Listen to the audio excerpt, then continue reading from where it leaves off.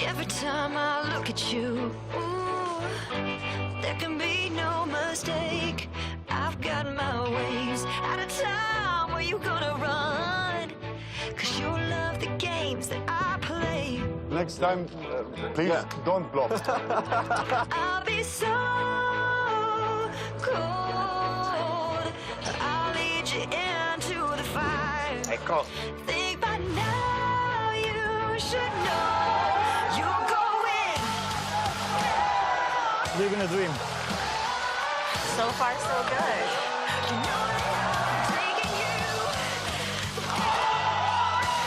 Thank you, guys.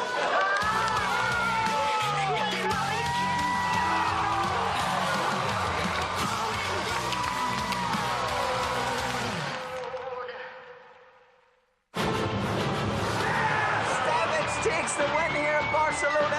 Jason Mercier, he went with his instinct, he made the call. There's the professional level, and there's the Ivy League. Sebastian Howley coming to terms with what he has just achieved. Nicky Corrin has done it! 2 main event titles! Sebastian Malletz has gone from poker fanboy to poker champion. This is why people love the EPT. Hello once again, welcome to Prague and the PokerStars European Poker Tour. We are here for day 4 of the EPT Prague main event live from King's Casino at the Hilton Prague. 30 players remain from a starting field of 1,267. Today we play down to 9, that's the ambition at least. We will play 6 full levels, otherwise potentially another 12-hour day. And the room looking a little bit emptier. Now we are down to the final 4 tables. Join in the conversation, use the live chat on Twitch or YouTube, use the hashtag PokerStarsTV on Twitter. Follow us on Facebook, Instagram. It's James Hartigan alongside Joe Stapleton. Hello, my babies.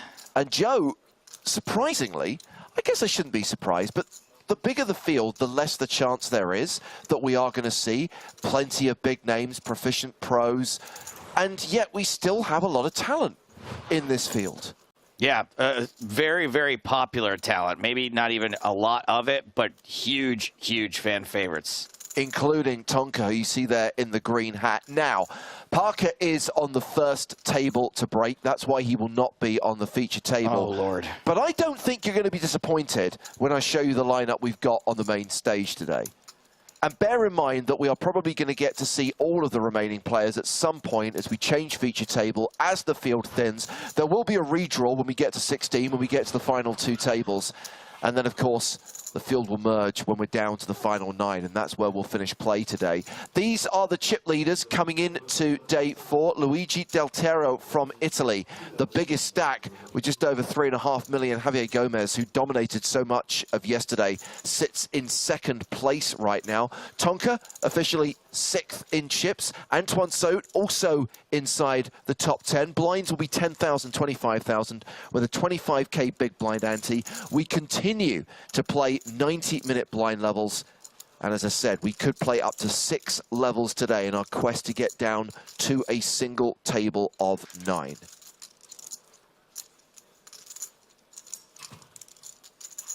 And obviously, with every elimination, the prize money is getting bigger. Total prize pool here in this record-breaking EPT Prague main event, 6.1 million euros.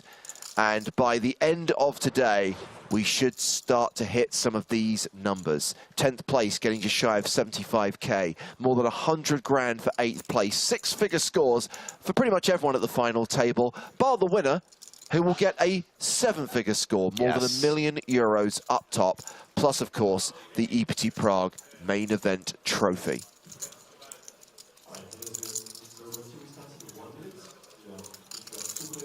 So the goal is to get to that 10th, maybe even 9th place money today.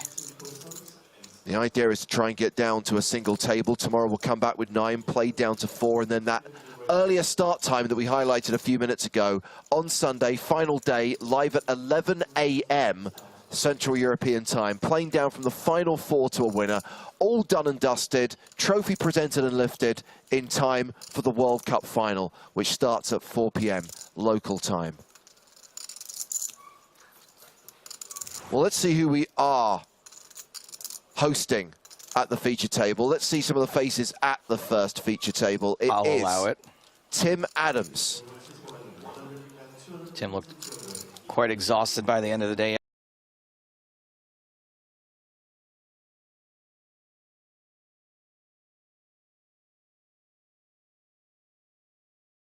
Yesterday, oh, he's pulling out the fisherman's friend. I wonder if he's got it. Connor Beresford also on the main stage. And in answer to Sheriff Cod watching on Twitch, yes, C. Darwin 2 is at the feature table. Simon Matson is in the 8th seat. So these are the players that will be watching for at least the first level of the day. Let's introduce our guest commentator for this first session of play. I think it's fair to say that EPT 2022 has been pretty kind to him. Second place finish in the Estrellas main event in Barcelona, second place finish in the EPT London main event, and a final table appearance at the record-breaking Eureka main event just a few days ago. Jack Sinclair, welcome. Thank you very much. Hey, buddy. Good to be here. You know, I agree with you when you said the EPT 2022 has been good to him, and then you said 2 second-place finishes, and I was like, or maybe it's been terrible to him. Yeah, not good enough to make it into the opening montage, I noticed. Oh, I'm so sorry. Maybe if I tried a little harder. And obviously, I get at the time, and it probably happened in Barcelona and in London, there is that obvious disappointment at not being able to actually just close the deal and finish first. But then you actually look at your bank balance at the end of the year and think, actually, I can't really complain. Yeah, I'm not allowed to complain. No. But I have done a lot of it. There's certain people you can complain to, I'm sure, and this audience would be not one of them. Yeah, I'm pretty sure I'm not going to get much sympathy from the Twitch chat. But yeah, I mean, obviously, very happy with this year. It's been probably the best year of my career so far. So, you know, not having any trophies after that is kind of, you know, bittersweet. But I understand. Isn't your career like 4 years long at this point, though? Well, yeah, I mean, live poker, yeah, I guess. We'll call it 5. I would say that, again, I'd have more sympathy if you'd, like, never actually had a win, but I believe the World Series of Poker Europe main event was yours a few years back. Yeah, I can console myself with knowing that it is possible to get first. But the EPT trophy is so nice, and they were all the 3 big, you know, the nice big, not those the little spadey ones, like the big ones The with shards. Yeah, I even prefer the national ones because they're silver, they're more rare. Right. You know, I was quite disappointed about that, but then okay, main event's still good. But Well, it doesn't appear as if your hot streak is over anytime soon, so. well, I'm out of the main. But this is a pretty sick table. Yes. And obviously a lot of support for players like Connor and Tim Adams, and of course C. Darwin 2, such an online beast, such a fan favourite. How much experience do you have playing against any of these guys? Well, I've played against C. Darwin online, obviously, everyone has. Bigger, I played with in the Estrellas for a bit. Timothy Adams obviously played with a lot live. Here and there, very good. Very good player. Connor as well online back in the day, but not so much recently. So yeah, pretty much know about half the table, I think. Well, Simon Matson doing some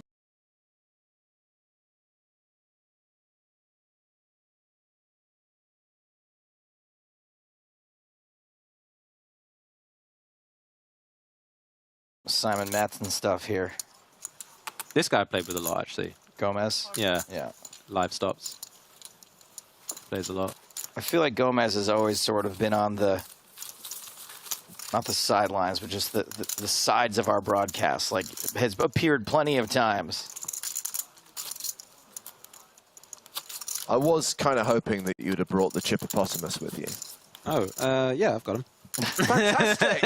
Of course. I'm going to go play the 10K afterwards, so... Love it. Oh, man, he just put that on my computer, which means either I'm about to get real lucky or you're done. I already told you I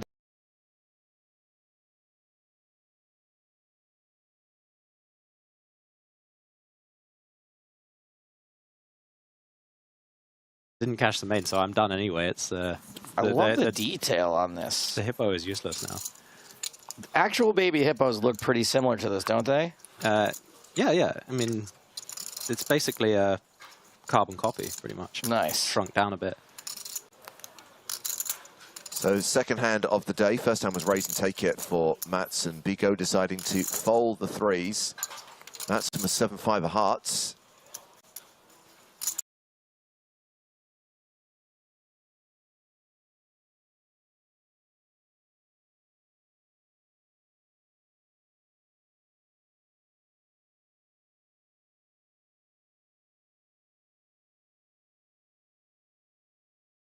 This fella, but Gomez seems relatively fearless with the 3.36 million chips.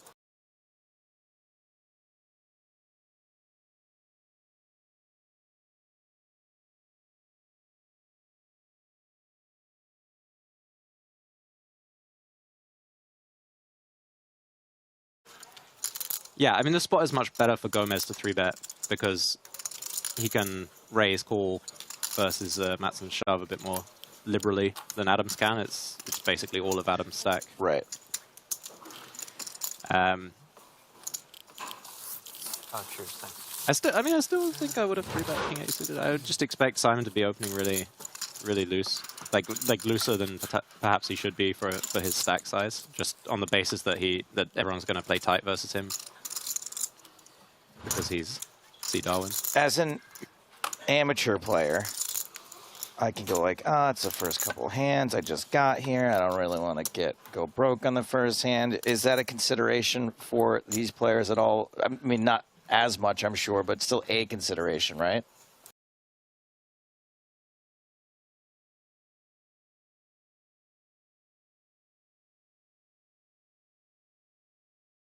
No, it certainly makes a difference. If you've got to be willing to fight on the first hand, and a lot of players turn up and they're still sort of right. They play a bit sleepy, Not warmed up yet. Yeah.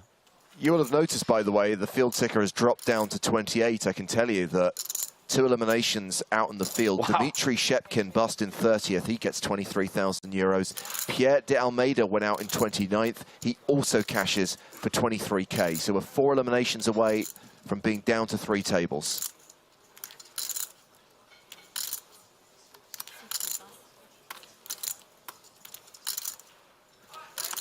It's this weird thing. It happens in every single poker tournament, live and online. You get to that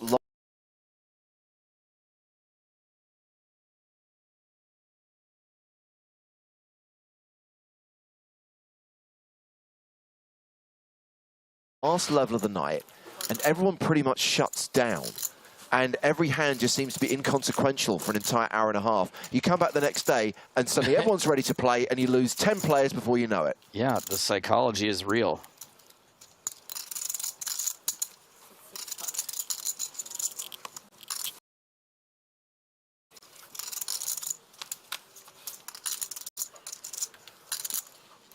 I mean, you don't want to bust. No, exactly. Even though it really, in the scheme of the universe, it doesn't make a difference. But there is psychology of, hey, I'm going to make it to day 4. I'm not going to go broke on the... It's more painful to go broke on the last hand of day 3 than the first hand of day 4, for some reason. I actually did bust on the first hand of day 4 in this tournament in March. Well, okay, I didn't actually bust. I lost like 95% of stack. The hand that did all the damage. Yeah.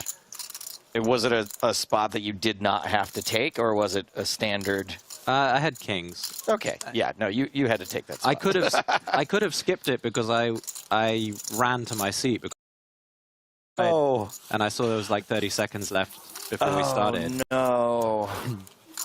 But I was in the big blind, so I ran and played the first hand. Sliding doors.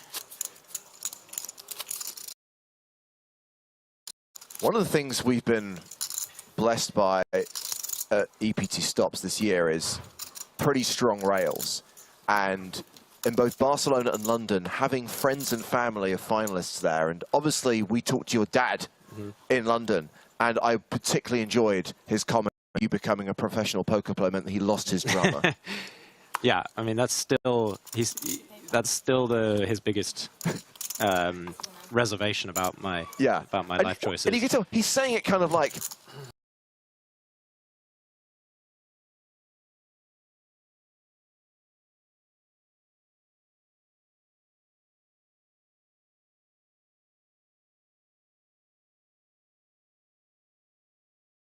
Kind of as a joke, but also you can tell, yeah, there's still like kind of an open wound there. It's like, you know.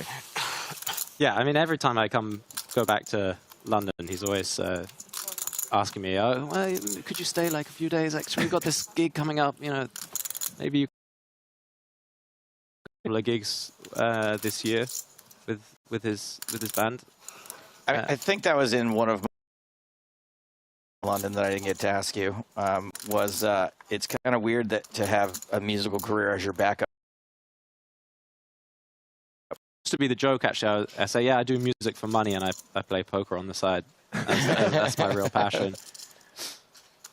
But yeah, now it is the other way around, as it should be, I guess. As we see a blind v blind, you'll notice we've gone down to 26 because Imed Mahmoud has gone out in 28th place.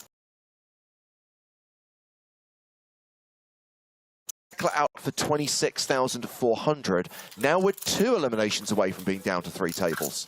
Oh, that's a redraw, huh? No redraw at 24. Oh. Redraw was done overnight, so when we get to 24, we will just break a table. First redraw.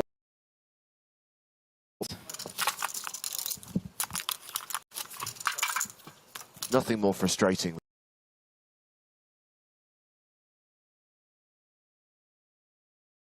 I'm not sure, like, I probably counted it wrong, but most likely. Everything's all thrown off with this. Yeah, and I was going to say, Jack, that obviously in London, we kind of felt that it was like civilized. Recent days where we were finishing in time to go to dinner. One day we had tea. Yeah. I know. Whereas here, it's like consecutive days. It's like Barcelona type poker. Sure. Yeah, I mean, London was very strange. I left and it was still, I could still see like the sky. It, you know, it wasn't dark out, and yeah. I called some people. What are you doing? They're like, I'm at work. Oh, okay. Guess I go home. A couple of questions I want to address in chat. Furniture asks, what does redraw mean? It's where everyone's sitting. They make it so that you're not in the same seat for days and days at a time. See Tonka, Parker Talbot on the main stage, but Tonka is at the table that will break next, and we can't have the feature table all manner of problems. It's just not possible. So open-ended straight draw for Tim Adams as Matson dominates. More than a 4-1 favourite here.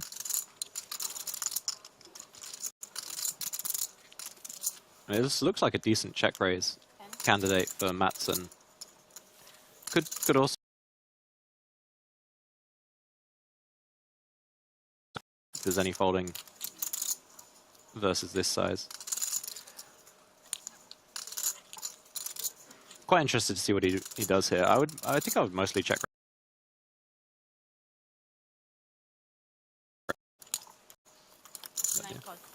Jux T on YouTube asking, why did Bigot leave? He had a meeting. Basically, in addition to there being kind of a reshuffling of the players at the table, players at one table, not enough at the other. So Bigot was due to take the big blind next at this table, so he got moved to players. Yeah, I mean, if they lost all 4 of those players from the same table, it's going to require some jiggery pokery. That's right.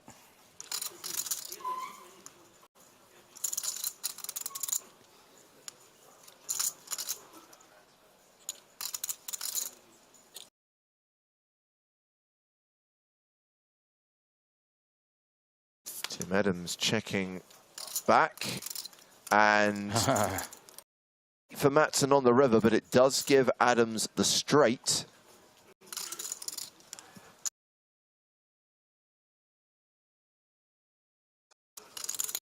That would be exciting. Check.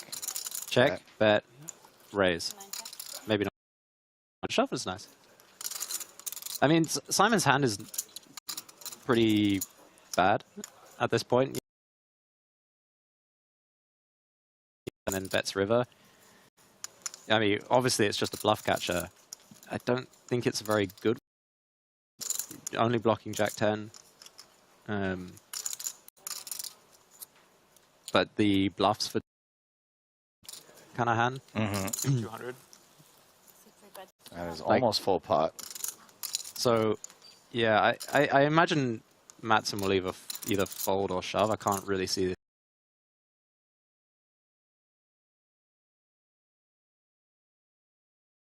With like 9, 10 or something, that would be better, I think. Well, I like that fold has entered the equation. I'm more interested in if he decides to shove here, what Tim Adams would then do with a paired board. Yeah, Tim will be in the blender. Yeah, pretty heavily. I mean, the problem is the possibility Simon could do that with Jack 10 himself. So it would be pretty hard to fold. Also, there, it's a big problem for him. Like he has 8s, and then yes, like slow played queens pre 9s, slow playing flop. I don't see. So only has flush for value.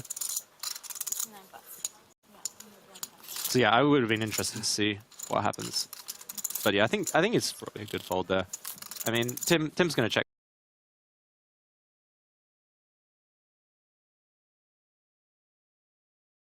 6 million of 50 big blind stacks, playing slightly above a 50 big blind average at the moment with 26 players remaining.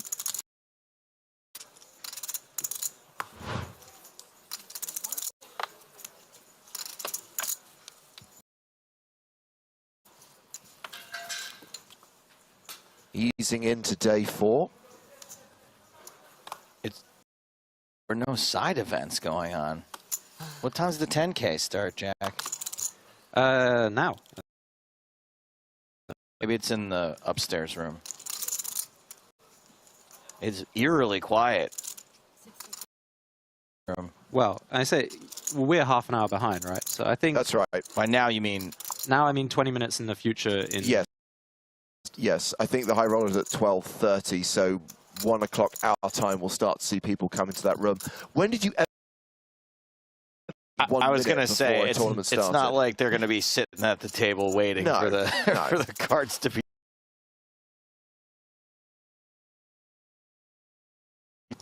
Yeah, I'm so blasé I'm doing commentary.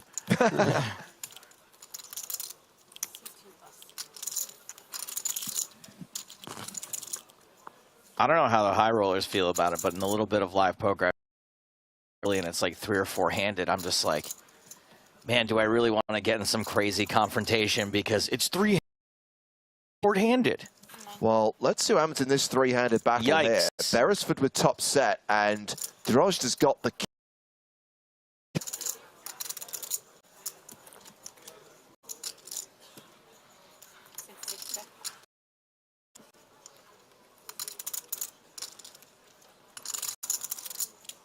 Drozden B. Well, 200k in the middle, and he has bet 75,000. Matson has folded. Will not fold. Bold prediction, James. I know. I don't like to put my neck out that.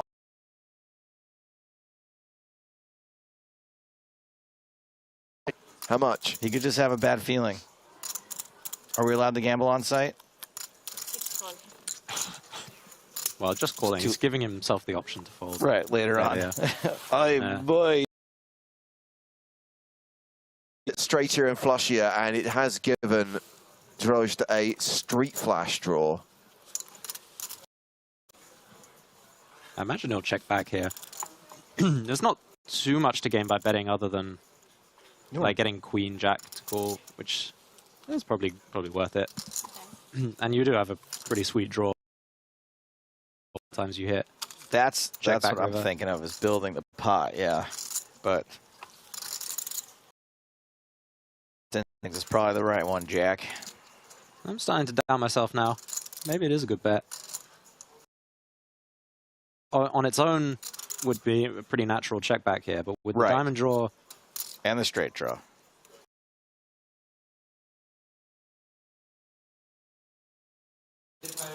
You know, if the queen comes, you're not loving it with a 9. All right, fair enough. That's more like backup in case you were against kings. Kings, right? Yeah, exactly.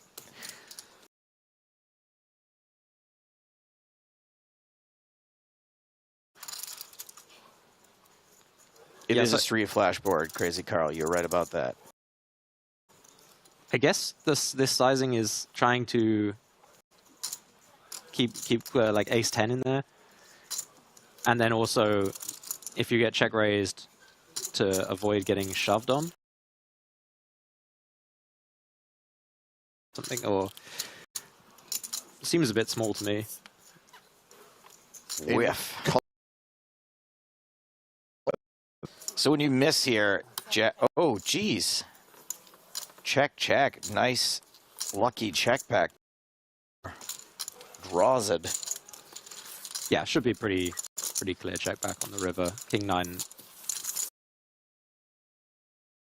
Hoping to get a hero call to be good when it jams, so I think that makes a lot of sense. So Conor Beresford playing a below average stack, just over 45 big blinds.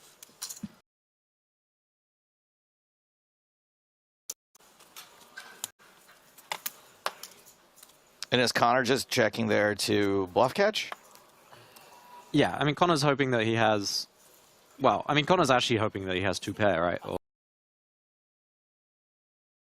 10s or something, or jacks, which didn't 3-bet, which is totally possible. The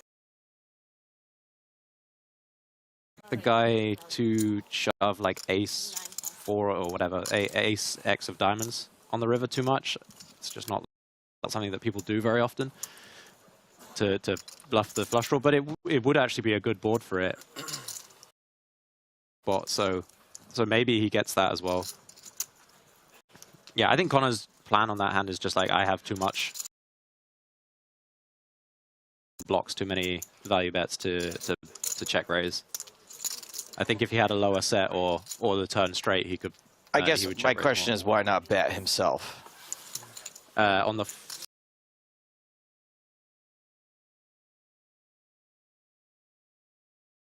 the turn bet looked like it was trying to shut down the action, and then when the river bricks, you could just lead, be like, yeah, I know what you have, you know. So now I lead into you. Yeah. Yeah, I think that could play, but it's not normally the way guys think it. They get to the river, well, I check call turn, so got it. The lead isn't part of their vocabulary, if you will. So yeah. I want anyone out there to think I am suggesting that Conor did the wrong thing, just trying to understand why he did what he did. Yeah. A thing you would do. Got it. But practically, it could be quite good. If you think that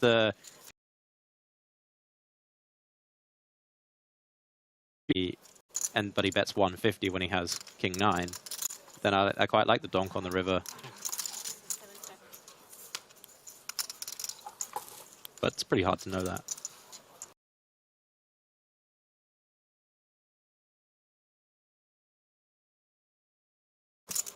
Nothing. There's a guy on Twitter a couple of weeks ago accused me of being a pillhoffer.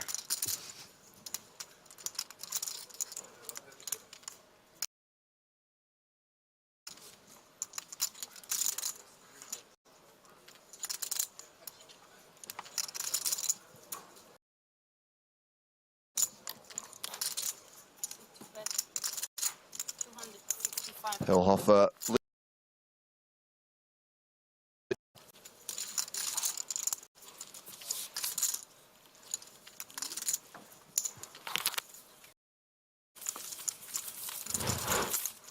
Istvan Pillhoffer, that is. 1.1 million. Yeah. Yeah. Not very Hungarian looking last name to me, but no.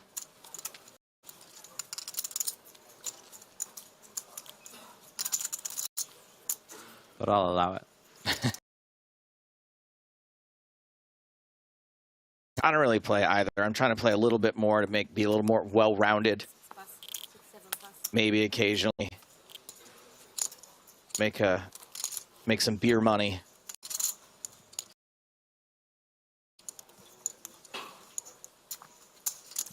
Here comes C. Darwin, opening from the cutoff with King Queen.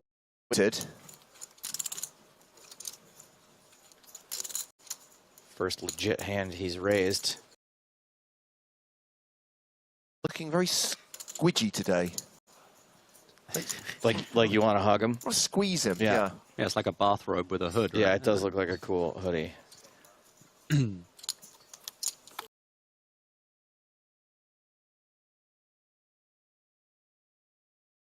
Don't mind this 3-bet. I think ace-8 off is actually good enough to just call here. At this this depth. Ooh, but baby.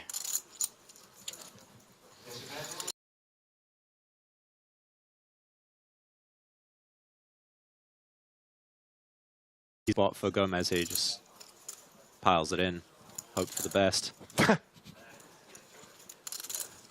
wasn't a joke. That's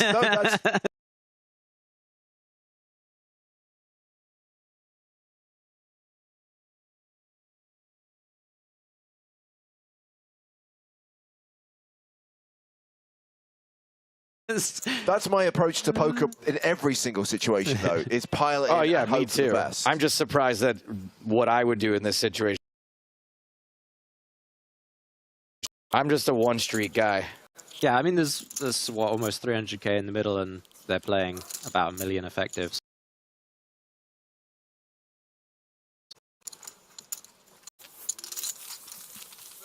When you look down at pocket jacks, do you think, "Ooh, that's me"? Okay. It's just all clicking right now. You have a good feeling about the chip leader. Yeah, but I won't usually even 26 say that yeah. though, because it often means so little.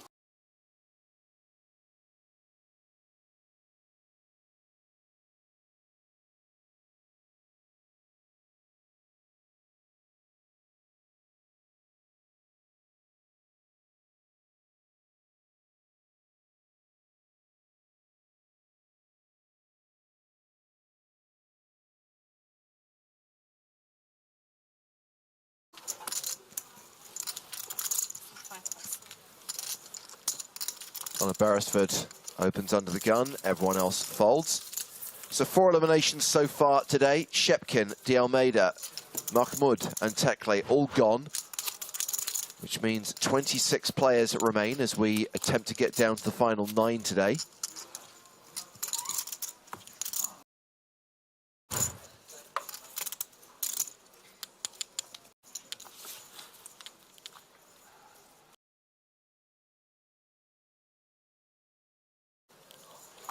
Few people obviously didn't hear about the tragedy that befell El Comontador during the pandemic, Joe.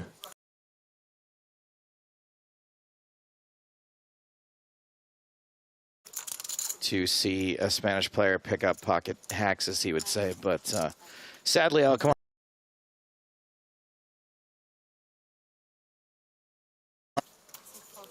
Madsen with ace-5 of diamonds has raised to 55,000. Voinia.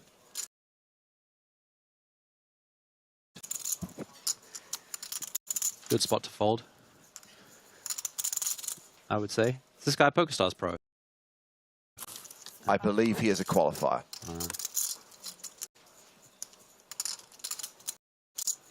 It is the year of Romania. Well, he's flattered. Beresford in as well with 10-9 off. 3-way to the flop. I love Connor B so much. This table is 8-handed, right? Okay, so Madsen low jack open. Yeah, I still think king queen off is quite close in the small blind.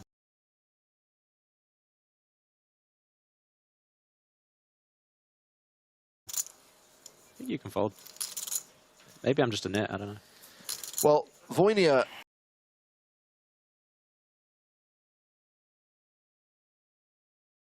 EPTs if he hadn't won his seat on Stars. 27 euro satellite into a 530 satellite into a main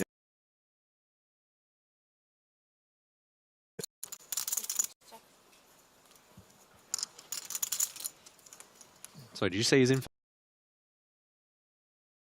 Well, that's not so impressive.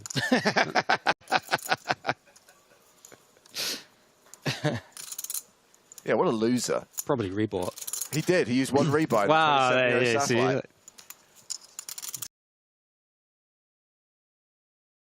Rose, I know, right? Guaranteed more than 20.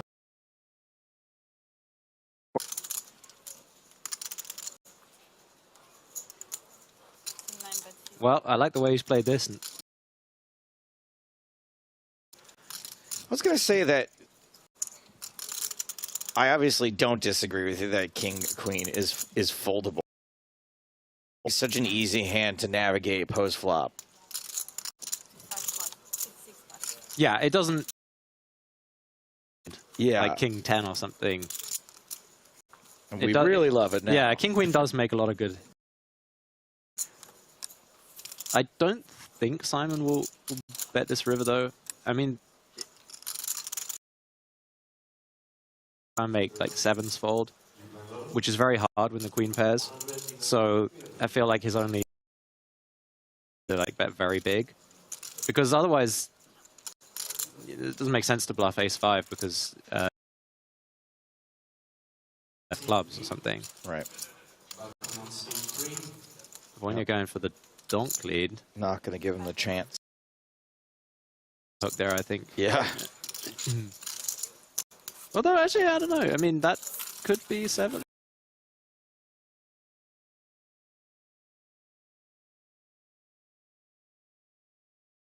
And try and bluff ace high there. It's just got a slightly, it's just a shred of showdown value. I think it makes sense to check that. When Vornia bets there, what hands does he think he can get called by? Does he think ace high might call sometime? I guess well, that's why the bet was so small. Like tens. Right. But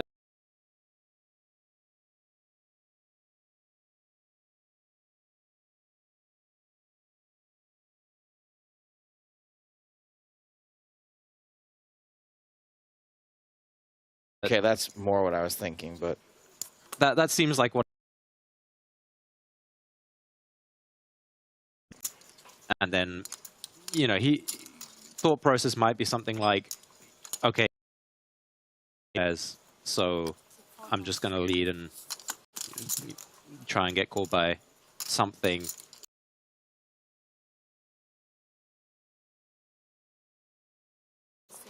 Philip Kelleher watching on Twitch says, hello, Jack Sinclair. Welcome to the booth. Joe, would you like to participate in a competition one time? If you are interested, I know that TV Times magazine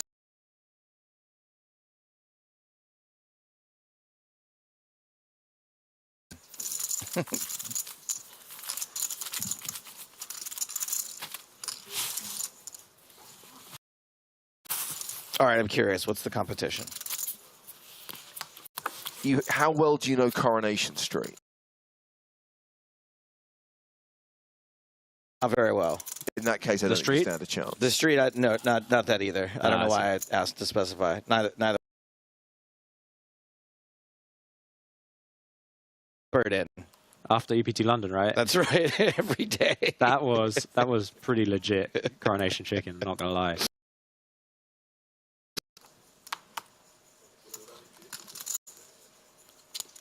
Actually, I'll ask the question that I landed at every EPT. Coronation Chicken? Well, okay, not specifically Coronation Chicken, but I mean,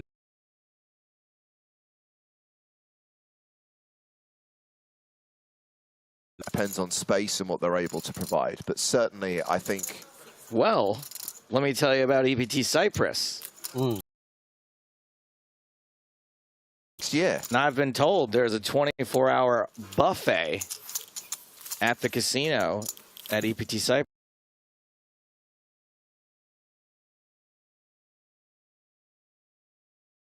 there's maybe only one that's 24-hour.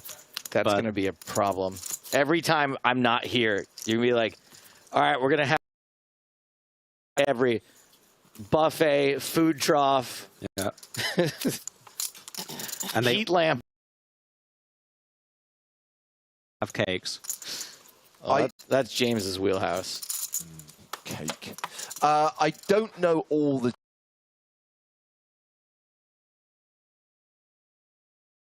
in the Bahamas, so come the PCA/PSPC, hopefully there'll be something similar. Well, that I'd ever go to dinner in Bahama without a reservation.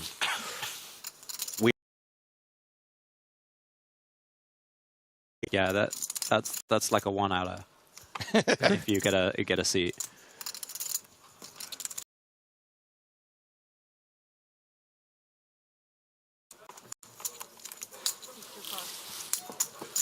Plus, they would sometimes put us up in the tower that was so far from everything that you. Service is like, nah. Okay, well, we don't know.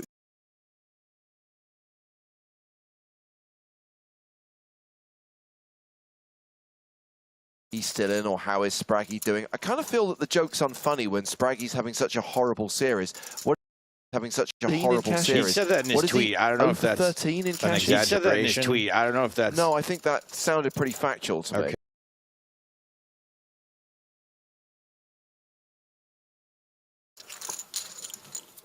Spraggy's really good at listening to me moan too, even though my poker problems pale.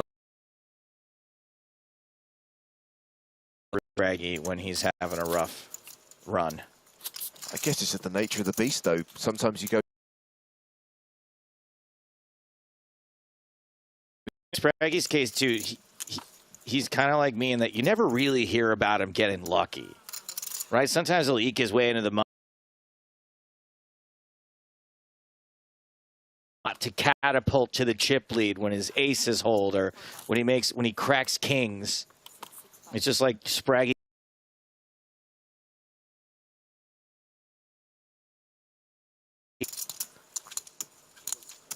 Spraggy, who is watching the stream, says, I, for one, am not laughing.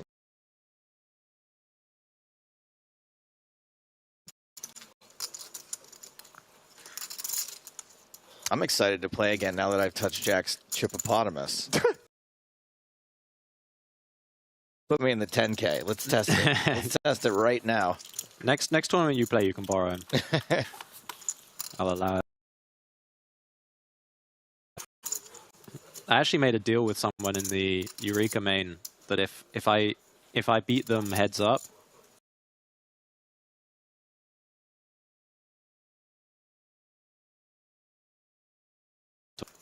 so I'm keeping him. I guess that was a win-win. No, I don't know how to describe that. And then I don't, that's great. Right. And then see you later.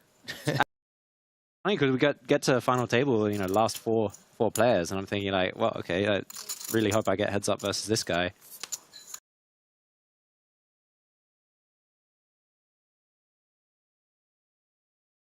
Got fourth instead of heads up.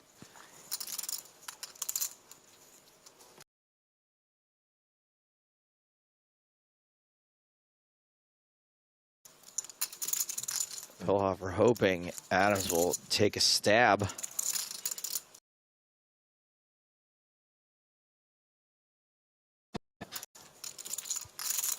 I'm guessing Tim called a bet on the flop.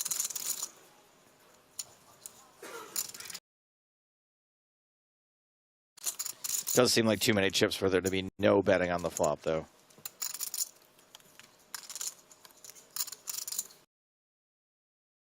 Fights him on the turn, I guess he's still going to win quite often with Jack high.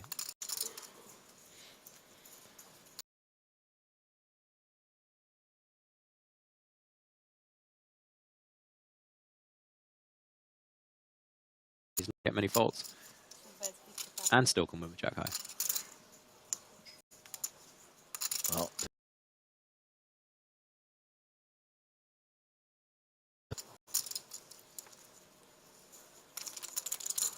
not an impossible spot to call. Your second nut, no pair with the Jack. What's really incredible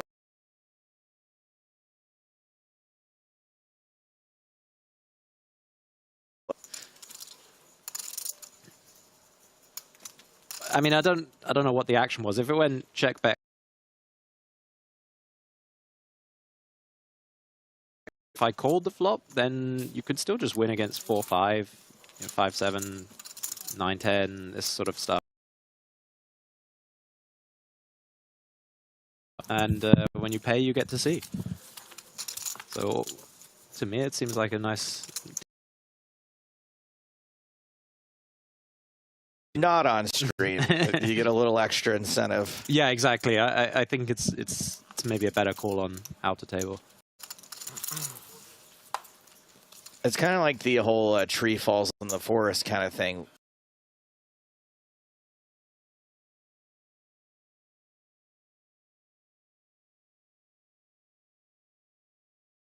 Cameras are on. That's it. It changes things.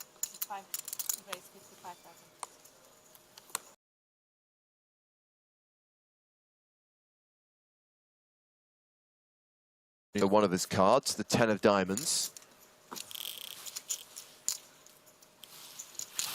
Year of Romania. I suspect that we have a broken RFID.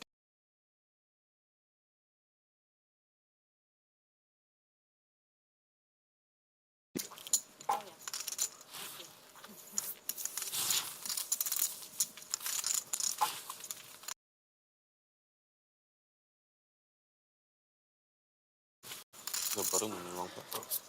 The button's here. Yeah. Yeah.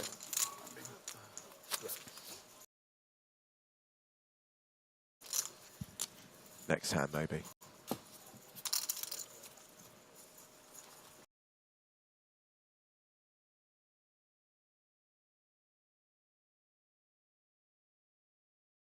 Now we get to do it live for one card. I like it when there's one card out. Obviously, it's.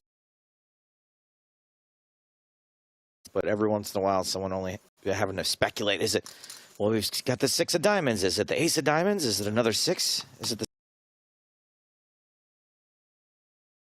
I feel like it's a 10. I mean, because when you open with a 10 side,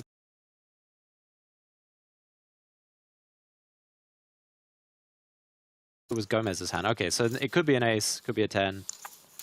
Yeah, I think it's 10 plus. Possibly a 9. I would love.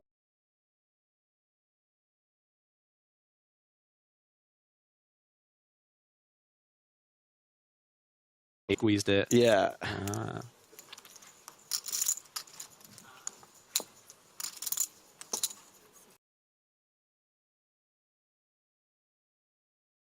Beresford betting 45,000. Great comment here from our. Doesn't want to comment on how good or bad a play is when you can't see both cards. Interesting how that changes.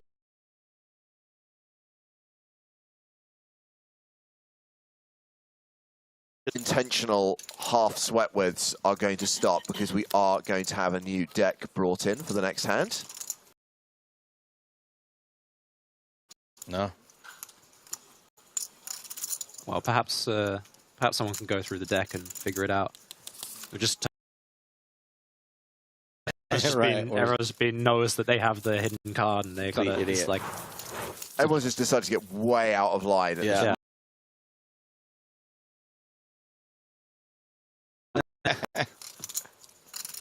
That would speed up final tables if you introduced a wild card. It would be kind of fun to do a one-day stream with a wild card in it.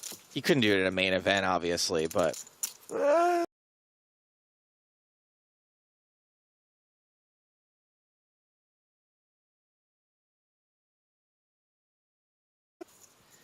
It really messed with the graphics equity.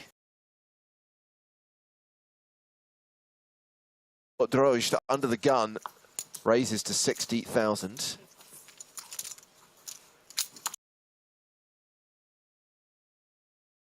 It's kings. Oh my goodness. And Drozd is one of the biggest stacks at the table.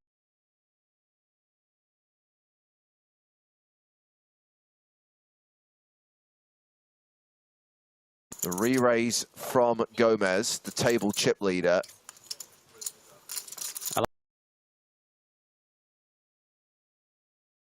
backs pretty quickly as well. Now he's got... I'm interested to see when he gets a bluff 3-bet if...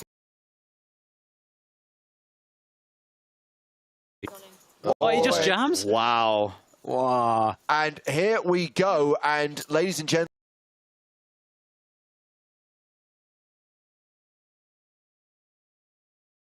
in the middle, queens versus kings, Drozd behind and at risk. This would never happen live. This is like 80 big blinds, right?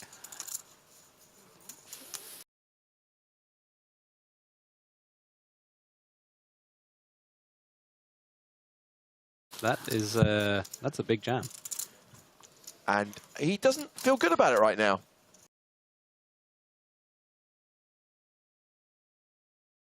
In this very event where massive pots have played pre-flop. All right, well, the spades don't matter. To a straight flush. I'm just trying to find positivity for Drozd right now, who's drawing very thin.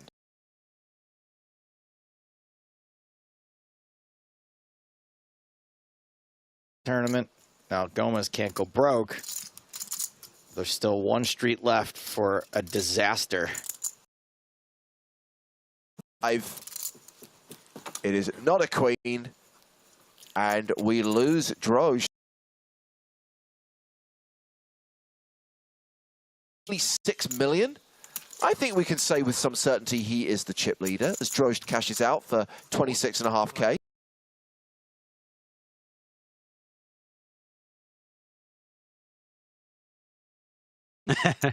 About Drozd, right? So one player away from being down to 3 tables. And again, just to highlight, no redraw at 24. We will just break.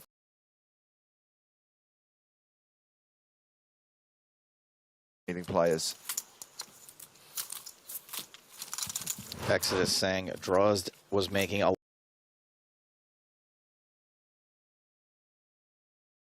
But I do remember he was quite active and had a lot of premium starting hands. I can confirm that he did just run into... Sorry, I can confirm what happened now. I have no idea what happened yesterday.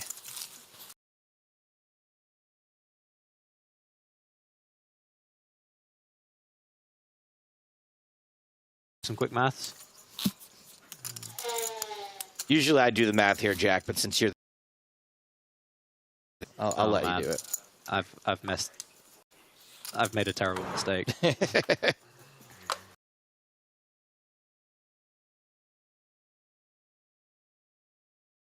In Connor Beresford and Tonka, but I would like to see a heads-up match between Gomez and Adams.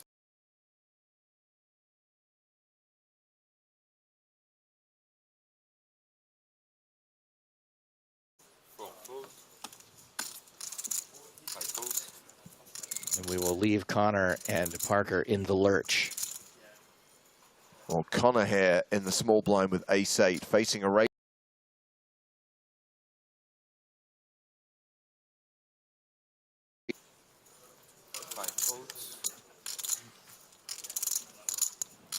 So he's already over final.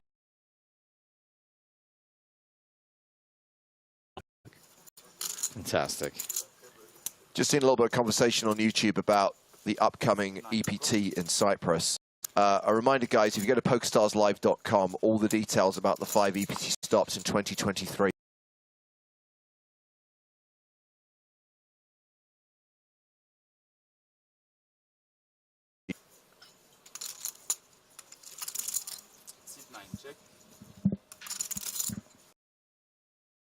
That's checking with the best hand.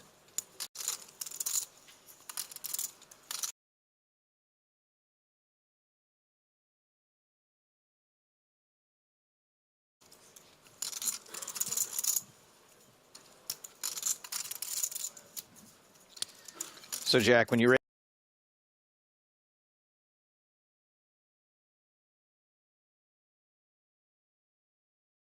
out your opponent, do you think, like, did my opponent probably hit that? Probably didn't? You just assume most of the time your opponent didn't connect with this board? Well, against the big blind.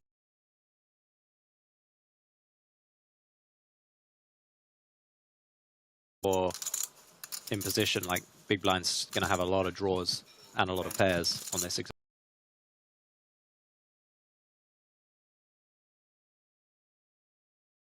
Cards that don't connect with this board that can fold flop, right? Yeah.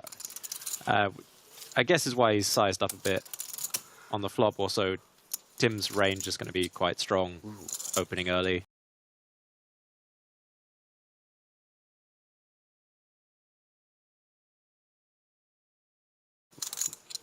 Feels quite natural. Would be okay also, right? Yeah.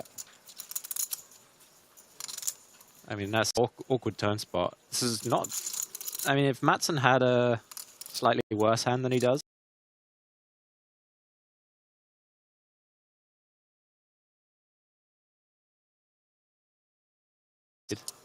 very small, less than 10%. Yeah, 25,000.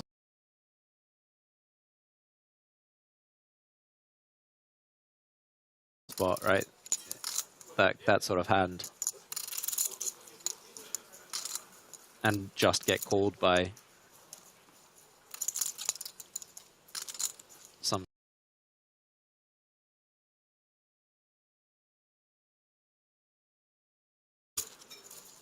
Is he going to raise, risk getting bet 3-bet shoved on?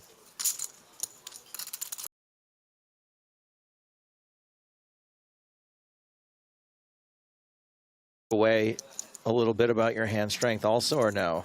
No, I think Adams, I don't think he's going to raise. It doesn't make too much sense for him to raise like a very strong flush.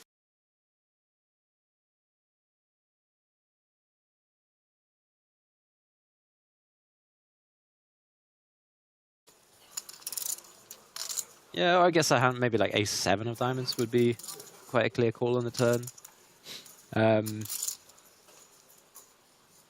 Stuff like that, yeah.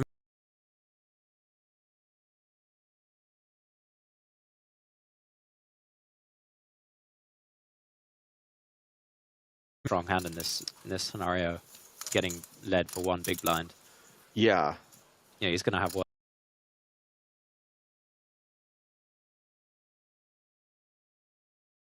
Big blind bet. Well, as opposed to like a third pot. C9 check. A check from Simon Mattson.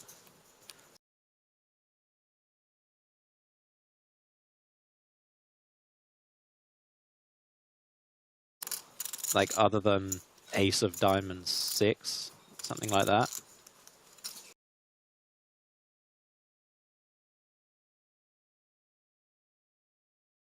Ace high.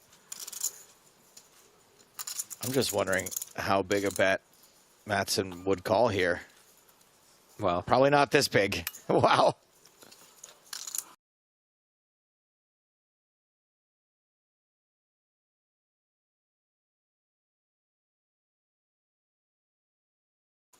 It's big enough to put Mattson all in. I like Tim Adams a lot, but if Mattson found a call here, that would be quite remarkable.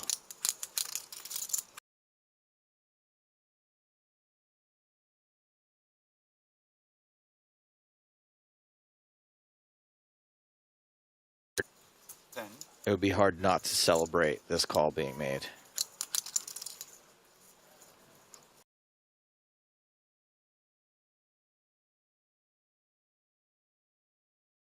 By Tim.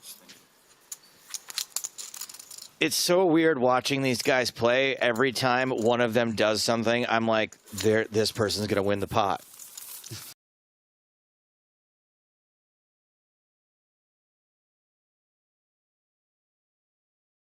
It is crazy how good they are.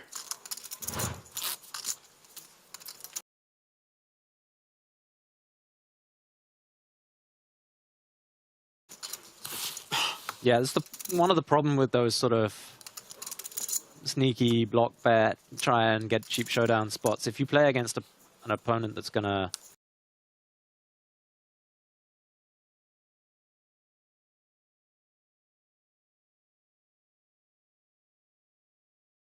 so it's quite a big problem for C. Darwin's strategy. but probably he still has some, you know, he's probably.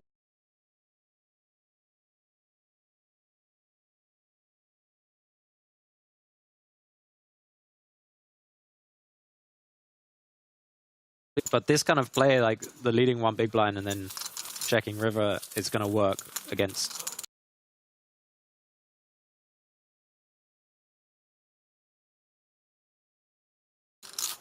You know, even when they have like something like king queen with a diamond, you know, which has very little showdown, but they just don't have it in them to overbet shove. Yeah, river. Tim Adams was just like.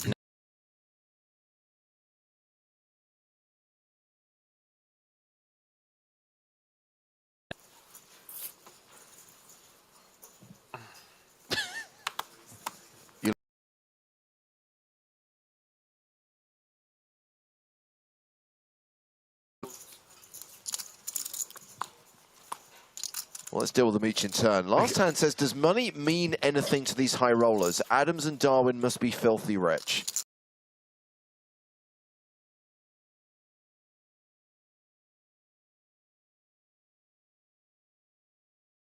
Same thing when you look at a C. Darwin or a Tim Adams, who we know live is made $26 million or something, has cash for.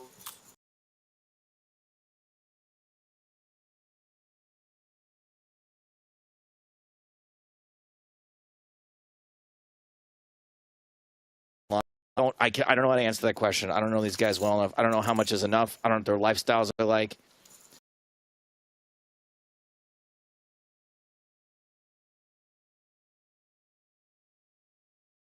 I don't know any of that.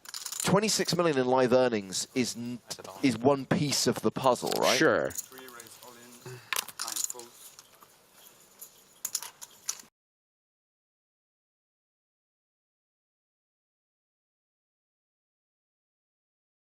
€1,000,000 isn't a good amount of money to play for. Yes, and also, so the question's a little ambiguous.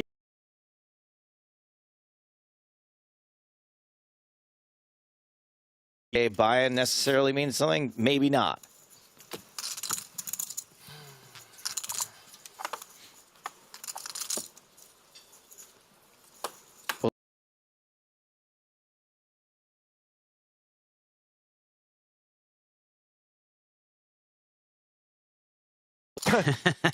In hedges and like a topiary, like a maze out front.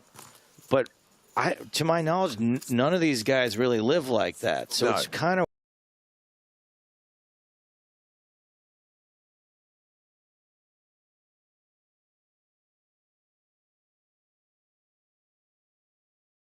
yes. They have a mansion in Vegas with a big aquarium.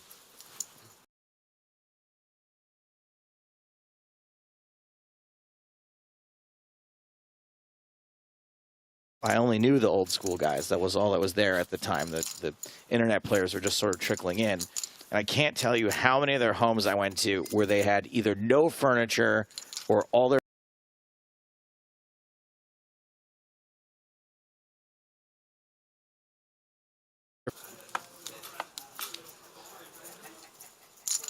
You also used to be able to get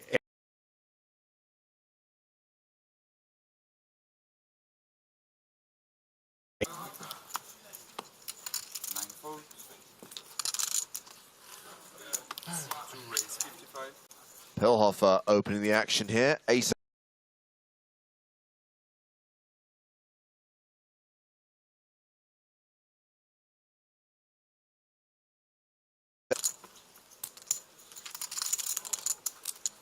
Raise and take it. So an hour of action, meaning we've got about 30 minutes.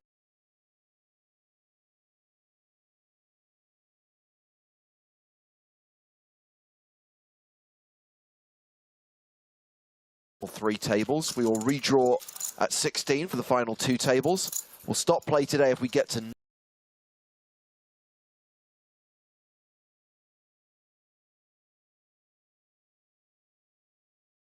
again.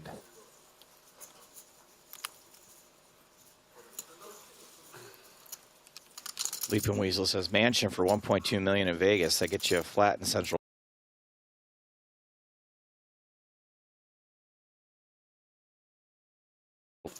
Also, 1.2. You got to get me in touch with your real estate agent. I don't know where you're finding those.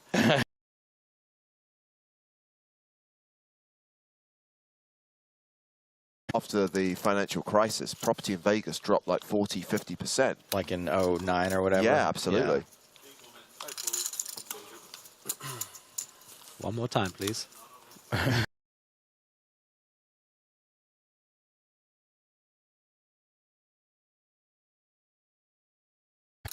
Dropped significantly when Lake Mead runs totally dry, if you want to wait for that to happen.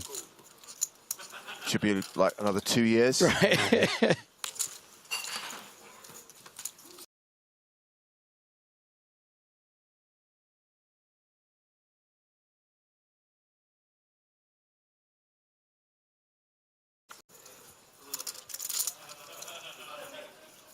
Some people in chat picking up on the fact that you can hear Tonka.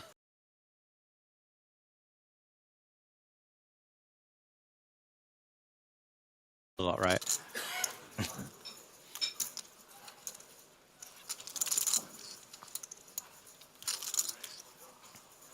No one has the same volume.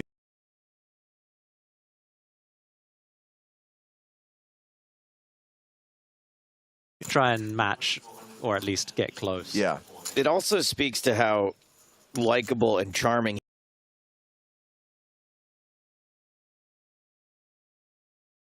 in every meal for the rest of their lives.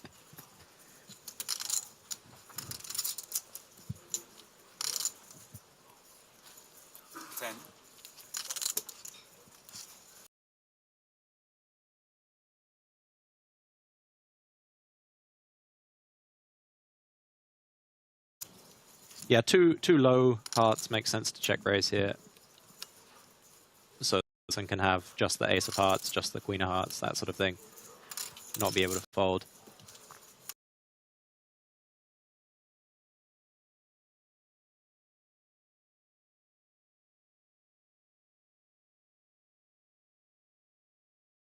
But just no good turn cards for Jack 9, really.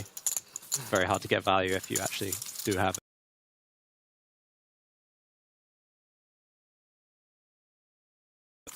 Good fold. Oh yeah? Yes, sir. Always.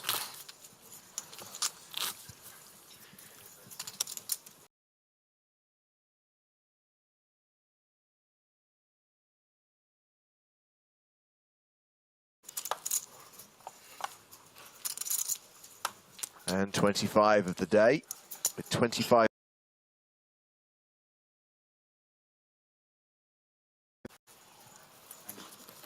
And Simon Matson back in action. Oh no, he was posting his big blind. It's Pilhofer who gets things started, under the gun.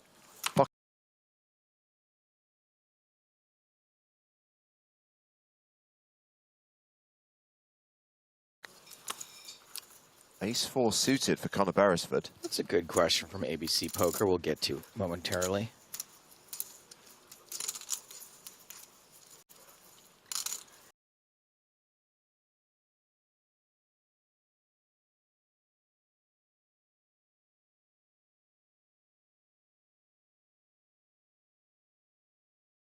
Yeah, shove is a thing, I guess. Oh, wow.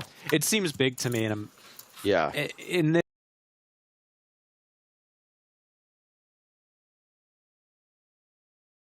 over 30 big blinds, like 25 left in a main event, it's just I wouldn't take these sort of. I mean, it's it's probably break even.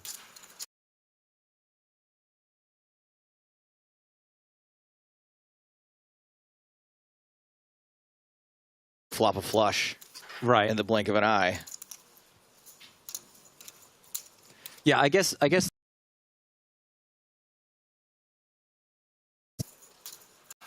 it makes you want to shove more because you don't want to flat and get jammed on behind. And this, could be player dependent too. Maybe he thinks Pilhofer is a little more risk averse. Will fold a hand higher.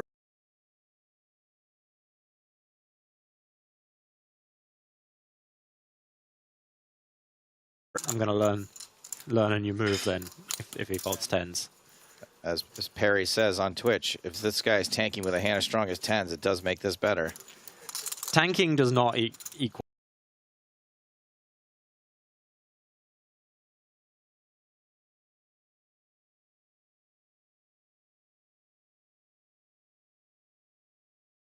They just That's a good point. they're just gonna. There's like some spots where they always tank, never fold, and it's.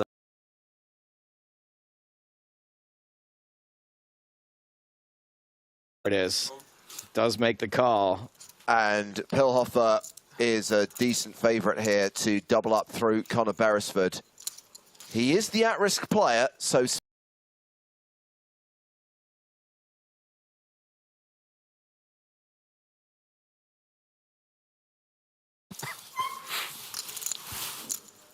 has a 2-to-1 advantage with 5 cards.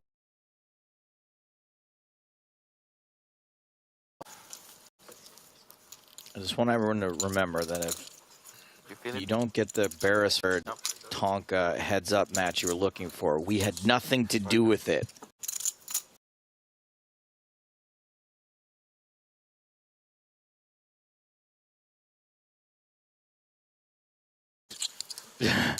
It's almost so bad it's good now. Like, this would be really dirty if he gets the running spade, so I would be very worried if I was Pilhofer. Oh, God.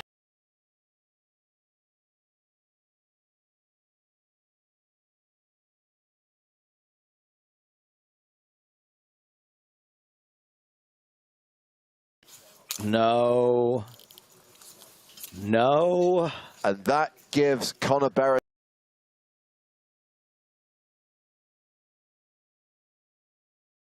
Pilhofer needs to stand up here. It's his only hope. Oh, I don't know what you're supposed to do here. It's almost like a slap in the face to stand up here and assume they're going runner, runner.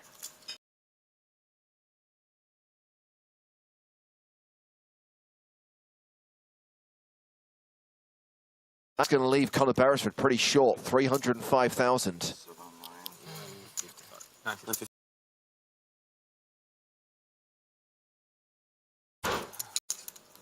Mr. Van Pilhofer now playing close to 2 million. Joe, you highlighted that ABC Poker had a question about the mini EPT Prague. Yes, when does today's mini...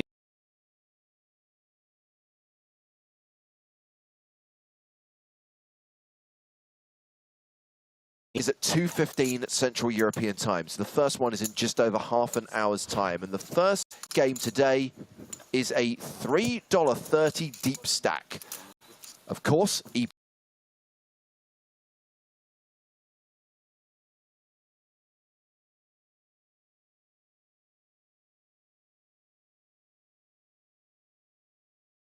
Wow. Can I play from Czech Republic? Don't think so.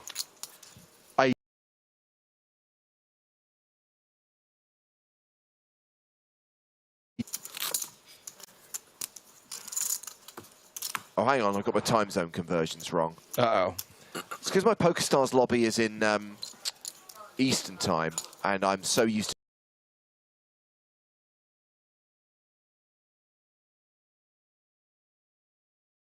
Actually, it's an hour and a half away. 3:15, 6:50.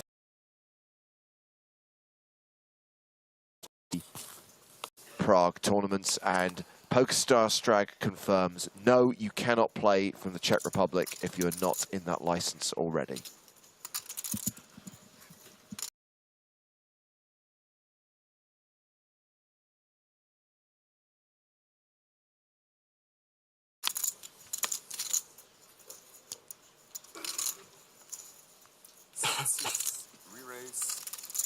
Almost all in. I guess.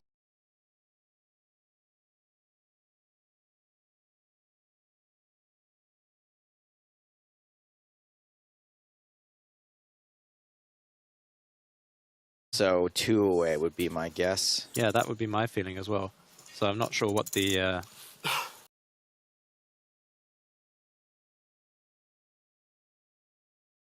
Yeah. So... Or maybe he just wanted it to look like a 3-betting. Hoping that Adams wouldn't notice that he had nothing That he behind. wasn't quite in. Yeah. Yeah, I do that sometimes. You just make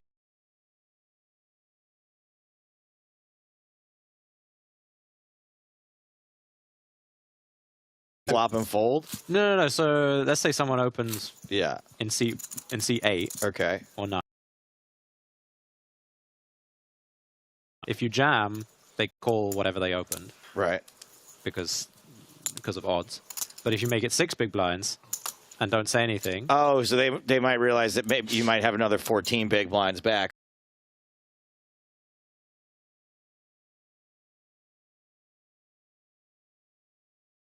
The reverse happened to me the last time I played live. I shoved on a guy who min raised, not realizing that he min raised out of like an 8 big blind stack. right?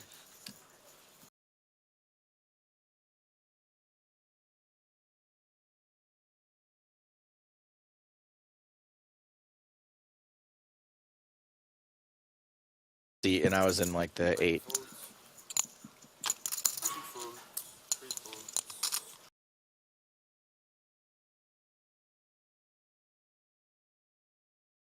But it works really well online.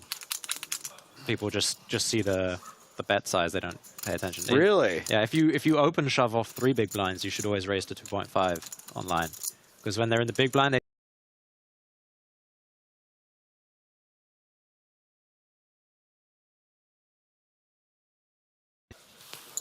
it's a great trick.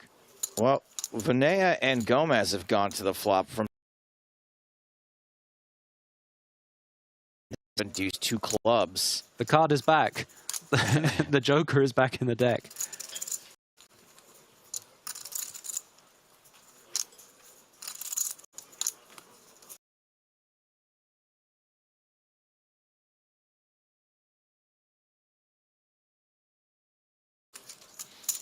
I think the slide card is a 10 again. For the purposes of this exercise, it's good to imagine it's a 10, I'd say. I mean, I can't think of that many other hands.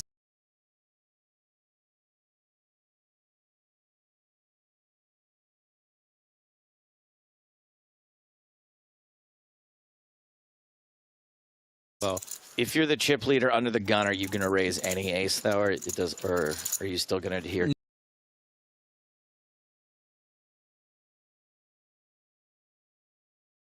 7 off seems really loose still. I mean, it's Tim Adams' big blind, so you know, if it was some inexperienced player, you know, the satellite.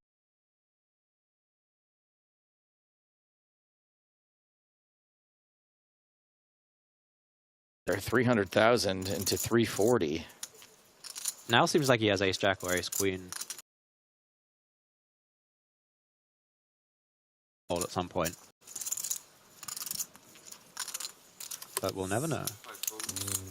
I mean, he definitely doesn't have a 10. Sometimes they make him scan it again, and we get to see it. I think I owe you some time banks. This time.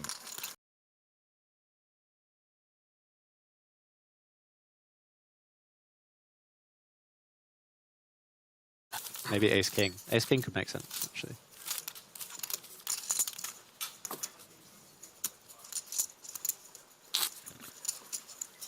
Okay.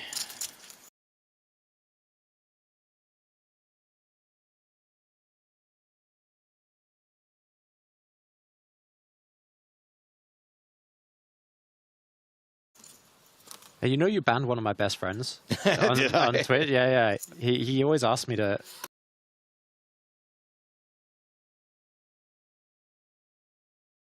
Sinclair is a noob. I'm very defensive of... I'll unban your friend. That's fine. If he's your friend and... Yeah, he always... What's his name? I have no idea. Okay. I'll unban your friend for that.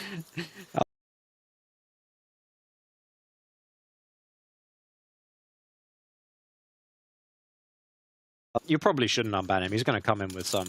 He's just going to... he's just going to say it again.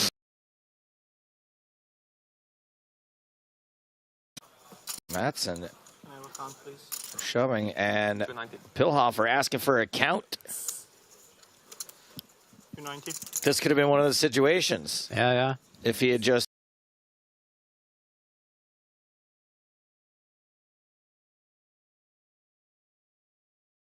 To use the trick. I think shove makes sense. 275. 275 on me. King Jack should... I mean...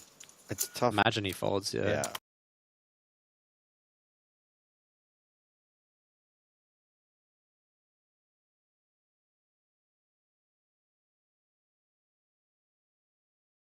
So, yeah. This live poker thing.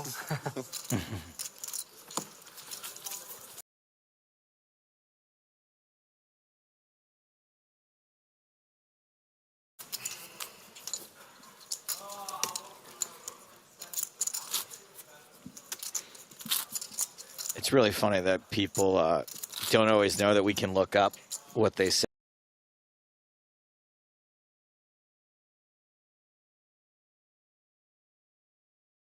And I just type it in, and it just like slur, bigoted comment.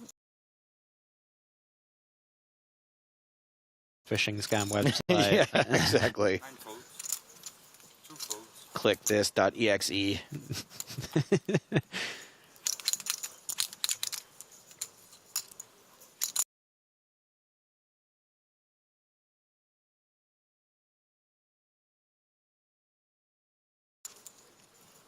4 folds.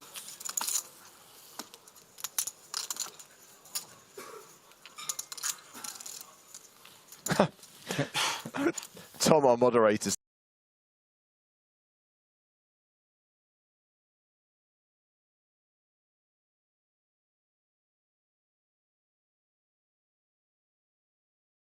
That is both a genius and racist? That is weird. 5 check.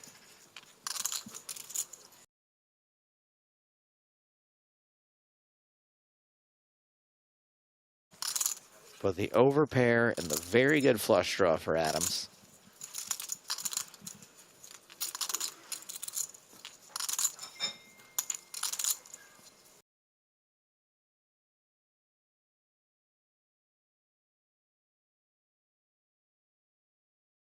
Name though, which was kind of weird. He was so freaked out by that. It's hilarious. Well, I mean, he did call his cat. Cat's name is Kiki. Not the hardest thing to write, but I mean, especially when those two keys are like literally. yeah, they're exactly a pause length apart. Also, I don't put it by past Griffin.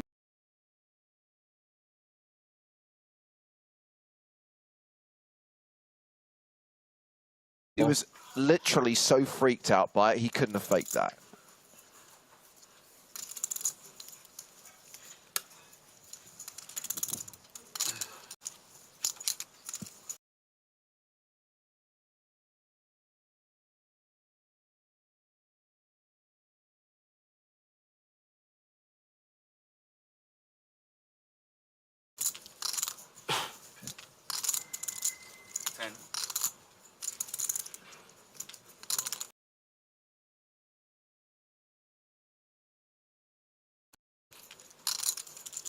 Huh. Maybe not. But Voynier has like Jack 7 off in his range, which and Jack 7, Jack 8, Jack 9 always check call flop. Jack 10 would check raise, I guess. So Tim still has Ace Jack off, I guess. That's a tough one. I don't know. I would have just expected Tim to bet even bigger with the Jack of Spades, maybe. So I would just justify it like that. Just say, okay. Is that a move that you'll a spot you'll take often? Is shipping over that bet there? I'm not going to say that on stream. It's too risky. No, I would say I try and avoid it unless the spot is really good. But when I'm watching, I'm always thinking about it as an option. I think it's much easier to suggest someone else do it. Yeah, exactly.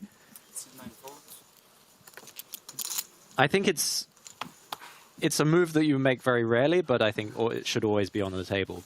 Basically, that's how I think about it. I think a lot of players make the mistake of just categorizing their hands as bluff catchers or bad hand or whatever. Yeah. And never thinking about the third option.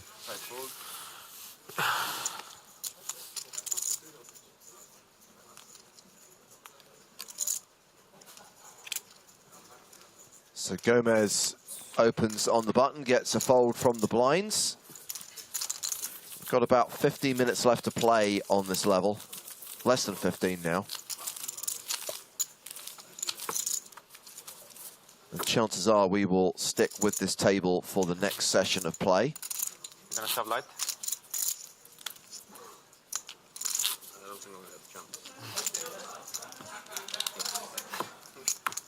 good to know. Is there going to be a rail for the final table? It's Alas, we can't get the rail around the table. There will be some like spectator area just below the stage if people want to come and watch. It's got kind of like a more cozy feel here. Yeah. I like the velvet more curtain. compact. Yes, yes. The big set with the viewing gallery is literally on a boat right now. Wow. On its way to the Bahamas. Ah, I thought you were going to do PokerStars International Waters. I mean, the original PCA was on It was indeed. That flasher was a 4. Wow, you're good. I knew it was a card. Just a 4, right? You want to be at least a 5. I'm trained to say it as fast as humanly possible. Crucio, there will not be a redraw when we get to 24. They will simply break a table as Conor Beresford shoves small to big here. Simon Matson has 10-5 suited in the big blind and folds. Just like the internet.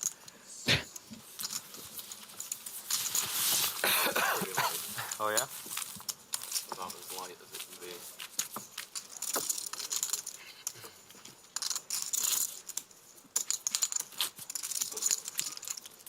Simon's sitting there thinking, like, you know, I thought I take a break from all this internet stuff and go play some live, you know, deep pots, interesting moves. And it's just Conor Beresford jamming 10 big blinds in a small blind. It's like that scene from Rounders when they go to Atlantic City and it's all the same people that they play with at the Chesterfield.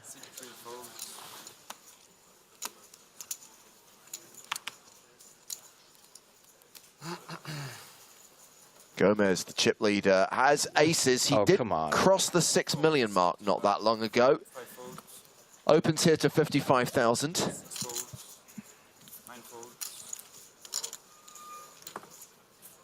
Hoffer, run away. He's got the bond, 7-5 of spades. Run away. Oh. Dun, dun. Oh dear. Hoffer!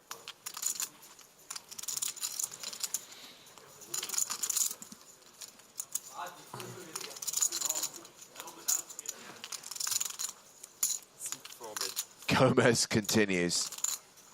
And sadly, Pilhofer kind of can't fold now. No.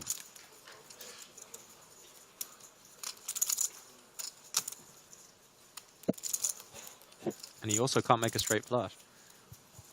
Also sad. Make a full house, though. Too cold.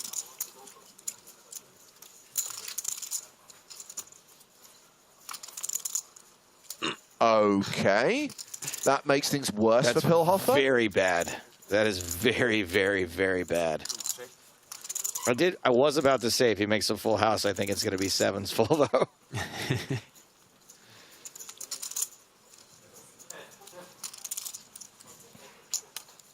Didn't we say that 3 pair should be a chop? Yeah, 100%. 7s and 5s and 4s should be a chop with Against aces and 4s here. Yeah.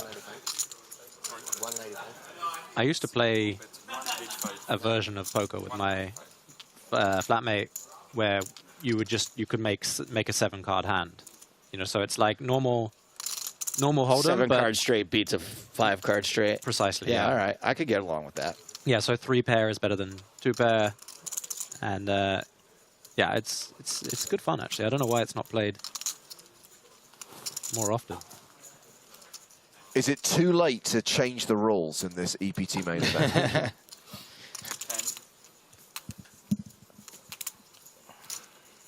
Pilhofer seems like he's got some chops. Probably aware some of the time he's going to be up against an overpair, and this is going to be not a great spot.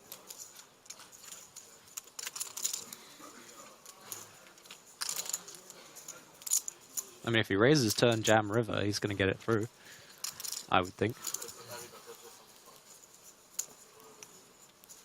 There's the raise on the turn. A big chunk of his stack. I mean, it seems like way too good of a hand to do this with. Or way too bad of a hand to do this with. Wow, I just get snapped. Sick. I mean, I have no idea if he thinks he's value or bluff raising there. He's got to think he's value raising. But against what, I guess, would be a good question, huh? I guess he's trying to protect against a flush draw. Or like value raise against a flush draw, which doesn't fold.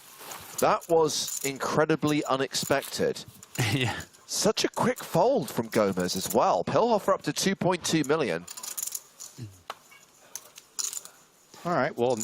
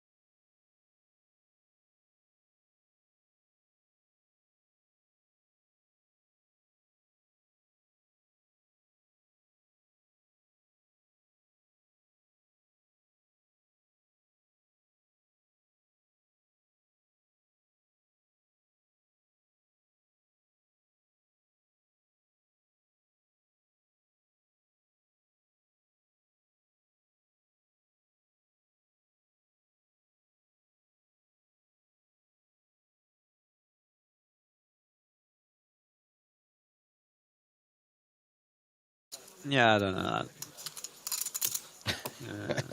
I'm going to side with Jack here, pal. I mean, it was a big bet, right? In position, he bet like 70% or something.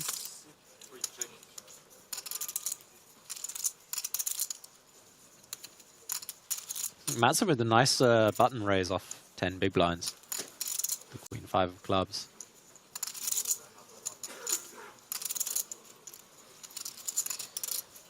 Won't be getting away from this.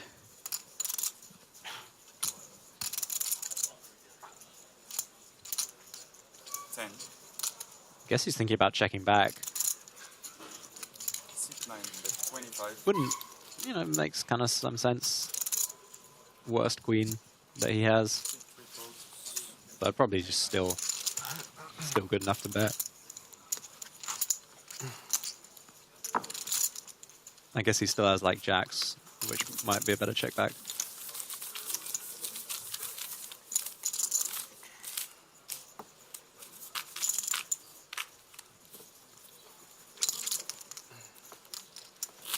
Curious to see if these short stacks at this table make it through to the break. Yeah, break is 5 minutes away. Blinds will be going up on the other side of that break.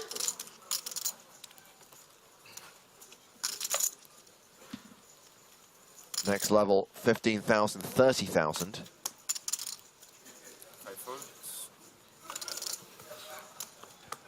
Beresford, one of those short stacks. Not this hand. Madsen, the other. Has ace king of diamonds. Cool. Really nice to get this the hand after you min raise off 10 big blinds. Right. Because we might redraw. We're redrawing it once, so they maybe keep us. No, it's 16. Ah, they do? Okay. Okay. 50? Sit 9 raise 50. I ask him. Okay, you keeping this table. Timmy giving it a think. 50. Couldn't. Hard to have better than this.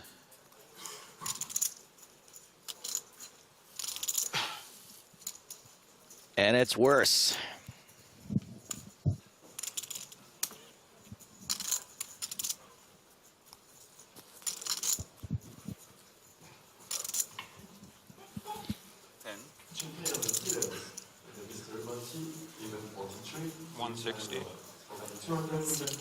Re-raise from Adams, pretty committing.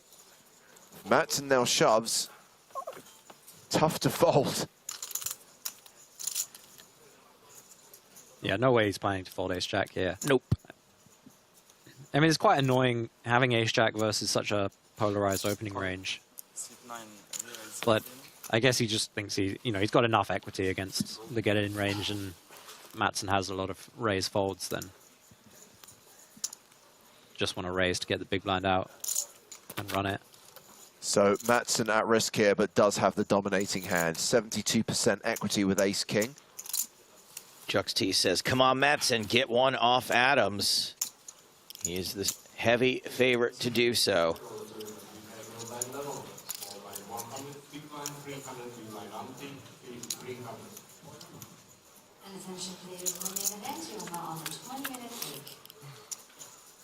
The flop is 9-7-4 with 2 diamonds. Madsen has the ace-king of diamonds.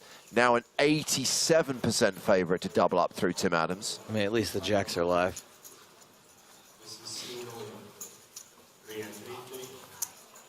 Turn card is the 7 of spades. Oh boy. So opportunities do emerge on the turn, but crucially, Simon Madsen only has to fade a jack on the river. There are 3 of them in the deck. It's a 4. And so that is going to be a chop. And you know what they say? Everyone loves a chop putt. Wow. Jack was in there. I didn't even want to put him on the spot, but he was in there perfectly. He wasn't even making eye contact with us. That is the first chop I think we've had, right, of EPT Prague? Yes, it is. And the players are going on break. We've reached the end of the first session. I do notice, however, that the tournament clock is showing 24. So I'm guessing we just lost someone from one of the outer tables. Huh. Hope it wasn't Tonka. So we're going to continue with this lineup on the feature table when we come back from break. It was Henry Utalainen out in 25th for 26K. So yes, 24 players will be returning inside of 20 minutes. 2 short stacks on the main stage. Beresford and Madsen very much in the danger zone. Danger zone! And Jack Sinclair, thank you so much for coming by. Thank you for your pearls of wisdom. And good luck in the high roller. Thank you very much. Yeah, it was good fun. Have a nice rest of the day. Thank you. And we hope to hear many a story of another final table appearance from you to close out this year on tour. Thank you very much. So yes, on the other side of the break, blinds will be up. They will be going to 15,000, 30,000 with a 30K big blind ante. That will put the pressure on the short stacks, and we will continue to play down to 16 when there'll be a redraw for the final 2 tables, and continue to play down in our quest to get to a final table today, down to the final 9. So back on the other side of this break with more live action from the Prague leg of the 2022 season of the PokerStars European Poker Tour.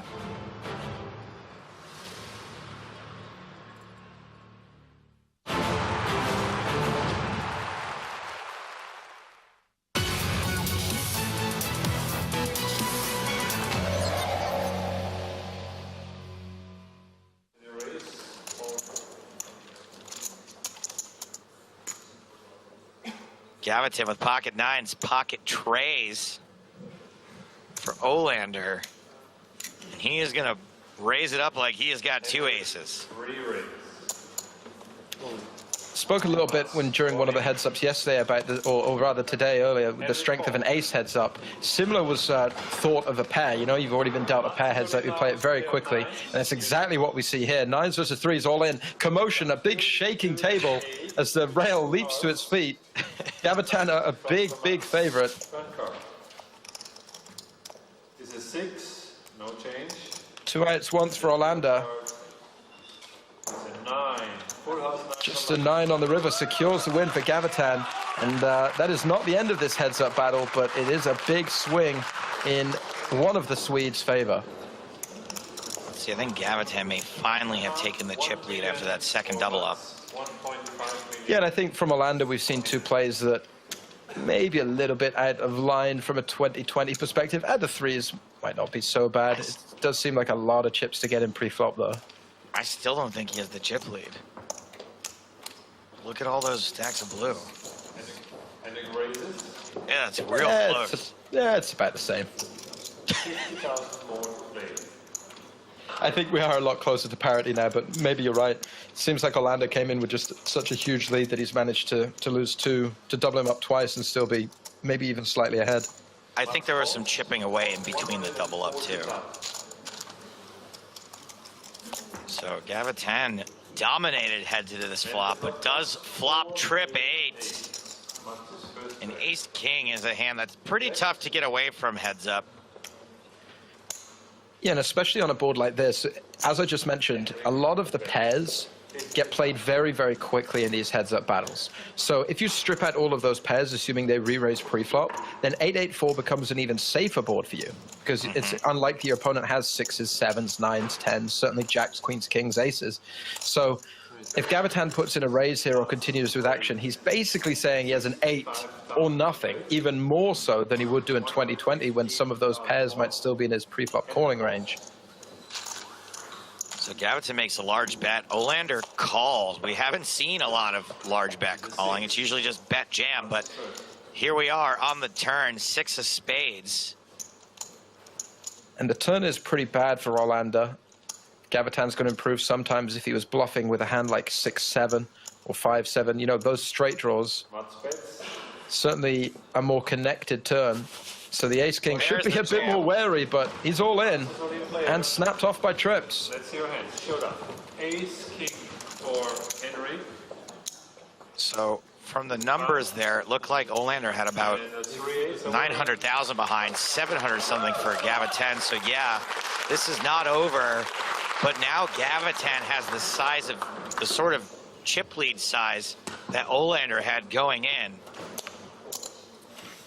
So 3 double ups. Yeah. And all 3 potentially could have been avoided. Again, this is a strategy thing that we see a lot in these 2005 hands, that ace-king, good hand pre-flop, ignore the board. You're still going to, you know, go all out with it despite not having hit.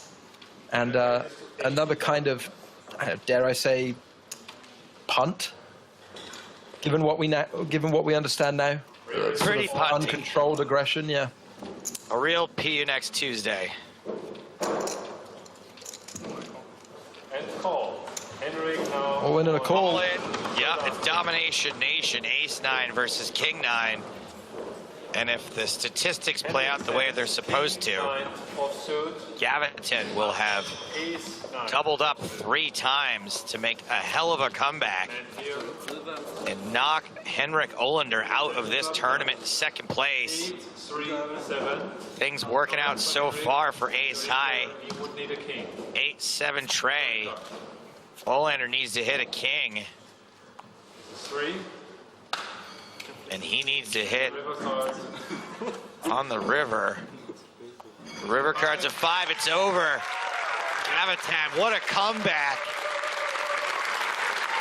Yeah, Very so aggressive celebrations. You love to see it. And a huge reversal heads up, Joe, from overwhelming chip leader to busted in 2nd place.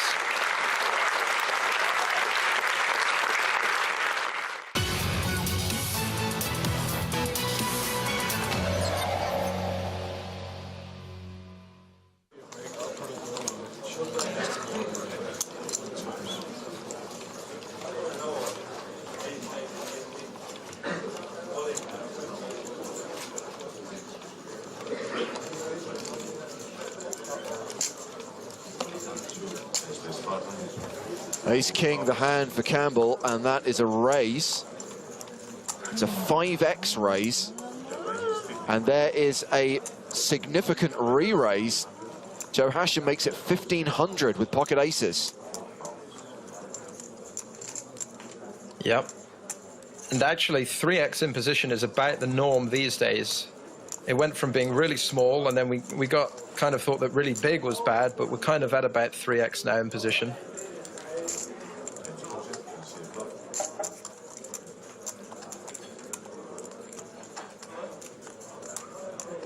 Just a call from Campbell, and he flops dangerously well.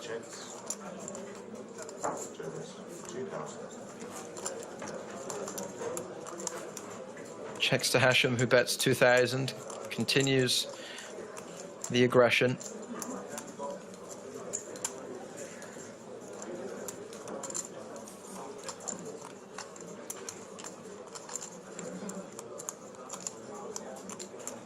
feel like there's very little getting away from this in a 3-bet pot here. Knights is all in.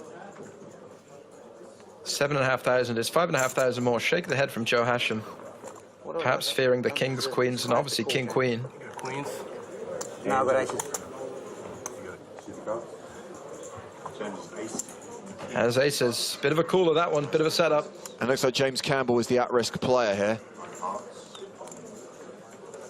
Yeah, needs to find the king, and he does on the river. Unbelievable. What an escape. Unbelievable. How much, sorry? 7,550. Well, Hashem will still be in the tournament, but losing a big chunk of chips here on day one, when he was a significant favorite, aces versus ace-king.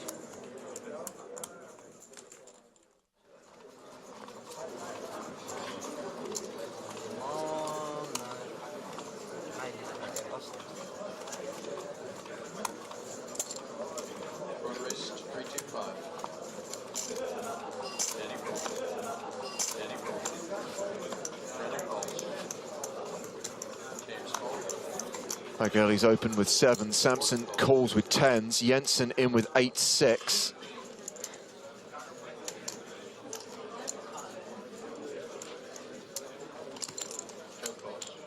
Hashem in with 7-5.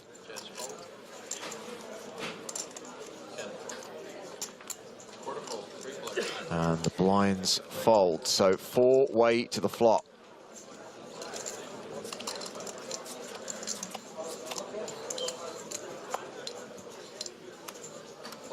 9-7-5. So this is 2-pair for Hashem, but the set for Fagerli, the straight for Jensen. Samson with an overpair to the board. How much is going to go in here? This could get ugly. I'm going to say almost all of it from everyone, potentially. Samson, you got to say maybe the only player who could get away, but everybody else flops impeccably well. An insane board, given the 3 7s right there. That's obviously the key card to have dropped on the flop. Jensen raising. And Hashem has a bottom 2, which is very strong, but very vulnerable. There's almost no good turn cards for Joe Hashem, so I think he's going to be incentivized to play as quickly as possible and get as many chips in when he's most likely to have the best hand. This is an outrageous board, by the way.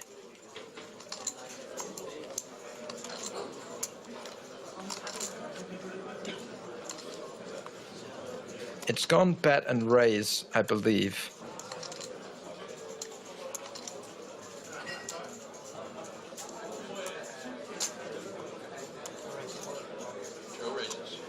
Yep, so we do see him re-raise the flop to 4,500. Action now back on Frode Fagerli, who has the 7s. The middle set, facing a lot of action. I'd be so confused right now. Yeah, me too. It's a really tricky spot to navigate. It looks like we see Frode make the call. So Samson folds his 10s. Yes. I think that's pretty easy at this point. But it's Jensen who has the stone cold nuts. And once you see this amount of action, it's very, very likely one of these two players has something really strong. So I like playing quickly here. You don't want the 6 of diamonds to roll off on the turn and kill all of your action against a set or 2 pairs. So I think Jensen makes a great decision, moves all in. And I just wonder now, there's been so much action on this 9-7-5 flop, and Hashem does have bottom 2. I wonder if he can get away. I mean, the action, and bear in mind, this is still very early levels of the event. It's level 2, right? It smells of a set against a straight or set over set. Yeah, absolutely. I mean, we saw 10s folding, so that seemed like a pretty standard fold even back here in 2005. So bottom 2 pair here. Actually, I think there's a good chance that Hashem can get away with it, given the action we've seen. And I don't think any of the action is incorrect. I think everyone here is right to play quickly because it's a very vulnerable board. Yeah, Joe gets away from the 7-5. Will Fagerli get away from his set is the question now. This would be a laydown. Yeah, Joe Hashem's laydown, it's nice, but it's kind of expected. I don't think Fagerli can fold just because there's some consideration that even against a straight, he still has outs, and he could occasionally be up against something like Jack 10 of diamonds. Actually, Fagerly in a lot worse shape because we saw Hashem toss the 7 and the 5, so pairing the board going to be a lot tougher.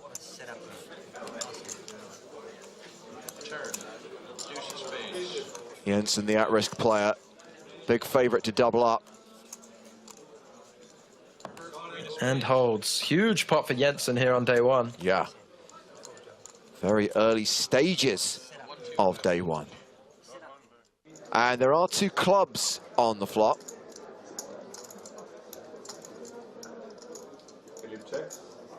Helm checks to Anderson.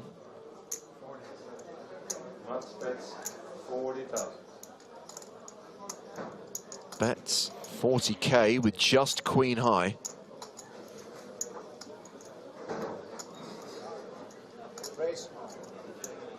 And here is Helm raising with his flush draw. Sure, as played. You're going to be in there at 9-5 and flop a flush draw. I mean, this is clearly where all the money goes in, right? I'm going to raise. Oh, wow. I think the money is all going to go in here.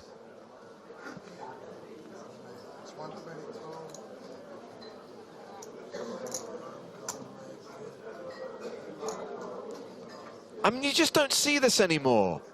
No. This is awesome. Raising to 280,000. Makes it 280k total with queen high, which is actually the best hand right now.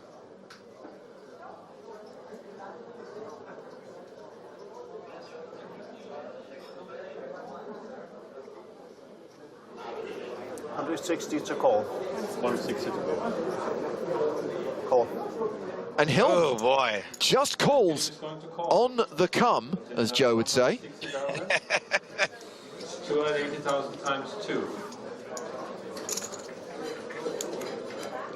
Weird hand alert. 50,000 in the middle.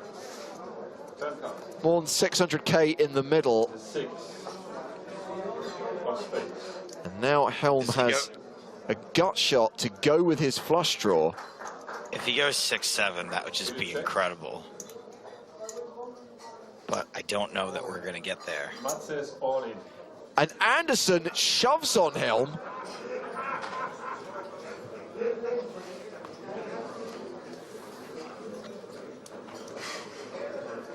I'm retracting the weird hand alert, and I'm actually going to replace it with the amazing hand alert.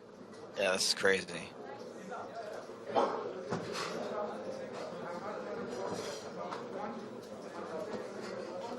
And Philip folds. Well, Helm folds his draw. Anderson did officially have the best hand with queen high. You can see the equities are very close, though. So, hey, getting a fold there. Plus, in your mind, you think he folded out much better. Yes. I would tell him I folded a 3.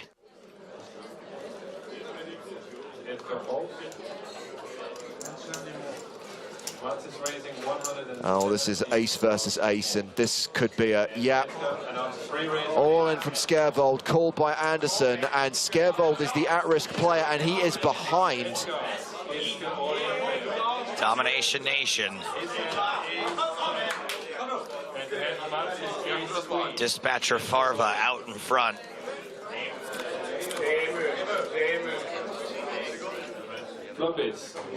King 9-4 all hearts. Scarevold does have the 10 of hearts. Can he fade all those hearts? Anderson pairs his queen. Don't celebrate prematurely. Your opponent still has a flush draw. I mean, it's a red card that isn't a heart, I think, is the only acceptable celebration there. No heart on the river, and that will see Mads Andersen take it down. Edgar Scarevold is the runner-up for around $220,000, more than 400k US for Mads Andersen, the winner of the Copenhagen leg of Season 2 of the European Poker Tour. This event played back in January of 2006.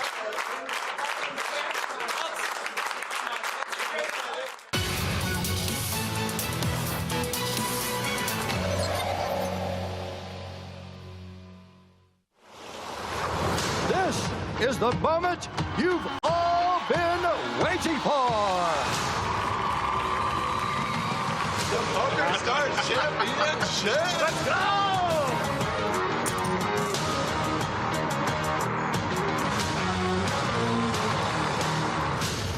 The reason we're here is because of him. Vamos, Hilario Viejo, no va!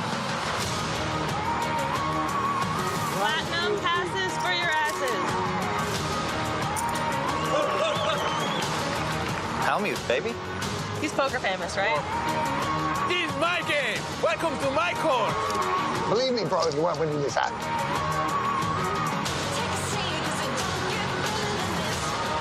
Oh my God. You guys sit down over there.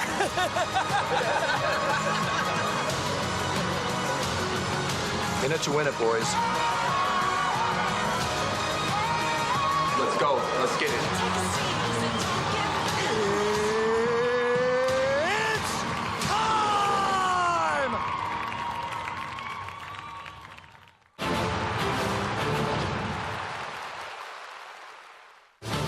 Welcome back to Prague, and the PokerStars European Poker Tour. Day 4 of the EPT main event continues at King's Casino at the Hilton Prague. It is James Hartigan with Griffin Bencher. Did you see that PSPC trophy? My goodness, shiny. I also saw you in a hoodie. Yes. Making the last 2 tables of that tournament. And I hope that little video got you fired up, because the PSPC is just around the corner. Other side of Christmas, other side of New Year. The countdown is truly on. January the 30th is when it starts in the Bahamas at the Bahama Resort in Nassau. And we are going to be streaming all 5 days of the ultimate 25K poker tournament on the PokerStars Twitch and YouTube channels. And don't forget, you've got 5 days of PCA main event coverage in the build-up to the PSPC. We're on air for 10 days, Griffin. It's a lot of poker, a lot of coverage.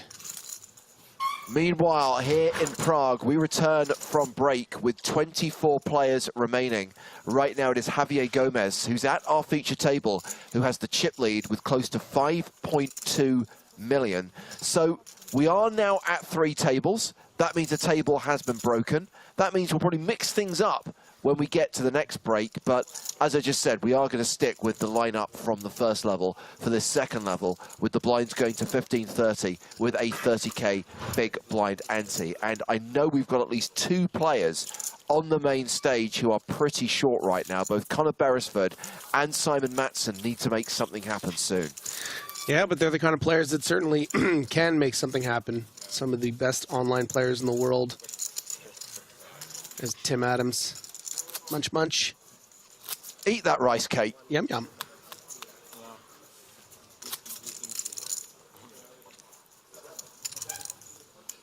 So obviously, we have filled the empty seats at the table. We are 8-handed once again. Hopefully playing down to 9 today. So Fabrice Bigot is back on the main stage. We also have Peter Kalev as well. Yeah, Beresford 13 bigs, Matson 12 bigs. Javier Gomez 172 big blinds. Come on, that's just greed. Not fair.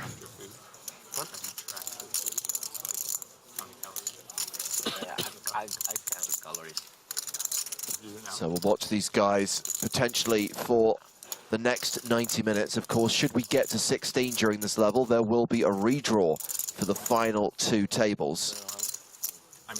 And we are now getting close to the really big money. Right now, we're paying kind of mid-20s, which is a decent return on investment, especially if you qualified. But once we get to the next 2 days, we're going to start to pay people 6-figure scores. We're going to see someone win more than $1 million and get presented that main event trophy. This is why you play a poker tournament, Griffin, for this kind of money. Yeah, hard to find 7-figure payouts for the winner in poker, so very special when it happens. Still most of the 6.1 million euro prize pool to be paid. And plenty more poker to be played. This is day 4. Tomorrow, the plan is to get from 9 to 4. I know we're doing things slightly differently here in Prague. We've explained why a few times. The key is on Sunday, when we start at the earlier time of 11 AM Central European time, we're looking for a very short final day, playing down from 4 to a winner, so that everything's done and dusted, and the festival is effectively over by 4 PM when the World Cup final begins. Yeah. Now it's going to be quiet, I guess. I think we are pretty much ready to get restarted. Time to get cards in the air once again. Between 1.8 to... And we are dealing. Thank you. That used to be superstar. You do weights, or what you doing at the gym? Yeah, weights. Beresford under the gun with Queen 9, folds. I'll do like 2. I do like... We go with Ace Jack of diamonds.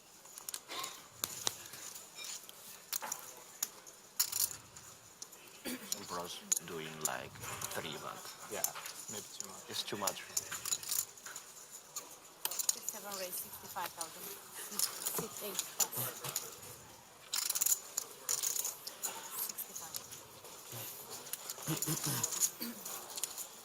Simon looks interested.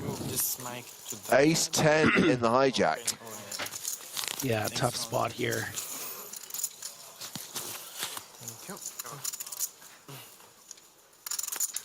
On 13 big blinds, this needs to play as a shove or a fold against this open. Probably think you're about breaking even with the range and with the players behind. I think also finding a fold is the right way to go for Simon.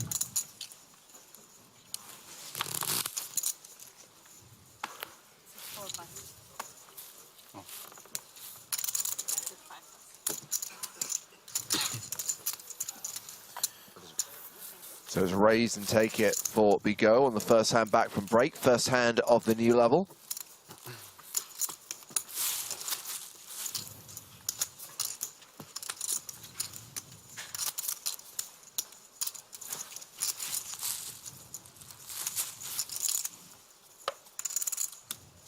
VVVVV 777777 on Twitch asks, who the F is soccer? I think you mean what? And I will explain to you, it's a sport played both as a hobby by some people and professionally by others. And right now, it's having its World Championships in Qatar. And the final is on Sunday, with the 2 best soccer teams in the world competing on a soccer pitch to win the Soccer World Cup.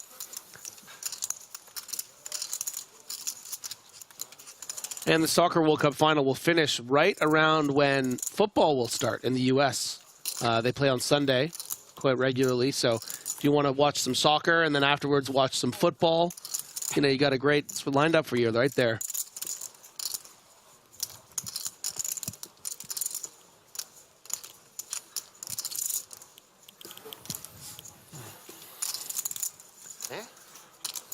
Voinia trying to decide about how to approach this king-queen. You kind of need to enter the pot here against a cutoff open, playing 30 bigs, I think. You know, whether that's as a flat or a 3-bet or even a shove. It does go for the shove, and to be honest with you, 9s is going to be too high up in the range, I think, to fold here. I think your opponent is often going to be shoving hands like 8s, 7s, you know, 10s, I think, sometimes, and then a lot of these kind of king-queen, ace-queen, ace-jack type hands. So I think you're a little too far ahead of the range. Tim Adams would, I think, prefer to not have to take a big spot like this, but he knows he needs to make this call and does make the correct call. So we have a race underway at the feature table. Voinia, the at-risk player with the overcards. Tim Adams, slight favorite here with the pocket pair.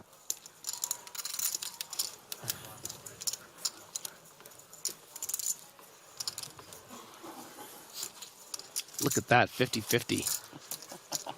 That's rare. Everyone loves a chopped odds. Yes, sure. No, not catching on? No.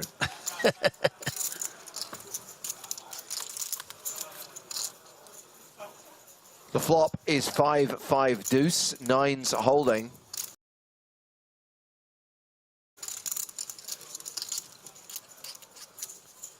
Tim Adams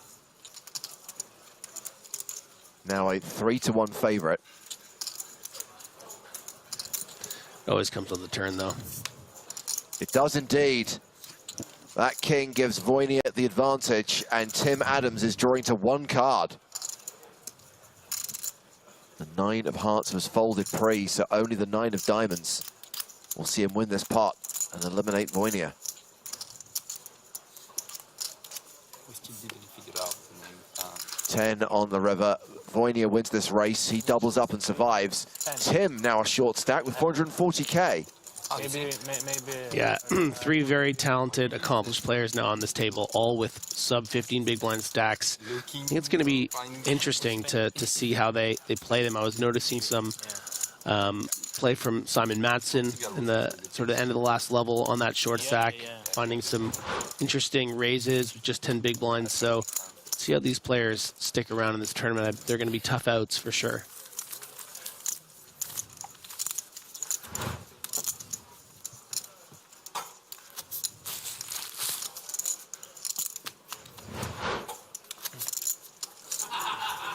Never fun to lose races, even when you've seen it all, as Tim Adams surely has at the highest stakes.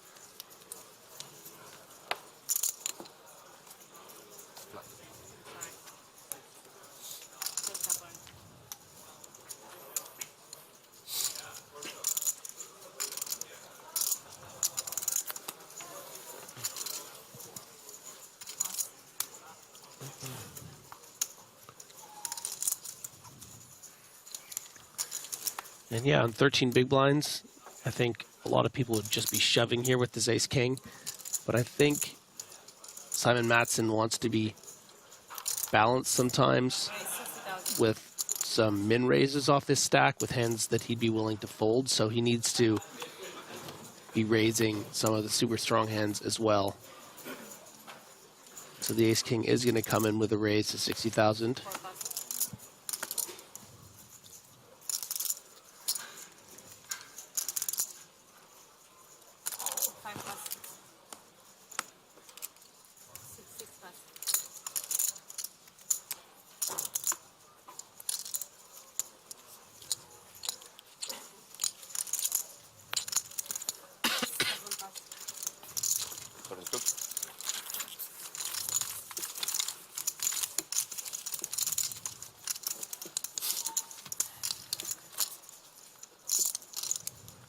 Matson's raise gets through.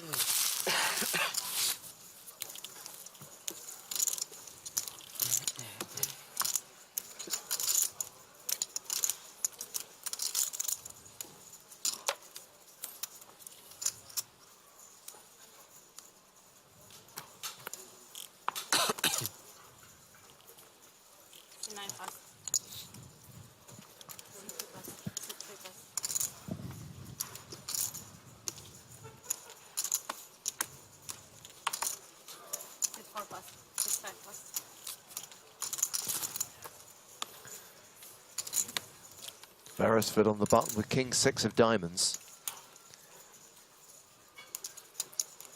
Should expect a shove here a lot of the time on these 11 big blinds, but having seen what Simon Matson was doing in the last level off 10 blinds with a similar hand, just min raising the button. Be interested to see what Beresford elects to do and does go for the shove. Counted. Oh, that sounds like ace-8. Oh!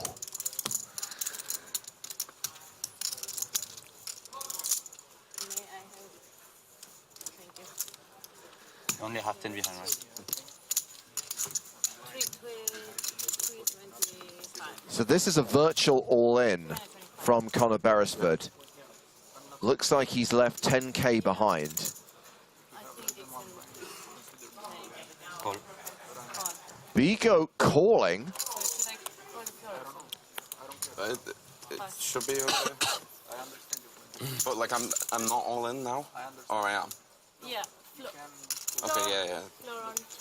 Well, he's not all in. He's got chips. And Bigo just said call, right? Correct. Right. Okay. I heard that as well in London they let you keep just one chips. In London they did the same, so they never said anything. I just had the situation with that. Yeah. If he has one, then let's... Okay, he's on virtual all-in. A virtual all-in. Sorry? A virtual all-in. Virtual all-in. When you're facing action, you're going to have 30 seconds plus a one-time bank to make a decision. On next street on, it's going to So this came up in London, I only remember Griffin, but this is to stop players from tanking for a pay jump. So what will happen now is the tournament director will stand there, and Conor Beresford, if facing a decision, will have 30 seconds plus one time bank card, so 60 seconds total to act. Okay.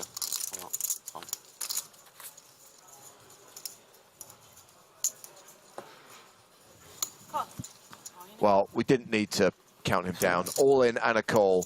And it's Conor Beresford who is all in and is at risk here. With King 6 and Ace High currently the best hand for Bigo, who's the covering stack. So Conor Beresford looking for a king or a 6 or running diamonds. Yeah, a lot of good turn cards. There's some backdoor straights that can happen as well. So Beresford better than a 4-1 dog, despite not pairing here. You think I'm gonna win? Yeah. I think so. Good. He's online player. How does he know? Well, there is a diamond on the turn, and Beresford picks up a lot more outs, has 14 in total. Diamonds, kings, and 6s all working for him.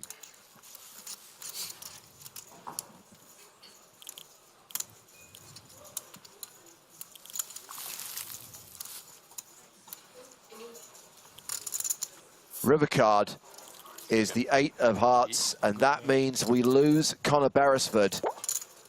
He is eliminated in 24th place.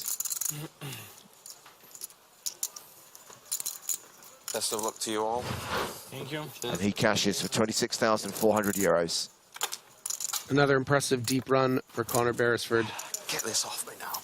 Constantly see him deep in these EPTs the last few years, as he jokingly says, "Get this thing off me." Thank you.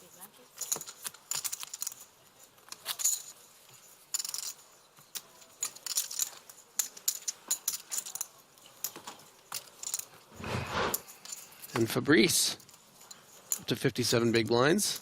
Nice to win those flips.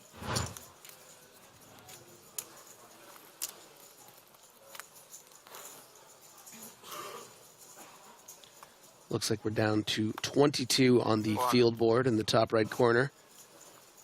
After that, and one more elimination, presumably at one of the outer tables. I'll have to check who he lost in 23rd.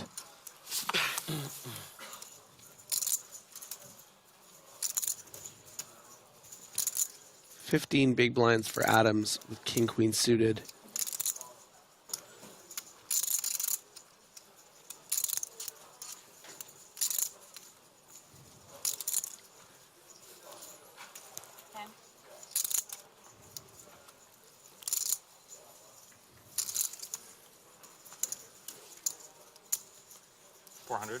And Tim's going to do the virtual all-in thing now.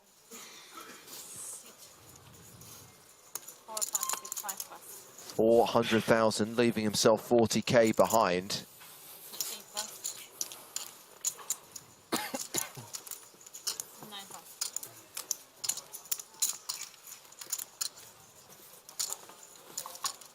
So actually, Vyacheslav Čech went out in 24th, so Conor Beresford was actually the 23rd place finisher.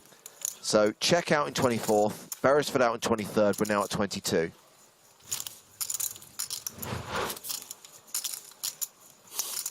That means Connor actually got more. Connor actually got 30,400 euros. So he actually did get a pay jump. He did. So maybe the virtual then actually helped him. Even though he quickly put the rest of the chips in, he probably should have used that 30 seconds. It's funny.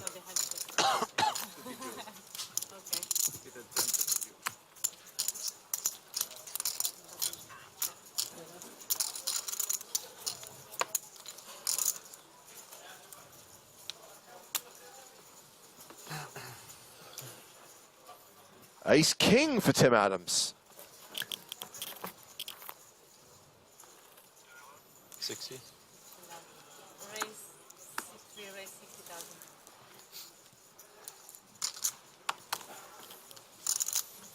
It's 4 pass.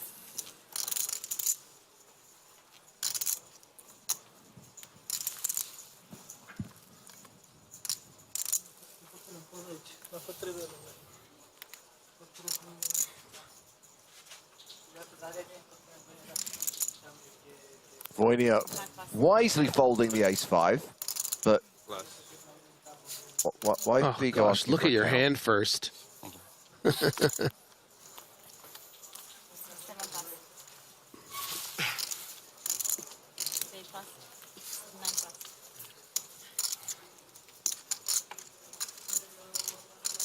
the big blind folds as well, so that's 2 in a row for Tim Adams.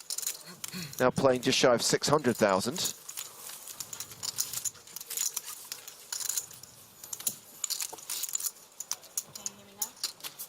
Is there a reason, I'm trying to be kind, why you would ask for the stack to be verified before you look at your hand? Because it's information that he wants about his stack in general.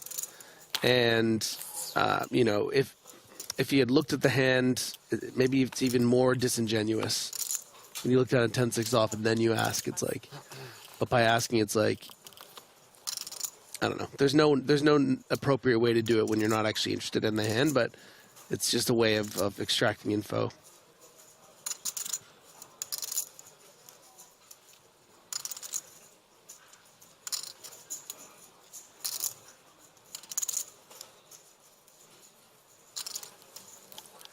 You go raising with King Jack from the hijack.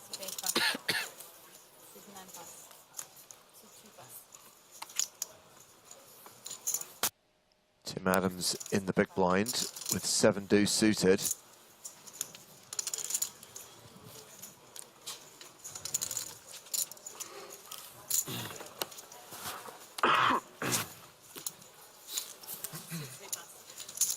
That's a raise and take it.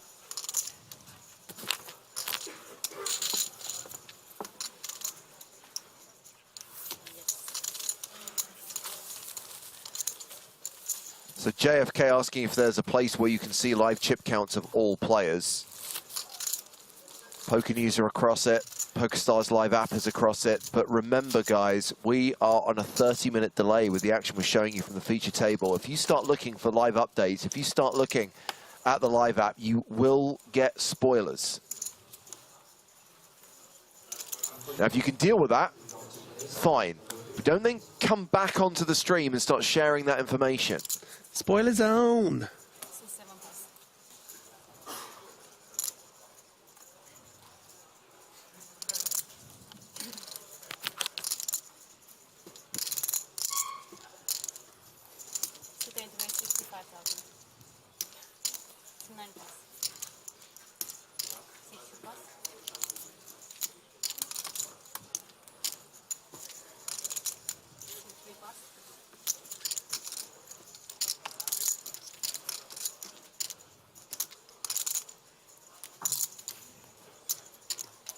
Kalev has opened in the hijack. Gomez has 6-5 in the big blind.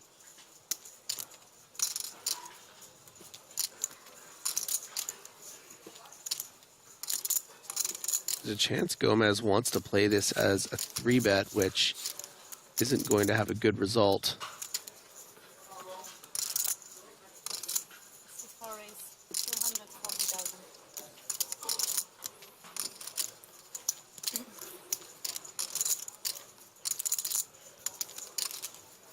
Philip asking where the next EPT is.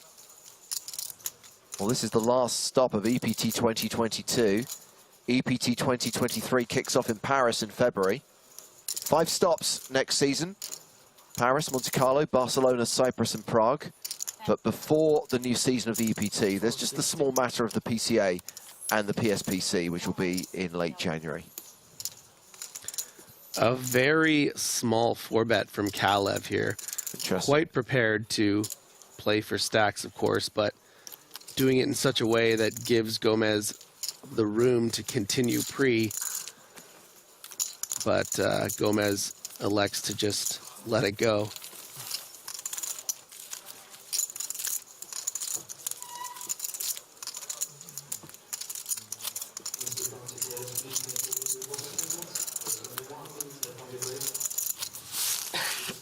Rubinho asks, are you guys commentating real time and recorded, or are you commentating to the delay? We're recording in real time and recorded, and what we do is we have this amazing device which is able to scan the live chat on Twitch and YouTube in the future, put that into a time machine and send it back to us 30 minutes in the past and interact with the audience. It is an incredible technology.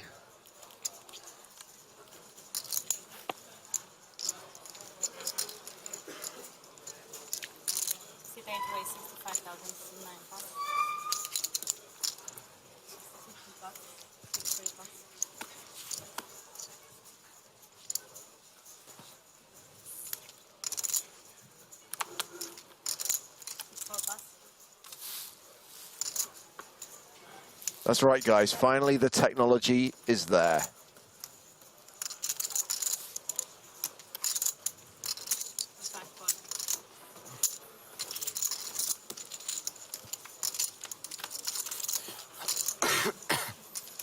King Queen versus King Jack, and King Queen retains its dominance on this Queen High flop. Yeah, and really extends it. 96 to 3%.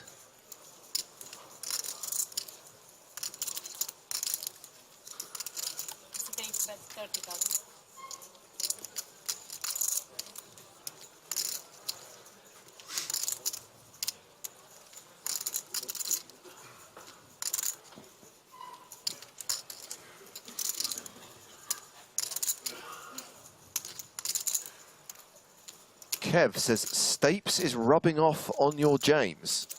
I say. I mean, Joe does have a tendency to crank it every now and then. But I can assure you, he is nowhere near me right now.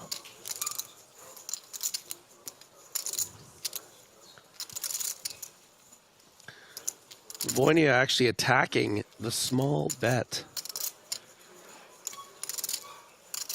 with a check raise.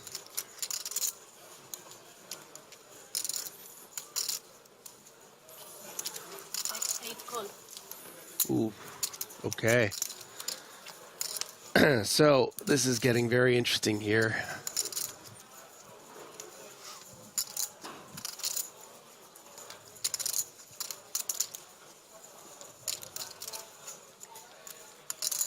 I think this might be maybe a little too galaxy brainy for Kalev. We have seen him play some pretty impressive aggressive hands, like yesterday with the King 5 suited against Gomez. Yeah.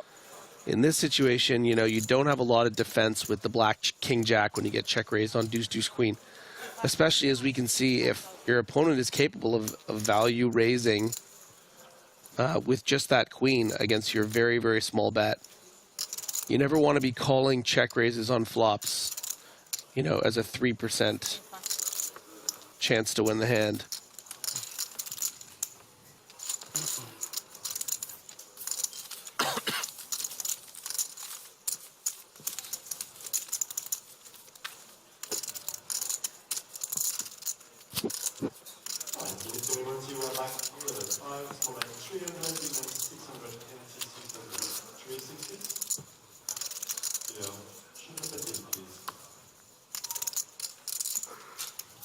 That's right, Sonksaku. These are the final 22 of a starting field of 1,267.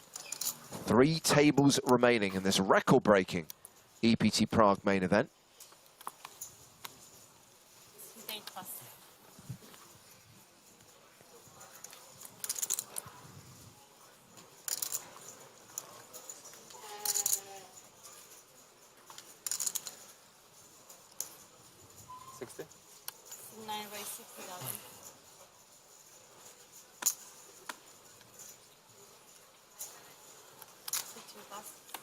Simon Matson back to his old short stack tricks. 13 big blind min raise with King Jack. Gomez on the button though might be tough to shake.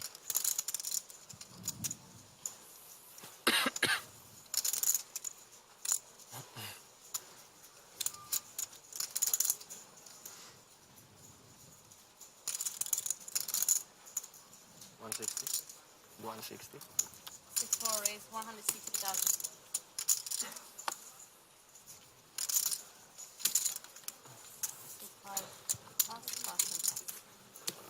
Gomez re-raises and gets it through. Good point from Murstar, by the way. Not only is this Prague main event record breaking, it's also competing with another huge tournament across the Atlantic.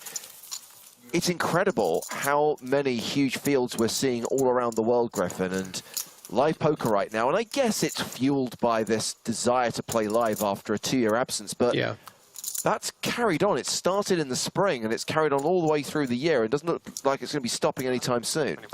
Yeah, people want to be playing poker, especially live. It's great to see. Thank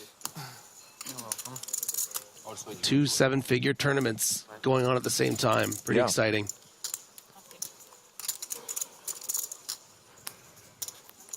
Cuttlefish asks, will you also be covering the high roller? Nope, we will be covering just the main event here in Prague.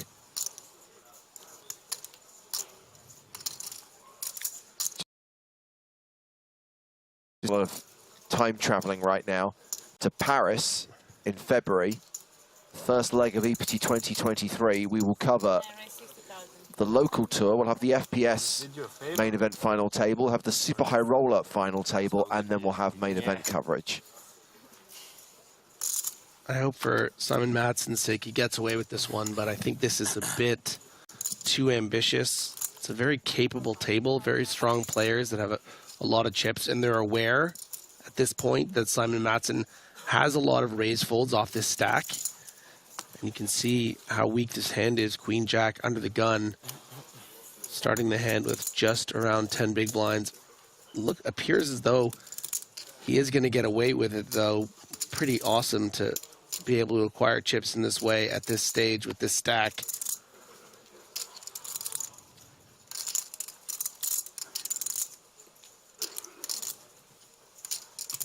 But even Kalev with the 10-7 is just tough to get rid of.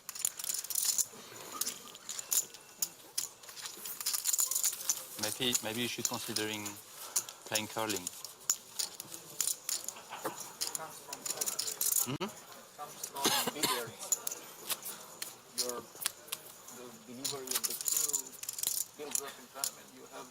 Metal Face asks, why you high roller coverage?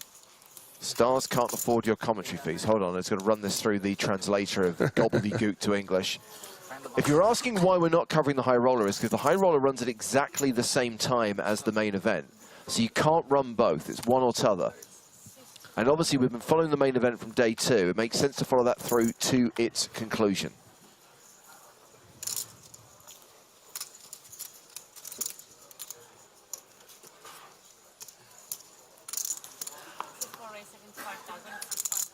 There was a time when the high roller would either conclude the next day or would be at the start of the schedule and we could factor it in, but now they're simultaneous. It makes it kind of hard. So this is quite an interesting hand, even though not much has happened yet, because Gomez has sized up on the short stack big blind of Simon Matson. And the aim of this is to dissuade Matson from defending with, you know, something like, let's say, Queen 7 off and try to flop some equity off the short stack.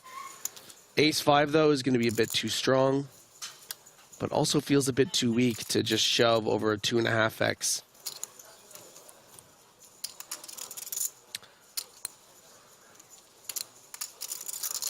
Pretty interesting flop. We can see that Gomez is ahead, but boy, does Matson have a lot of ways to improve. Those backdoor spades, any 9 or ace. Any turn card creates more outs as long as it's above a 3.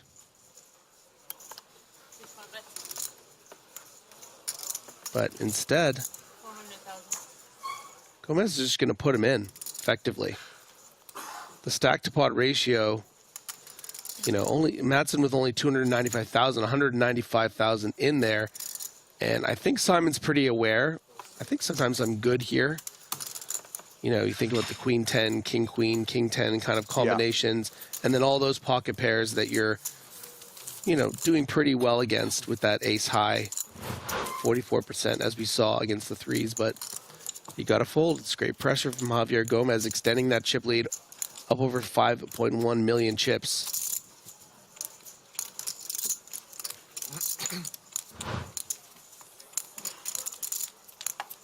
Yeah, I really like that shove from Gomez. It pushes out all those hands that have great equity, even like 7-8 off. This one? Yeah, thank you. And Seaburn asking, does Madsen still crush online like he did 10 years ago? Huh, not many, Benny. Yes, he has been very dominant in recent years. Gomez with aces. And Simon Madsen online is, of course. I'm teeing you up, James. You're supposed to tell everyone his screen name. See Darwin too. Sorry, yeah. The Darwinian one.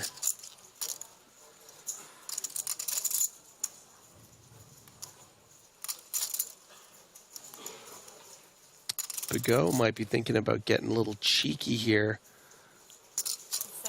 But I like that he decides to play this hand as a call. It's nice to kind of mix up your range with the flats in spots like this on these kind of stack sizes. You know, this is like 60 big blind range. You're thinking these flats are more often something like king queen off, maybe king jack suited, queen 10 suited. So your range becomes narrow-ish. Certainly going to be including 8s and 7s, 9s, those kind of hands too.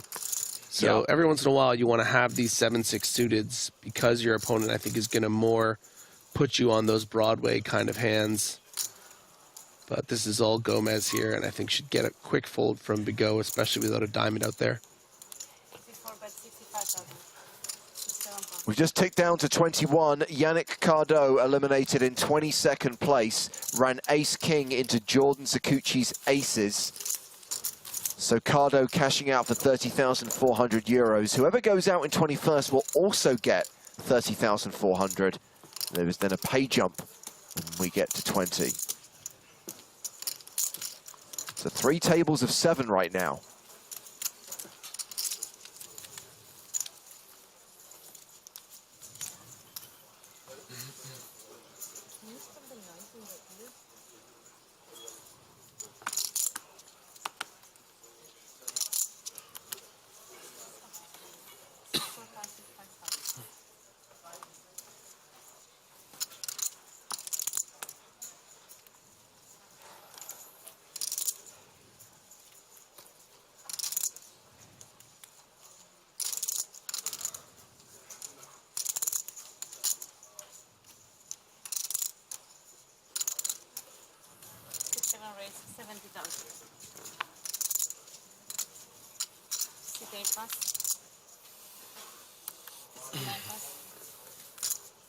Bigot has raised with king queen.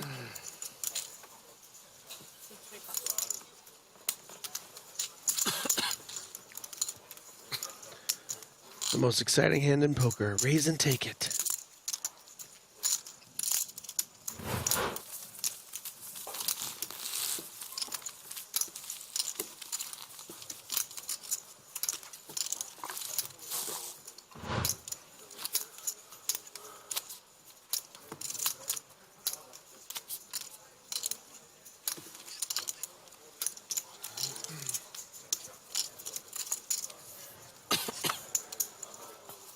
And 49.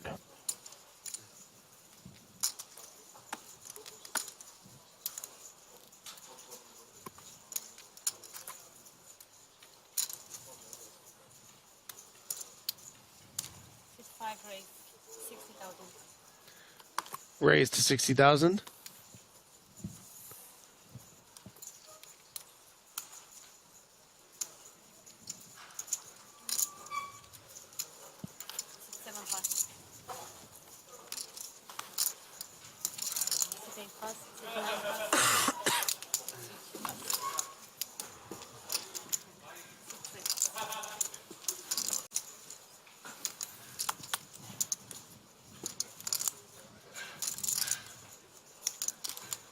it's going to be another raise and take it hand. Probably not with Gomez in the big blind, and certainly not with the pretty strong Queen Jack.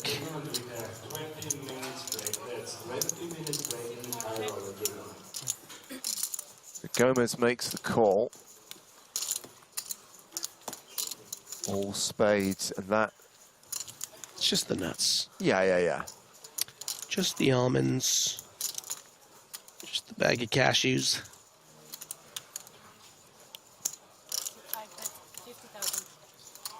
Bet of 50,000.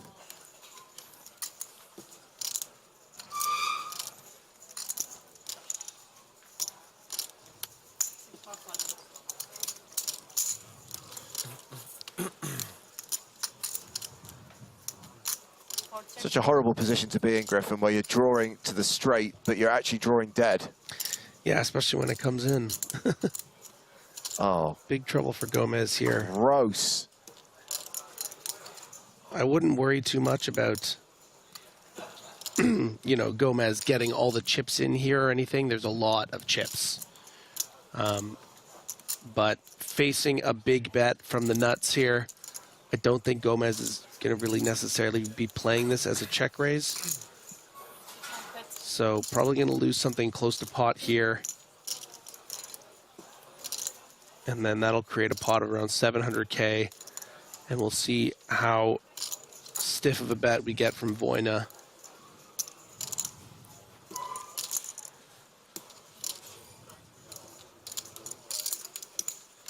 And maybe you're watching this and maybe it seems counterintuitive to you, thinking, well, what do you mean you have a straight? It's so strong, you want to protect it so a spade doesn't come. But the problem is that your opponent is probably going to fold a lot of the hands that you beat here, but only really continue with the hands you're losing against with the Queen Jack. So that's why Gomez is playing this so bluff catchy here. Again, we'd need to check in with Jack Sinclair about the rules of 7-card Hold'em, but a 6-card straight versus a flush, is it at least a chop? I guess as it's the nut flush, probably not. Yeah, and I'm telling you, Gomez could certainly just be snapping this river regardless of the size, but he's not like super thrilled about it. You are really too high up in your range, but you're not beating any value hands. You know, pocket nines even, are they really going to be slight overbetting the river here super confidently when Gomez could have a lot of flushes? So you're really hoping to be up against something like ace jack with one spade that's trying to bluff off a 10. This would be an extremely impressive fold, but I think too difficult of one to make. And Gomez is going to see the bad news and drop to just over 4 million, and that rises Voina to over 3 million. A huge, significant pot here with 21 left. Yeah, a huge swing in his favor. More than 100 big blinds now for the qualifier in for 54 euros, a 27 euro satellite, but he rebought the cheeky chappy.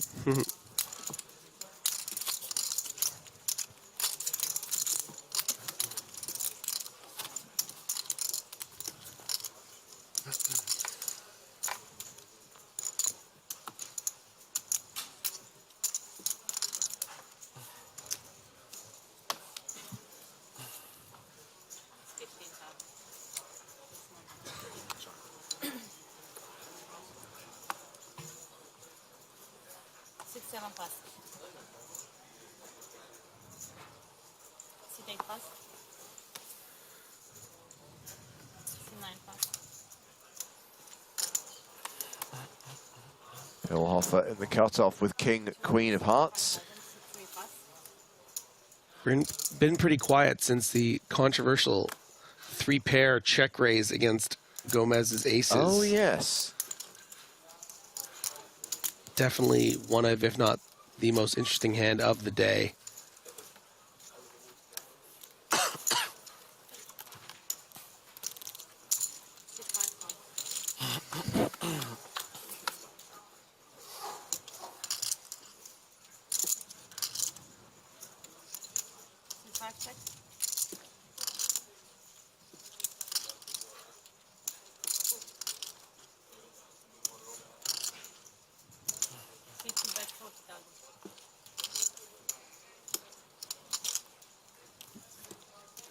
Still playing quite deep right now, by the way. 60 big blind average.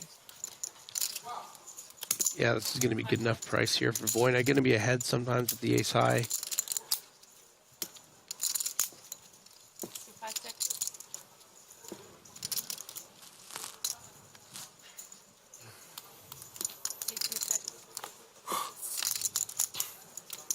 And that's part of the reason too. Still alive against that king.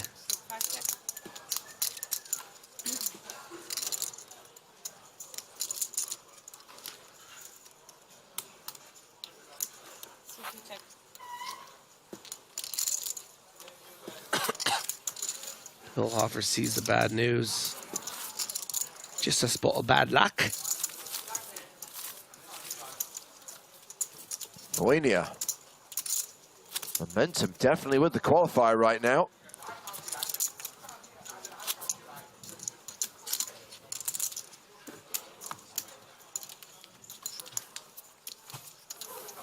So this morning, before play began, our friend and colleague Nicholas Walsh tweeted, if we don't get a Tonka and Conor Beresford final table, confirmed riot in Prague. Someone's going to have to break the news to him that Conor Beresford cannot make the final table anymore, having been eliminated in 23rd place. However, I see no signs of anyone rioting right now. Redraw at 16. Redraw at 16. Yeah.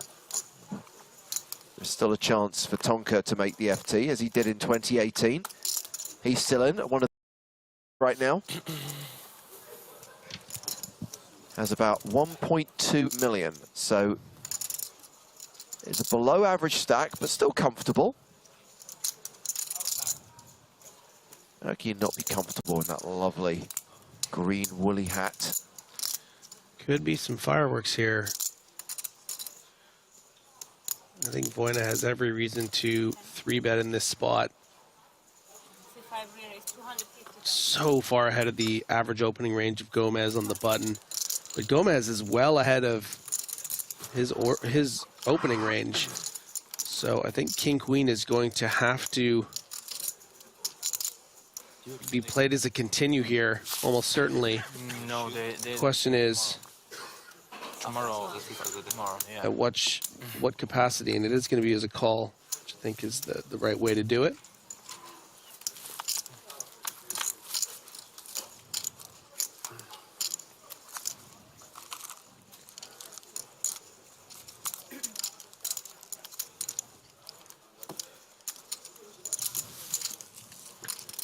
Advantage Gomez, which only seems a little fair after what Voyna just did to him.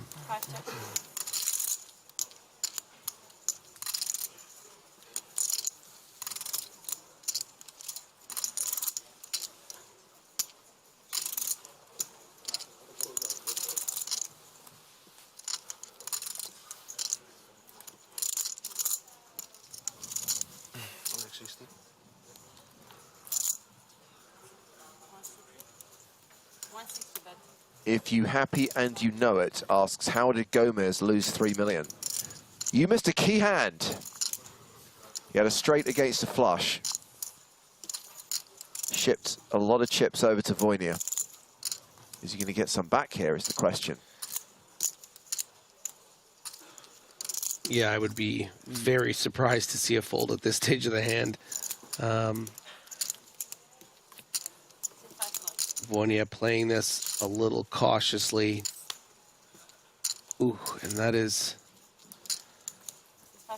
makes it less likely that Gomez has that king, but also less likely that he would bluff.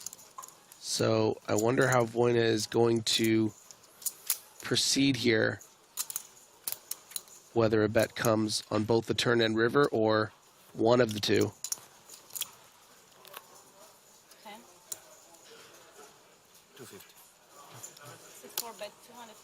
And Gomez not getting greedy.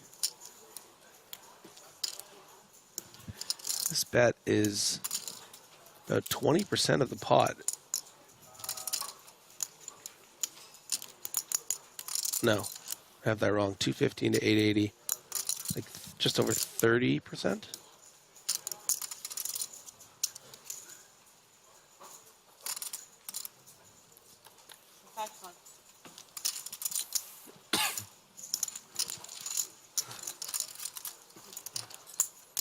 Okay, well, this is looking good for Gomez right now.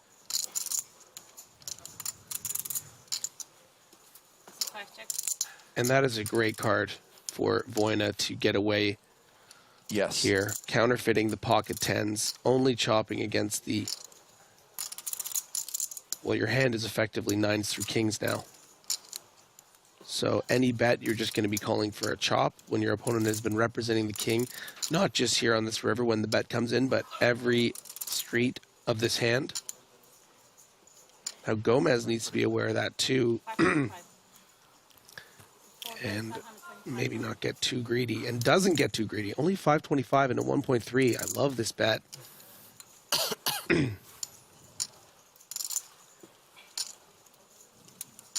So we just had a big swing in the direction of Voina.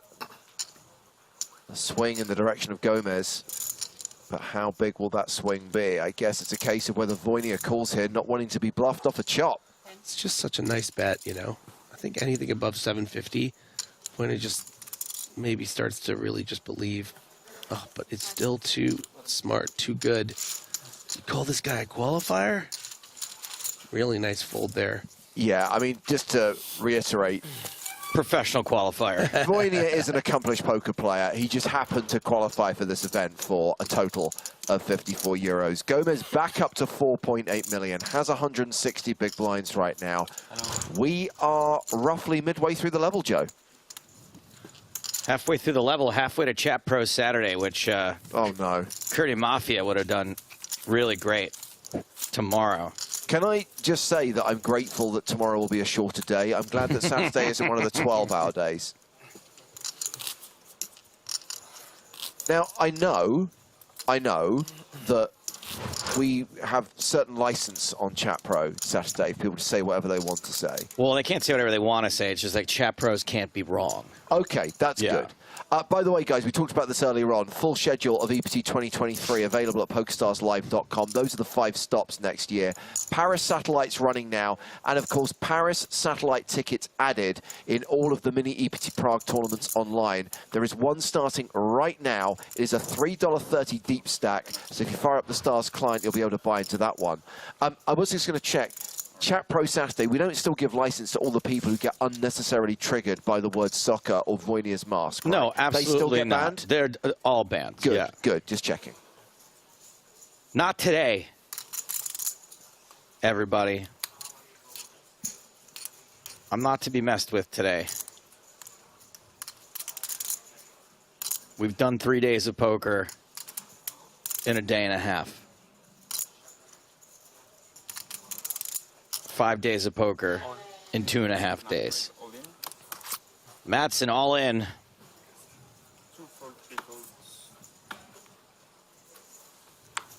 You know, Darwin the Talking Dolphin sounded a lot like your robot voice back in the day. I don't know if you remember Sequest, Deep Sea Voyage. No, I never watched it. You were probably 4 years old when it was on.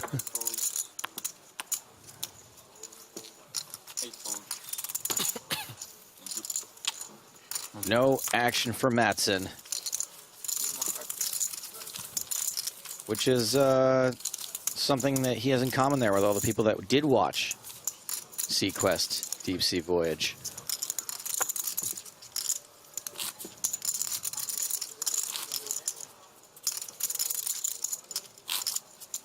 Olio says, less Sequest, more C-Lab. If you're looking for me, you better look under the sea. No, not a fan of Captain Murphy in the crew. I don't know C-Lab. C-Lab's legit.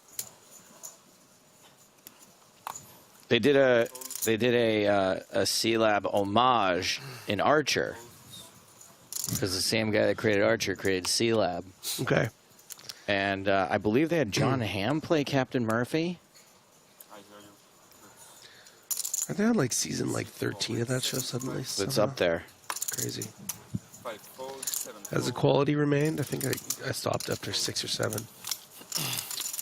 There were a bunch of seasons I did not like, which were right around like 6 through 5 through 8, 6 through 9. But then they found their stride again? Then they found their stride again, I think, yeah.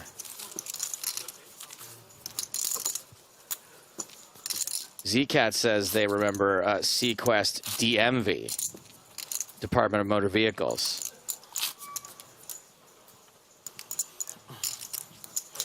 Quintessential one asks, is there a coverage schedule for the PCA, PSPC? Yeah. Sure is. Thank you for your question.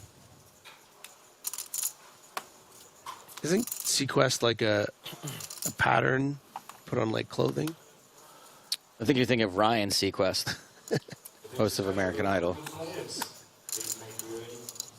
No, I was making a sequins joke. Sequins. You're supposed to. I didn't. I tried. Do you mean sequins?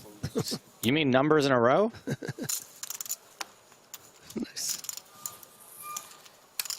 Queen at 10 offsuit for Big O. This guy gets a lot of mentions online.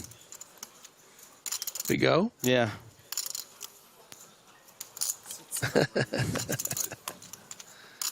Yeah, always trending, this guy. I think Stapes needs a joke book for Christmas. Well, someone should send you a book to read while you're banned. You gotta admit that was a pretty sick burn, though. That was pretty sweet. Yeah. Too bad it cost you everything.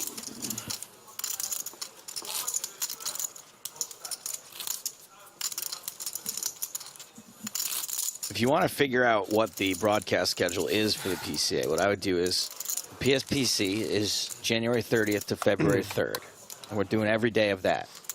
And then we're doing 5 days before that. So there you have it.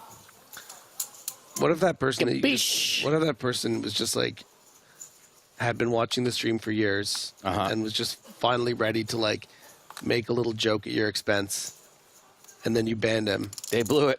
And he's at like an internet cafe from the 90s, you know, walks out. Sure. His grandma's waiting outside. Did you make any friends, sweetie? Not really. Not really.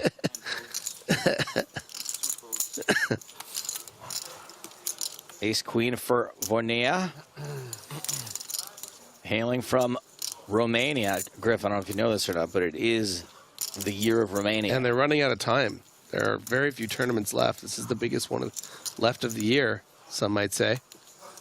And once the year turns over, I don't know how the year of Romania works, but who knows if next year it will be the year of Romania. I mean, it has been the year of Romania for years. It is. But once it resets, we don't know until the year starts. Griffin. Yeah. It is currently the year of Romania, and that's all we need to know. That's what I'm saying. All right, this fella sent in a comment yesterday that I didn't read, and it's about me specifically, so I'm surprised I missed it. But yeah.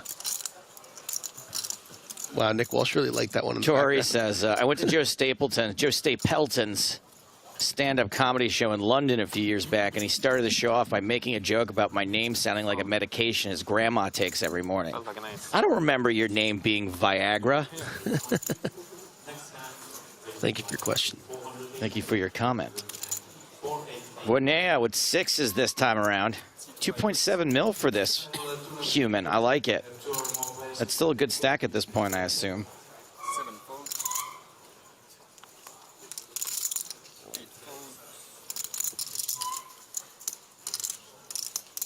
Brian Slade asks, are commentators on site? Yes, twitch.tv/PokerStars. That's the site. Thank you for your question. Pocket 7s for Mattson. Great short spot. Stack. Great spot if you can pull the trigger. And I think you might have to. You know, this is obviously under the gun to cut off, but when it's not, when it's nice and 7 or 8 handed like this, and the player opening has a lot of chips, 7s is going to be slightly ahead of the range, I'd say. You need all the help you can get with this 285K, 80K you're sitting with.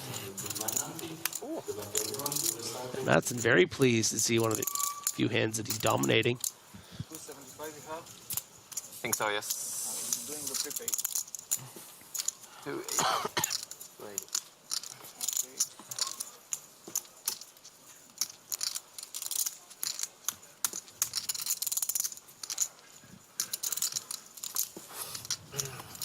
Domination situation as we get everything squared away. Run it, dealer. No sixes, no sevens. But 3 hearts. 3 hearts? What? 3 hearts. 3 hearts total. 2 fours, a little bit of hope for the sixes as well. Oh, that is a lot of hope for the sixes. Oh.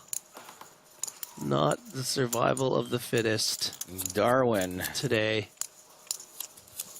Being eliminated from the textbooks in lieu of the 10 Commandments. Removed from history. River card. No miracle 7.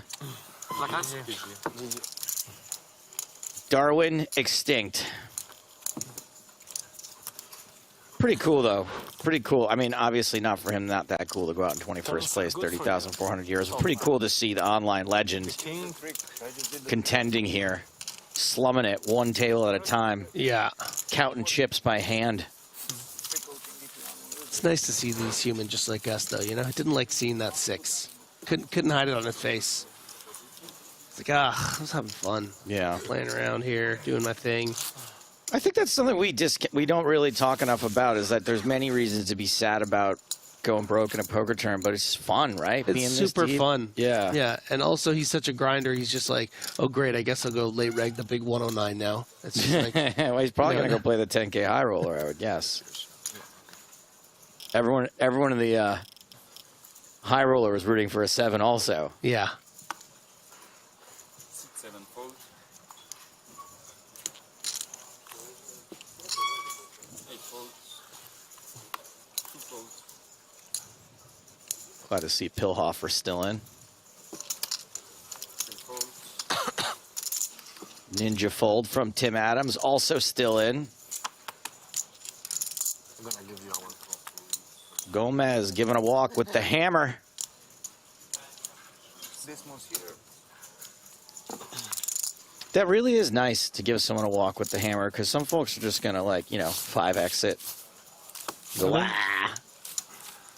think you played too many celebrity cash games. Trying to one-up each other. Do you think that any professional poker player would give me a walk in the small blind, no matter what their holding is? Probably not. Yeah.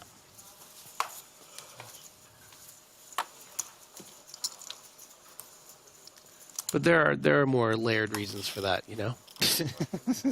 Like... Maybe because Vinay can play post-flop and I can't?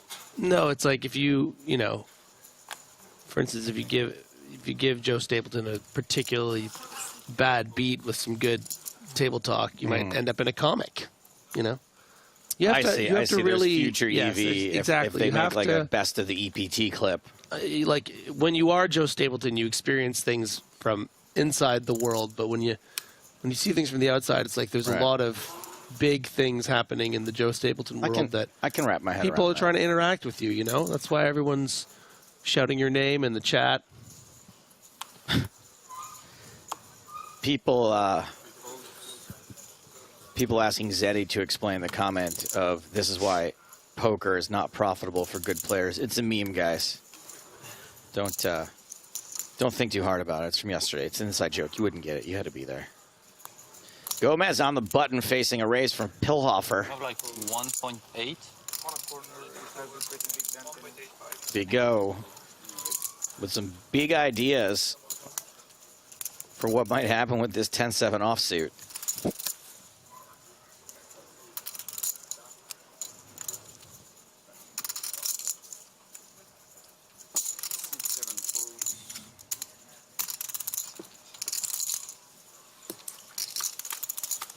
Should I ban this guy that said Joe Stapleton? Who cares?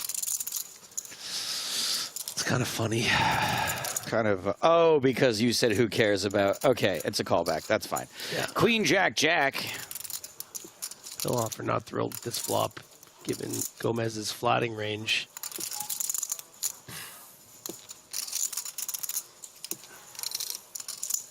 But is going to put out a bet. Doesn't want to just concede the pot. And with Gomez's particular hand, might just have to fold it. Yep. Nice win for Pilhofer.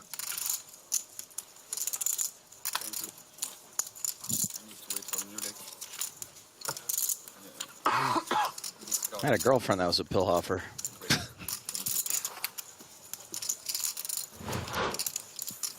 Istvan.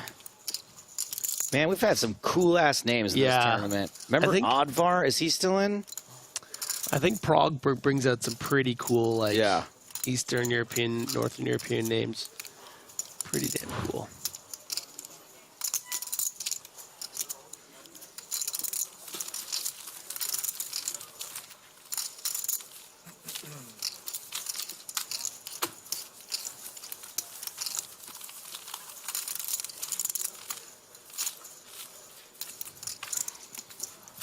"20 players remain.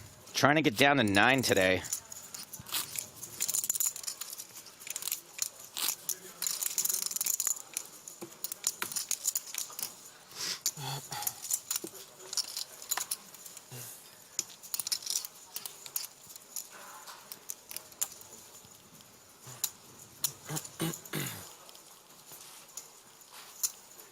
Pillhofer with pocket 4s.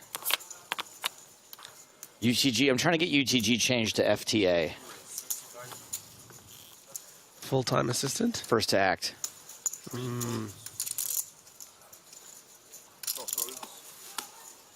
God, you're so woke. It's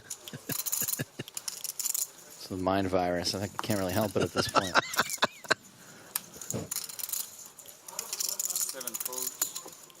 I tweeted that a bunch of people are here in Prague at the Prague Hilton, and I hope Elon doesn't ban me. Oh my gosh, nice. I saw that just actually before we went on air. I mean, I'm exposing the real-time location of gotta be giving careful about assassination coordinates. Yeah. Of James Hardigan. Yeah.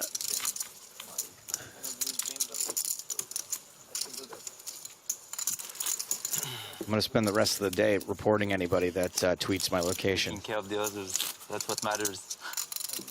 I very much agree.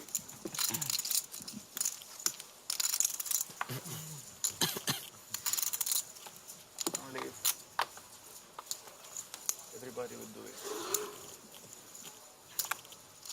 Yes, Archie, we would have an FTA +1.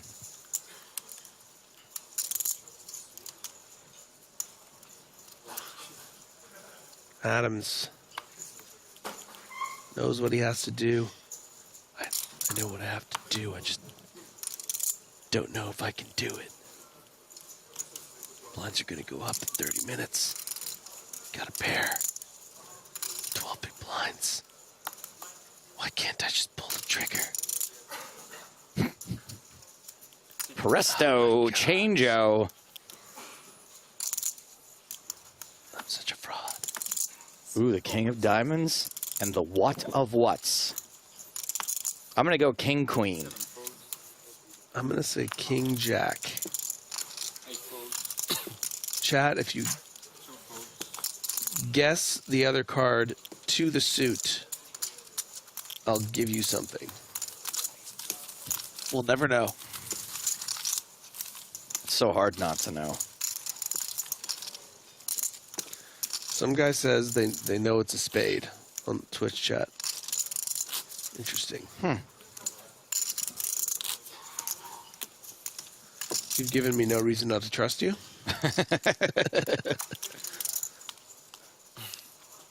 Mercedes says, "Stop whispering. It's cringe."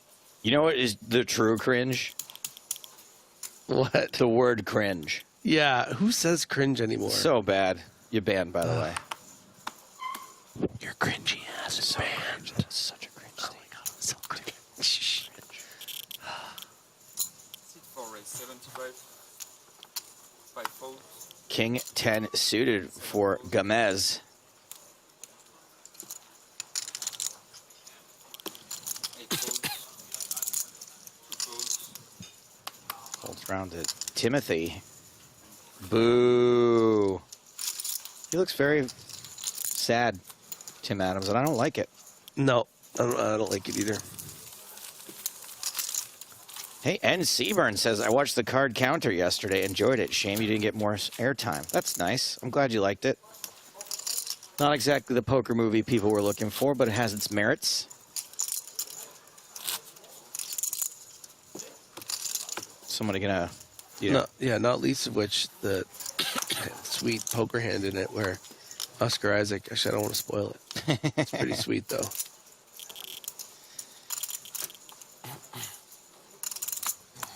C5 folds. 7 folds.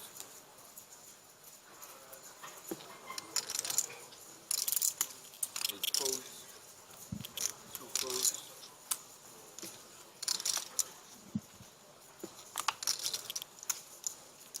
Ace king for Timothy. Come on, buddy. Perk up a little bit. Such a sad boy. Aww. I mean, he's got to keep looking sad now. He can't suddenly look happy. I want to know what Tim Adams was like in like high school. Maybe he was just like some cute emo goth boy, I like, think he was, Fallout Boy fan or something. I think he was a jock. Linkin I think Park. he was a soccer star. Was he? I don't know why I think that, but for some reason I feel like he was like a highly rated soccer player. Yeah. Between rewatching Donnie Darko, he'd hit the pitch, live a double life. Metalface TV says card counter only gets a 6.2 in IMBD. I usually draw the line at 6.5, but I'll give it a go. Here's the thing.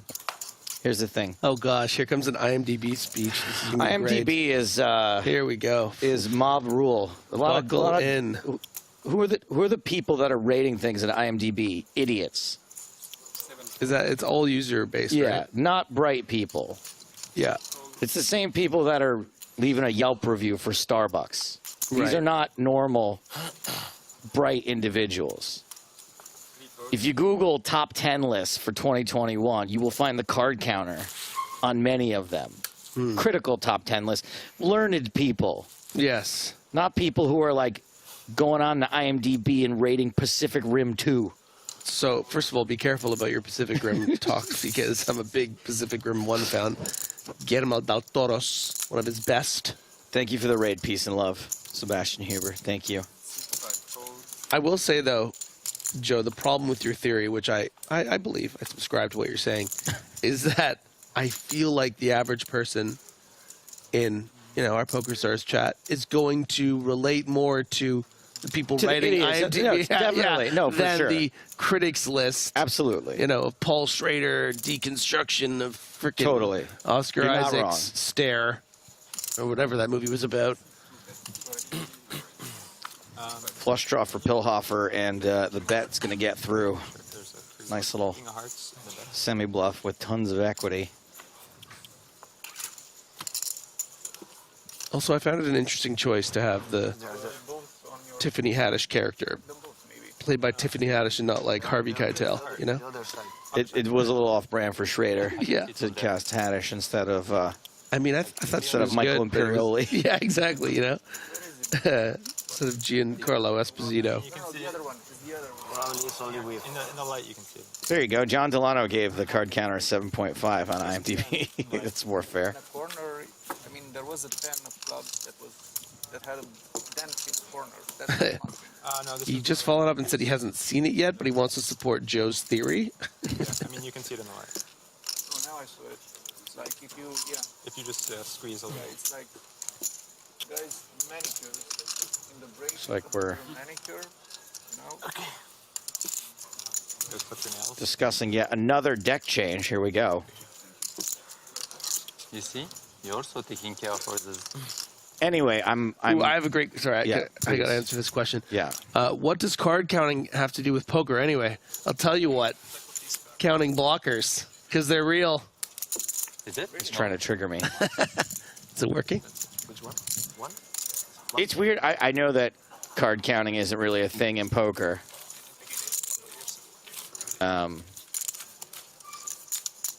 That much? And they're not referencing poker. It's just the name of the movie. Oh, okay. Yeah. Yeah.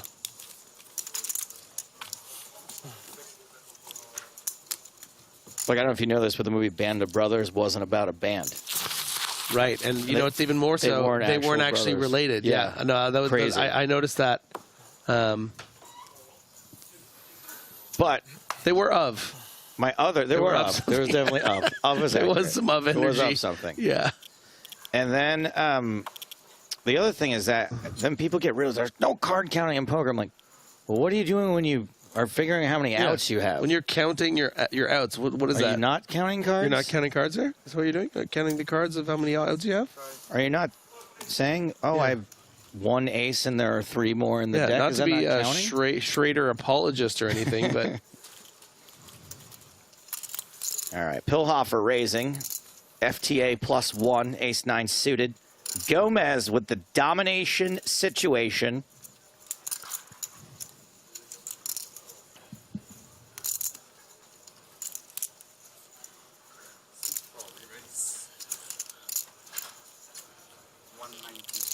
Gomez. Jesse says, "You band of brothers." Oh, that's great. Don't ban that guy for that one. That's funny. No, that's good. Big Go with a hand that you don't like to let go of, but when it goes early raise, button 3-bet, this is more like bingo. Go in the bin. Yeah, be gone. Be gone. That's much better.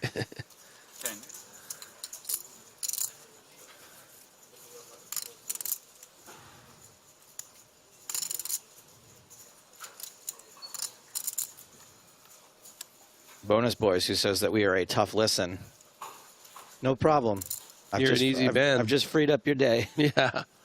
Oh my gosh, he's doing it. You banned. Wow. I feel like it's the point of no return when you start grabbing the chips, you know? Like maybe you realize you shouldn't do it. I've done that. I've definitely grabbed a huge stack of and chips. Then you're like, well, maybe I shouldn't do this. Gets ace-9 to fold with the cold 4. The lukewarm 4 with the big blind out there. That's what I like to call it. And Gomez looks like he runs poker simulations while working out. It's powered by bench presses. Yeah. It's going to work. Well done.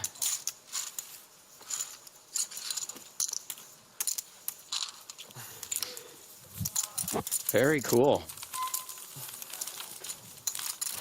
It's a weird 4-bet bluff candidate, isn't it? Well, it's not that weird because it blocks a lot of the best hands. I know you don't want to talk about blockers, but it makes it a bit less likely they have like kings and queens and that kind of hand. You're obviously a bit scared if a continue happens from Gomez, but you know Gomez might look down at ace-10 off, ace-jack off, right? Even as strong as ace-queen, as we've seen off, yeah. And 3-bet that for blocker / bluff / value, like in that mergey kind of range, and be very happy to fold it to a cold 4-bet, 4th guy in, you know? Right. So you're folding out some better hands, and actually almost all the hands you're folding out are going to be better, which is kind of nice, you know? I'm going to try that. I'm going to try a cold 4 with king queen sometime. You may have noticed the field ticker drops down to numero 19 right now. Unfortunately, we have to say goodbye to Ari Kleeper, who's met the Grim Reaper, not literally, figuratively in the tournament, jammed a short stack with 7-6 and lost to Simon Lofberg's ace-10. So we're in the teens. 7 cold. 8 cold. See, and now prepared to just call with the king queen. So yeah, you put in some, you mix it for different reasons, right?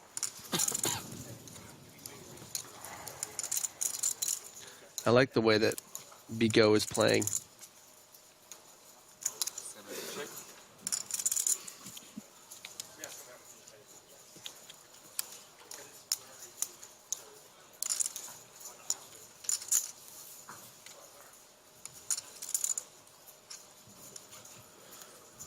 Here comes the bet. Gomez with that jack 10, 10 of spades. This isn't the worst flop, but it's also not the best. But you do want to bet to try to fold out some of those maybe small pocket pairs that might think they're ahead, but going to be tough to continue. Less likely that Bigot has an ace with the 2 out there. But sometimes you're going to run into these king-queen type hands that are certainly not going to fold.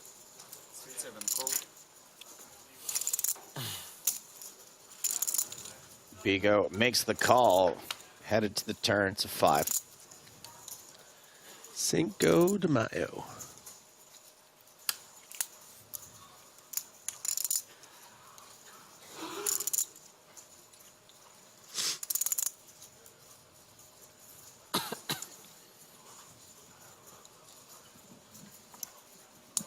C7 check.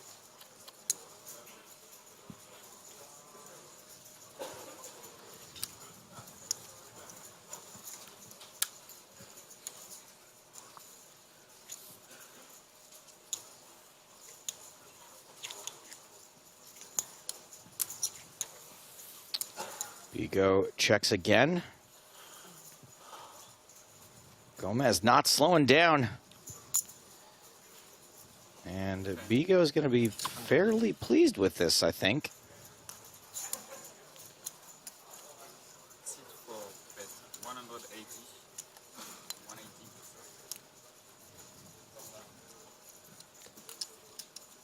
180. Yeah, I think Gomez imagines that Bigo is going to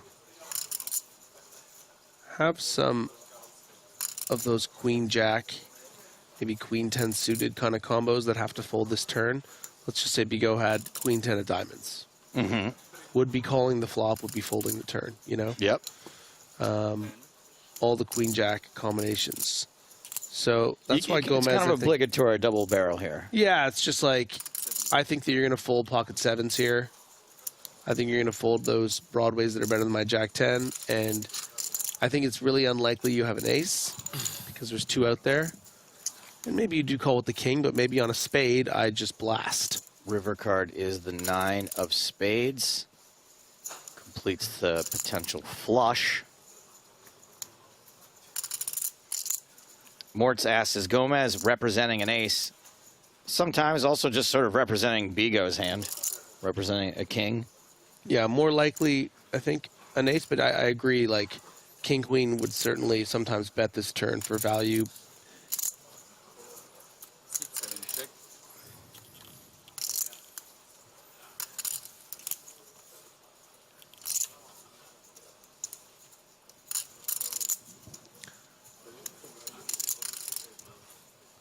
Interesting to see how this queen of spades interacts with Bigo's thought process as a bluff catcher here, if Gomez does fire a big bet.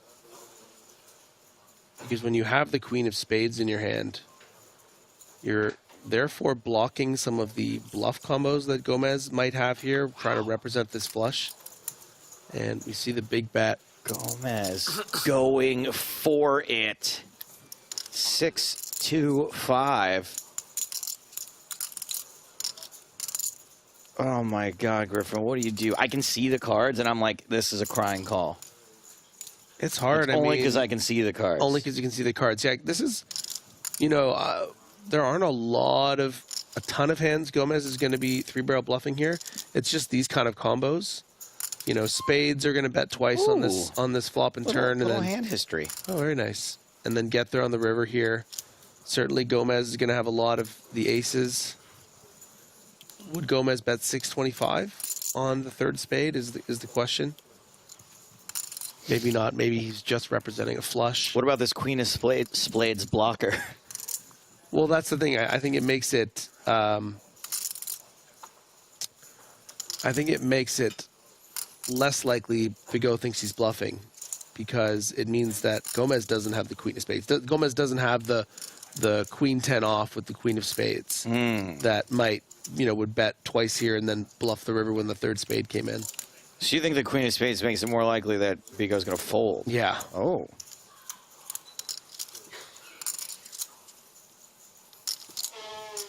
But you could look at it the other way. See, this is why blockers can be confusing sometimes, because by having the queen of spades, that's also less flushes. Spades. Queen of spades. Spades, sorry. That's also less flushes that that Gomez can have, right? And we see a big call. The one chip call is good for Bigo. Nice. Huge pot, 1.8 million.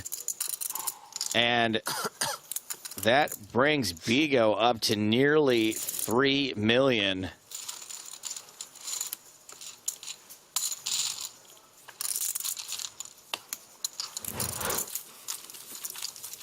And that is nearly 100 big blinds.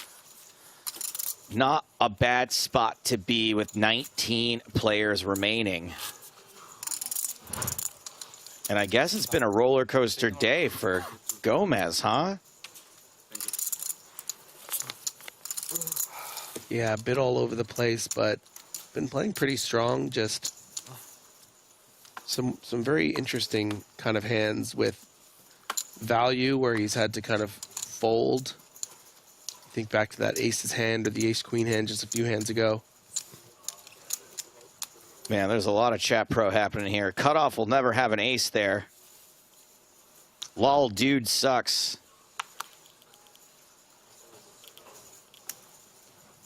Oh, but now that Gomez. the flush got there, it's a fold. American Airlines. AA. It's not that much of a hero if you play poker for a long time. Oh. Well then. Don't bluff with that board. If you play poker a long time, you'll know.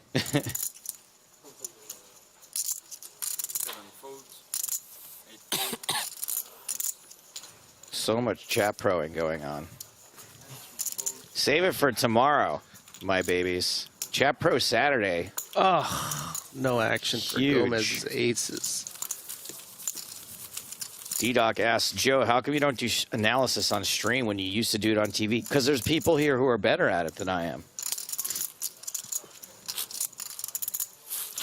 You don't bring sand to the beach. I like it used in this way more than the other way. When did I use it the other way? No, not you, but people Oh. often use it in this like sort of misogynistic way, or they're just like, "Why didn't you bring your girlfriend this weekend? You don't bring sand to the beach." I see. You know? Got it.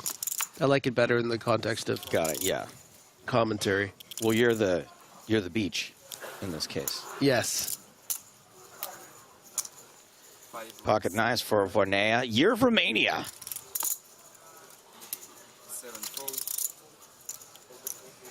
Oh wow, Zeddy says, well, maybe you should bring Sam to the beach. He could use some sun. He gets plenty of sun. Burn! Dude spends half the year in Brazil. He's doing It's fine. true, you're right. Pocket sixes for Kalev. DJ Kalev. Does make the call. DJ Kalev coming to you live here on day 4 of the main event. 19 players left. You've tuned in to Kalev Radio. Full house. Kalev. DJ Kalev. 66677. Overpair for Vornea.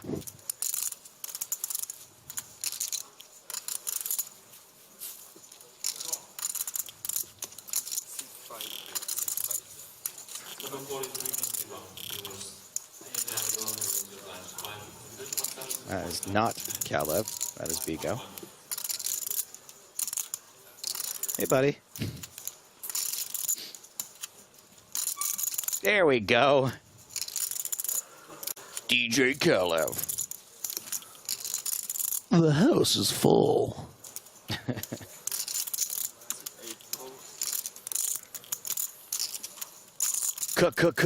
Calling. Deuce of spades on the turn. Call right now. Oh, Mr. agrees with the T-Tours. I miss T-Tours.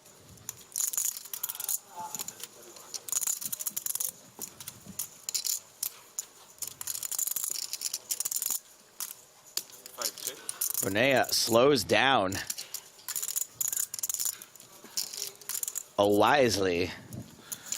200K over under. Go, Joe. Over, but by like 4,000. Wait for the drop. It's going to be like 205,000.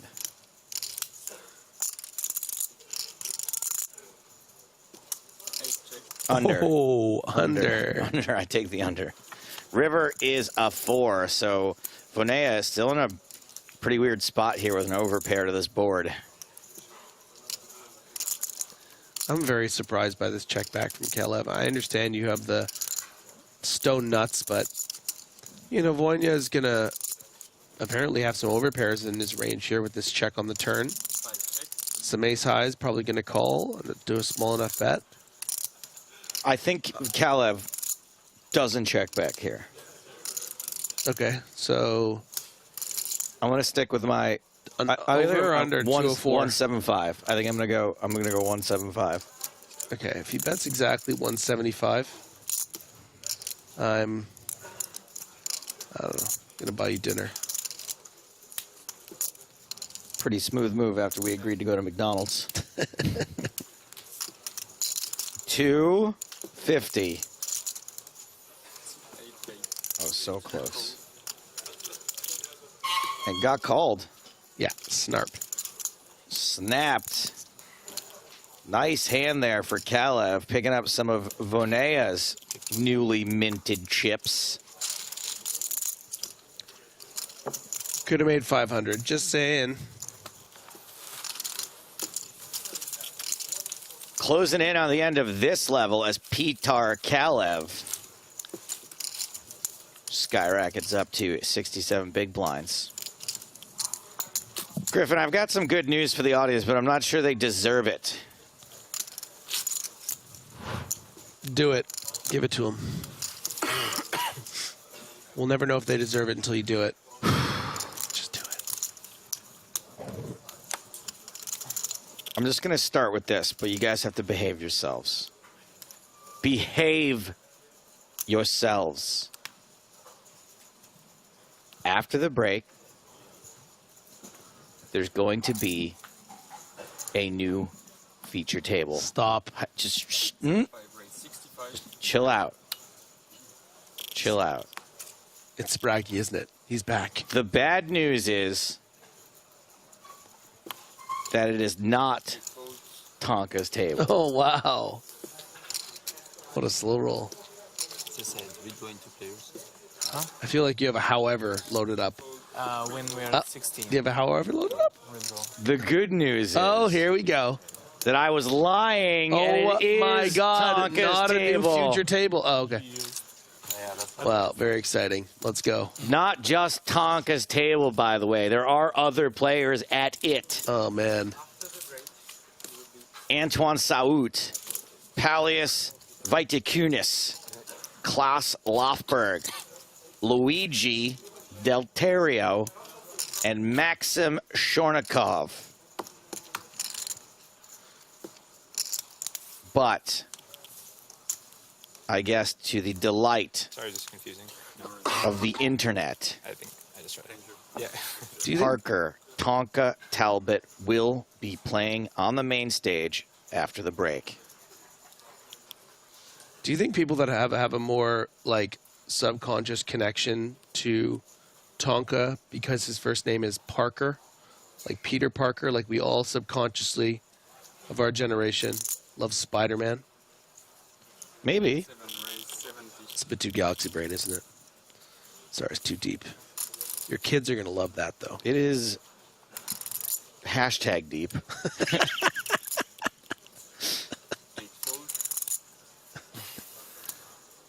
Big go. I'm just saying. Ace 10. Yes, sir. Is Parker Talbot Spider-Man? That's all I'm saying.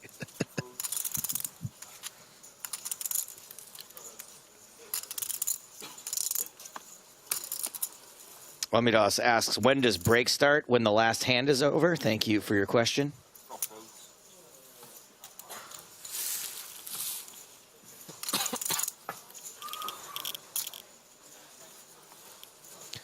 Viggo Mortensen at the Open.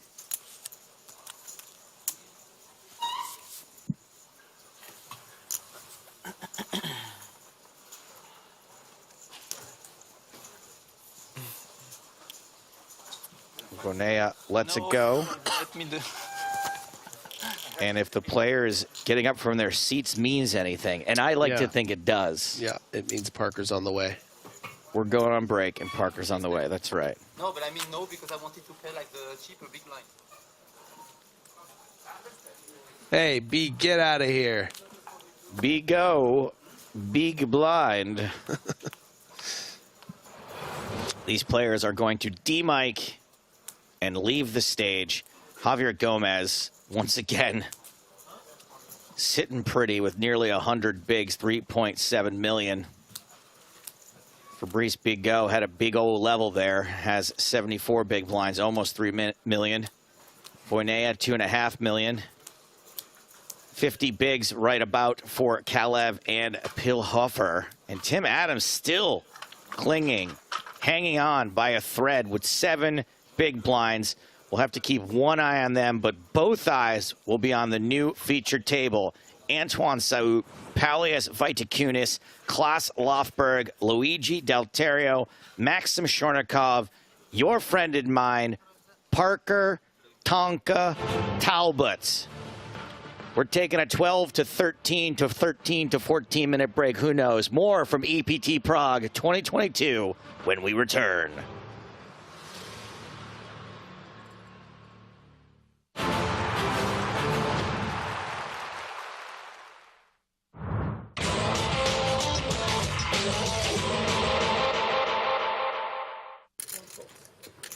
Seven deuce game's on, right? Oh, I forgot. What is a 7 deuce game? I have no idea. So 300 for 7 deuce. Okay, just win, you show it. Yeah. You win 300 from everyone? Or? Yeah, from everyone. So you win 1,500. It's not bad. Yeah, that is big. Wait, so is it on or is it not on? Yeah, it's on, yeah. Okay. You know what the Jake Cody hand is, yeah? No, I don't. What is it? 10-4. 10-4. 10-4. Yeah. Very playable hand. This is how he won his EPT. He 5-bet all in with 10-4 off and cracked a man's kings. And there's an interview with the French guy, and I won't do the accent. You can do it you can do it with the accent. He's like, I don't know why he did it. I don't know. He went all in. I call, I have kings. 10-4. Ooh, big hand for the challenger. What did it come? I just confidently showed as well, like, just like as if like it's the most standard thing of all time. That's the key to winning it. What did it come, Jake? What was the flop? It was 3, 5, 6. Good start. Ace, and then 7 from heaven on the river. What a punk. We'd be sitting here with Hugo Lemaire right now. Actually, it's actually very possible. What's the pot? Like, what's the maximum I can make it? 885. Okay, I'll make it 885. Sam and Alex have the same hand. In future, I'll just be like, pot. Gut check time, hand numero uno for Alex. It'll be interesting to see how he responds to this re-raise. I'm pretty sure Ali Reza will fold the Jack 5. Raise. All right. He's repopped it. It's back on Sam. Yeah, I'm all in. Well, worst case scenario, Alex loses less than half a stack. Bullying. Ah, right. I'll show you my hand if it'll help you make your decision. How much is it total? Setting stack was. I don't mind to gamble if you want to gamble, and then you can decide to fold if you're crushed. I don't know. You might even be getting the right price even with a crushed hand. I just have no idea how you play at all. That's a problem. No one does. Even I don't know how to play. If only there was some kind of strategy behind my... But when I go all in, I definitely have good hands in general. Like, that is the case. Math is right. Well, when I start with 100 big blinds, I have good hands. I call, yeah. Good call. Ace and a king. Same. A lot of dramatics. Mate, the same suits as well. Same suits. It's hard for it to come 4 diamonds. I'm just saying, it's hard, but it's not impossible. Come on. Let's get a no sweat. I just want... I'll take a chop. Come on, hearts. You've got everyone rooting for you anyway, Alex. Thank you. Split pot. We chopped up Ali. How much did you buy? No, You chopped up. I chop. I get all. I have 5 jack of suited. Yeah. We chopped up your 50 bucks. That's a wholesome start. Everyone gets their money. There we go. Love that excitement for a second. Having an edge of it there, I was like, no, not the aces.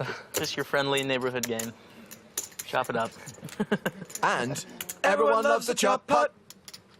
I think he heard us. Well, hopefully that's calmed Alex's nerves. It's now on Jamie.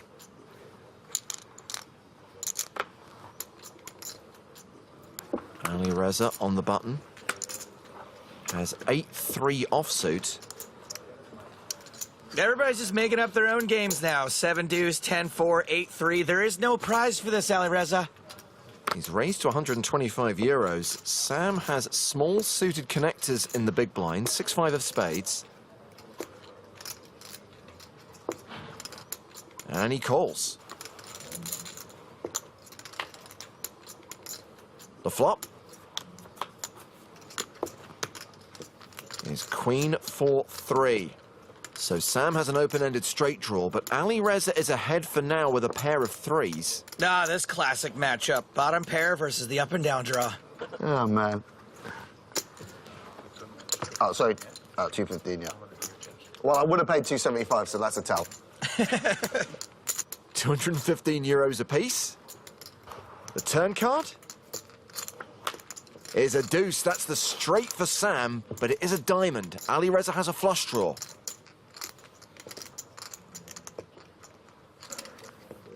He bets again, 315 euros. From bluffing to semi-bluffing. And Sam, who is a 4-1 favourite, calls the bet, going to the river.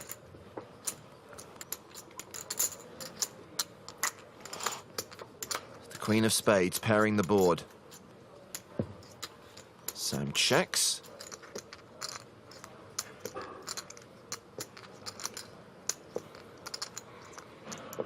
Ali Reza did not get there, just a pair of threes. He bets 205.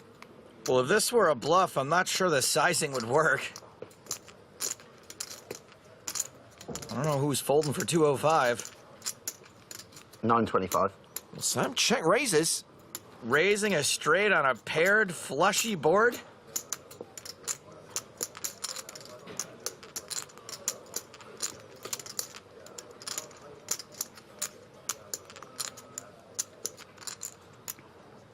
Raise. What? So Ali, come on, mate. This isn't Baccarat. Come on, we'll play a poker now. Go easy on me. What do you even have? I don't know, a couple of wavy lines.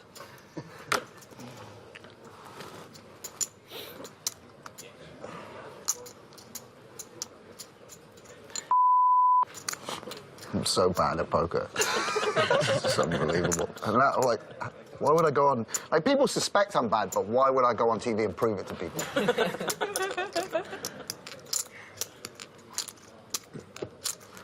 Ali, what do you have? What do you think I have? I could have a full house here. No, I could have, like, straight, a flush. Can you be a flush? Or do you just have, like... He has just like. Poor Sam is in a world of pain. Did eye my chips on the turn. I don't really know what to do here. I'm not raising. I can't raise. It's a pretty good price. That is true. He's getting better than 3-1. Will he have the winner often enough?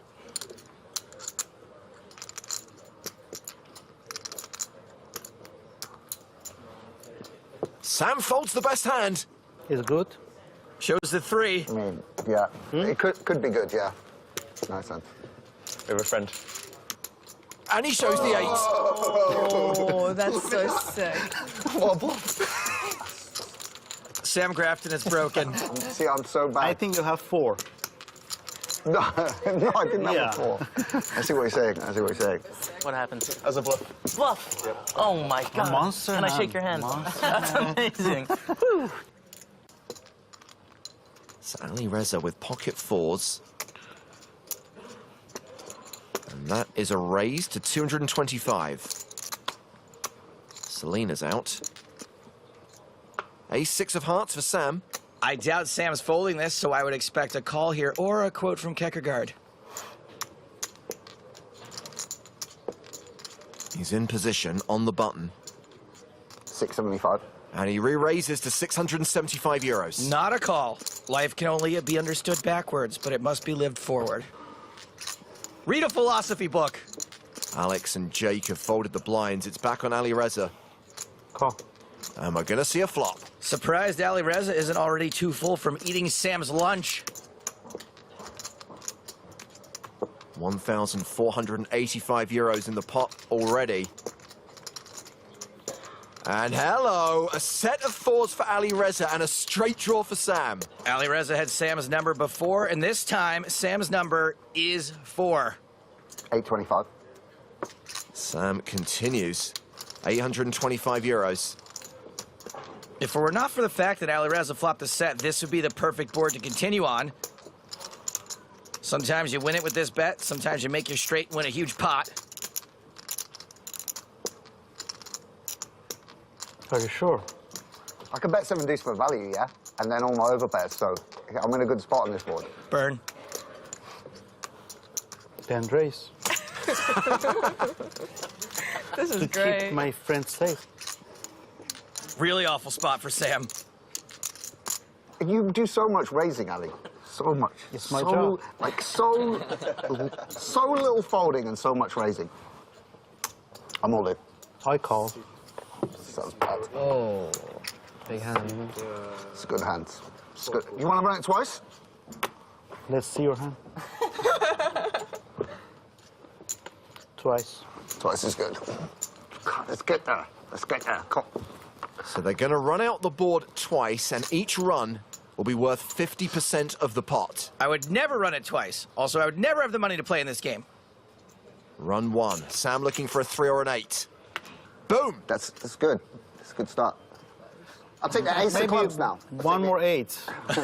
please don't do this to me. A lot of things like can an ace, like an ace of clubs. A lot you of see, things. you see, he even knows what card to call for. Like, not even like a Thank specific... you, thank you. I mean, it could happen twice. Like, now, you know when your expectations are here? Like, you're just, like, begging for crumbs. And now, all of a sudden... I don't even know what to do. So 1-0 to Sam.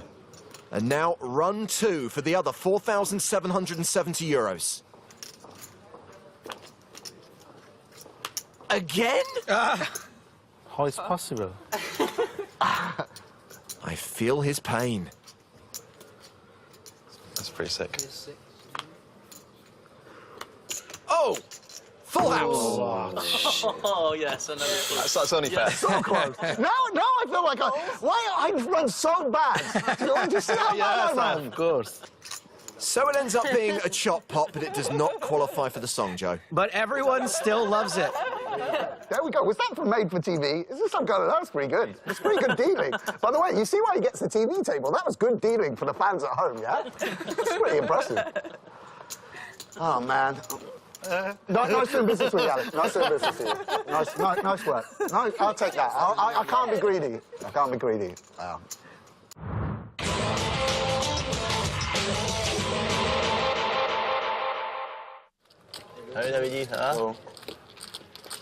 Just what everyone wants, a slow-acting, aggro Triple Crown winner.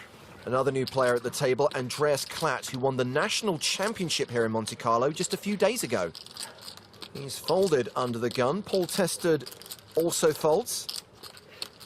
Alexandru Papazian has ace-6. This would be a pretty light raise from this position. Makes it 20,000. I will also fold. This table's been pretty 3-bet happy. Round to Sebastian Mallets in the big blind, who has ace-9.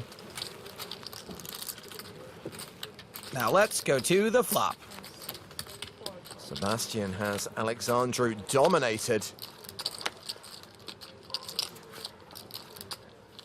But the flop is Jack 6-4. It's domination, rotation. Papazian has paired his 6. Mallets has checked. Papazian makes a continuation bet of 16,000. It's a cool bet from a cool daddy-o. Don't want to let your opponent get a free card. Well, it's calls. Interesting call. Even if you're ahead here, ace-9 doesn't play super well. King of diamonds on the turn. Mallets checks again. Papazian checks behind. The river card is a 5, so the board is bricked out for Sebastian Mallets. He checks. I like a check behind here. A value bet would be thinner than the walls of my last apartment. I'm sorry, 12G. I have an active dating life. We do see a thin value bet from Papazian, 51,000 with just a pair of sixes.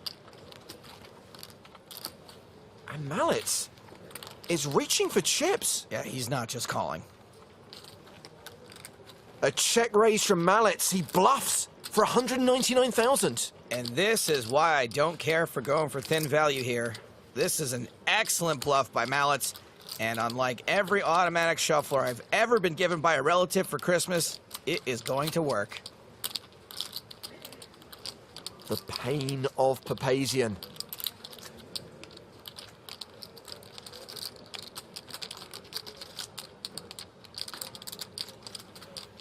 He folds the best hand.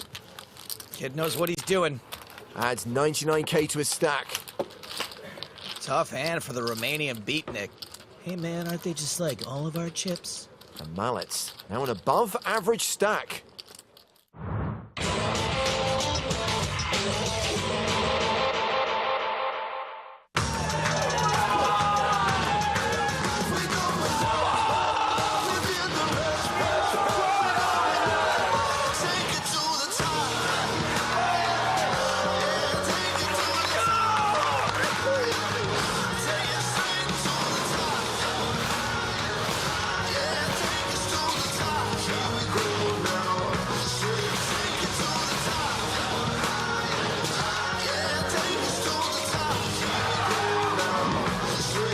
You call it, it's over, baby.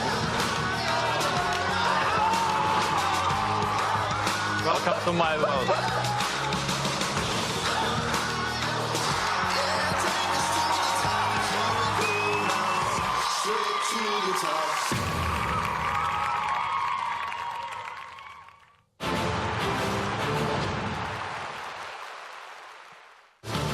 Welcome back to Prague and the PokerStars European Poker Tour, the final event of EPT 2022. And this is the main event here at King's Casino at the Hilton Prague. We are into day 4. We are playing down to the final table. We are just a couple of players away from being down to the final 2 tables. James Harshkin with Nick Walsh. Hello, hello, we're back. And Nick, I hope that got you excited for EPT 2023, showcasing the stops for next year: Paris, Monte Carlo, Barcelona, Cyprus, Prague. Full schedule at PokerStarsLive.com. Satellites for EPT Paris running now. And a reminder that we are giving away EPT Paris satellite tickets in our mini EPT Prague online series running on PokerStars right now, plus an EPT Paris package will be awarded to the winner of the mini main, which takes place on Sunday. That is the day that we play to a champion. That is the day we present the trophy and the first prize of €1 million. Still got the rest of today and tomorrow to play before we get to the final day. So trying to get down to 9, then tomorrow play down from 9 to 4, and then have that final day on Sunday. And as I said, we are coming back from break with 18 players. And as teased by my friend and colleague Joe Stapleton, we are going to have a new lineup on the main stage. By the way, Paris kicks off the season. The main event, 20th to the 26th of February. We will be streaming Paris, cards up coverage on Twitch and YouTube, not just the main, but also the Super High Roller and the final table of the local tour, the FPS. Should also highlight that before that, we've got a 10-day live stream from the Bahamas. That's going to be running from the 25th of January to the 3rd of February. 5 days of live coverage of the PCA main event, 5 days of live coverage of the PSPC. So you're saying that there's going to be some poker content made? I'm saying we're going to be working hard in the coming weeks and months. Okay. We are here for it. So, Jun Obara is the chip leader right now with 4.65 million. Javier Gomez, who was one of the start of day chip leaders, sits in second place right now with 3.7 million. Qualifier, Yunit Flavius Voinia, sitting on 3 million. Delterio and Lofberg sandwiched between Voinia and Gomez right now. Everyone pretty equal. And yes, we are finally in a situation where we can get the man, the myth, the legend that is Tonka on the main stage. Let's go. Very excited to see that. Now, I hear there was no riding after all. We did lose Connor Beresford, unfortunately. We did. But I feel like crisis may be averted if we get a Tonka final. So hype Tonka guys in the chat. Love to see one of our team pros taking it all the way this year. That'd be fantastic here in Prague. Yeah, as far as losing big names is concerned, you highlighted Connor Beresford, Nick. We also lost Simon Matson, C. Darwin too, during that last level. But Antoine Sote is still in. Parker Talbot is still in. Tim Adams is still in. 16 players remaining, and these are the players we are watching. Sorry, 18 players remaining, and these are the players we're watching right now on our six-handed feature table with the blinds at 20,000, 40,000 with a 40K big blind ante. So Parker playing 1.5 million, a below average stack. He is on the shorter side, but reasonably comfortable, just shy of 40 big blinds. Yeah, absolutely. 40 big blinds, definitely a playable stack. At this stage in the tournament, 40 big blinds, I would say, is still relatively deep. But anything can happen at these stack depths. There is an encounter. If they have big hands, certainly we can see some chips going in. We can see some players eliminated. And of course, we are seeing money jumps now with every few eliminations. Later today, tomorrow, we're going to see prize jumps with every elimination. 10th place getting nearly 75,000 euros, nearly 100K for 9th. And then 6 figures and more. 126 grand for 8th. Nearly 500,000 for 3rd. 658K for the runner-up. More than $1 million for the winner. A reminder that this tournament will conclude on Sunday, probably just before the World Cup final. The final table starting at the earlier hour of 11 AM CET. So make sure you're with us an hour and a half earlier on Sunday. Tomorrow we'll be here at the normal time, 12:30 PM.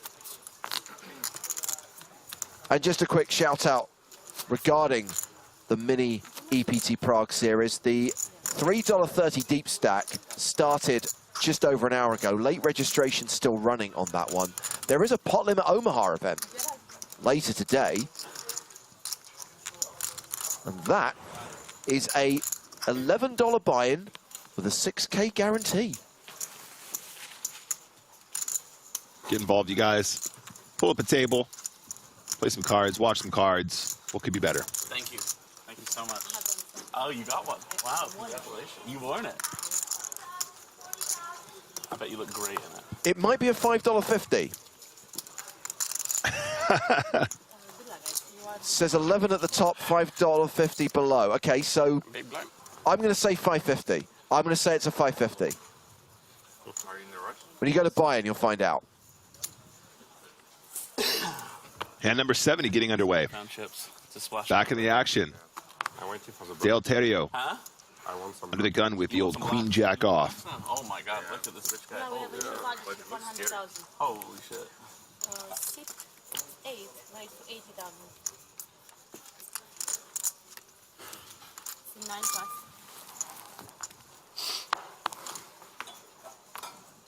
So the raise is to 80,000. Antoine Sote folding the 6-3. 3, 4? 4. 4 plus. First time? 5.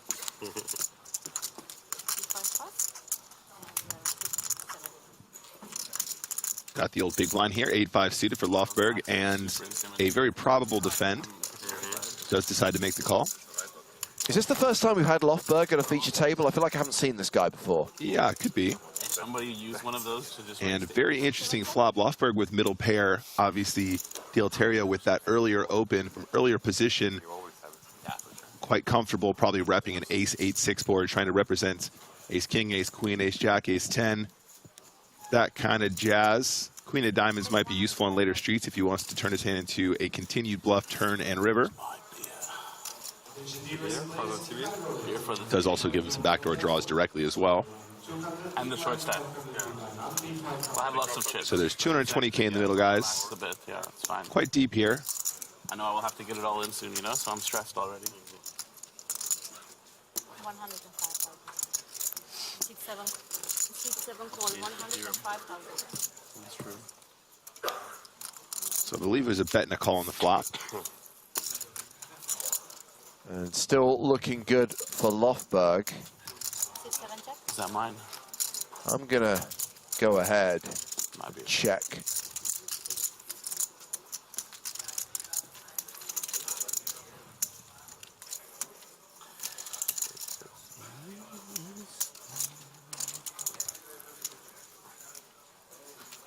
Yeah, I think you just continue here a lot on the turn. Like this a lot. We don't know the exact size. 285,000. 285,000 is what she said.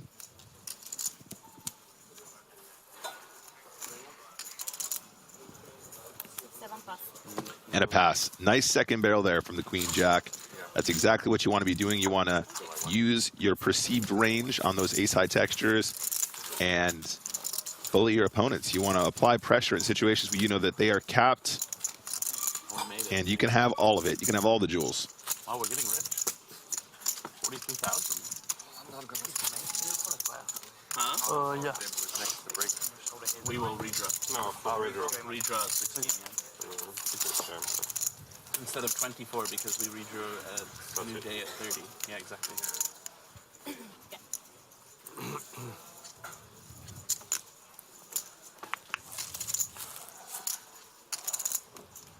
Where is Tonka? He's on the featured table, for heaven's sake.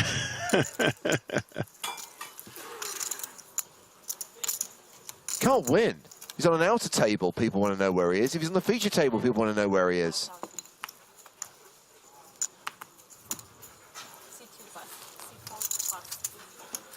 That's very annoying. C2 into C4. Only one missing there, 3, 7, 8, 9.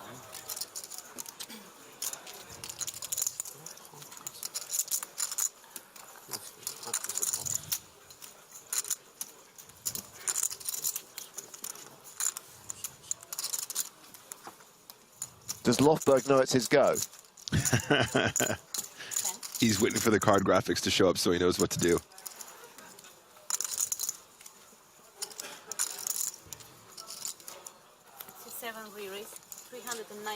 Yeah, I mean, at this stage, should we just have like one little sort of miniature screen top left, which is camera on Tonka at all times?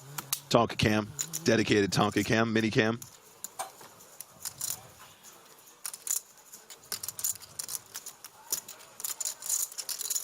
So there was early open, and there it is. 3-bet to 395K from Lofberg with the pocket eights and the small blind. So Shornikov deciding what to do with sixes, playing a time bank card to buy himself additional thinking time.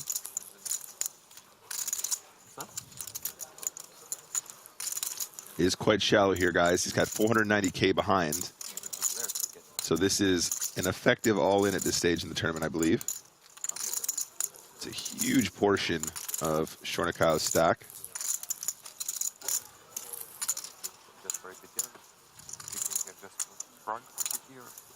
Yeah, I was in at Spraggy's house in UK before for like a little over a month. Makes the fold. Gets away from the worst hand. Fair play.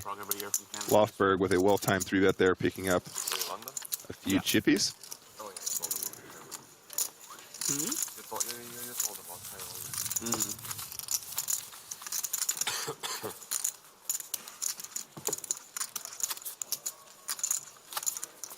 I'm going to need you to fold your hand. A powerful move to use the blacks. Looks very dangerous. Super strong. Yeah. Not want to get rid of them. Yeah, no. You have to share. You were trying there. Antoine Saut under the gun.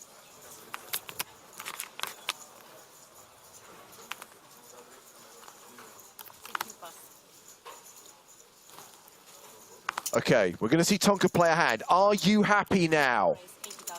Are you not entertained? Are you not entertained? You beat me to it. Oh, Lofberg with nines after Tonka opened with queens. Yeah, and I will note we did just see him 3-betting those eights just now, James. Obviously, the stacked ups were considerably different, a very different setup, so I'm not suggesting he's always going to take that line against the much deeper stacked Parker Talbot. However, pocket nines, very strong combination. He might just pull the trigger again. Looks like a call to me, though. Oh, never mind. It was a raise after all. 200,000 to go. Yeah, two of the red and black chips, which are worth 100K each.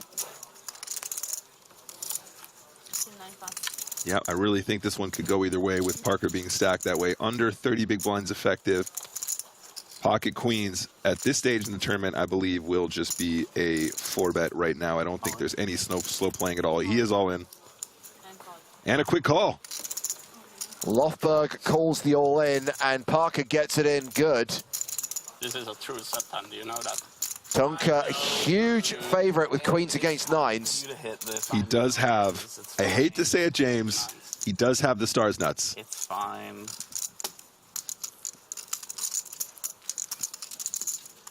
Send me into a blitz. Get your holds in the chat now for our boy Parker Talbot, Team Pro extraordinaire. I don't even think I have Huge spot to remain in this tournament.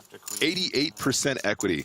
Meanwhile, you'll just see we've dropped down to 17 players. Tim Adams is out. Tim shoved Queen 10 into Javier Gomez's jacks and did not improve. So Tim Adams has just busted in 17th place. That means if something goes wrong here for Parker, if he gets unlucky and queens get cracked, we will be down to 16. We will be down to 2 tables. But there is a queen on the flop, and it's looking good for a Tonka double up. Actually, Stars Pro versus Stars Nuts. If you need some outs, The ultimate showdown. Jack. Or a knight. Sure. Parker, 97% on the flop. Could be 100% on the turn. 1 million exactly. Absolutely. So that is a big double up for Parker Talbot. So one Canadian gets there on the feature table. On one of the outer tables, we lost another Canadian favorite. Tim Adams is gone in 18th place. We are at 17 right now, 1 away from the redraw for the final 2 tables. Parker's got 3.1 million now. Let's go. I want to see him on the final. I want to see him take this one down. That would be an absolutely sensational moment. Thank you. And I want to be part of that winner's photo, too. You know how Parker somehow finaled the only EPT that we haven't live streamed in recent memory? Right. How about if he makes the final table, we don't stream it? I mean, it is the World Cup final day after all. Why not? Oh, you know what, guys? Just take the day off. It's all right. We stop. Stop, yeah? Yeah, stop. Team, take the day off. It's all right. Parker's on the final. Yeah, redraw.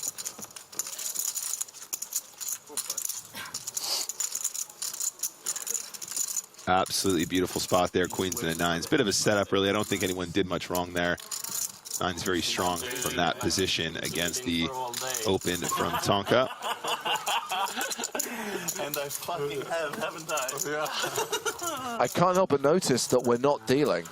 All right, back to almost what I started the day with. And you'll see we have dropped down to 16. Set over set sickness in the field. That's how I was feeling. Rui Milhamens had a set of queens, however, ran into a set of aces. Jordan Sakuchi KO'd Milhamens, and that has taken us down to the final 16. So I know we've just come back from break, Nick, but I think we're going to have another break while they conduct the redraw. I understand.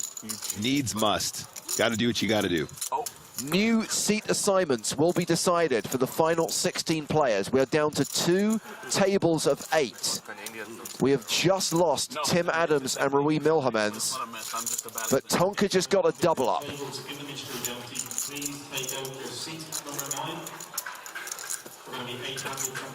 Powerful tips. Lucky Swedish tips. Hopefully I'm not gonna sit with you, so when I see you again I have like 3 million. So that means a new feature table when we return. How much you have? Let's check on the stacks of the players that we have at our current short-handed feature table. And confirmation that Tonka is now up to 3.1 million, 77 bigs, not that far behind Luigi Del Terrio, who's playing 79 bigs. A comfortable stack for Antoine Sote with 54 big blinds. Simon Lofberg, having doubled up Tonka, is down to 40 bigs. Paulius Vatakunas playing 21 bigs, and Maxim Shornikov, more like Shortikov, 10 big blinds. He is in the danger zone. Danger zone! Antoine is short. And obviously we still have most of this level still to play. 20,000, 40,000 blinds with a 40k big blind ante. We are going to be 8-handed again on the main stage when we return from break. So they will conduct the redraw. They will decide the seating assignments of the final 16 players, 2 tables of 8. And when we come back, we'll continue to play down to 9 here at the Prague leg of the PokerStars European Poker Tour. Tell you what, guys, while they're doing the redraw, while the players are taking their new seats, a chance to hear our interview with Steve O'Dwyer from a recent episode of the Poker in the Ears podcast. Enjoy, and we'll be back in 10 minutes' time.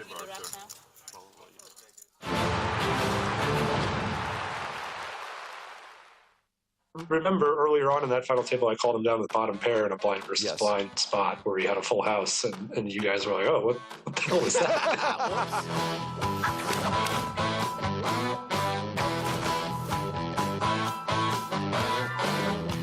Obviously, we highlighted earlier on that this is our second trip to Prague this year.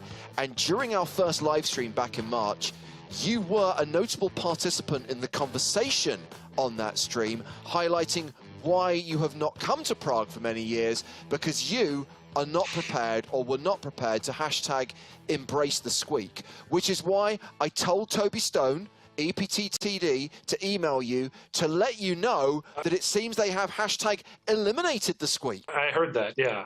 I didn't, I need to correct the record here. I didn't miss Prague because I couldn't handle it anymore. I missed Prague back in, what was it, March or February, because I had COVID. I couldn't come. That's always been my biggest complaint with Prague here, is the chairs causing psychic damage. Because it's not a squeak. It's the loudest, most painful screech you could possibly imagine, with those bare metal bottoms of the chairs ripping into the tile floor every time one of the 500 people in the room slightly shifts their weight a little bit. And it's been a crusade of mine since 2011 the first time I ever came here for Prague, to get this fixed. I looked up carpet retailers or rental places. Well, I considered buying things to put over the bottoms of the chairs and just going down there one night at 3 a.m. when all the tournaments were over for the day and turning all the chairs upside down to fix them. But I was holding out hope that someday someone would hear my pleas and fix it themselves. So, James, do we know what happened, how it actually got fixed? They've looked at numerous options over the years. And look, I think, to be honest, I don't think anyone realized just how big a problem this was and how much torture it was causing, not just the players in the room, but to the live stream audience as well. The staff, the dealers, the foremen, they hated it too. The floor people, that's right. Anyway, the solution, and I apologize that it has taken 11 years from you first highlighting it, Steve, for this to be implemented. I believe a little socks. It's basically a little kind of like clear gel plastic sleeve, and then on the bottom of that is like a felt base. So they don't come off. Like if you just stick those felt bases to the ends of chairs, they fall off. That's the problem. Whereas if they're actually kind of like sliding on like little socks, they stay on. And so far, word on the ground seems to be that it's working. But interestingly, Steve, some people have complained that there is no longer a squeak. I don't care. Those people probably aren't here. There are probably some people in your audience that just enjoyed memeing the hashtag. But they don't realize the psychic damage it was causing to everybody that had to spend time in that room. And thankfully, a few years ago, the high rollers, we got to play upstairs on the mezzanine level in one of the quiet, carpeted ballrooms, which is lovely. Yes. Because it's also nice because you don't have to go through the long security line to get into that big room in the first place. So the high roller players, we get the luxury of no screeching chairs most of the days we're here. I think if I have a standout Steve O'Dwyer moment, and I apologize for the fact that the PokerStars content machine has basically kind of really got its maximum value out of this one, it is the hero call against Roger Sipple in the PCA Super High Roller. And I just like it's also the novelty value of it, right? Because the final hand, the winning hand, is so often an all-in pre-flop. It's so often a race. So for it to end with a really good hero call, it's something a bit different, especially for those stakes. And also against a player who you're not going to be expecting to make a move like that. Well, I think there was a bit of a misconception about Roger's Roger's tendencies. I think most people just look at him and be like, "Oh, that's not the kind of guy you want to be making that hero call with." But I had never played with Roger, but I knew people who had, and they were like, "Watch out." Good advice. I mean, there was, if you remember earlier on in that final table, I called him down with bottom pair in a blind versus blind spot where he had a full house, and you guys were like, "Oh, what the hell is that?" Whoops. And it was the same thing. Like I had heard, like, you just watch out. You know, be willing to make some loose calls against this guy. And in that hand, it was the first hand back from break, and right before that, he had just lost a big pot. And just my thinking was, like, he's going to go on break, he's going to kind of psych himself up and be like, I got to win those chips back. I was ready to make a big hero call going into that hand, like, or those first few hands after break ended, because I thought he was going to be like, I need to get back to even. I gotta win some pots here.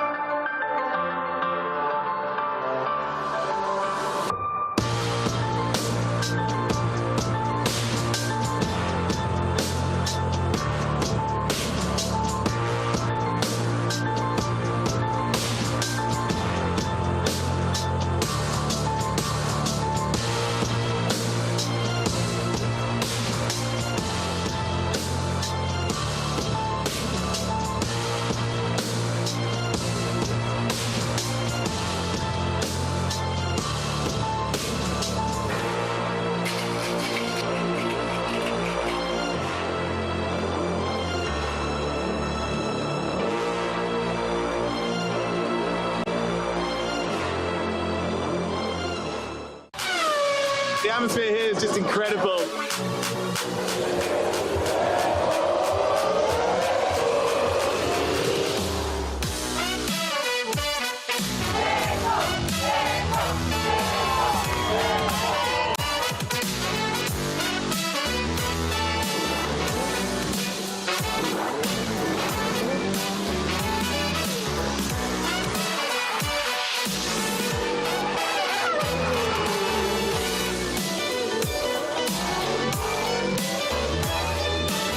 It's race day. We're super excited to be here. We're hoping for a great race, and we can't wait for it. Go Checo!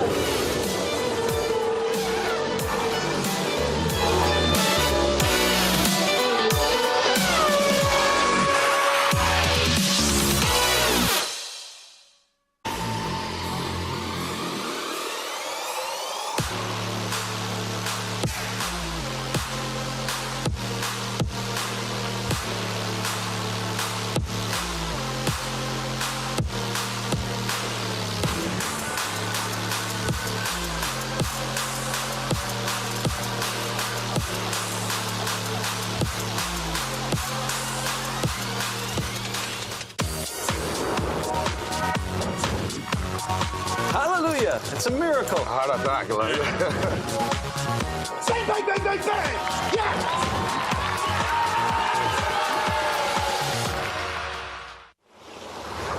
Yes! This is the moment you've all been waiting for. The Poker Star Championship! Let's go!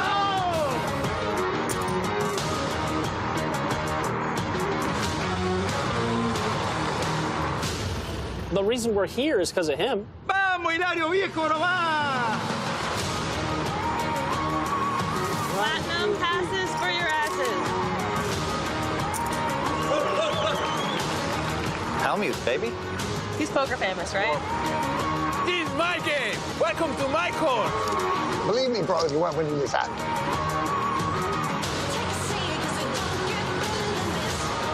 Oh my God. You guys sit down over there.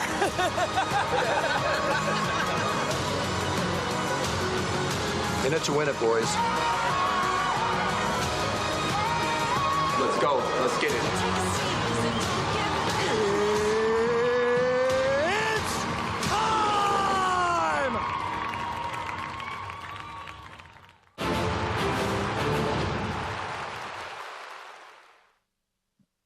Welcome back to Prague and the PokerStars European Poker Tour. They have just conducted the redraw for the final 2 tables. That's right, we are down to 16 players in the main event here on day 4. James Harsken with Nick Walsh. Hello, we're back. And I can tell you, Nick, that at the feature table, we have still got Tonka. Parker Talbot sat right in the middle, center stage. Alongside him, Simon Lofberg. He bet very big on the river, and I had bottom pair. So I had to Obviously, many players we've come to know and love over the last few days. I think, actually. He Jordan Sakuchi, one hand somehow. Being a cheeky bastard. Istvan Pilhofer. But he had it. He had it. He had to have it. He had it. He had it. He had it. Jordan's had it. Benjamin Labor in the 1 seat. Big on the river and you caught him. No, I Maxim Shornikov, the short stack, in the 2 seat. Peter Kalev, Fabrice Bigot. These are the 8 players we'll be watching. There are 8 players on the outer table. And we are going to pick up the action just a few minutes into the 2040 blind level. We were back for what, like 5 minutes? And we lost 2 players in quick succession, taking us down to 16, necessitating that short break, necessitating that redraw. Bet, river, 8. Oh, wow. Guy lost 1.9 million to this guy here. Oh, you won the fun. The girls are smiling at him. So everyone pretty comfortable in chips, with the exception of Shornikov right now. And I guess that speaks to how quickly we've lost players today, Nick. It has to even out at some point. Yeah, absolutely. We see these dynamics all the time, both online and live when we're doing our coverage. And at some point, it's got to start slowing down. We have lost quite a few in quick succession here, down to 16, as you can see top right. And that's what they're playing for. Shiny, shiny trophy. You could be cooler, though. Let's see. Very cool. You know, last time I was on this thing in Barcelona, it was so hot. Yeah. Here, Yeah, these seats are hot, too. cooler here.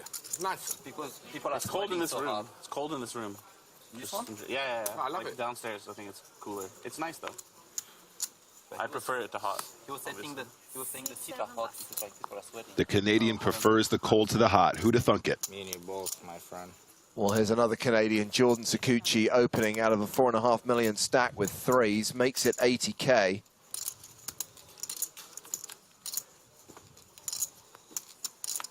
These cards feel thicker. They are thicker. Yeah. The cards are no good, but they're thick enough. Yeah. Okay. Last time we were on Table TV, we had to use like 3 decks. Oh, really? Because someone kept fucking them up? I don't know. What is it? Because you peel the way you peel it, maybe? If you bend them, they're like easier to like bend and be permanently bent, you know? Yeah. Pocket trays coming in with a raise. UTG +1. Mr. Talbot. He's got ace-10 in the big blind.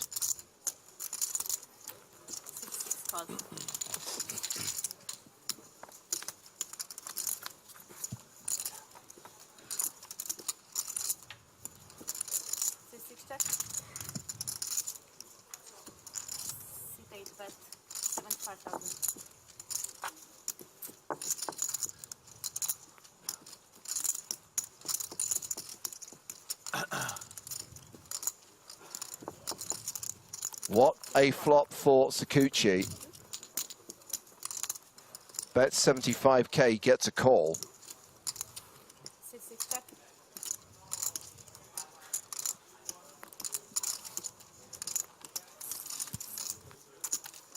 Bet 160,000.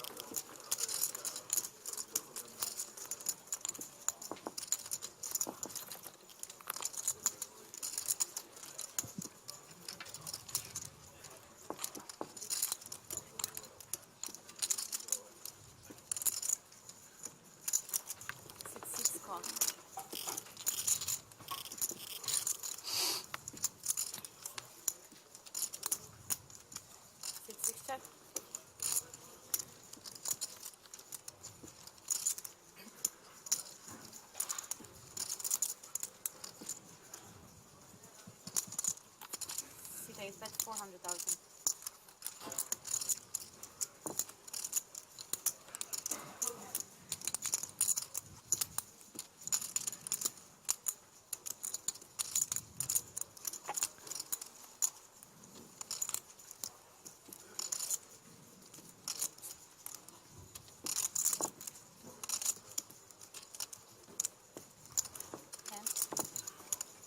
So Tonka facing this value bet from Sakuchi, 400,000 with the full house. He has got a 10 here. Obviously a pretty spicy flop for the trays here, flopping the boat. I mean, Tonka seems to feel like he's behind, right? He's agonizing over this. He's not a player that really takes a lot of time in these situations, so he must really hate it. Does make the call. Oh. Yeah, he knew he was losing. You're cooler. You're cool. I like it. Okay, so I think we can provide some clarification on the stack size of Mr. Talbot. We had him on a stack of 1.5 million at the feature table when he first came. Yep. And we had him doubling up from 1.5 million to 3. I see. In fact, he had closer to 1 million. Right. And doubled up to 2. Okay. So the current chip count we have is correct. The previous chip count was wrong. I see. We will find who is responsible. And they will be forced to listen to the Prague squeak in a dark room for a week. Yeah, absolutely. No, that was what the pause was for there as well. I was a bit confused to see the stacks, but we're all in line now. Onwards and upwards.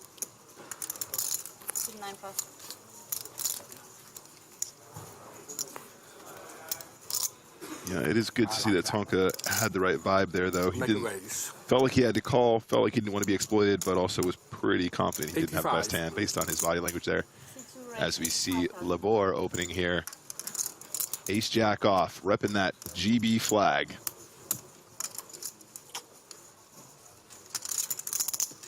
Shornikov, the short stack with ace 4 suited.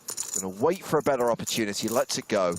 Yeah, he's definitely on the shallower side there. Wouldn't be that wild to see him commit, but that is quite an early open. Still lots of players to act behind him. I think I'd probably fold there as well. Bigo on the dealer button with the option to call and or raise and or fold.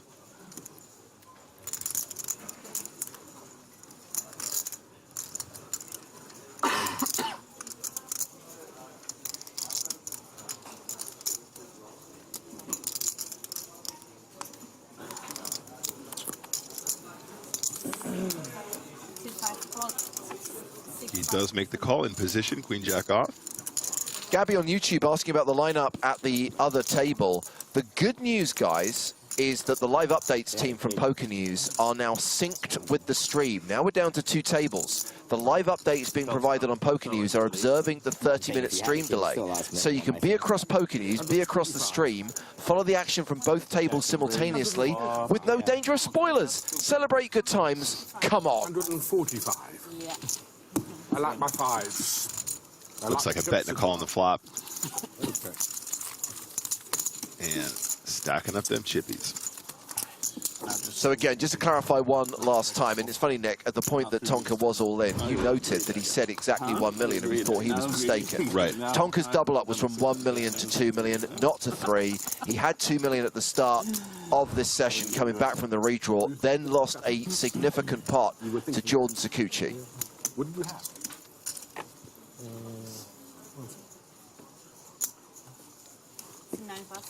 Be patient, you'll see it at some point. So.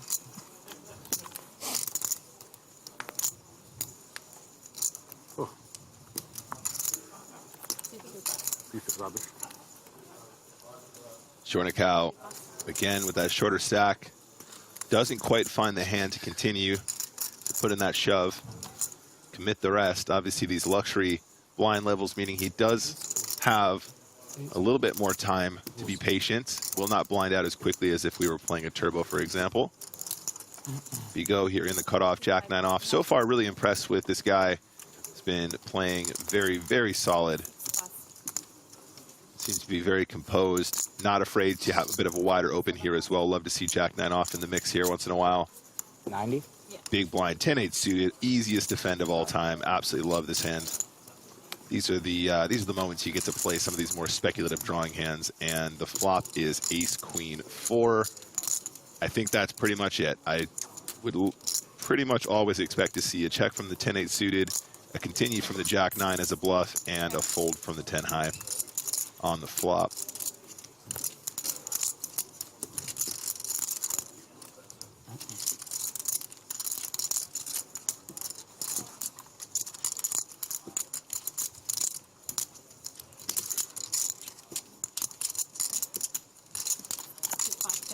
Wow.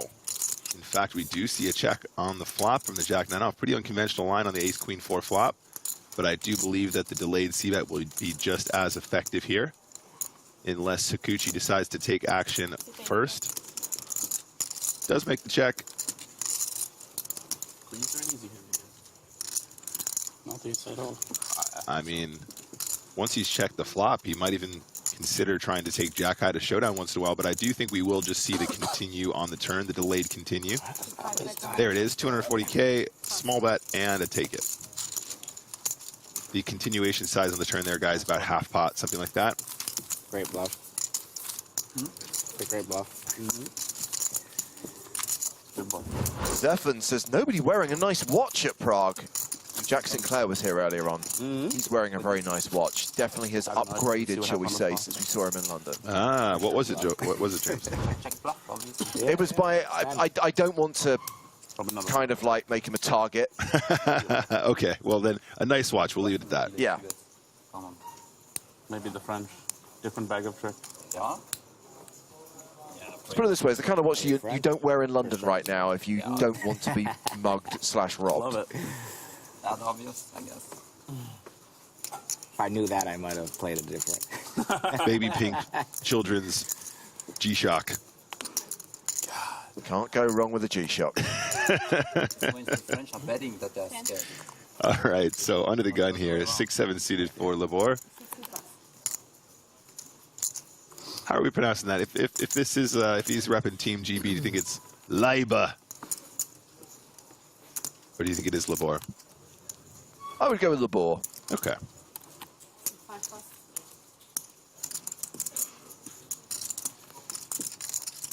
Parker, pocket fours here, going to open the action. Opens from the cutoff with the sailboats. A little bit of a small blind hand here. Ace-10 suited for Sakuchi. Million and change, roughly. 1.3.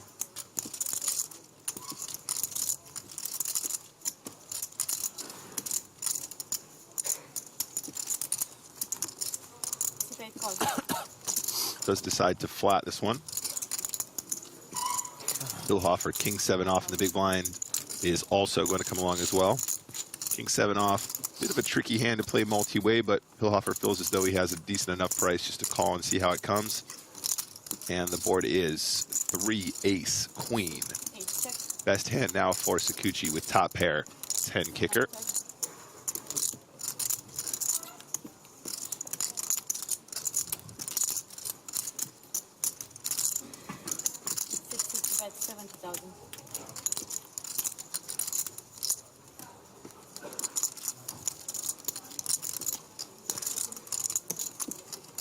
So a small continue from Talbot.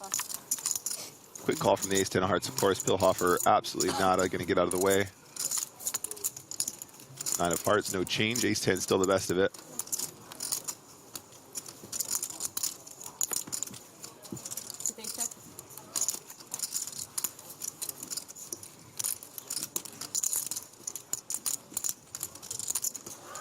So it's an interesting spot because I'm not sure if Parker would anticipate that many combos of ace-X flatting the small blind here. I'm not saying they don't exist, but I think maybe might have expected hands such as ace-10 of hearts to maybe 3-bet pre-flop once in a while, so might be capping his range to a certain degree. Regardless, it goes check-check on the turn. Seems good.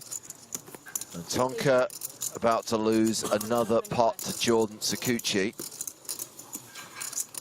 Value bet on the river, 125,000.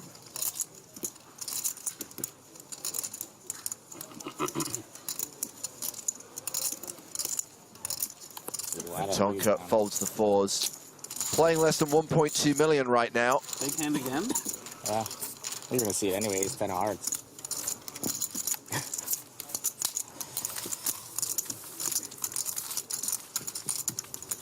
So just to reiterate the plan for the next 2 days, which is slightly different to most EPTs. Today, try to get to 9. Might not get there. We'll play 6 full levels if we don't. But if we lose 7 players today, we'll stop and come back with 9 tomorrow. Which I guess you could say is the final table, but we're only going to play half of it. We'll get down to 4. And then we'll come back on Sunday and play from 4 to a winner.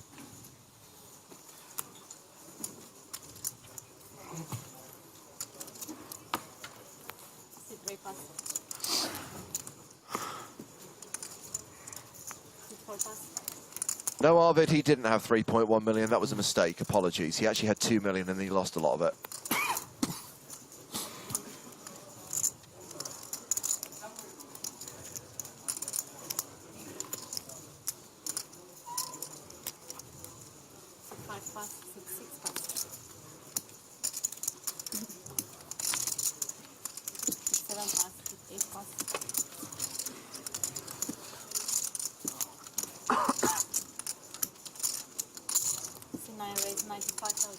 Now have a look.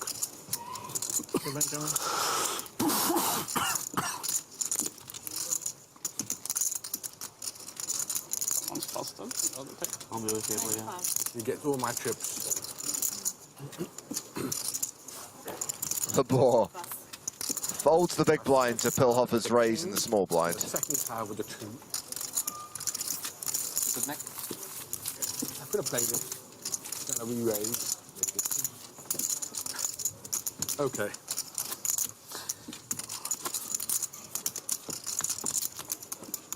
Four would have played that, probably. Yeah, to respond to Naught the fish, it is standard that a final table is +1 to whatever the normal max is per table. So, for example, if it's 8 max, which EPT main events are, the final table will be 9. If it were a 6 max event, the final table will be 7. You don't really want to have an odd number of players when you're on the final table bubble. Just to say, you don't have a table of 5 and a table of 4. Yeah, absolutely. A bit of an unfair advantage at that stage. Want to keep them balanced. Better to have an unofficial final with one more.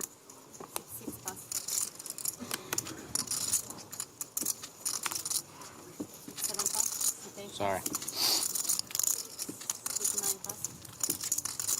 Galov has opened under the gun with 7s.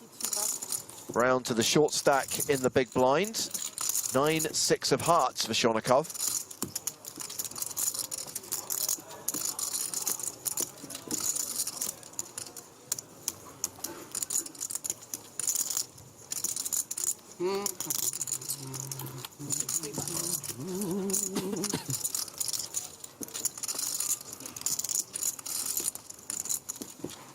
I note, Nicholas, that the field ticker has dropped down from 16 to 15.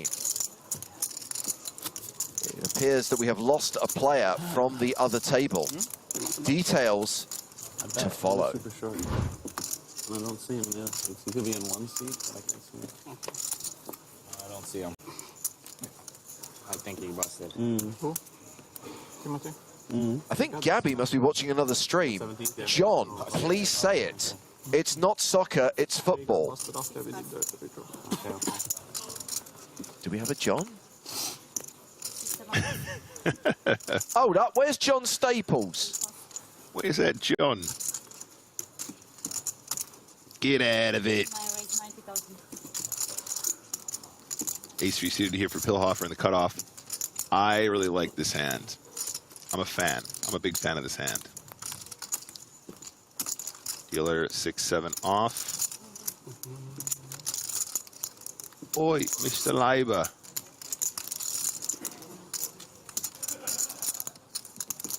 Cheeky smile. And a fold, all right. Coming around now to the small blind. Chernikau, again, very, very short at this stage in the tournament. Less than 10 big blinds. Goes in the bin. Details now available courtesy of the live reporting team at Poker News. Paulius Vaitakunas was the player eliminated in 16th place. Cashes out for 43,400 euros. He was eliminated by Luigi Del Terrio. It was a classic race, ace-queen against 7s. 7s didn't just hold. There was a 7 on the flop because the 7 is always coming. Hello, John Edwards in the chat. How you doing? Welcome. Pleasure to have you here as we round into hand number 80. Fold. Gabby says, John, I'm watching the right stream. I'll make sure that John knows. Need a napkin.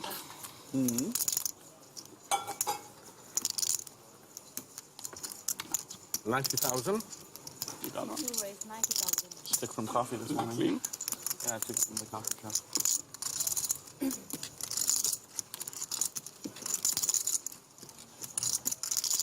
Key question, Gabby, is are you excited about the soccer championship tomorrow? It's the big soccer showdown between France and Argentina.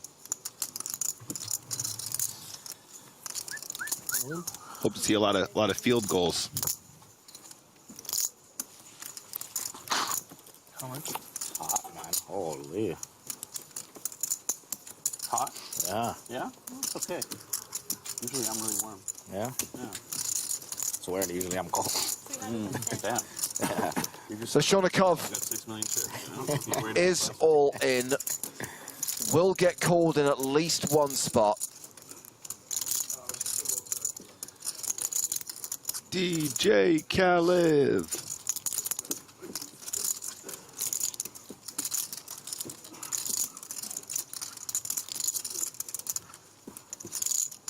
Of course, it's not Soccer Saturday this week, it's Soccer Sunday. So it's not tomorrow, it's Sunday. Oh, I see.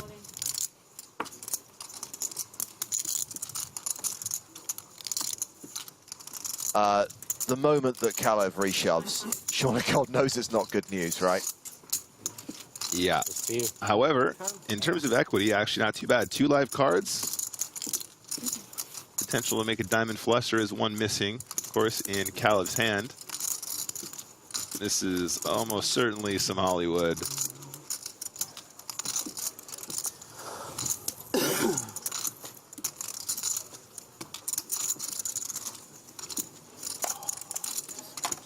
Missing 400.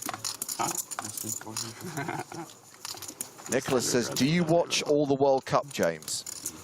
I could not give a. Shonikov is at risk here with Queen 10 against Ace King.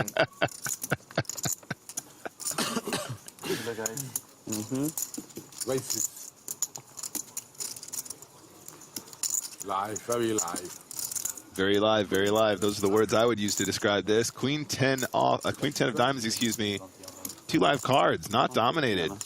Going to be like a 60-40, 70-30 kind of situation here. I mean, at some point, probably right there in the live. I think you get a few more percents at some point. in situations where you have 2 diamonds and your opponent has none, Big of course. as well, right here. Yeah, the 3K is really nice. And the 1650 today, too. Isn't PokerStars like only Canada now or something? No. Well, Ontario and Canada just got like segregated from the market. Maybe. And there it is, live card coming clean, 10 high board. Nice. In Ontario, you can only post. Shornikow now a 76% favorite. Canada, Ontario, sorry, yeah. But you can plan PokerStars. Here? No, you can. Like, on PokerStars.com. Yeah, because I have a residence in the UK. Or not just in the UK. Oh, nice. 2 of hearts, no help for the ace king. He's going to need to see an ace or a king on this river to win this pot. Doesn't make a difference, though.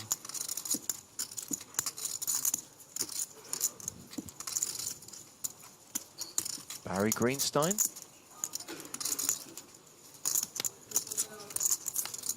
Nope. 9 pairs the board. Shonikov doubles up through Kalev, and we are still at 15 players. Nice time to run good to remain here in Prague, EPT 2022.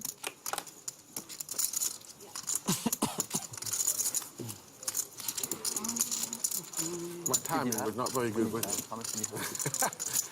I have to say though, James, you know I'm not a big football fan, but I am quite looking forward to the final. I have been getting into World Cup a little bit. There's something about the World Cup in particular that I'm like, I kind of get it. Otherwise, y'all know I'm not a big football fan.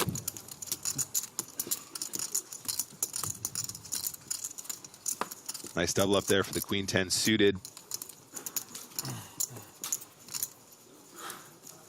Cards are in the air for hand number 81 of our feature table here in Prague. Sakuchi opening the action. Sorry, second act here, of course, UTG +1. Makes the fold. Pillhofer, pocket nines, UTG +2. C9 raise 85,000. Bruce Mini in the chat says, Nick, who are you betting on for the World Cup so I can take the opposite? That is a fantastic strategy. Those of you that know me know that my sports betting career is never quite took off.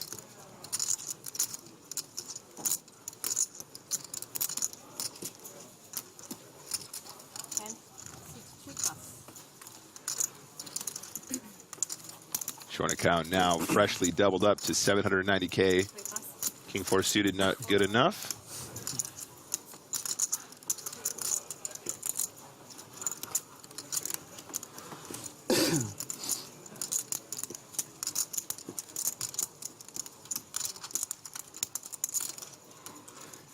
Style in the chat. Sure, buddy. I'll let you know. It might not be live, but I'll try my best.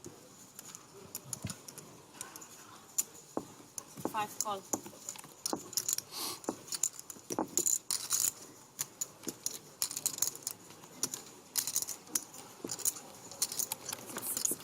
Tonka calling as well out of the big blind. 3-way to the flop. Yeah, king at a diamond's really nice hand to peel here when you got such a good price pre-flop. Just try and get lucky. A couple ochos, couple diamonds, you know, see what happens. Flop is deuce, deuce, 4, Bigo with the absolute boat. As far as flops go, guys, this is probably almost as good as it gets. Aside from flopping the Del Boy, which it is now called, James, after yesterday.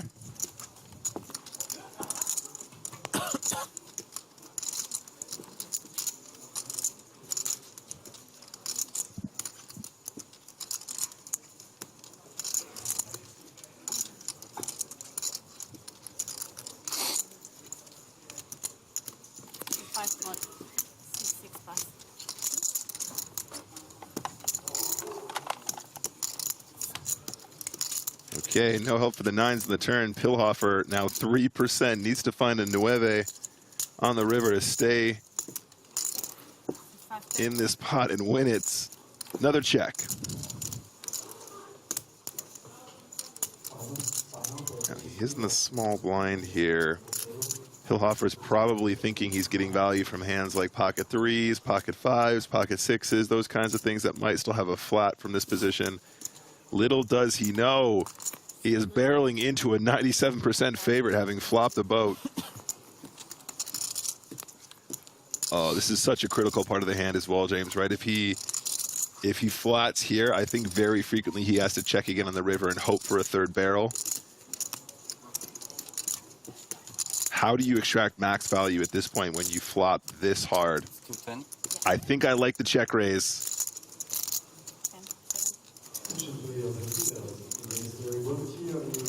But he might think it looks too strong, might opt for a call instead.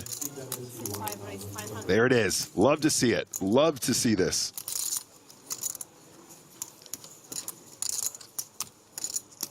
It is not huge, but it is enough to put them in range to play for stacks for less than SPR 1. Use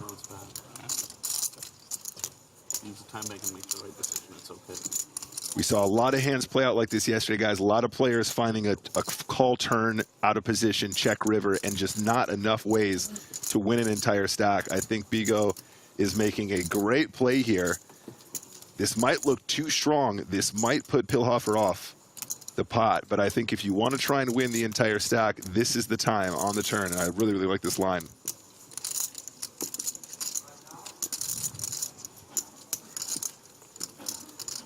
Oh, wow. Ho, ho, ho, ho. Pilhofer calls. And this hand is going to the river. 1.4 million in the middle. Yeah. And Pilhofer, the effective stack with 1.5 behind, does not improve on the river. Guys, you see how he did that? You see how SPR is like 1 now? Now it's easy for him just to put it in on the river. He can just commit the rest. This is a perfect spot. How Bigo will he go?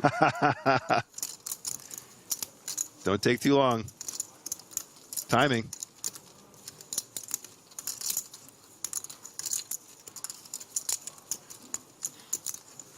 You know, James, he's been... 750. 750,000 bet, 6-5. 450,000. He doesn't go for the entire stack. Fair enough.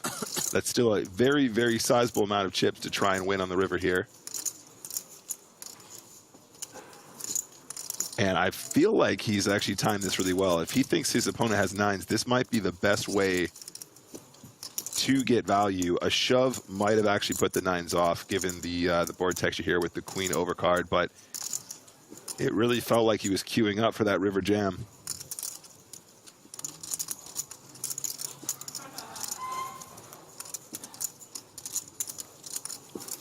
Then again, is the smaller size looking too much like a value bet, James? Maybe the best way to make this look like a bluff was to just go for all of it, the slight overbet effective jam.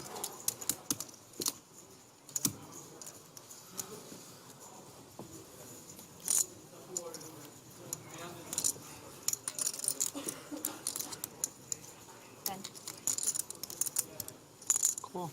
Makes the call. Oh. Shows him the bad news. And Pilhofer loses a big one. That was half his remaining chips on that last betting street. And Pilhofer will now be playing 785K. Meanwhile, a huge stack for Bigot. Yes, indeed. Huge pot there. Love the way you played that hand. And again, that river sizing, such an interesting thing to study, such an interesting thing to debate later on. I think there's a chance he might have picked the better size. I think maybe going smaller was the right play at this stage. And Istvan down to just 19 big blinds after running into that flopped boat. That's what I thought. I had fours a few hands ago. It came ace, queen, 7.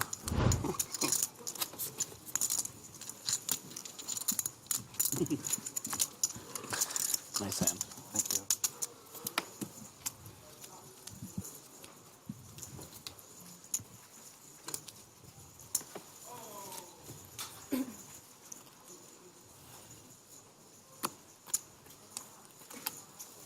Eight players at the feature table, 7 players on the outer table, 15 remaining.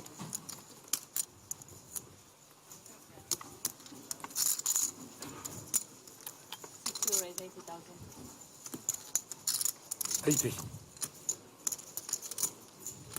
board's opened with ace-jack.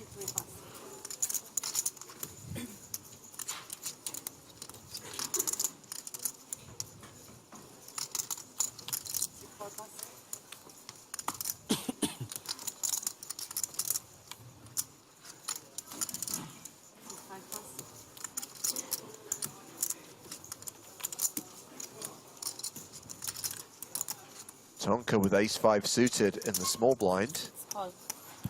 Calls. Lofberg in the big.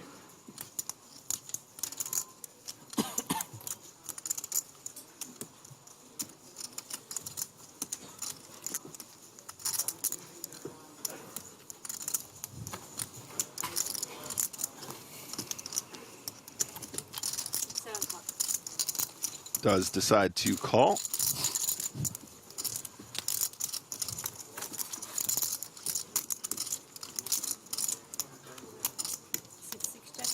Jack, 7 deuce. 150. Labor with top. Continues. 2 quick folds.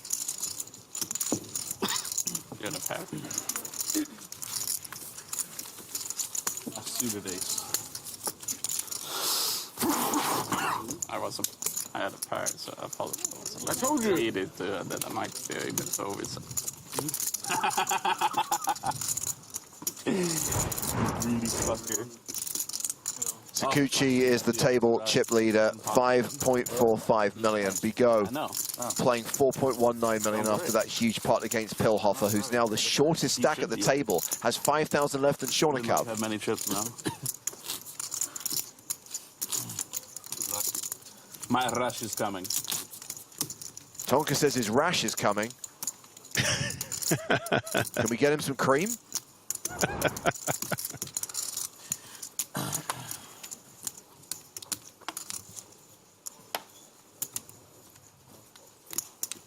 Tonka is in London, I believe. No, he is definitely in Prague.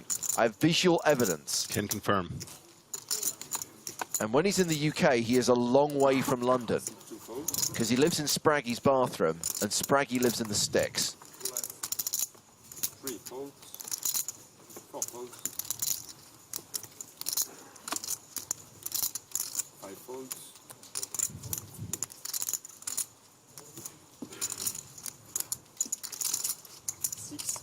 80.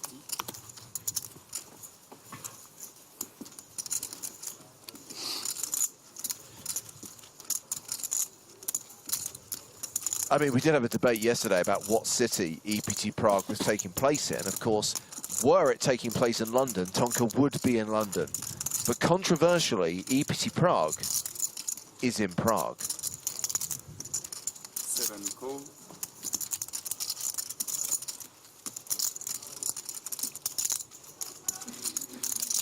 Alright, I'll be in it. 8 folds. Little dealer versus small blind action here. Interesting flop now. 7 check. Lofberg does pull out ahead with a pair of 5s. Mr. Talbot, though, with a pretty well-disguised gutter ball here.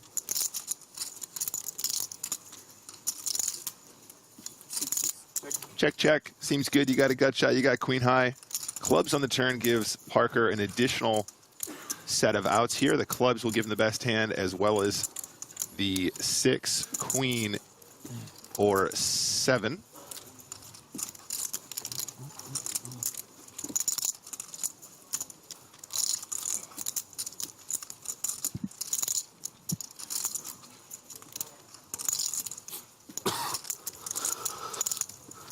Lofberg is going to try and protect his hand now.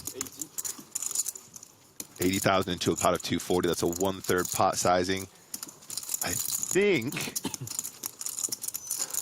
I prefer a larger lead on the turn if there's no action on the flop. I think at this stage you really want to start protecting from the hearts or the clubs, etc., etc. So it's a bet and a call, of course. Parker going absolutely nowhere with the combination draw. And what could very well just be the best hand, right? He could be up against hands like Jack 10 here, no problem. 3 of hearts, no change though. Brick City for Parker. Lofberg, I imagine, is trying to get to showdown net now for as cheaply as possible. Maybe he might have kind of like a cool little like small blocker, semi value bet against some ace high kind of situations. Decides to go for the very passive route instead. Checks. I'm gonna go ahead. Check. I really think there's value to small betting or checking here. I think both are totally good, totally solid.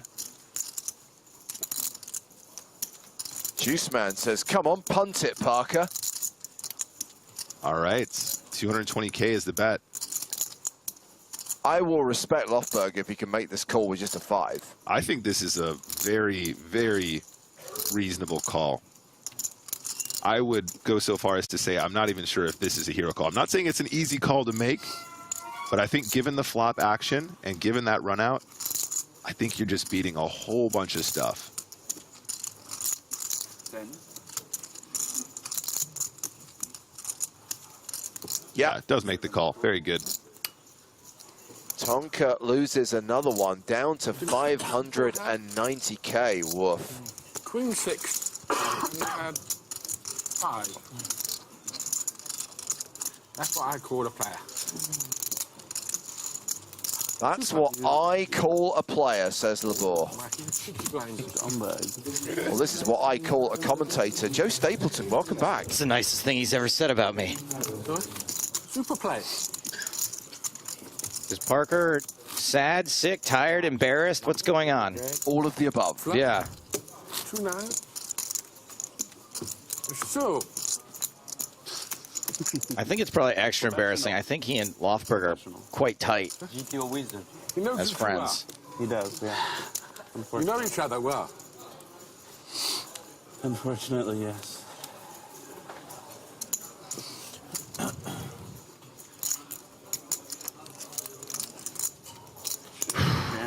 Man of straw. Just give it, I don't know, 12 hours. It'll be Chat Pro Saturday. Not that hard of a call. Not that hard of a call. It's almost Chat Pro Saturday, guys. 3 folds. As he writes exclamation mark giveaway into the chat. You bloody bastard.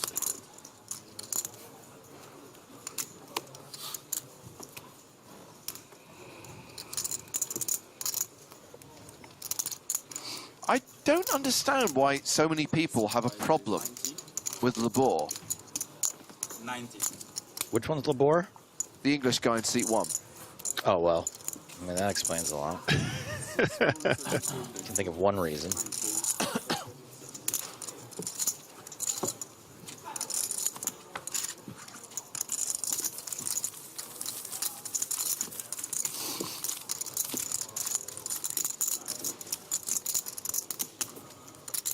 High-score suited as well. You going to fucking full before the flop. Griffin was trying to tell me that Labor was a... Well, I guess we can't do bad lookalikes for other people, It's just about thing with poker EPT, players. But no one gives up anything.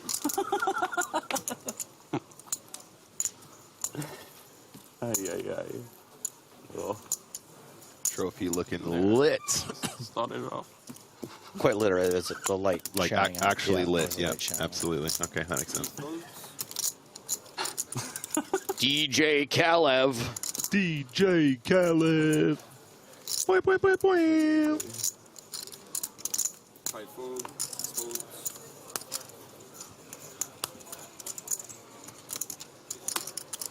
Lofberg, very pretty hand here. 9-7 suited. Absolutely stunning combination of cards. Seti asks, what is Lothberg's star's name? Cassiopeia. Ace-5 off, all in from the small blinds. That was a constellation joke, but I see. What's up with There's these no astronomers blinds? here. 35K for him. Yeah. Terrible math. First time dealer, don't worry, it's his fault. Right. So my Hungarian friend is all in, yeah? Little Bob Hoskins going on, huh? Good to talk. Mr. Smee. Smee. Respect. What about me? At least fucking call and get me a laugh. So, Sarajevo 43 watching on Twitch asks, when is the Winter Series schedule coming out, PokerStars? My follow-up question to you, Sarajevo, is where are you in the world? Because if you are in Southern Europe, if you play on PokerStars France, Spain or Portugal, the Winter Series returns on Christmas Day. If, however, you are part of what we like to call our global shared liquidity platform, really snappy title. There is a brand new online series called the New Year Series. That New Year, New You. on Christmas Day and is inviting players to see in 2023 with a $40 million guaranteed online series with a main event on Sunday, January the 15th.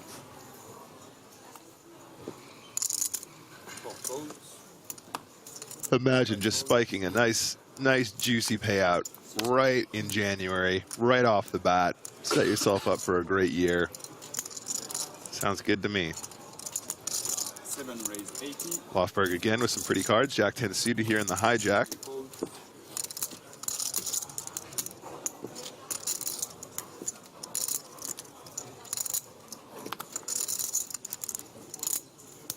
Should be getting through the small blind.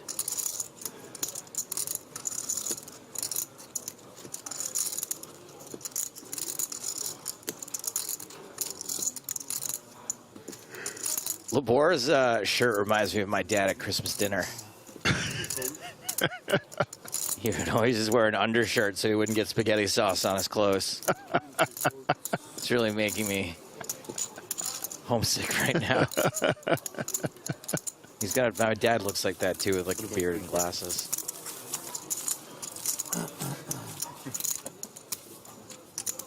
Doesn't make a difference, does it? You still fucking put the chips as your fucking can't help yourself. Never Win Pot says, maybe this tanking is why people have an issue with him, Lamau. I know. If that was some young 7 or 8 seconds Nordic give me to like wizard tanking with 9 deuce and taking like 6 seconds, people would have no problem with it. You know, he just didn't want to beat me in the pot and make me feel bad. But because he looks like your loud uncle. I think I might fold. 5 fold, 6 folds. But I'm not going to push it too hard, not going to use tiebreak anyway. Got no patience. So I call it. Guys, if you're complaining about them tanking, don't forget that we do have shot clocks in play. We do have the time cards in play. If they are sincerely and genuinely taking advantage of the system or taking too long, they will be penalized for it at some stage. That's how it works. I think they're doing just fine. I'm gonna fuck you up, buddy. Remember those DMs that you said I was gonna get? That you were gonna get if you won the 9? Yeah, you're gonna get them.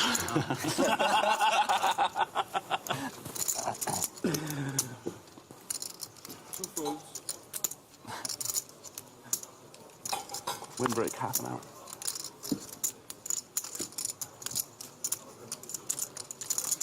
Can we get service, please? I just want a beer. This could end in tears. Pillhofer in the cutoff with ace-king off. Shornikow waking up with ace-jack off in the small blinds. Pillhofer definitely would love to see some action here. Does he decide just to rip it? So it doesn't matter. He is all in as expected. What else are you going to do with that chip stack? Seems like a very standard play. Snapping it off for the ace-king. No chance of a fold here. Good luck. Ace-king. Domination situation. Seems like it was closely against your... Pillhofer has got Looks like it. hearts. I need this. Shornikov's got spades and diamonds.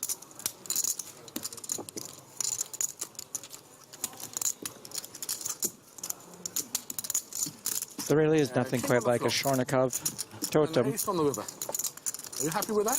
A king on the flop and an suggest you ace try on the it. river? Feeling like a queen 10-8 flop. Ooh, spicy. Fair fight. A fair fight. Flop. King, queen, 9, 2 hearts. Great Some flop.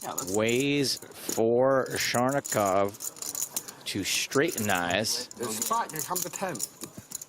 Pillhofer does have to sweat it out a bit. Turn card. Cinco. Shornikov has to hit the straight to win.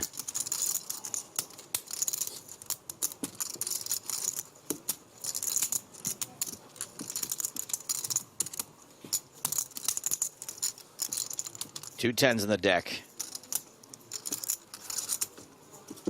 River card coming. Trip kings for Pillhofer. Shornikov Yeah, he does. exits in 15th place. Yeah. Handling it well. Maxim Shornikov, that is. 52,050 euros. Love it.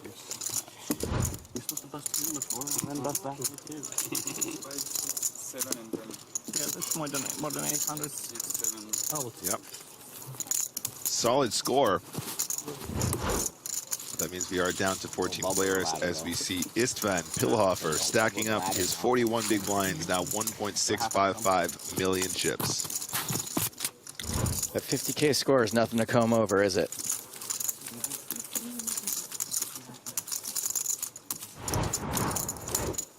Sakuchi leading here at the feature table.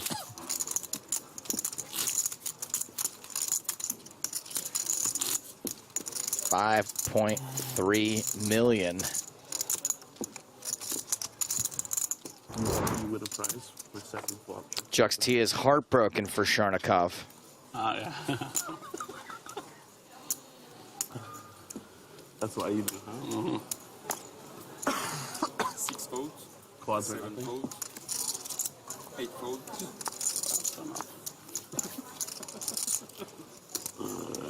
Two 9s for Pillhofer. Let's go. Play the rush. Ride the wave. Do the do.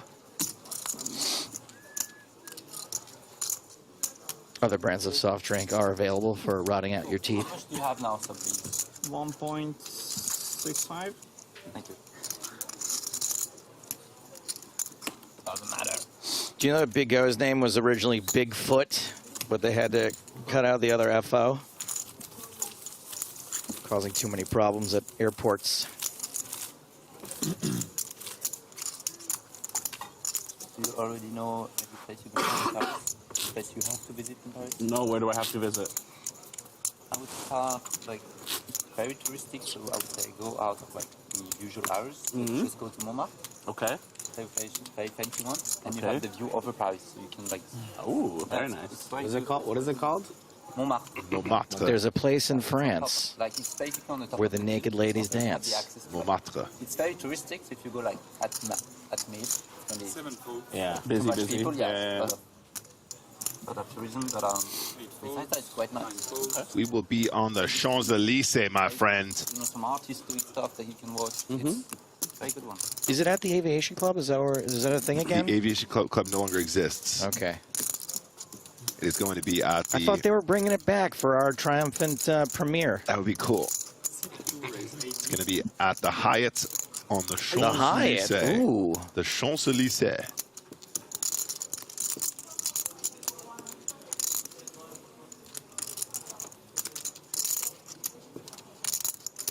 Pocket sevens for Labor. Gets DJ Kalev to fold the king 10. Ace 8 for Bigfoot.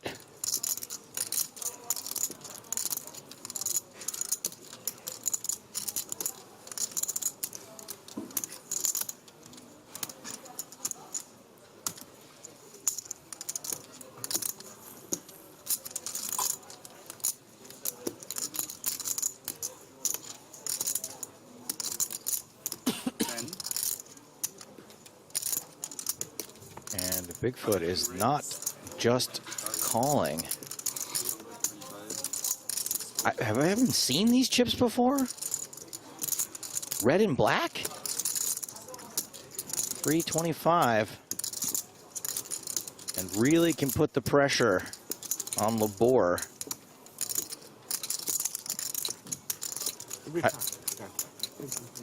I've not. Here we go. A big raise. We've got marginal. Ooh.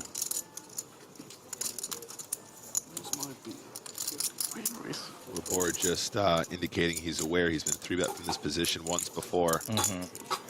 Maybe a few times before. When you got the flight back home Monday. I feel like once you announce you think your opponent has a marginal hand, and then if you like shipped it or something, you don't always get. You might get a call from a marginal hand.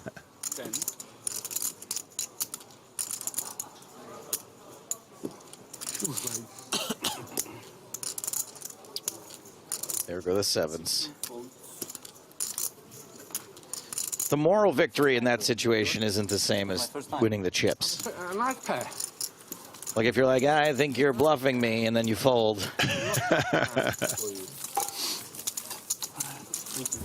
You have a pair? No. Ace king, ace queen. You see it on stream. Ace king, ace queen. No, ace jack, ace 10. King queen. Ace deuce of clubs, sir. Okay, king queen suited. Yeah? What do you think? I No don't know. idea? I'll let you know when I see the So I street. told you the raise was rather big. That's why I was rather.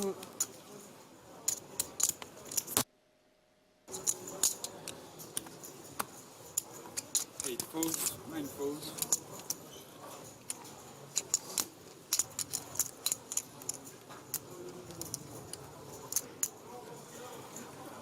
Not happy. Action folds around to Kalev, folds the king 5. On the button now. Keep losing more than the blinds. You go fresh off What do you recommend? What do I do? that 3 that pot he just took down. If I knew, I'd tell you. Holding queen 6 off. Sorry? Position. I said if I knew, I'd tell you. Mr. Talbot. Now 490K, guys. He is quite shallow at this stage. He's going to play it as a call. And look at this big blind. Lofberg with the aces. Hachi Machi. Doesn't he look kind of like the bully from A Christmas Story with that hat on? Absolutely, he does. That's a great shout.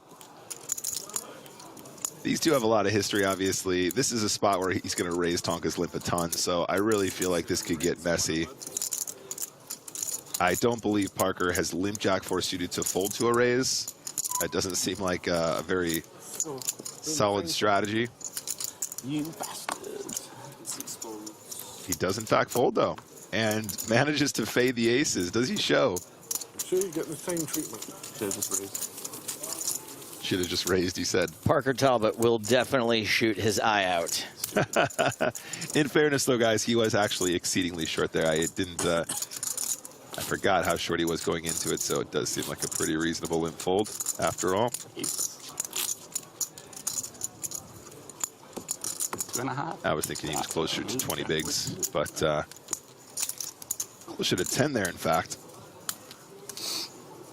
Sure. No. I didn't see that. You can switch if you want. It's random. 14 players. Change everything. 5 more eliminations before we wrap it up for the day.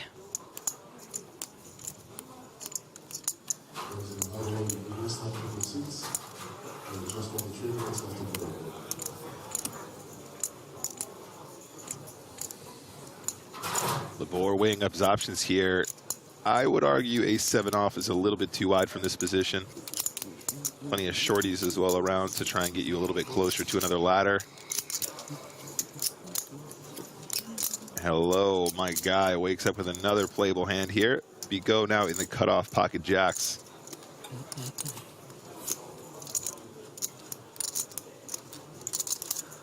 I want to make it 80,000. Makes it 90 instead, 90K to go.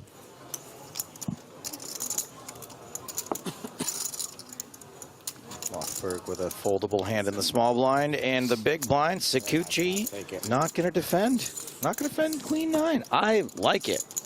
I like not defending Queen 9, but apparently I'm an idiot. Joe Stapleton approved. I mean, the guy's got jacks. Man of straw, chat prone it up. 5 more eliminations won't take 7 hours, like Ed said. Have you ever watched one of these before? You ever been here before? You ever seen a 10-handed play at one of these events? Even to get from 10 to 9 can take 4 hours sometimes. Oh, what was it, Monte Carlo 2019? All-night affair where you ended up running into Manic Loiser at the airport. Reapers. That was a long one.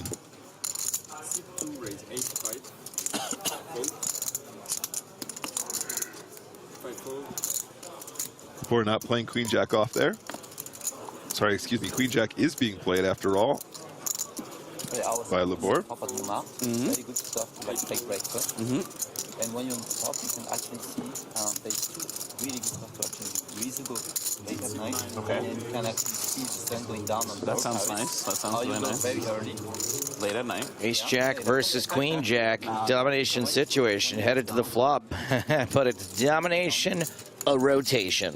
At times, instead of here, you have to check there's a face shop on the top right. Some are doing one of the best. Like Quick check. 8 on the turn. Pairs the 8. Yeah.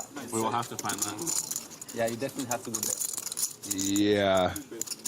I feel like the quick check on the flop, to me, usually indicates that your opponent has something they like a lot of the time.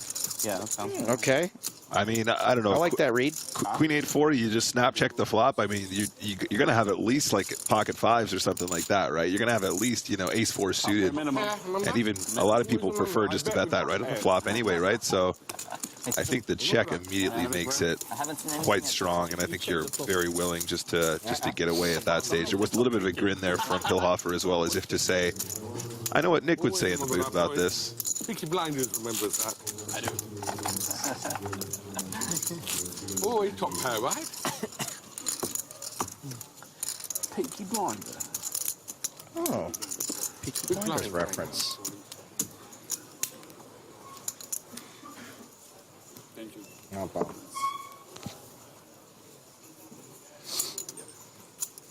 DJ Kalev under the gun. Queen 10. No. Says no. 5 folds. 6 folds. Folds around the Lothberg with the snowmen's. Nom nom. Very fitting for the Christmas Story reference. Makes it 80,000 with the pocket 8s. It's right there. He's telling you guys. If you want it once in house, Labor in the big blind with ace-8 suited, and he's going to re-raise. 275. 275 confidently. Wow, that's a big 3-bet too. That is a huge 3-bet. How cold is it in February? How cold is it? It's probably not that bad. I do like this size though. I mean, I feel like at this stack depth, you do want to have a bigger 3-bet for sure. I'm with climate change. I don't know. You never know. You never know, yeah. I think from a theoretical standpoint, you're still calling with 8s here. A lot of the time, does make the call. All right, Labor, now you're going to have to navigate post-flop against a very competent youngin'. 9-5 tray, 1 heart. Not exactly the flop ace-8 of hearts is looking for. And certainly a favorable flop for pocket 8s. Whoa, shouting. 325, 425. Very, very chunky continuation here. Would you be reading into this demonstration of strength a little bit, Nick, if you were at the table? See, I don't know, because he kind of had the same sort of approach to the 3-bet pre-flop, and I wouldn't say that ace-8 suited is exactly like a 3-bet bluff. You know what I mean? It's not. He kind of like announced that with the same level of energy. Nice hand. Does convince the 8s to fold. Very nice. You folded against Baby. What's going on? You said earlier you only bet top pair. Oh no, this time's over. Okay. Come on, I keep giving you so much information. Next time you've got to give me what you've got, okay? It's a one-sided. It's a one-sided relationship, isn't it? One-sided. But I didn't say I was going to tell you information. It's totally one-sided. That was scary, yeah. I believe. I was a believer as well. Could be ace-king, though. It's a crazy guy. I'm here for it. That was fantastic. Yeah, worked out just great. Unbelievable now, Paul. 1 overcard. So what's happening now? Small All he blind needed. for me? Still blinding away?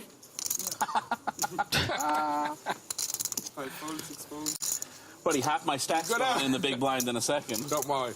With guys like you, you'd be doubling up no time. Oof, I hope so. Lothberg with a significantly better holding this time around, pocket 10s. You're going to double up before. Before the break, for sure, at least one. No relation. The last person he said that to got knocked out, though. Oh, God, here we go again. He did. Nice, He said the nice. same exact speech. So we got an 80 raise. He's dizzy right now. He's like, fuck. Okay. 20, 80. 10. Is he going to do it again? It's probably on tilt. That's why he's betting.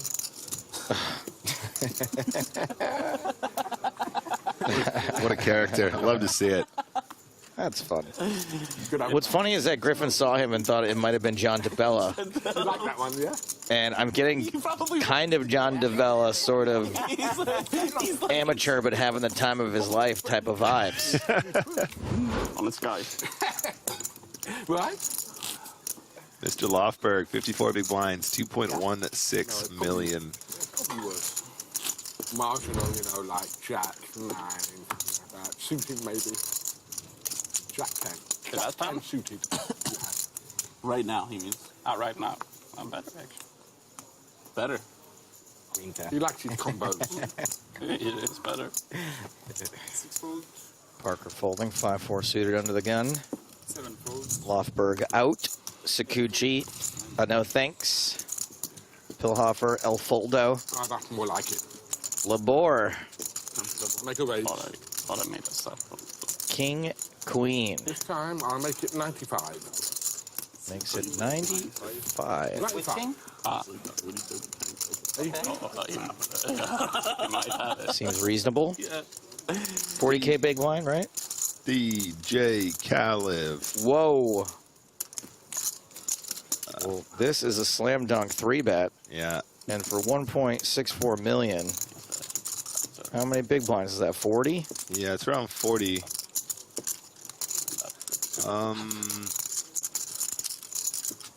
There's no respect. Not 3-betting. Interesting. Okay. Maybe he doesn't think Labor is going to get too out of line even on the button, right? Maybe he thinks Labor is not going to be raising a much wider range on the button than he usually does. You know, I'm honestly not sure. I feel like the 3-bet would have been fine. I feel like the flat probably would be okay as well. 40 big blinds is kind of an awkward stack, so you know that's definitely playing into this as well for sure.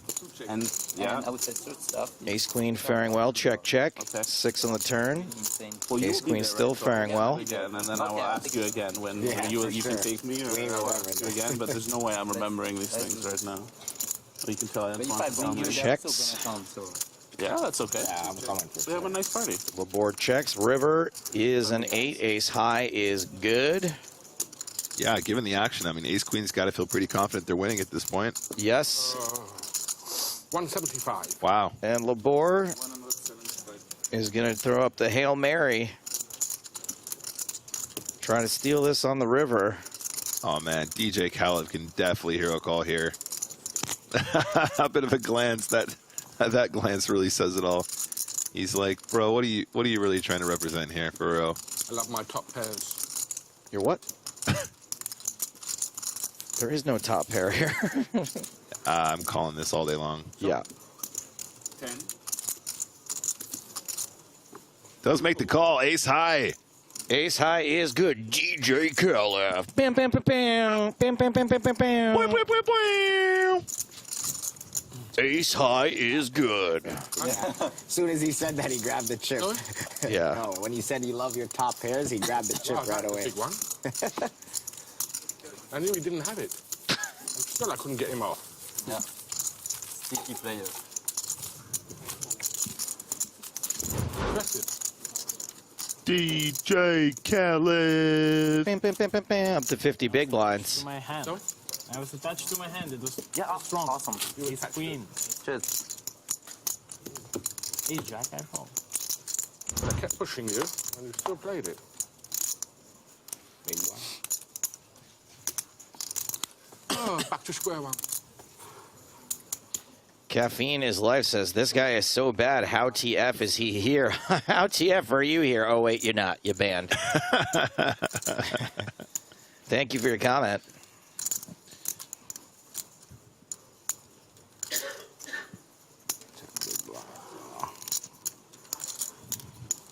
DJ Khaled's warm-up act. DJ Banhammer. 90. Joe the Banhammer. Sakuchi's turn with King Queen.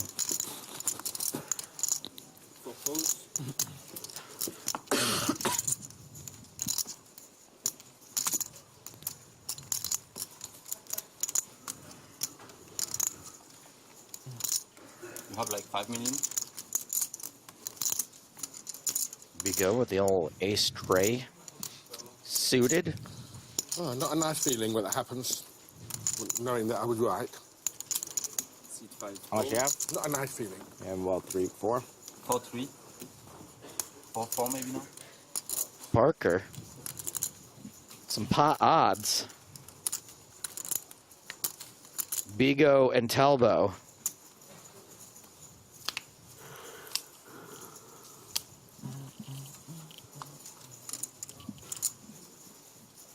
Yeah, got chunks committed now. Parks McGurks. Relative short stack, actual short stack, under 10 bigs, looking to flop some equity here. Hold on to your butts, Tonka fans. Nope, this ain't the one. Ace, king, queen, 2 spades. Pretty nice flop for Sakooch. You got Sakooch. Yeah.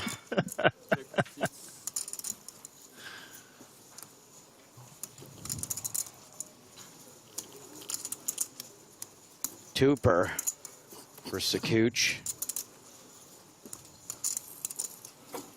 340 there. 340. Is that an overbet to 340? Put Tonka all in? Oh, 130. I don't know why I heard 340. This makes way more sense. Such a nice bet size here from Sakuchi. And Bigo's going to have to make the call at top pair, 1 heart. Tonka's out. I love the cognitive dissonance of the Tonka fans. Zane writes, 2 9s or 7s would save him. That's where their thought process goes in the ace, queen, king flop. Well, he can still hit running 7s or running 9s. Are you nuts? Sakuchi now picks up a flush draw to go with his 2 pair. Checks to Sakuchi again. Queen of spades here, very significant card to hold. Blocking some spades. You know, your opponent is going to have a ton of queen X here either. Sakuchi checks it back and makes the flush on the rib. I think that's what they call the nuts. It is the nuts, you're right. Oh. You even noticed that. Interesting.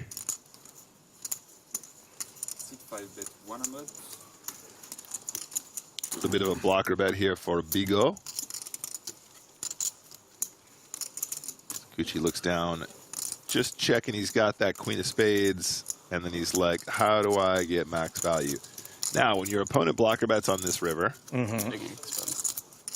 we'll have 2 pairs, we'll have weaker spades, that kind of stuff.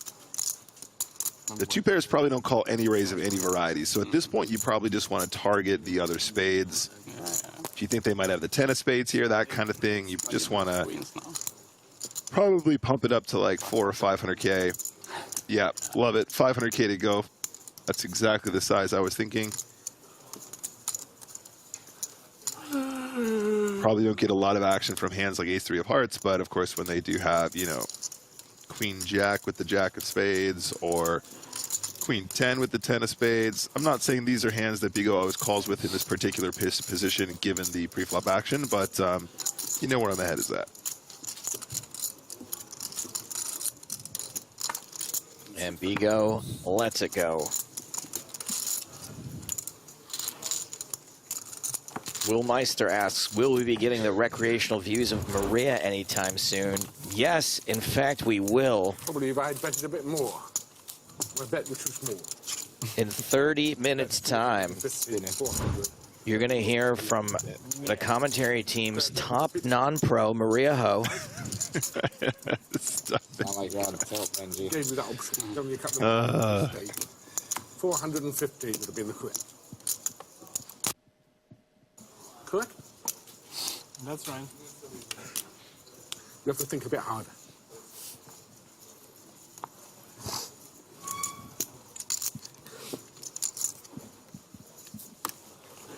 Gucci going to kick things off here with the Grafton. 10-9 of spades. Did you say 10-9 of spades or 9-10 of spades? 8 raise 80. 9 I think you always lead with the high card usually. They say that, but I don't think that's true. 6-7 of spades. 8-9 of spades. 9-8, you'd say. Okay, 9-8. Maybe it's more natural to read it when they're like the low cards. You Low just read them in the cards, order they yeah. come. It's all over the shop. Anyway, that hand's over. Just 400 or 500 more of those conversations, and we'll be done for the day.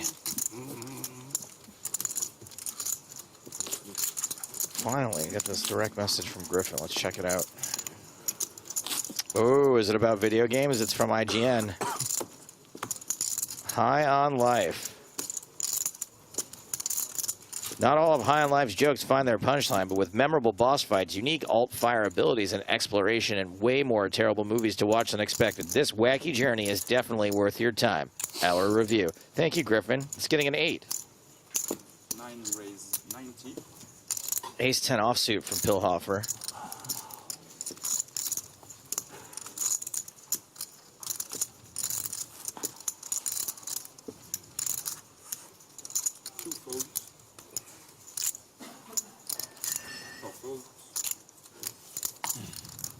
Ace-6 for Bigot.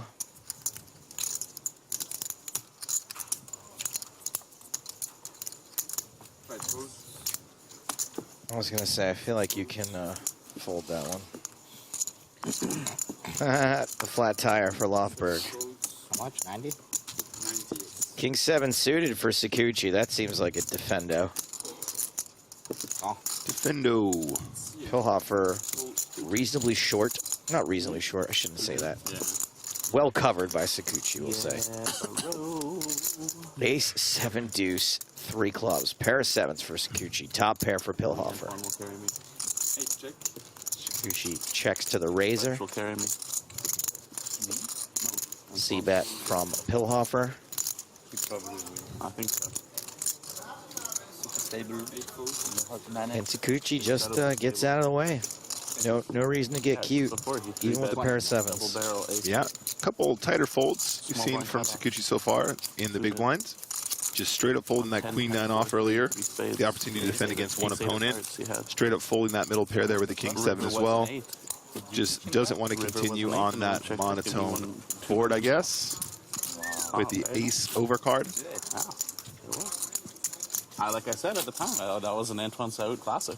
Yeah. It was clean. Too sweet for value. Of course. And you check and you win. That's how you do it. Yeah. Tonka definitely getting real shallow now. All right. Hopefully wakes with a hand to get all in again and try and get back in this game soon. It's time for a double up, and then I will really invest it in the right way.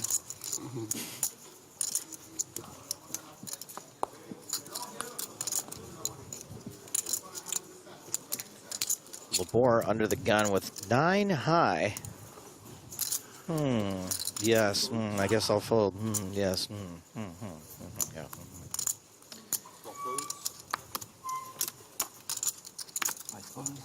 Look at your own chips, idiot. Pulls around to idiot.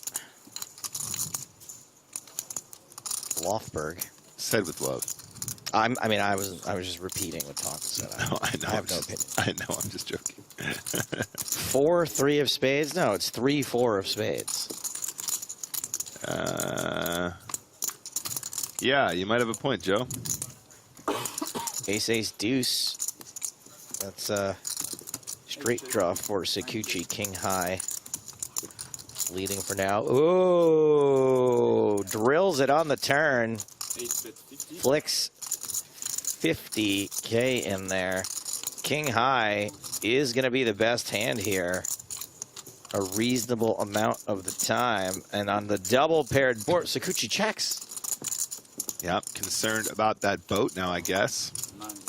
Well, it's going to get the... It's going to go to a showdown. A little bit there, yeah. If your opponent is calling with king high on that turn, I think they have the best hand a lot on that river, so seems pretty standard.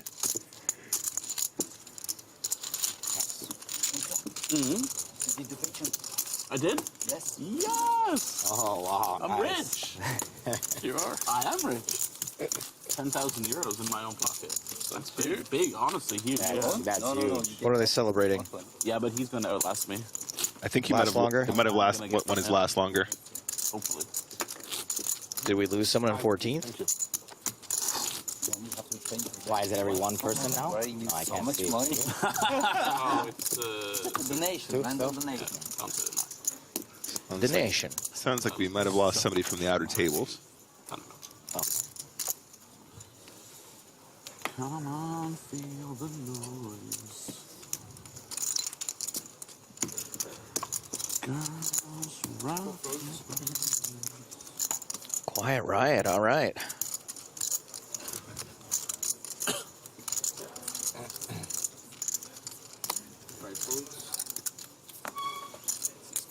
Parker not waking up with a hand to put in here, unfortunately. Can't do this for too much longer. Lofberg, queen 9 off in the cutoff. Now 2.06 million at the start of this hand is going to open up the pot here. 5-4 suited. Imagine flatting your friend in the small blind with fucking 5-4 suited. Making you on the turn. Making a fucking milking me on the turn as well. A little fucking 80K dinker on fucking 9-8-5. What a 9! Like what the? What a cunt, man. And I was gonna raise the turn too, and then I was like, I'll just call. I wish I could take my losses that well. Queen 6-4, 2 hearts, 2 pair for Pilhofer, top pair for Lofberg. Try to meet me. I'm going to try the other way around. Just half spot. Yeah, beautiful flop here for the 6-4, but if there is going to be some aggressive action, sorry, what's first? and I imagine there will, especially with Lofberg making top pair on this texture. Not about the money. I think most people like to play these bottom two fast, Joe, right? Lots of weird things can happen. Bottom two, not that well protected. How could he have a good hand? Labor checks his nothing. Lofberg with the opportunity to value bet top pair. I predict a C-bet. I predict a check raise from Pilhofer. 1.5 million, guys. Nope. Checks around. Oh, wow, What a read, and it's a hard on the turn. Absolutely got it wrong here. Not Lofberg. great news for Pilhofer. A straight card and a heart card. Yeah, just opts for the pot control instead. Really interesting to see. Fantastic And now stuff. it's Labor betting now that he's picked up a gut shot.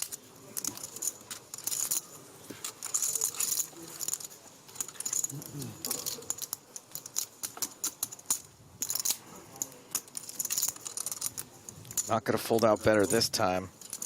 Now Pilhofer, what do you do?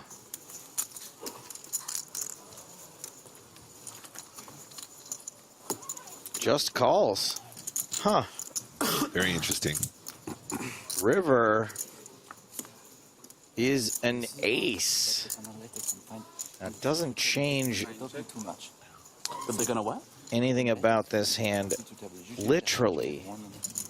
Oh no, they did lots of 2 in a row. That though. ace could be a not great card for 2 pair. They did. Absolutely. It's only 2 tables anyway. And from the cutoff, plenty of ace-6, ace-4. Labor is missed. Yeah, ace-8 of hearts might be in there once in a while too, but I think that might just C-bet the flop. Nice 2 pair. Very good. Checks around, and somehow Pilhofer's 2 pair gets min value, but at least does win at showdown. Yep. Hi. See you soon. Well, we just went down to 13. Okay, so that elimination, we finally caught up graphically with it. And it was Laurent Sessi who fell in 14th place. Another 52,000 euro score. I wanted to re-raise him, but he checked behind. And after you bet, then it's the point group. I didn't like it, Benjamin. I was scared of you, Benjamin. Next time. Yeah, he's just recounting. He was expecting the C-bet and the Chiefs planning to check raise, and then it got a bit messy multi-way. Let's take a look at the chip counts here. Someone was just asking, can we get a recap of the biggest chip counts? We can at this table, at least.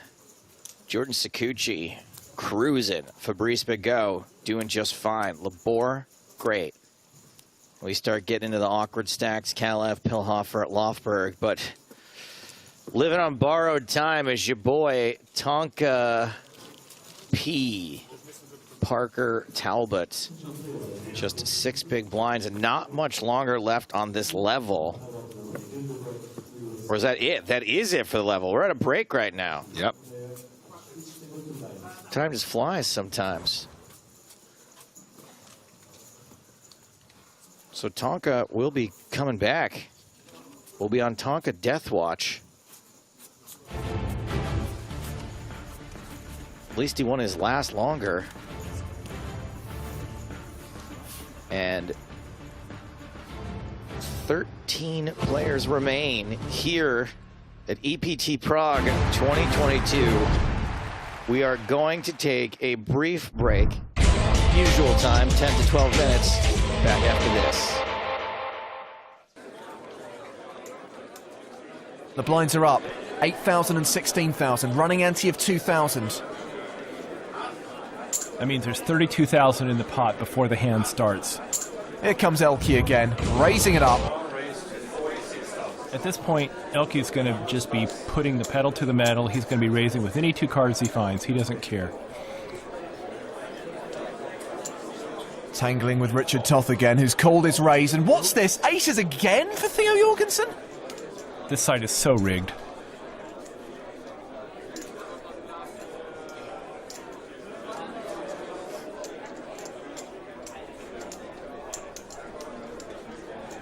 Theo's deciding if he goes all in, will he get called? He thinks he will. Not by Elke. Not by Elke. Remember, Toth is still smarting from that last hand.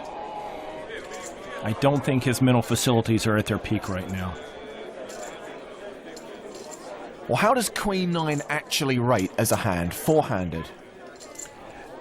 It's a perfectly fine raise calling hand, but now Theo, behind a razor and him calling, has moved all in. How much is it in total? Well, he's asked for a count of Theo's chips, so he's giving it some serious consideration. I don't think he thinks he's in front, but he very correctly is thinking it's not a question of whether I'm in front. The question is whether I am getting the right price to call here. Of course he's not, but if Theo's in there with something like Ace-3, then he is getting the right price. And that's what he's trying to work out right now. And again, we need to emphasize that he is still recovering from the most spectacularly hand gone wrong of the entire tournament.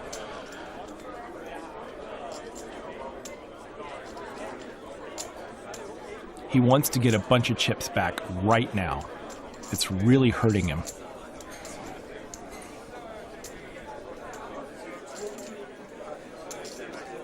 So much to take in. Working out the percentages of this hand. Still thinking about the last hand. Theo is a complete cipher. He's not showing a single thing. Theo, I think I have to trust in my instincts.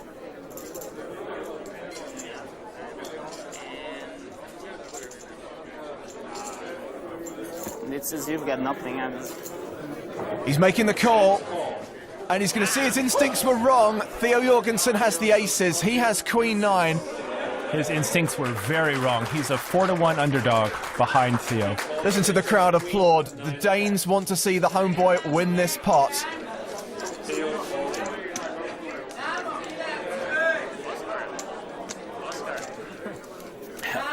Wrong instinct this time, but it happens to me. Yep, sometimes you just can't guess what your opponent's got, and this is one of those occasions. That's just about all Theo at this point. Theo in great position to double up here. Oh my goodness, that is the best card that Toth could have hoped for. Now suddenly it's only a 2-1 race. He's got a straight draw and a flush draw. Looking for a heart. Or an 8 or a king. And there's the 10 of hearts, and that means on the river, Theo Jorgensen has been defeated. Richard Toth has made a flush and has actually knocked Theo Jorgensen out of the tournament. This is absolutely amazing. And in fact, Theo had said pair the board, and it did, but he didn't think about pairing and making a heart simultaneously. What an awful, awful river card for him.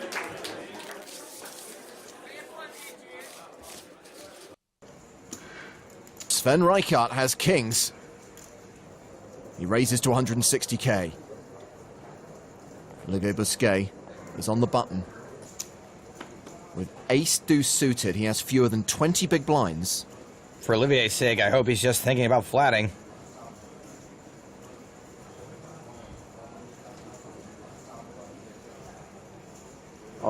He shoves. He wasn't just thinking about flatting.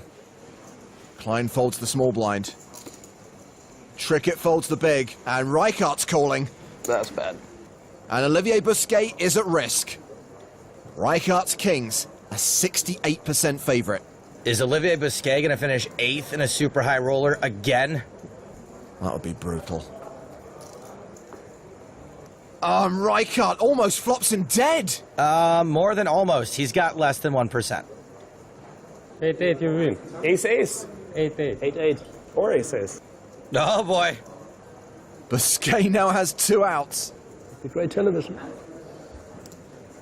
Is that what you would think? If it happened, you'd be like, well, at least it was good television?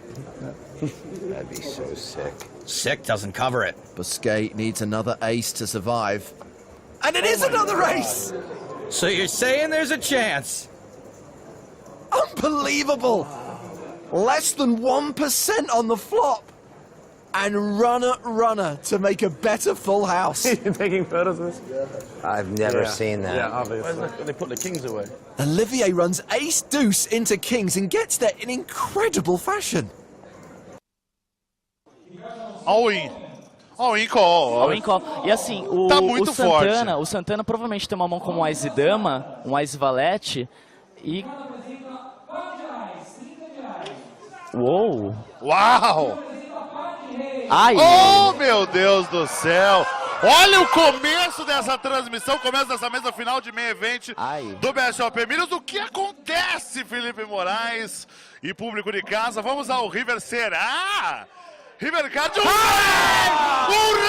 do River! Uau! O rei do River! Meu Deus! Impressionante! O que é isso, Vitão?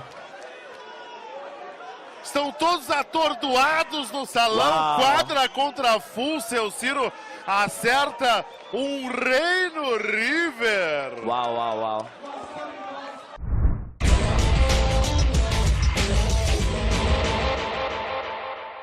When I raised 50, I called him and he's like, oh, you don't need my 25,000 anymore. I'm like, no. The van's like $85,000. Like, I need your 25,000 now.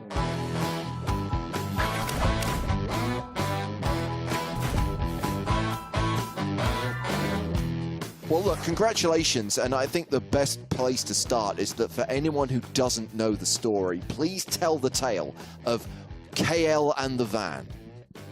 Yeah, I had KL on my podcast. We got connected on Twitter, had him on my podcast and was interviewing him, just this young, entrepreneur playing poker online. And then he just let it slip that he can't go anywhere. And then I started questioning him about it. Like, what are you talking about? What do you mean you can't go anywhere? You The can't wheelchair go to wasn't a series. giveaway? Well, I assumed he had a van. And he told me the van that his family used for him had broken down like a couple of years prior, and he basically had been stuck at home. And I was just in shock. So I started a GoFundMe. I linked it to his parents' bank account, and I tried doing some fundraising. I think we got up to like $5,000 initially, and it was probably all Ryan LaPlante. So I started this kind of, I guess, like, not an advertisement, but I started saying, like, look, let's raise some money so we can all get KL to World Series of Poker so we can stack him. So it was just kind of a funny kind of twist on it. And I made this, like, parody video, like, all of us talking about how we just need to stack KL and how good it's going to be once we get him to Vegas to stack him. So that's how it started. And then the pandemic hit and really lost momentum. The economy went downhill. And then when I heard that the World Series of Poker was going to be held in 21, I thought, I need to do something. We need to get this ball rolling again. So that's when You were like, cough it up, you cheap. You're going to come up with money to go play the World Series. You can come up with a little cash for the van. Oh, this is the type of podcast we're on? Okay. Yes. Yeah, so I said, yeah, you cheap. So I decided to do a fundraiser, and before the fundraiser, Bill Perkins had been helping me with my legal fees We'll because get to my that apostle sued eventually. me. Yeah, but the money that he gave, it went to a trust. I never had the money, but I know that there was some extra sitting in that trust, and I thought, I could get him to give 25,000 to KL. And I thought, okay, well, you've got this much left. Do you think you could send some to KL before I send it all back to you? But yeah, so I sat in the parking lot of my job on my lunch break, talking to Bill Perkins, trying to convince him to match 25,000 of what I raise. So when I raised 50, I called him and he's like, oh, you don't need my 25,000 anymore. I'm like, no. The van's like $85,000. Like, I need your 25,000 now. So he's like, okay. So he sent it over to KL. So that was cool. That is cool. And Joe, you've talked about KL before on the podcast, and he does have a very dark sense of humor and kind of wants to be roasted, wants to be mocked all the time. Yeah, he does, and I'm glad you brought that up because I'm always afraid that I'm going to do what he wants me to do and roast him, and someone's going to take that out of context, be like, holy shit, it's like Stave's making fun of this kid in a wheelchair. That is what he has requested of me. It's the least I can do, and he gives as good as he gets, to be fair. Veronica... Also, like, so Bill was like sort of an angel in the outfield for this sort of thing, but he wasn't the only one, right? There were a couple people who also were like big contributing factors to this other than Bill Perkins, right? Let's talk about a drunk tweet by Johnny Vibes. That's the one. That's what I was aiming at. Yeah. Yeah, so I basically reached out to every single poker celebrity out there, and I was like, "Hey, can you be part of the fundraiser?" Because I was going to do like a 5-hour fundraiser, and I said, if you can't be a part of the fundraiser, can you at least record a video? Johnny Vibes was like, you know what, I'll record a video. I'm at a wedding in Mexico. A bunch of people were at some famous poker player's wedding in Mexico that day. And I was like, sure, I'll take the video. Apparently, he got the feels while he was in Mexico, and he got drunk, and he tweeted, for every retweet, I will give $5. And we ended up getting about $10,000 worth of retweets. Doug Polk retweeted him and said, this is a good cause. And I know he was like needling him because it's 50-50 for Doug, right? Like he could do something good and someone at the same time. And if he can get those two things done at the same time, he'll love it. He's on Absolutely. it. So yeah, and it just gained a lot of momentum, and here we are. We got that $10,000, and Johnny Vibes was a good sport about it.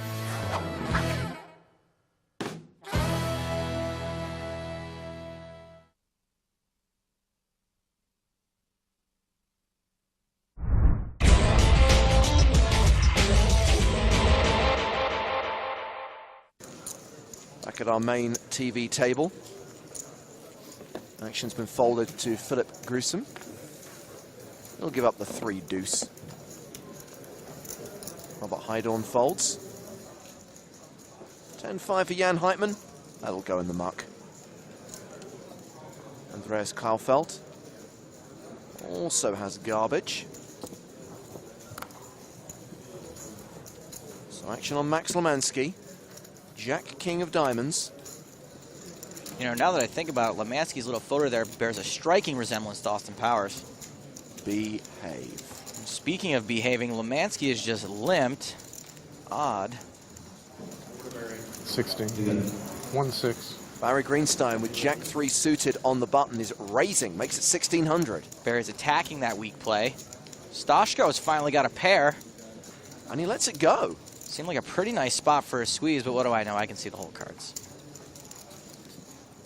And Tommy Nord will give up the big blind. So back on Lemansky. This was a pretty weird spot to limp to begin with, but if the button decides to attack you, I don't think you can just fold it. Lemansky does make the call. Let's see a flop.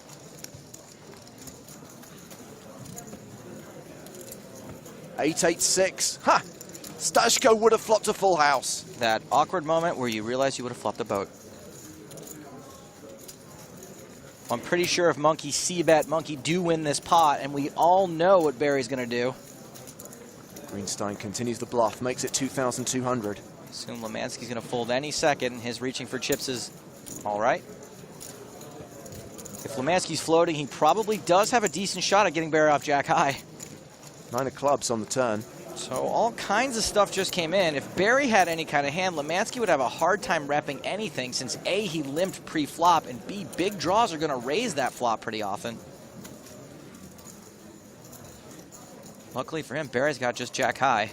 Lemansky bets 4,325. Now Barry hasn't insta-folded, so we're looking at a rare Hollywood from Greenstein. Maybe Barry has a plan. The plan is to call? What? Now Barry's floating him. I'm not going to lie. I'm kind of lost here. Interesting to see how this plays out on the river, which pairs the board again. Lemansky's hand is good. 8s and 9s with a king kicker. He probably thinks his only shot to win this hand is to bet at it, and usually he'd be right.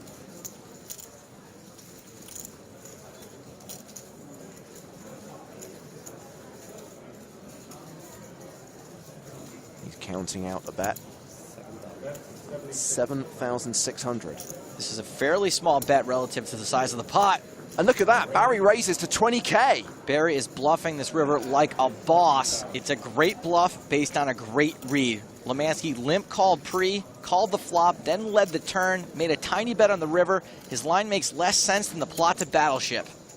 Lemansky mulling it over and then letting it go. Barry takes it down. A pot of nearly 45,000. Barry adding nearly 17K to his stack. Obviously quads over quads, but he got away. Poker legend Barry Greenstein, everybody.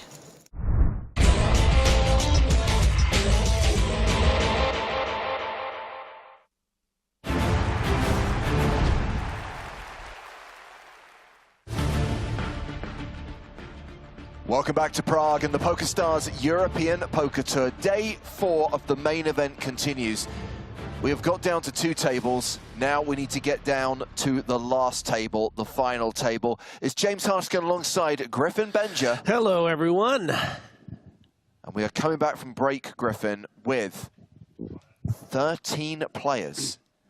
We lost Laurent Sessi towards the end of that last session, so we have a table of 6, a table of 7, keeping the same lineup on the main stage as we count down to the second PSPC. That's right, the PokerStars Players No Limit Hold'em Championship returns, having been announced in the summer of 2019, originally due to take place in the summer of 2020, long postponed, long delayed, but it's finally happening. Kicks off January the 30th with around 400 Platinum Pass winners coming to compete against the pros at the Bahama Resort in Nassau, with all 5 days streamed live on Twitch and YouTube. Now, Griffin, obviously, you will be part of our broadcast team at PCA 2023, but you're going to be playing the PSPC. You're going to be trying to go better than a 14th place finish. Oh, I can't wait. Maybe I'll even get on a feature table. You're on the feature table. You're in a promo video. So, yes, make sure you join us in January for PCA 2023 and the PSPC before we kick off EPT 2023 starting in Paris. So at the start of this next level, it is still Junabara who has the chip lead with close to 6.3 million. Jordan Sakuchi playing 5.8 million right now. Javier Gomez remains a top 5 stack, having started the day as one of the top 2 stacks. We'll return to the feature table in just a moment. Have to say, Griffin, a very interesting story has emerged during the break. Credit to Nick Walsh for unearthing an article from the PokerStars blog that was written during EPT Malta in 2015 about Benjamin Labor, the British player who's in the 1 seat at our feature table. Benjamin Labor was born with a condition, a severe nerve injury in his ears, and 99% of the people who have that severity of deafness never learn to speak. He is one of the 1%. Wow, amazing. He said he overcame the problem with a lot of speech therapy, a lot of stamina, a lot of work. In 2014, he had surgery, a cochlear implant, and now has 85 to 90% of what's considered normal hearing.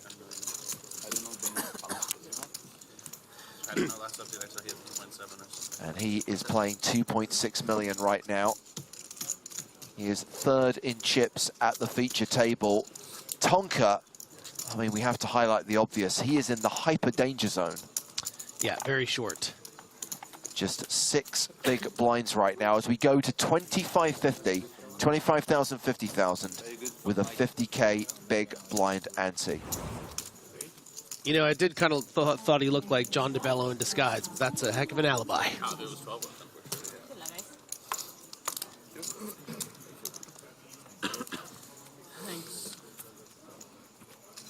So another 90 minutes of poker to be played before the dinner break. Let's do this. And obviously, there are 6 levels on the agenda for the day, but if we do get to 9, we will stop there and come back tomorrow as we see Bigot open under the gun with deuces. Tonka with jacks. Oh. No hesitation, no little action for the camera. Knows that the opponent is going to be completely committed. Maybe I don't need it. Still get fold. He looked at you like, no shot. He's cold. He just looked at you like, no, not happening. Oh, good. Wow, you folding? Oh no, you calling? Bro, folding. Come on, show some respect even for the French. Wow, you could help me. I'm helping you. That's true. Maybe. Oh, We'll see. Bigot does not I like have good losing suits. pots. Yeah.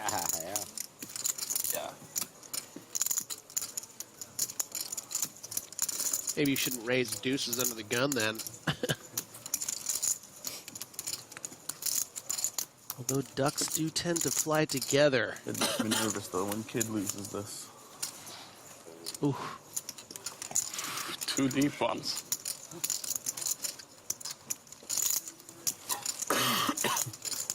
So Tonka's tournament life on the line. He is a 9-1 favorite post-flop. Has to fade deuces. I don't hear any of your ducks flying as a group. Well, I don't want us to lose 95% of our viewership. Just one more. No more. And Just one more. Bigot is drawing dead for a win here, but we got an 8% chance for a little tune. He's like, oh shit. Here at the office. Oh. Let's watch this. Lady luck. Nothing. Or a 3. Nothing at all. 320. So Okay. Tonka Here you go. lives to die another day. 765,000. Don't call it a comeback, but it could be a comeback. Massive. Has to start somewhere, right? Fuck, does it ever. I'm on a roll now. Every roll has to start somewhere. 765. 15 big blinds. That'll Back do. to the standard danger zone now. You have full equity now, but I don't know if it's a good thing or not.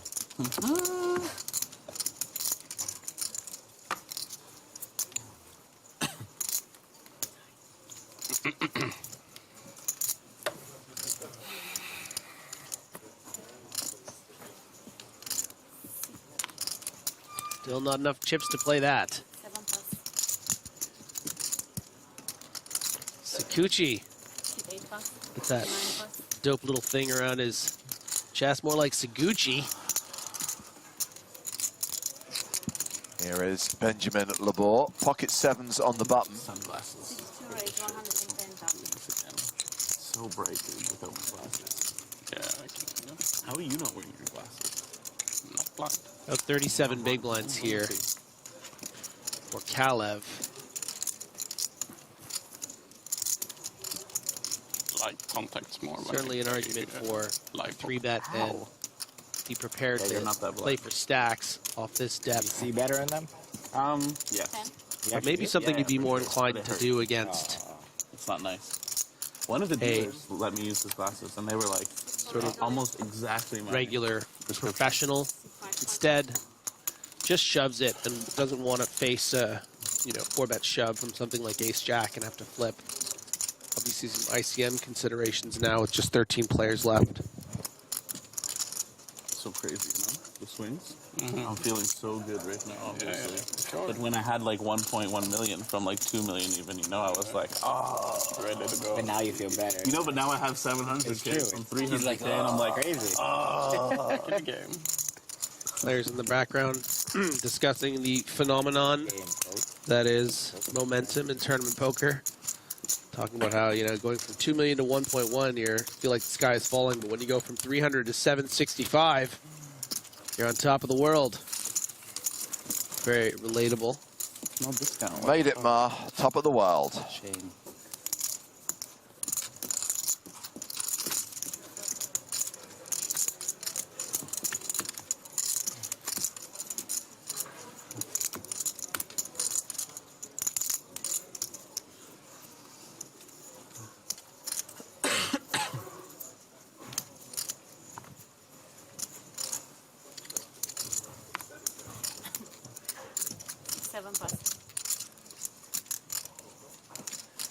Jesse just joined us on YouTube and said, I missed Tonki's double. You did. Tonki got more than a double up. And Tonki now has around 15 big blinds.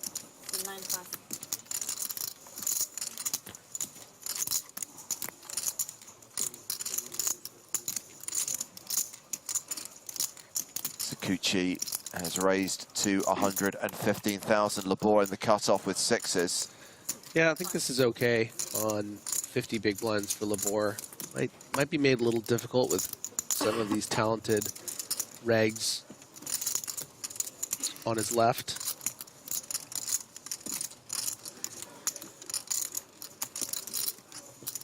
We go in the small blind with threes.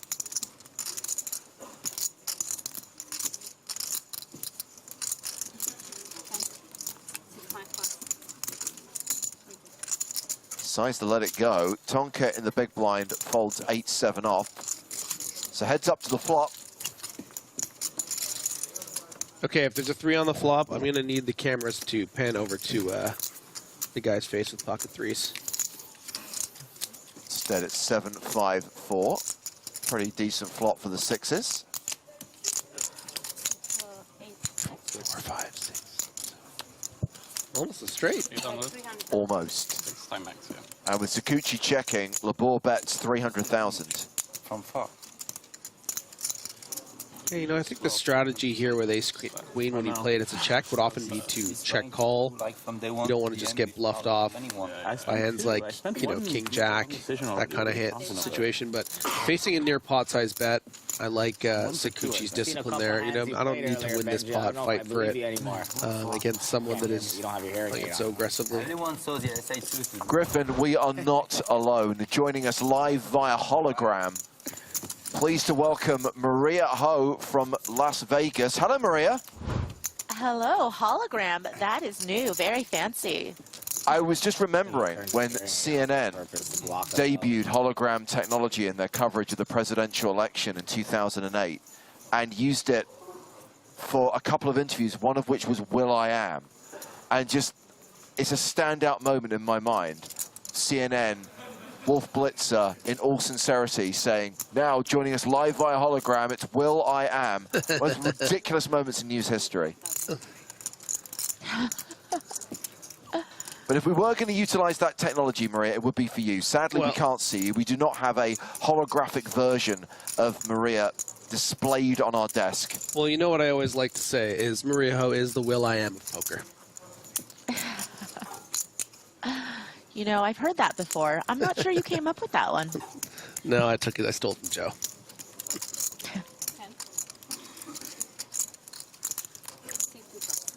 So down to 2 tables, Maria. 13 players remaining. Sadly, Conor Beresford out. Tim Adams out. But we still have Tonka, albeit a short stack, on the feature table right now. Yes, but all of chat are going to give Tonka their energy, and he will spin it up. That was said with confidence. That wasn't just a bold prediction. That was like, I know what's going to happen. I'm not crazy about this open from Pillhover here, playing these 37 or so bigs. Early position with the deuces.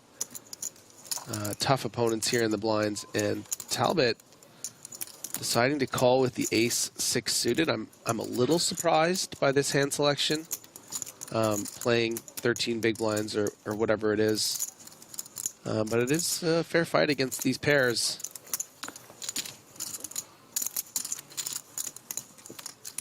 Lothberg in as well, so 3-way to the flop. Ooh, they always fly. They fly together. Oh, God. Oh, gosh. We said that at the same time. Proof is in the pudding. I think I kind of have the same attitude towards that as most people do towards the chop pot. It's like I never want to see a set of deuces when Griffin's in the booth. And yet they always come. I'm like the Pied Piper for ducks. Talbot with a little frustration. Why weren't those clubs? Why didn't I just flop an ace? Ooh.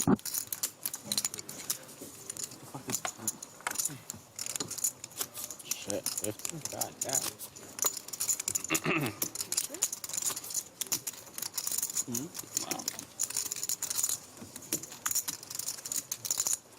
The trophy is looking particularly shiny right now when you consider how kind of... you know? It's got some dust on the bottom. Yeah, but I can deal with that as long as the main section of the trophy is like a mirror. It's got a dusty bottom. I mean, during London, it did look like someone had sneezed on it for most of the event.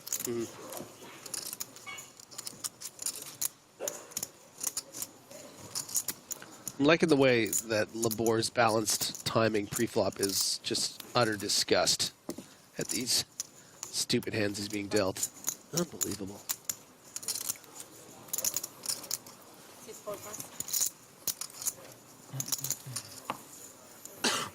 All right, time for Shovskis. No. Oh. Okay, well, maybe the cutoff. Maybe the cutoff is where it's going to be at. Oh, popping a few back. Maybe Parker should be cut off. Do you want service? Yeah, I would. They'll tell them. Yeah, they'll bring us service. Awesome. Trying to help our friend here.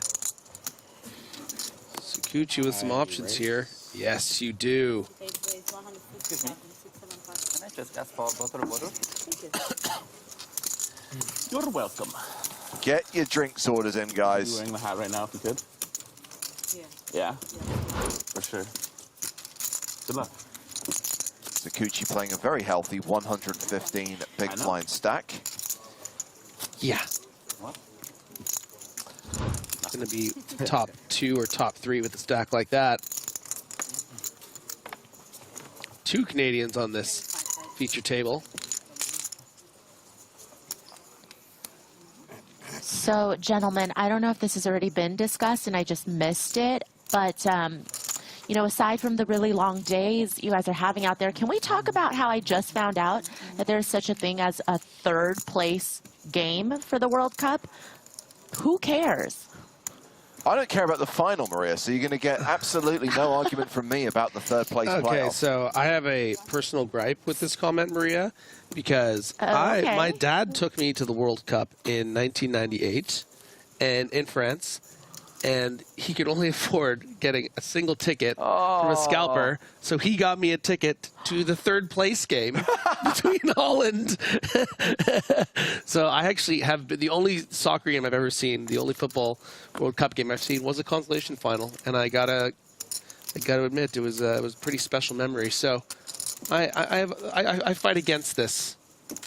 Okay, I mean, fair. I see a little bit of dissent from chat as well, but I mean, I don't know. We don't need to get into this debate. I know how James feels about. I'm just kidding. I tend to agree with what you're saying. It's just the 13-year-old in me was just like, oh, what do you mean the thing I went to was meaningless?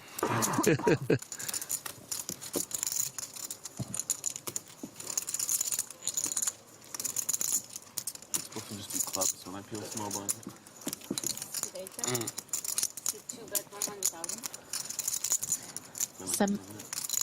A pretty good board for some pretty good hands. Both players holding over pairs to this particular board. 5-4-3. 5-4-2. I think the biggest takeaway of that conversation is that the unlucky losers game is just an opportunity for people to get rid of their kids for the afternoon.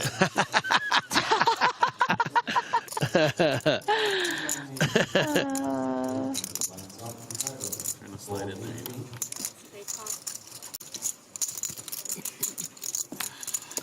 The key question is, do the teams want to play that game? I think there is something, I can't speak for, obviously I'm not too familiar, but I will say that, you know, the medaling, right? Third place is a medal, no? It's like you get a bronze medal. It's like a thing. No lies. You That's know? the Olympics, Griffin. No, you don't get a medal for third? No, you don't get nothing? You get money. Okay. So there you go. Apparently no medals. It's just money. I've heard from some reliable sources that there's a lot of players that don't care. I mean, the Right. truth be told, you know, once you know you're not in the finals anymore, it's really hard to say, okay, well, you know, of course there's pride for your country. I'm not saying that that's not important, but the morale is really down to play a game where you're like, okay, well, the best place you're going to finish is third or fourth, and You're gonna raise some crazy truthfully, hand or something, if you're out of the running to win the whole thing at that point, it's really tough to put your whole heart into that game. hand caught in the cookie jar. I don't know what you're drinking this morning, but since Two Starapramins, and I would like another actually. Where's our service? Give this man a beer.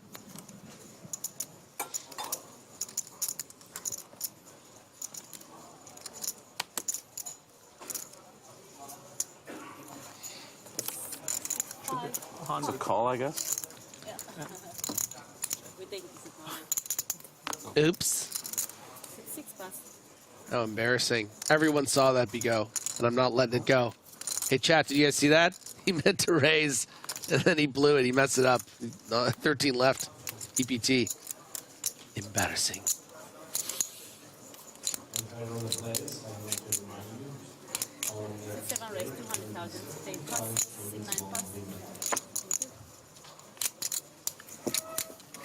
And you can see how the dynamic of the hand shifts because of the accidental limp. Had this been raised by Bigot, maybe Lofberg finds some folds with this ace-10 in the cutoff. Maybe he still finds 3-bets and actually would force folds pre-flop from Bigot. But instead, I think Bigot's probably going to find some calls here to this 4x, having put in this 50,000. This is effectively just a raise now.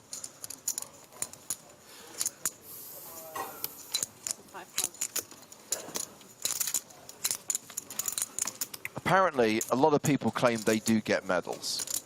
Oh.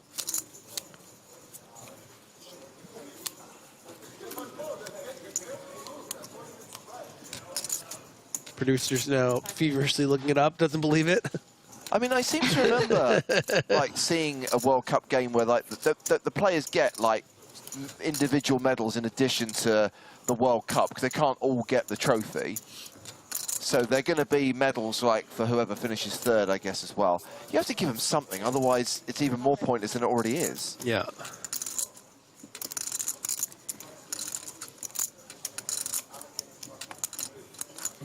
A little bit of a dangerous board for Bigot. Feeling like, you know, that gut shot straight draw is looking pretty good. Some backdoor flush draw possibilities, but up against top two. Okay, this question I can handle because it's not related to soccer. Sreiberg says, if a player announces raise but puts in chips equating to a limp, what happens? They would be forced to raise the minimum. Verbal declaration is binding.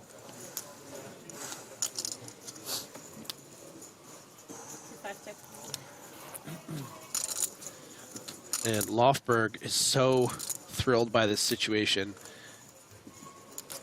You know, hoping that Bigot is going to have something like the ace-jack, maybe even the ace-queen. Not the case, though. Yeah, if you look at the SPR, you know, you certainly want to size up a little bit on this turn, but you also want to make this a 3-street hand. I think it's just so strong. You certainly don't want to be betting a size where on the river you're not necessarily giving your opponent a chance to call with worse. and to be raised pre-flop. He wishes it was. Maybe. Probably, actually.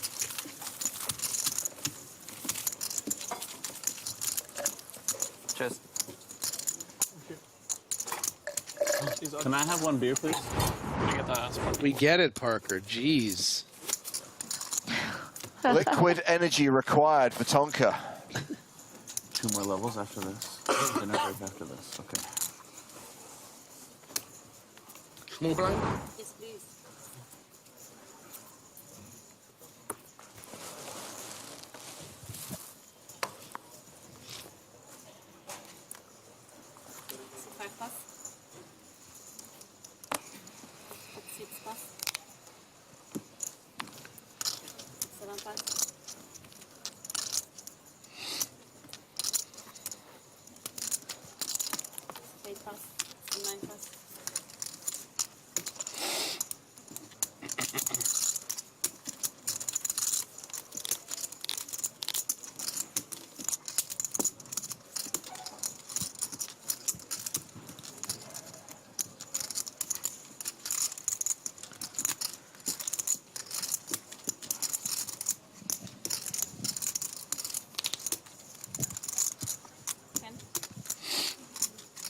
For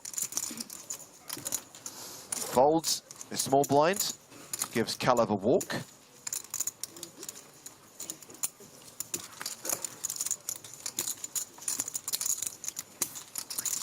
What do you think is the percentage of people that look at their hand when they get a walk versus people that just fold? If you're not normally a player that looks at your hand before it gets to your turn.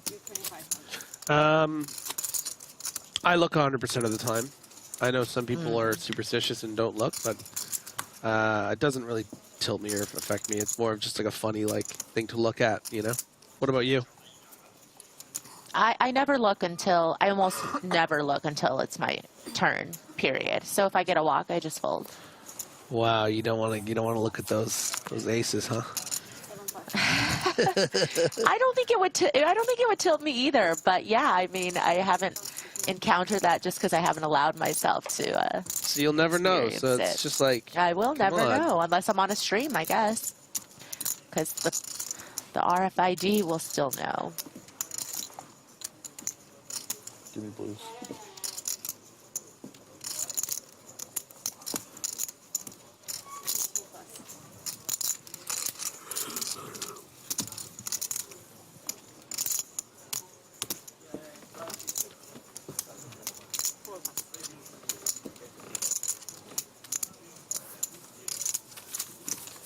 Another walk. I think the weird part of the walk was showing the Jack-6. It's like, you know, sometimes he shows like, oh yeah, nice way to fold. I had a big hand, or oh, showing I had ace-3, you know, I had an ace. Oh, king-10, pretty good. No, it's just like, oh, this is just the cards I had here. Quick update from the other table and a reminder that the live updates on Poker News are now observing the 30-minute delay, so no spoilers if you're following the action over on Poker News now. Looks like Javier Gomez has closed the gap between himself and Jun Ibarra. Pot which saw Gomez take $1 million off his opponent, move up to 4.8. Ibarra now on 5.4.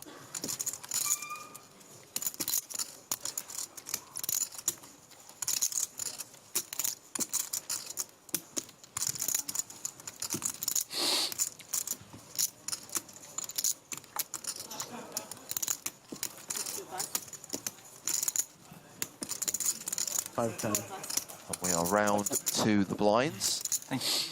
Vigo's got the Spraggy, ace-7 offsuit. And this will play as a shove pretty much all the time here against the stack size of Parker Talbot. So Parker's going to have to hope to pick up something that's worthy of a call. Going to be in that sort of Queen 9+ kind of range. Ooh, and the deuces are so obnoxious. Oh, wow. Yeah. Tonka taking the race here, and I've just thought of the irony of Tonka losing here and being eliminated by the Spraggy. I see the irony of ducks not flying together and Spraggy winning, yes. I'd say the ducks flying is more iconic than the Spraggy at this point. Yeah. Chat, take a vote.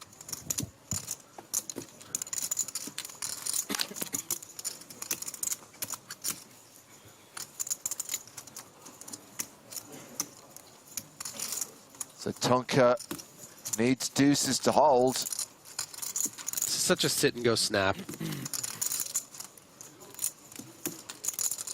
Oh. No ace on the desk.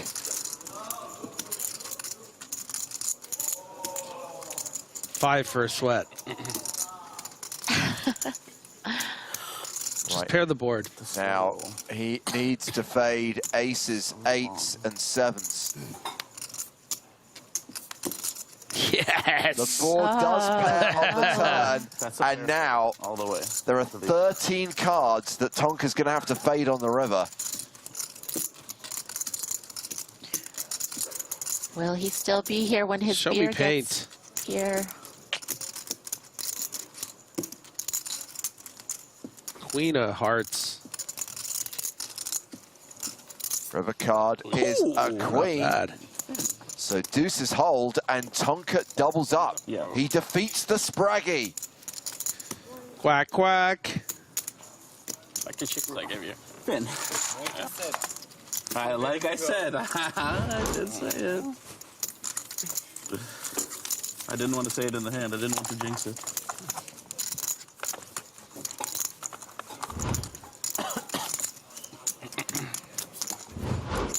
Looks like he's still going to be here when his beer comes, Maria. Most importantly. I mean, we've seen so many horrible situations where players have ordered food or drink and then been eliminated. We all remember Sad Sushi Guy. Yes. Sad Sushi Guy. That's the best.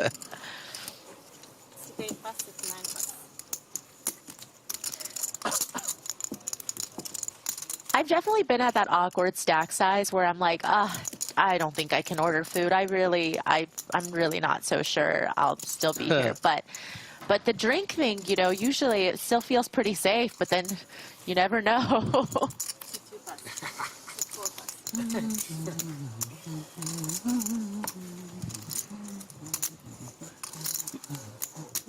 Go on the button, 10-8 of spades.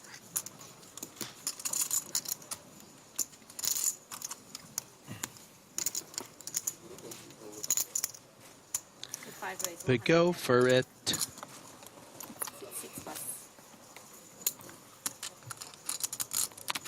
Hofberg folds the 4 deuce. Whoa, watch where you're going, Parker. Gave him a real shot there.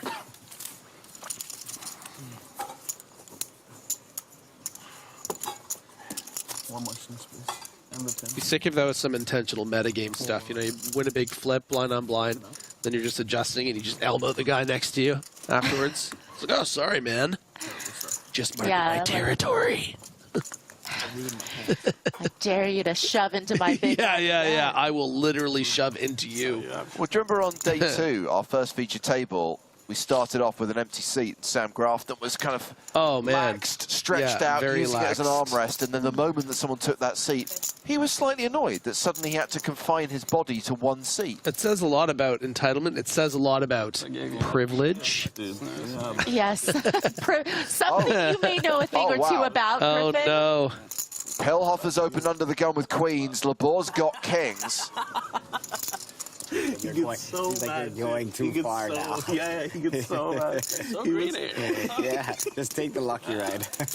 I don't see how this doesn't become a ridiculously huge part of around 4 million with Pelhoffer's tournament life on the line. 3 levels or something. He got it all in. Re-raise from Labor is to 245,000.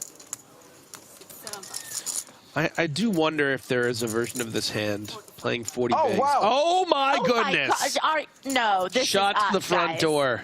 Sakuchi Seriously. picking up aces in the big blind. He can't even believe it. Unbelievable. What is happening?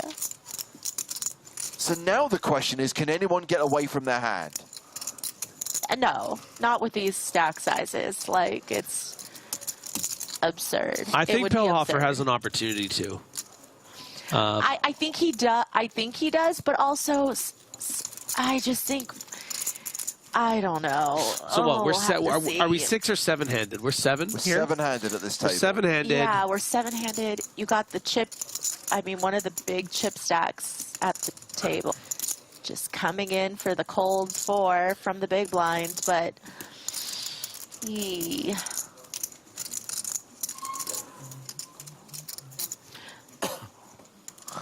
I wonder if Labor ever gets away. No. I mean, look, they're probably all getting all in, but I'd say there's a slight chance that Pelhoffer gets away, and a much slighter, but a non-zero chance Labor folds kings. Well, this is the moment where we That's all I'm see saying. if Pelhoffer can fold, because his natural response to this 4-bet would probably be to go all in.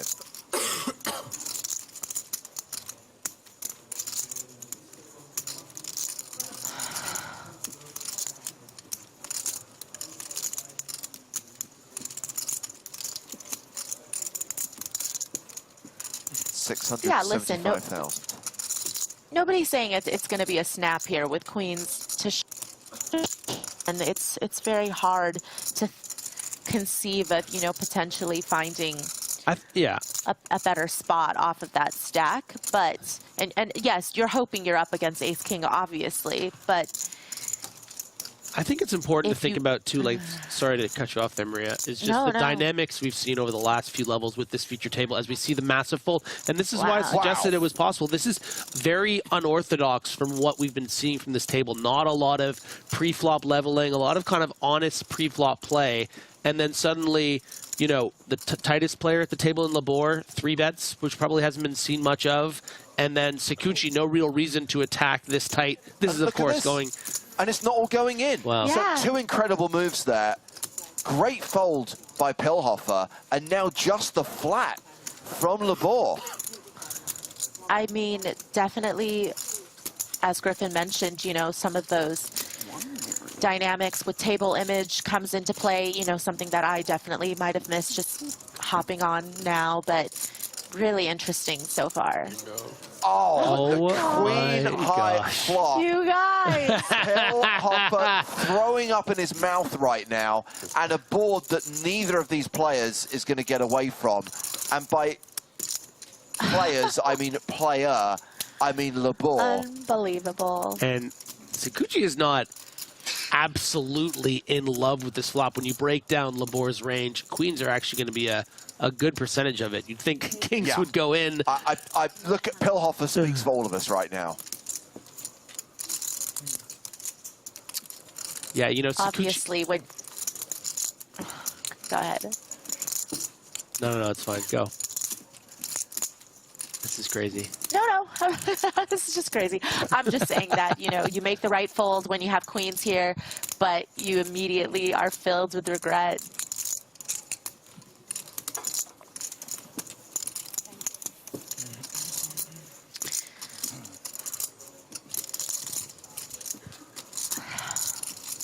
Bet of 900,000 from Sakuchi into a pot of 1.5 million.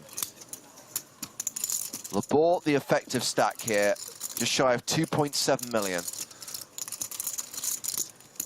And this spot Yeah, I'm sure he's thinking, Sorry, Maria, go ahead.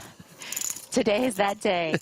You know, do you want to commit a third of your stack and then basically have, you know, less than pot back for the turn? What do you want to do with this overpair that you've already been very cautiously proceeding with? You know, Sakuchi hasn't been a bullying, you know, chip leader at this table. Hasn't been someone that's been cold 4-betting and having a lot of, like, big bluffy lines. It's just been kind of chilling for much of the day, getting all these chips up. So this is, I think, coming a bit out of nowhere for Labor. And seeing a 900,000 chip bet, like, this doesn't appear to be bluffy to Labor, you know? So this, I mean, I obviously don't think that he's going to fold, but I think that he's really considering it. Played a lot of time bank cards and then moves all in. Sakuchi calls and tables aces. Pilhofer says, I had queens. I folded queens pre. You had queens. Wow. Holy shit. I was so close to just strip it to the core pool. It's not over yet. Yeah. It's not over yet, but right now, Sakuchi is an 85% favorite to eliminate Benjamin Labor. Oh, holy shit.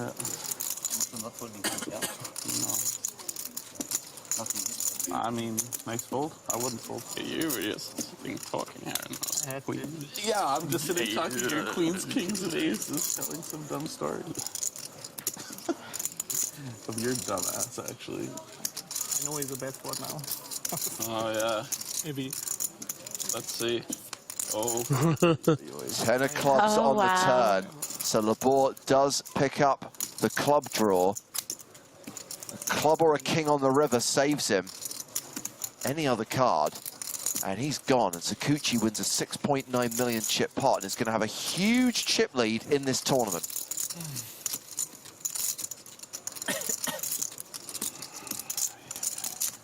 Club. The river is the 7 of spades, and we lose Benjamin Labor, and I don't think he can quite believe it. He looks utterly shell-shocked by what's just happened. Is that bad? Okay. What do you mean? Yeah, of course. That bad player. Set up. Just, yeah. Should I let it go? No.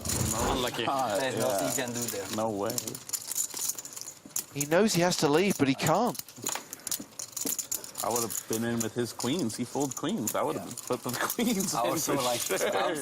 Well, I thought he had the queens. He cashes for 62,450 euros, but that's a horrible way to lose, Maria.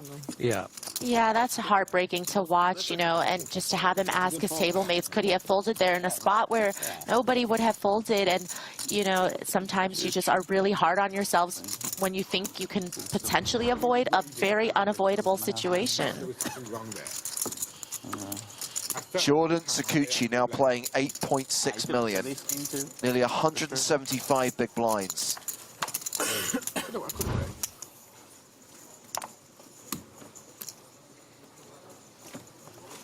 Labor finally leaving the table.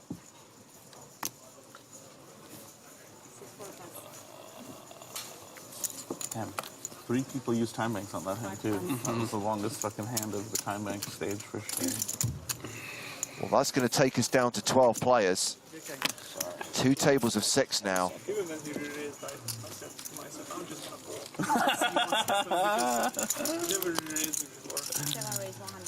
Wow, sick.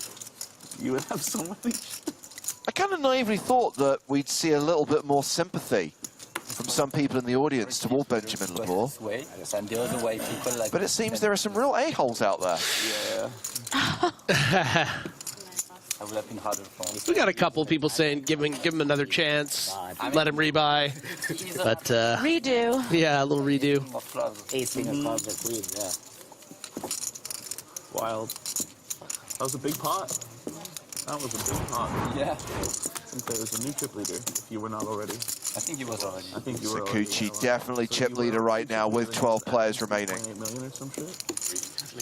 I think someone has 6 or 5.5 to 6. No, I don't. Now you have 9. Maybe, but I'm Very cool. Oh.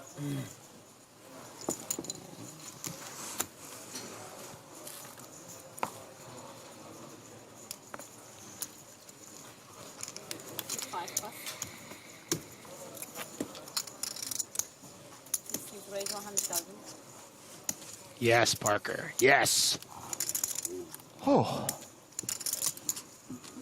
Can't deal with another big hand after that last one. When you almost say the word, and you just don't want to do it, and you don't want to move to your checks, and then you want to take all.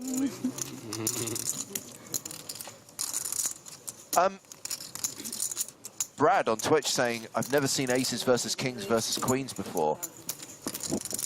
The last time I remember seeing it was in Monte Carlo.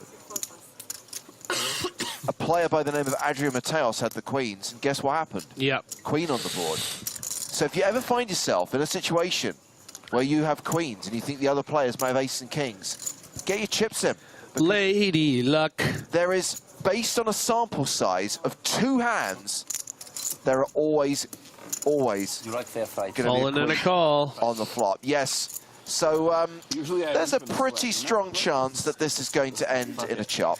Oh, lordy lord. I don't know what the timing's going to be. I'm just going to go for it, guys. Yeah. Might as well make it a quartet. Yeah. I want 2 clubs and a diamond on the flop. Or something. Come on. Are we bringing back to Joe to diamonds. like drown out Maria? Yes, I'll definitely sing a little softer than We'll just usual. shoot for the moon. No, just go with for all it, 4 Maria. of us. Just like And really if try we to fail, do it. We'll hit the stars. I think you should just go like a full 1.2 seconds before. All right, now we'll take a sweat. Fuck it, you know? Why not, man? Or Fuck after? Wait, who's in the time delay? She's... I don't know how this works. We just have to do it our normal way, and Maria, good luck to you. Okay. We're all counting on Thank you. Yeah. Live a little. Could be a diamond on the turn. I need luck. That's true. We could see a sweat. Diamond for the streamers. For the people watching at home. A diamond. Chat. Oh, yeah. Give Tonka your energy. You like a little sweat, don't you, Twitch? I won't even lie, I was sweating when the clock came. Diamonds are chat's best friend. Is Pillhoffer going to get bad beat 2 hands in a row? Should have played those queens, bro. Yeah. Oh, Golly. Okay, so this does end in a chop. And you know what they say? Everyone loves a chop pot. Everyone loves a chop pot. Oh, Jesus. Can we... That's what are we going to do with her? What do we do? You guys did amazing. Yeah, yeah, all in the same room. You guys were amazing. Never better. Never better. Whatever you say, Echo. You know you're supposed It's not to really her fault. after the queens though too, right? Like, I'm gonna go to bat for Marie on this one. What can she do? What can she do? Not only did we all make eye contact for that, but we held hands. Yes. I counted those chips. Like those, that was. I had $1 million And then more. have to go I'm back missing say, $1 million. why did I I'm fold missing $1 queen? million. Oy, oy, oy. When he said I have queens, I had the queens. I'm like, oh. Yeah. Yeah. So guys, this whole hologram thing's not really working out, so I'm gonna have to dip out a little early. Thank you for having me. Bye. Bye. 7.8 million or something. No. He had 1.5 in green, and then he had over $1 million in black on a stack, and he put 625 in free, and he put 300 in blinds. It was like 7 million. 7-ish. A little over 7, I think. 4, 5, 6. 8 points. Still doing the post-mortem on the aces versus kings versus queens hand. Yeah, see. Just sort of laying out, letting the Hey, you would still be in if I take 1 million. letting the experts chat about it. Yeah, you got you. Thanks, man. Where the fuck is my million? Yeah, who just told Maria that they ruined the night? Oh, they're getting banned. Oh, this is my burner. You banned. Ah! Peter K. How much richer do I get if one more person busts? Griffin's burner. Thanks. 11,500 more. I do think Hardigan could have given a slightly longer pause. I like Maria you, to so I catch don't up. mind. Yeah. All right. And you're Canadian, right? Yeah. All right, perfect. Are you American? Or you? I'm Oh, you're Canadian too. Where? Toronto. Oh, shit. Mississauga. I'm from Sauga too. Are you really? Yeah. What school? What school did you go to? Arendelle. Joel's. Okay. Well, I went to a couple, but Joel's mainly. Okay. Yeah. Unfortunately, I went to I love it when the Canadians talk about what school they went to. Well, listen, the commentator right here is from Toronto as well. Toronto connection. Do you feel left out of this A conversation? little bit, yeah. Yeah. But unfortunately, I can't reach into the past. Is it 98% of Canada from Toronto? That's where it started. 96, but yeah. You live in Toronto now? No, I actually moved out to Innisfil. Oh, okay. Yeah. Canadians kind of like living in America. It's like living in America's. How about you? Yeah, I live downtown. Like ADU. It's too busy for me downtown. ADU? Like an AD, like the garage unit. Like Canada is like the outside unit. Like America's the house. Oh, I got you. Oh, and Canada is like just outside, Right. like 3 feet. Yeah, we're like the basement. Yeah. Yeah, the basement, sure. Attic, more like it, I guess. It's good for morale. It's good for morale. Like 1 million. I had an interesting conversation actually with a Swedish poker player. I won't call him out and say who it was, but 1,045,000. when I explained that people from Montreal speak French, he didn't understand why. So he ended up giving them this whole history lesson about colonization and all this sort of, it's like a whole thing. And he's just like, I'm sorry, I never went to school. Like, okay, no problem. You never went to school? Well, that's what he said. I mean, I guess he maybe didn't finish high school or whatever. And I can understand now why he wouldn't call his player out. Race.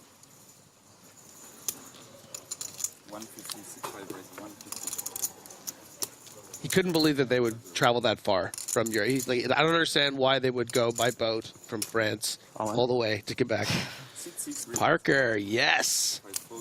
Picking up chips a little bit at a time. Weren't they chasing raccoon pelts? I'm not sure. Isn't it? It was fur. The fur trade, I think, is what brought people up to Canada. Huh? If I remember correctly. No, this was easy. Wow, look at that. Just fade to oblivion on the Canadian maple leaf there. I had a 4. You had 4? I had a 4. Beavers, that's what it was, not raccoons. Winning, of course. I was thinking, I'm like, I'm not going to agree with this. That sounds wrong. I don't think this is right. And if it's not winning, who amongst us hasn't traveled thousands of miles for beaver? Not every time. Okay, all right. You don't have a sweat. Always. Be go. King 7 suited. Merstell says actually the poutine miners that forged their way into Canada. I'm dying. What year are you? 91. Oh, B got him. Spins the pot on the button. That was what was so cool about that movie Prey. Because you had that scene where there was like a massacre, and I was like, that's not a predator massacre. And then it turns out it was those dang French furriers. We only stop if we reach 9. Correct. Or else we play 2 more levels after this one. 9 sounds cooler. Yeah, that movie was awesome. I agree. That sounds what? I thought The it would, 9 sounds cooler. I thought today would end with 12, so. Oh, I'm pretty Parker. impressed with how many people are busted. I guess when you deal aces, big queens, weak queens, Yeah, you know, that's what I was gonna things say. are going to happen. Do you think the job is going to Yeah, end yeah. 1 hour earlier? Yeah. DJ Khaled. DJ Khaled. Bam, bam, bam, bam. Coming at you. 96.9.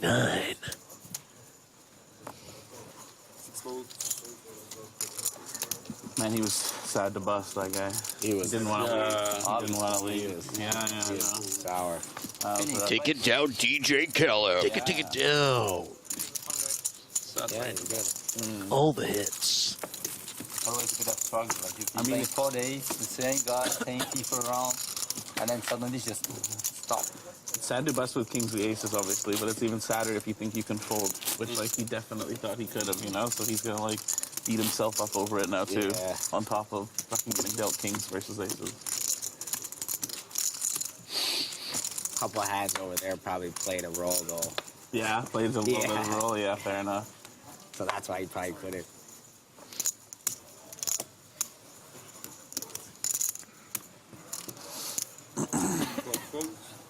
I don't know what hurt the most. The money I would lose out on from going broke from the Kings there, or seeing how much fun everyone's having after I left.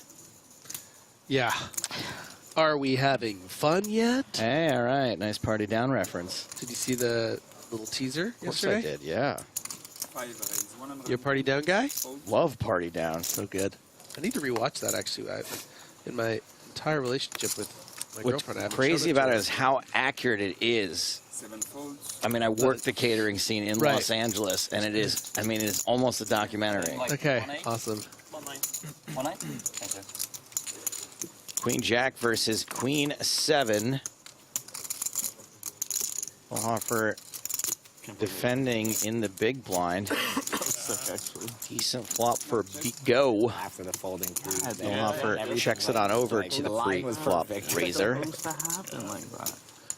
You're supposed to just get absolutely buried and then just hate yourself. Hate yourself for playing well and folding queens.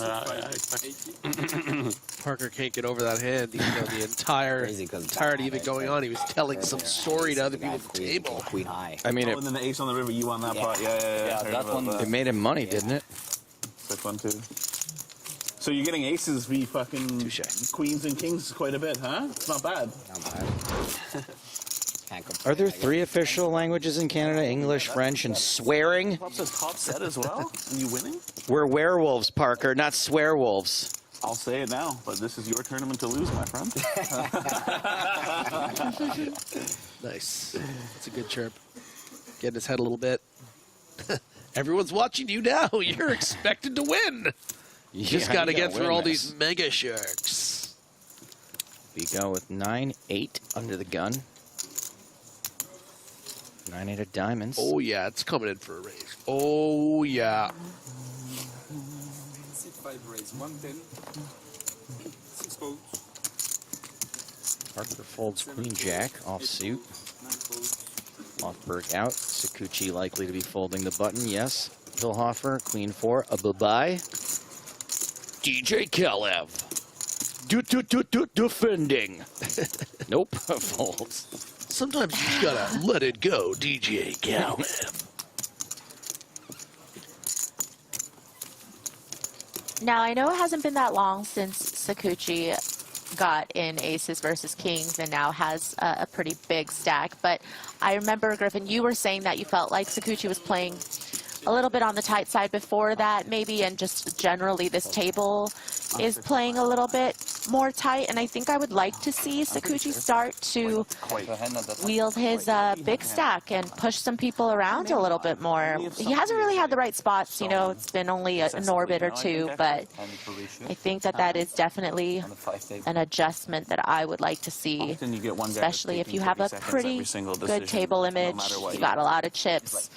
It's a very high-pressure situation nearing the final table. Yeah, but if you're doing... Yeah, I mean, my exposure to Sakuchi in particular, you know, I've played quite a couple times with him back in Canada, and you know, when it's been in sort of 1K buy-ins, he's usually been willing to, you know, kind of jab with me for table captaincy and really get involved. I do wonder at this stage, you know, with the amount of chips that he's been able to accrue through some pretty good fortune and some good solid play, that if maybe it's going to be difficult for him to stray from that, you know, sort of strategy when it's going so well. But I definitely think it would be nice to see him, you know, use these chips to his advantage, put some pressure on players like Bigot, who have been, I think, opening quite liberally and feeling pretty comfortable with the short stack Parker Talbot on his direct left. Finnish guy, like here in Prague, like many years ago, before they even had like shot clocks or anything, that stalled so much that they did like the floor. They had to like walk over. Jack 8, I think, is going to be right on the line as far as whether to play this as a limp call or limp fold. Wow. Apparently that guy was, you know, Jack 9, Jack 10, you're probably feeling pretty comfortable about limp calling, but Jack 8 is going to be pretty close, but instead it's going to play it as a limp raise, and you'd love to see it. Well, what now? A limp 3-bet. I waited the whole 30. I might like that better than calling. Yeah, that plays nice and clean. Limp 3-bet, raise 3-bet, 3-bet, re-raise. Stalling just means you're looking for the min cash. Hey, that's what I'm looking for. 12 players remaining, looking to get to 9 today. You're not stalling, though.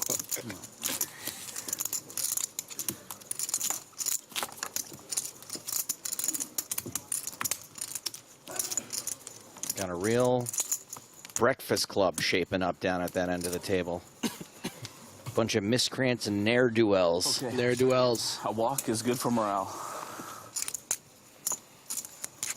One down. Like, you want How often do they do well? No, Nair. Nair. I I think that's a Gary Goldman joke. You're like a walk? You don't want to go for a walk. 3 down, 2 to go. To be honest, you deserve.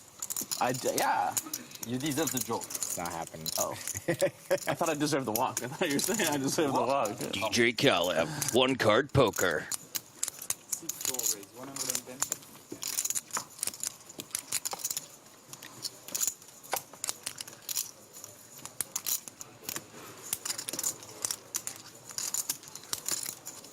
Pocket 8s for Bigot. Small blind, facing a button raise. I wonder if Bigot ever considers shoving here. It's probably too much. 40 big blinds, but you don't really want to have to 3-bet call off pocket 8s for very cautious route. So many chips, and I think that's why this. Oh wow, this is a huge cooler for Parker Talbot.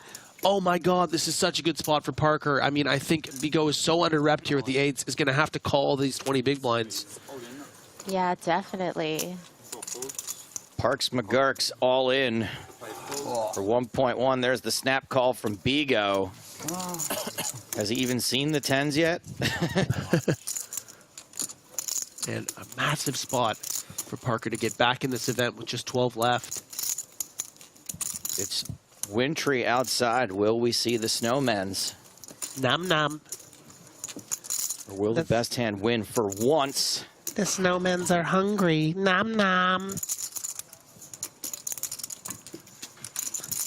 dinner after this? The wheels really come off when the James isn't here. You should. I wish everyone of those at home was able to see James just head slowly turn towards me as I did that. Here's your flop, Jack. King trade. Looking real good for tens. 2 cards to fade. No backdoors that I can immediately see. No backdoors. Turn card is an ace. 1 card to come. Oh, Parker's eyes just went big. 1 more card, man. 2 outs to fade. Otherwise, it's going to be a double up for Parker Talbot. Tonka does indeed double up. That's what I was thinking. Double up. Double up. DJ double up. 3 in a row. 50 big blinds. Push mod. How to get to 50? That's amazing.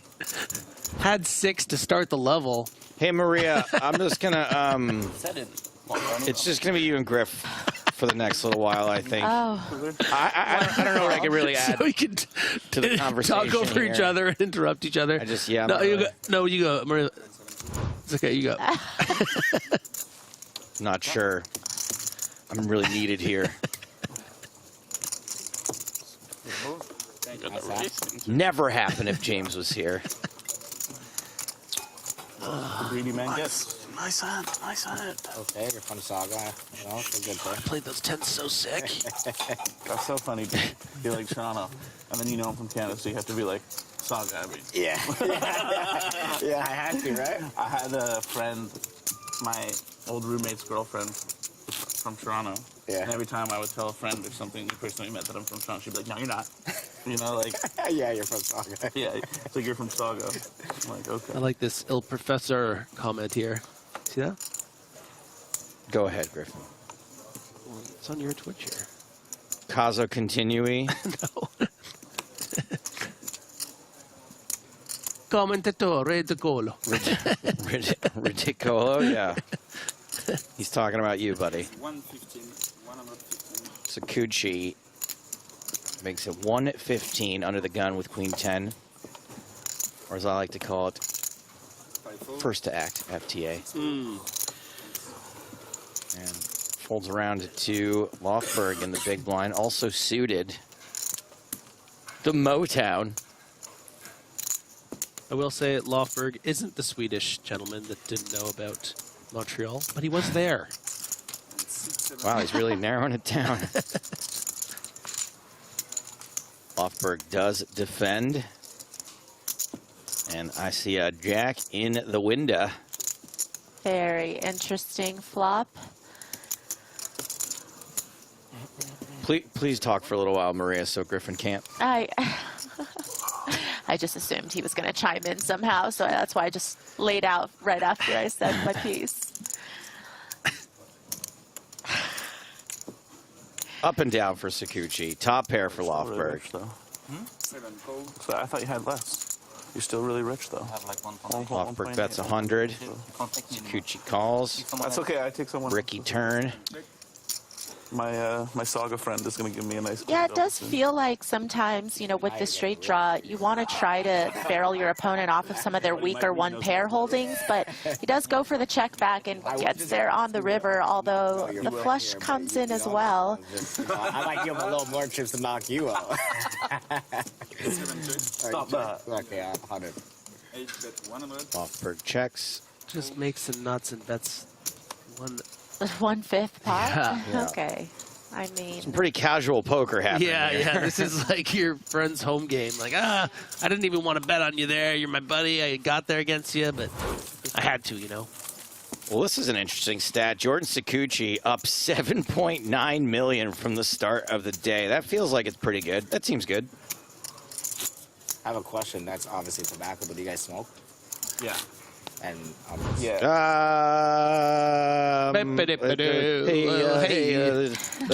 DJ double up here. Sakuchi up 8.9 million. What a great start to the day. Oh, yeah. Yeah, great stuff. Yeah. Yeah. so it's hard to do. So I always make him bring me some. Okay, so yeah, actions on Pillhofer and Ace Jack offsuit. Yeah, Maria, feel free to get involved here. I might just break out into the Chop Hot song. Let's so really switch the topic. Oh my goodness. All right. I think it's... We ate in California, everybody, Philip okay? Seymour Hofer. Oh, that's pretty good. I like that. Oh. Yeah. Wait, did you say Philip, though, or did you say Pillip? I said Philip.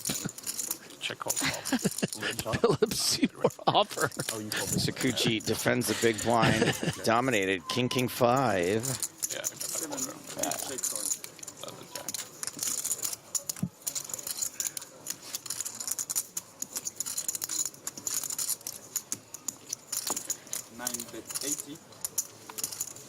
I don't know. Like, Sakuchi just not even really thinking about it, though, with ace high. I'm not saying that necessarily you should be calling against an under-the-gun opener that's been playing fairly tight. I'm just saying, like, you've got a lot of chips. Give it a second. You know, I don't know. We'll have to see how he continues to pick his spots and play with the table chip lead.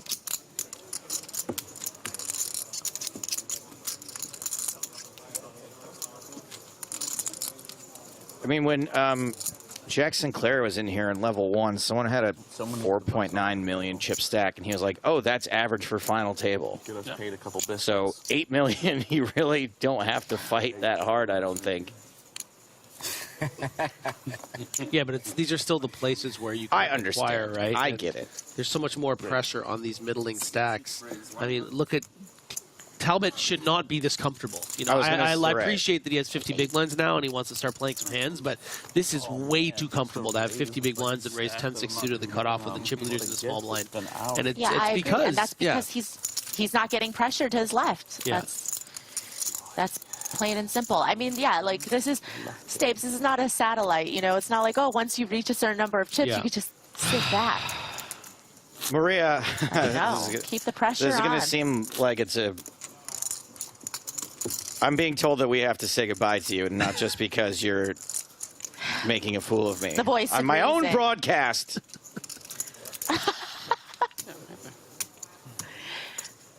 No, but I will be back. Good. Maria's very going to come shortly, back after the dinner break. break. Okay. Yes.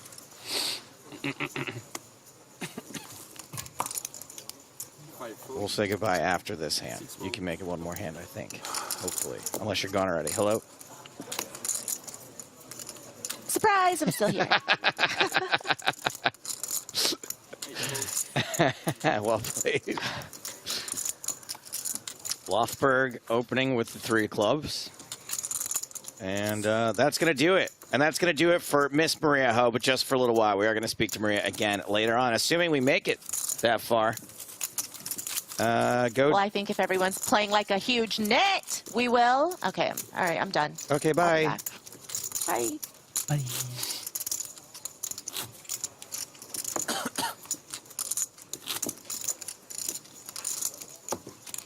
Andrea Sapel says, Maria, awesome as always. Disagree, but whatever. What do they say when I leave? I think everyone just tunes out. Yeah, they just leave. Stop watching. 6 folds, 7 folds. Will we go hand for hand at 10? No, right? Only if someone's stalling or something like that. Yeah. 8 raise 120. 3 folds, 4 folds. Kuchi raising with the 4 of hearts. Hey, maybe this is what Maria's talking about. Can't be that strong of a hand. Could be ace-4 suited. Could be pocket 4s. I hope to think it's also king 4 and queen 4 suited. And 4-5, 4-6, 4-7 suited with this chip lead. Bigot is going to defend. 6-5 fold.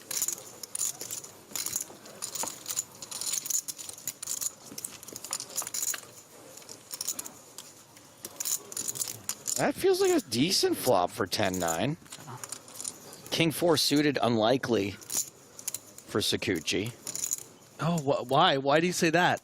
Just a gut feeling. Oh, yeah? Yeah. It's not like the suited king 4 might be, I don't know. It seems blocked unlikely. in some way. Blocking is the right word for it. Kuchi continuing for 1-2-5.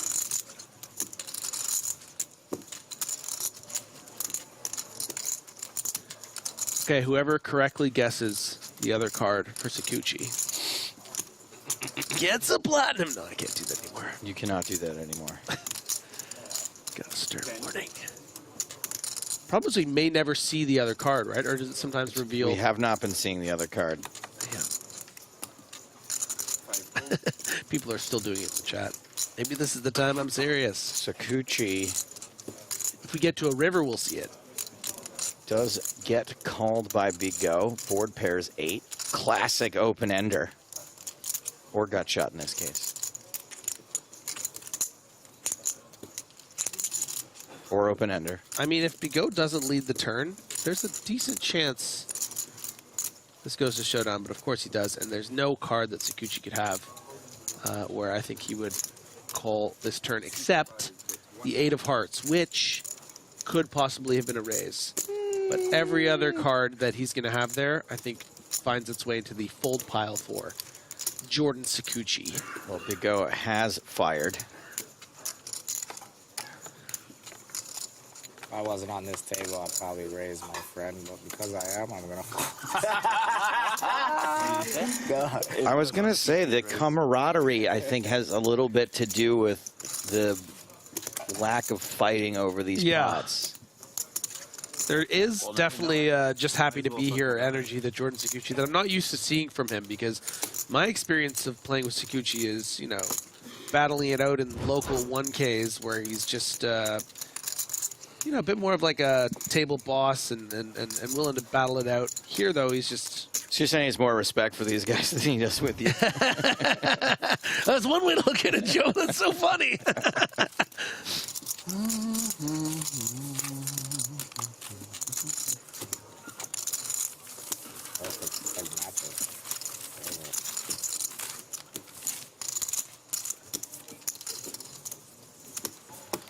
There's Lofberg. The Lofbergian one. Hofberg.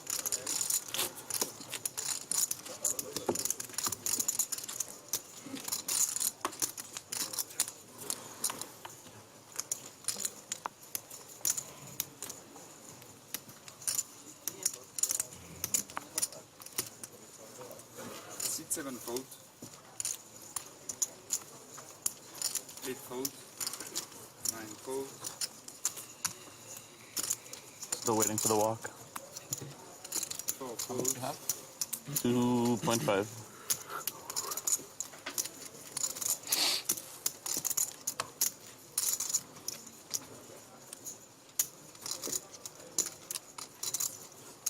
Actions folded around to the small blind, who gives Parker Talbot a walk with queen. I'm walking here. I'm talking about... Yeah, I mean, that's quite nice. Well played. Nice fold. The timing. I mean, yeah, that's an incredible fold. Yeah, I have to admit, kind of happy about it. Yeah. I can't wait to see, like, fucking Jack 10 offsuit now or some crazy shit, you know? Just sized me up before I looked at my cards or something. Sure. Whoa. Sir.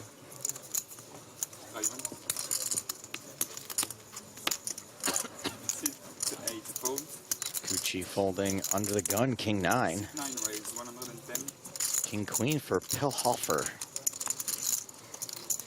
Do you think he's recovered from folding those queens yet? 1.7. Yeah. Around the open. Probably not. I would be freaking out because like the one time in my life I did the right thing and made the right fold and didn't just go, well, if I'm beat, I'm beat. The one time.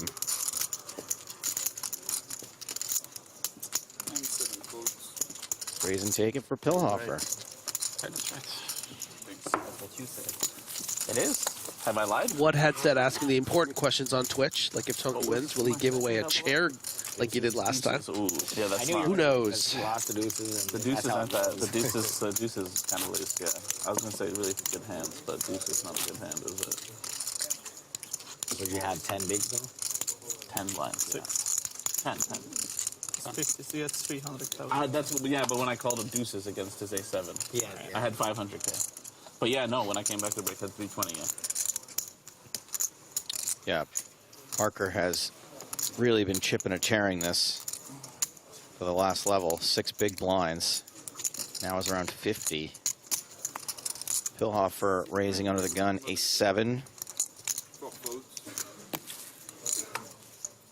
Bit on the loose side here, 6-handed. Is it loose 6-handed? Under the gun, yeah. Good to know. I'm going to put that in my notes. King 8 suited. Call? Or as Griffin likes to call it, Kate. Dude. That got me somehow. The worst oldest joke in the book, but somehow it's so funny. I mean, it's so, I didn't expect it, I think. Yeah, that's what it was. I just looked at him like, really, bro? What a flop here for King 8 suited. Oh, man. 6 of it might have been yours. It's like a 50-year-old man joke at like... Pilhofer bets. And Sakuchi sort of nonchalantly putting too many chips out there. Oh, really? Yeah. You can call a floor. No, it's half of the... It's more than you can call floor. The floor was told me. So was he trying to raise or trying to call? He was trying to call, but he put too much out. And now they're trying to decide whether that's going to be a forced raise or not. Floor? Floor on one? There's no floor for EPT menu. There's 2 floors there, I see them. Take back 25 because that was 100. Yeah. That was there. What did I put 100 in originally? Yeah, you put 100, just like this, yeah. Yeah, so Pilhofer That's how you call the floor. bet 60. And 8 would drop to 25,000. That's just a 4, right? 3 times. Is that 60, and you put 100 in. Yeah, you put 160, put 90, so that would be a minimum. Sorry? No, I'm listening to you. I know it's a raise, yeah. Because if I take away 125k chip, it covers your bet, so that becomes a minimum raise. Because some of you from the floor told us if it's not a full raise, it doesn't mean a full raise. That 50% is doesn't apply anymore. But I'm just asking, just to clarify it. No, that 50% applies to know whether it's going to be a raise or not. There's been no rule But the question is it 60 or do I have to min raise to 120? Yeah, you have to 120. That's what I mean. Yeah. Yes, 120. Min is 120. I really meant to. Raise 120. We all learned something here. Sort of. Yeah, and it does open up the action for Pilhofer, but Yeah, I mean, if a floor it's a bit tough to play. it's super weird. in And the third bet. That's why I said Pilhofer pairs is 7. I was pretty sure that it was the way it was, but like, if you hear that, then you hear that, you know? That's what I was told. Because if Sakuchi nonchalantly checking every draw imaginable. Wow, what a run out. Huge run out. Trip 7s for Pilhofer, but it is a flush for Sakuchi. Dealing and stuff. Yeah. But still, you could just be a new floor or something. I don't know. 225. And Pilhofer is going to be compelled to call. The man of the good hands. That was a great flop raise. I would.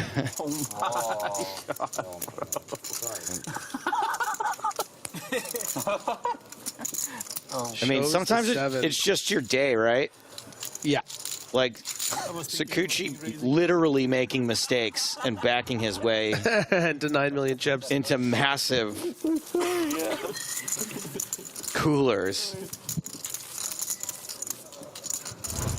And Pilhofer's not in great shape after that hand. You're a bad player, you'd be chip leader. You're a bad player. Yeah, right? Pilhofer. I mean, do you think like in Almost like you should have folded the ace-7 under the gun. I would have fucking put queens in. I still would have 100%. Wow, nice callback. And I promise you, I would have put queens in. But then you have to... That was so good, it was almost 5 shadowing. For sure, yeah. Everyone would say, Tonka is a fucking idiot son runner. Yeah. Huh? 6.5. Is that what I sound like when I say the F word? 2.2. Why don't you find out? I mean, yeah, maybe you get a little bit less. Sounds trashy.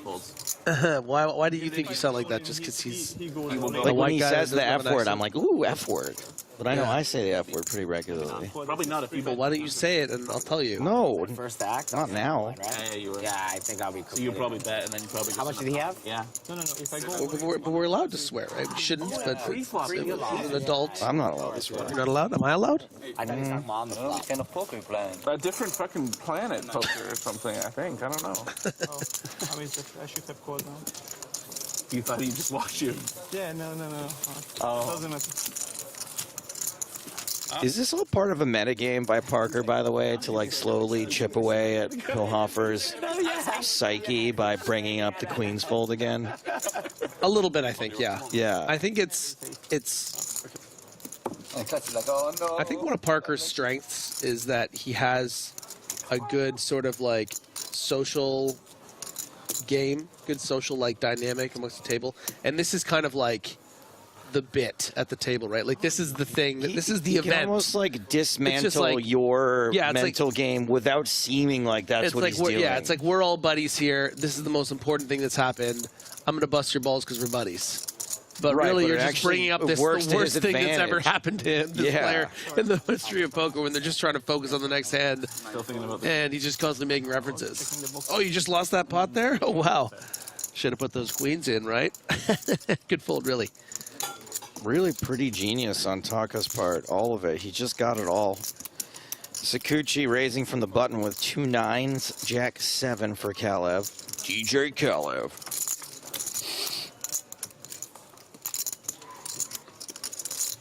King 8 deuce, 2 clubs. Really nothing for Kalev. C-bet gets it done. I did it, yeah.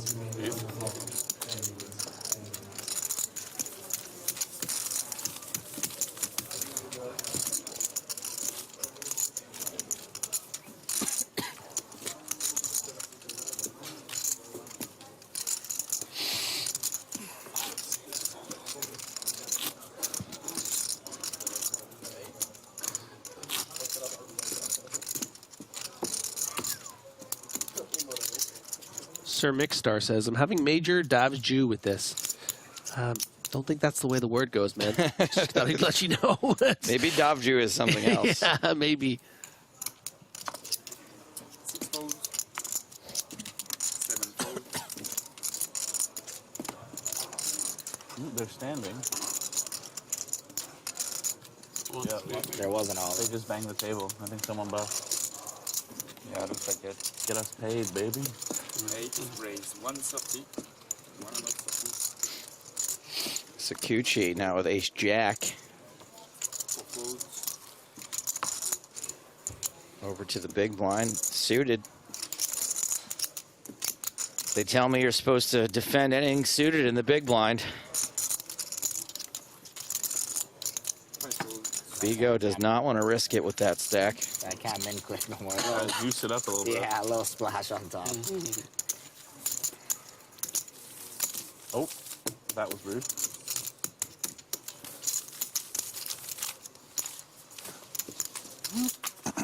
Playing at a pretty good pace here.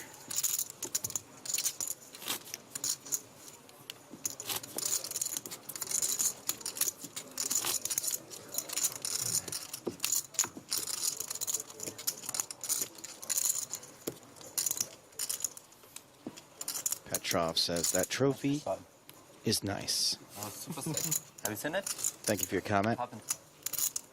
You slide it through? Yeah, he slide it over the chips and. Oh, I'll let pop right in. Yeah, it would have been cooler if it went right through. Sometimes he gets lucky, you know? I don't think Just it's lucky. Raise. Pilhofer, queen jack suited. 9 raise 1 and 10 sorry. 4 fold.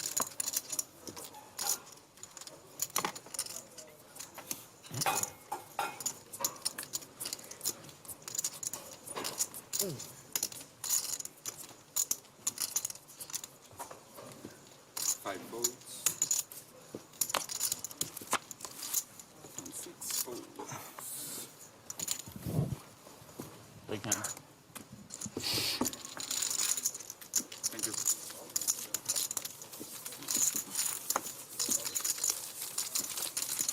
Oh, 11.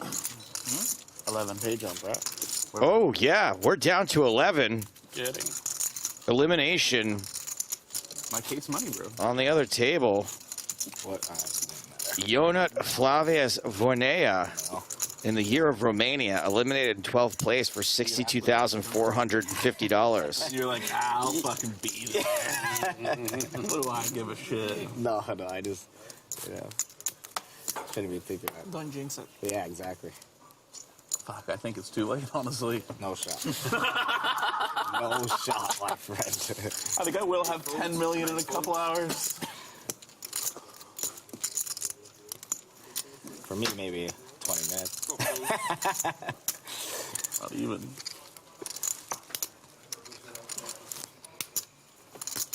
You have like So we're 2 away from being done for the day. Something like that. 3 times 9. 1 million, 1.5, 1 6, 1 7. Still gonna be in. Yeah, I can afford $1 million loss, maybe too. Like, no. We go raising from the button, Queen 8 off. Lofberg in the big blind with one of those suited big blind hands I'm talking about. These are 2 relatively short stacks at this point, right? 30-something big blinds.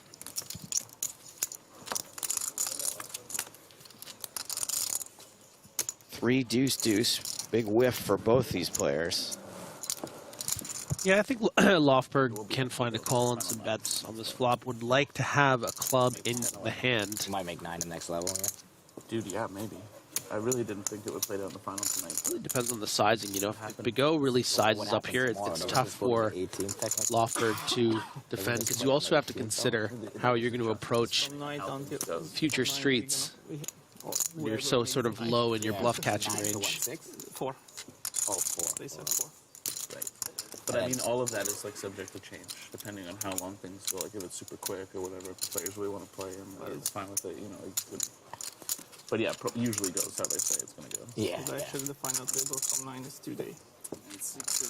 Is what? 2 day. Yeah. So they would literally go to 9 and then literally just play to 4 and then final table. See you there? See you there. Be pretty cool. 2 guys from Saga, you know, first. Yeah, fuck it. Why not? Yeah.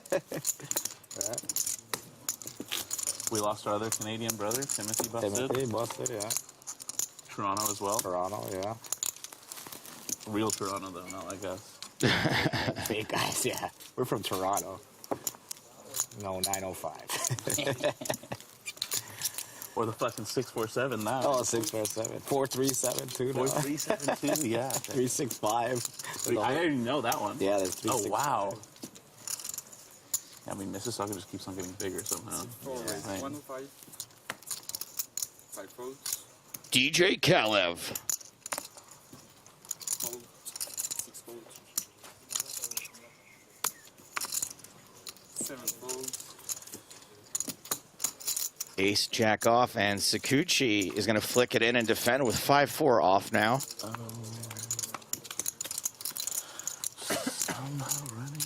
Queen 10 tray, 2 diamonds. Hey, check. Magic song. Magic song. Teach me the same. I hope they move us up the feature so I can listen to my magic songs again. Sit 4 bet 100. Kalev bets 100K, and Sakuchi's going to let that one go.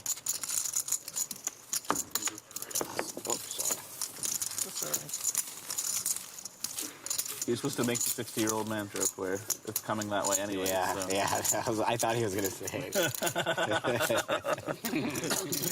I thought you were our dad joke guy. Come on, man.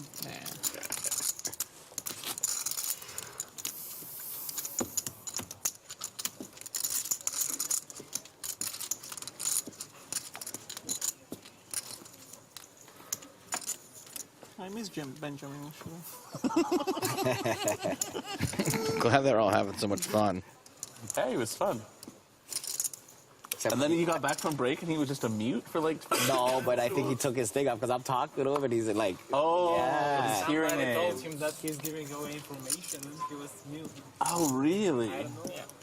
Well, like when I would say something to him and he didn't even acknowledge me, but he had to turn his hearing aid, his hearing aid on and off, right? Oh wow. Yeah. Okay. He'd be like 1 second and then turn it on. He's good though. I like them. Parker raising queen 8 suited. Pilhofer gonna defend. King 9 offer. Ace, king, and jack monotone board, all hearts. Pilhofer checks the Talbot. Oh, who smelt it, dealt it, buddy. bets 50,000.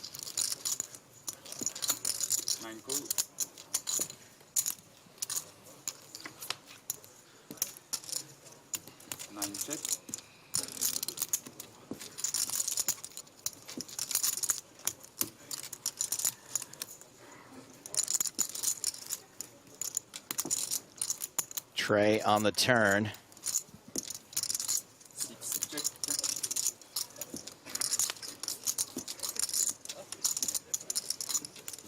Ace on the river. This king's going to be good. It goes check, King's check. good. Seems like the dinner break being in sight has caused things to rein in a little bit.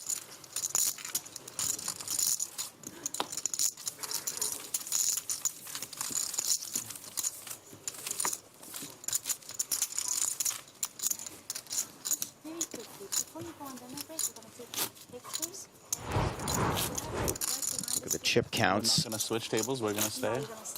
Lofberg somehow actually shorter than Pilhofer.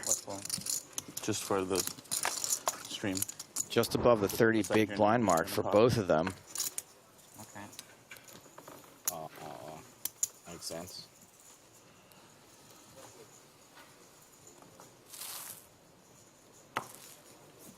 Vigo folds under the gun.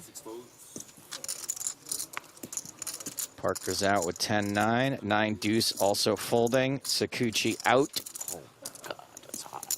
Pilhofer, king 8, small versus big.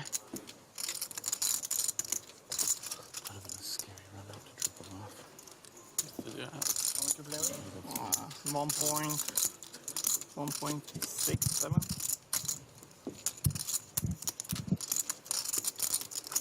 1.6.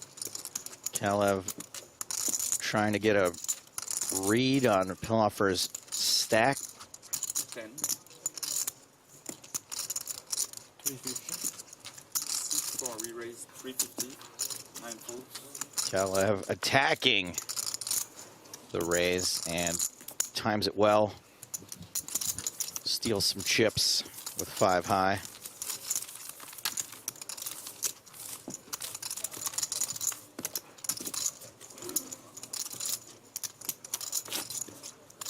MJ asks, next break, Joe?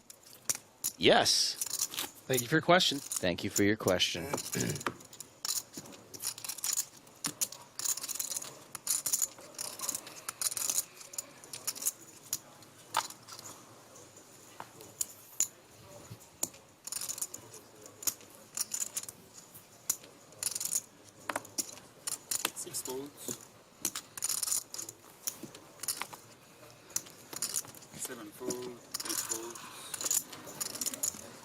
Gucci gonna stretch his legs a little bit. Don't worry, you're gonna get a dinner break in just a couple of minutes. 5 minutes away from break.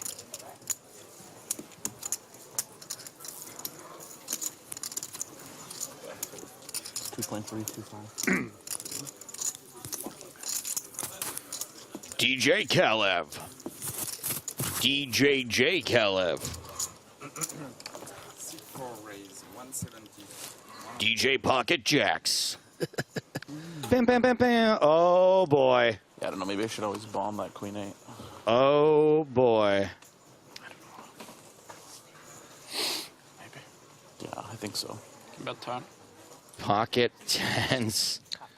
I love Vigo. I love that Parker is just always fun's way to be the main character. It's just like let's go back to that like hand a from big cooler happening right now like, for maybe I like should have 40 played bigs. queen 8 harder. Maybe I just at the bottom of my range there with the queen 8, and I just need to To bet.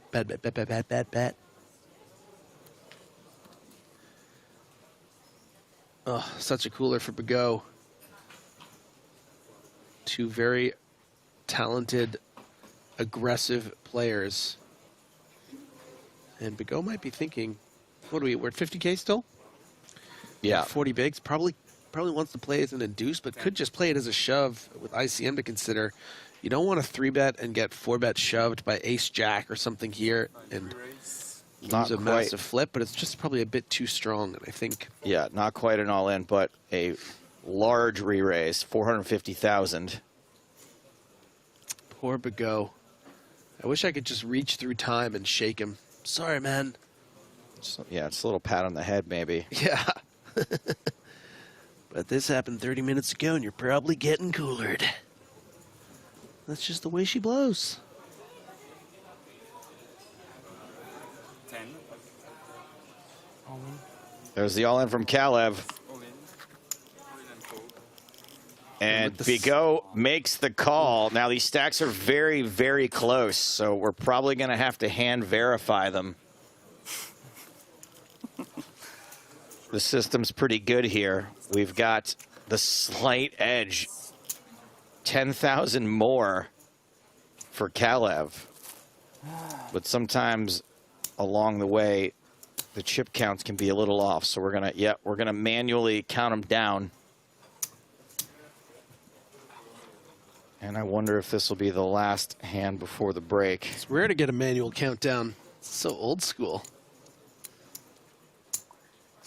I mean, that's what you got to do when the stacks are this close. The first one is 2,105,215. That's right, Shad. They are just about even stacks. Ding, ding. We believe Bigot is both behind and at risk, but we will confirm. That was my even Steven's animation I sound, see. by the way. Boing, boing, boing. Yeah. There goes J Razor, got it. Ah, the real ones will know. Good luck. And it looks like maybe we did lose the like. Did everyone go to dinner? Like they don't even want to see what happens here. I think Parker's out of there. One of these super sharks are going to be basically out or out. Right. It looks like we did have the stacks correct, so we have headed to the flop. No 10. 6 for a straight, or 6 for a sweat. 6 for a sweat, 8 for a sweat, Jack for a sweat. No, well, sort of. I think he'll have the most outs with a 6, right? Because then the 10 is still alive. 2 plus 4. That is none of those cards.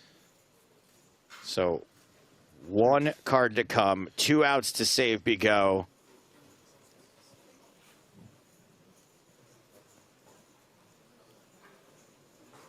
Otherwise, Bigot is going to be our 11th place finisher. River card is a 5. No miracle for Bigot. Bigot, be gone. Does he have to come back from dinner with 10,000? No, he was covered. Okay. He was the one that was covered. Out in 11th place for 74,950. And we are on dinner break with 10 players, 1 elimination to go. Pitar Kalev, DJ Kalev, with a double up there. Yeah. Up to 4.28 million.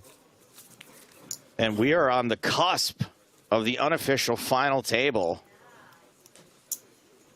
Great word, cusp. I like a good cusp.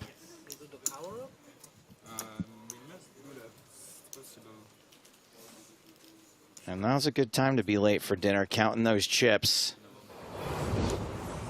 Here are the 5 remaining stacks at this table. We'll be playing 5 and 5 when we get back. Jordan Sakuchi having a banger of a day, not a bender of a day, but a banger of a day, up to 150 big blinds.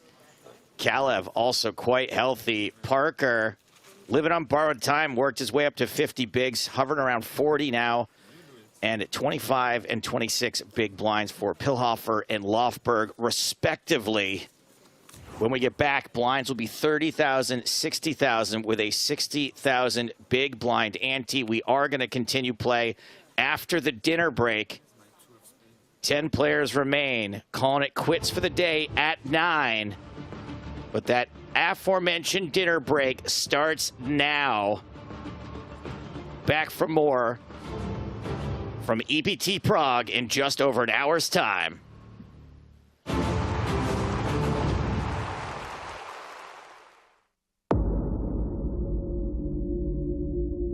What will give you the edge at the final table? Experience? J'ai fait pratiquement tout le circuit français. Je fais pas mal de tournois européens aussi. Mais ça risque de prendre beaucoup plus d'ampleur quand même. I've been doing this for 6 years, and I know that this is a chance to get the big one. Perseverance? I play final table 3 times. I won a one-time win. Barcelona stop. I made the final table there. I always knew that I'll make it again. Talent? When I was close to 18, I won a very big score in Moscow. I thought that I'm the chosen one. A €1 million challenge from Full Tilt was my first big live tournament, and I got 30K. That was basically my start bankroll, and I grinded it up from there. Leave nothing to chance. Find your edge.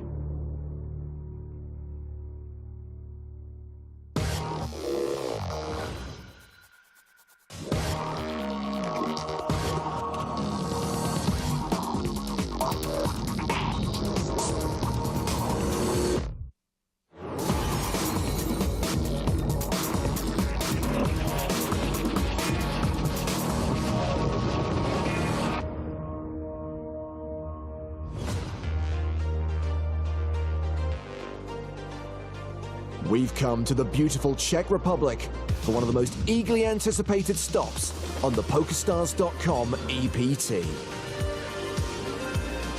Players came in their hordes to compete in the ultimate clash of wits for a share of the €5 million prize pool and the coveted trophy.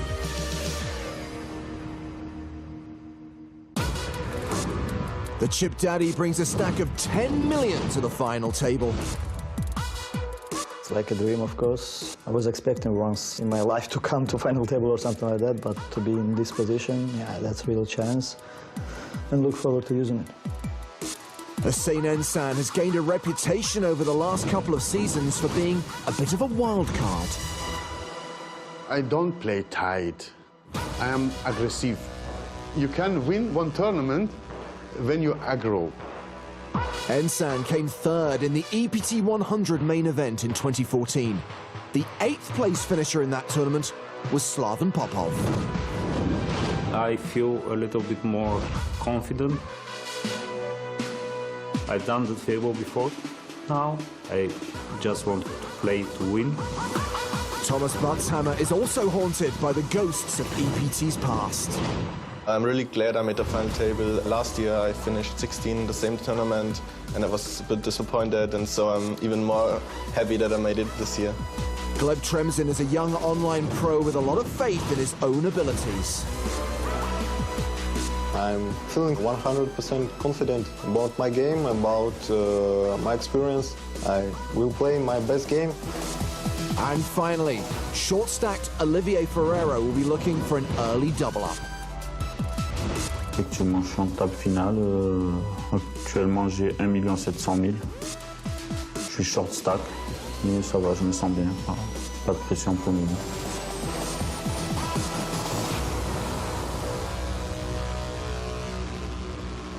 All 6 players have taken their seats. Time to get this final table underway. Let's light this candle. Blinds 50,000, 100,000 with a 10,000 ante. An action on chip leader Ilkin Amarov, a recreational player who likes to combine his holidays with major poker tournaments. He's 43 years old, but he also looks 11. So he's raised it with Jack-9. Slaven Popov has pocket 8s. He calls the raise.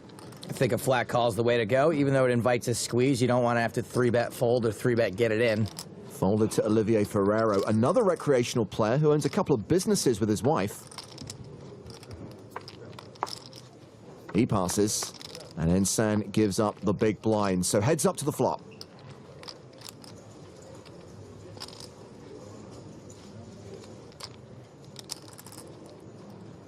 And just like that, Slaven Popov flops quads. Popov gets a treat. Hey, don't call it quads. It's disrespectful. It's like calling a police officer a cop. This is 4 of a kind. Amarov, drawing dead, continues for 175,000. Oh, God, what do I do? Play it cool. Play it cool. Popov flat calls. Yeah, push those chips in, Elkin. They're not coming back. Oh, Amarov pairs his 9 on the turn. This could prove costly. Well, at least he might slow down now that he's got okay, nope. Second barrel coming. 255,000. I think I like a smooth call here again. Let some draws hit the river. But I guess when Amarov raises under the gun, I don't know how often he's going to have draws.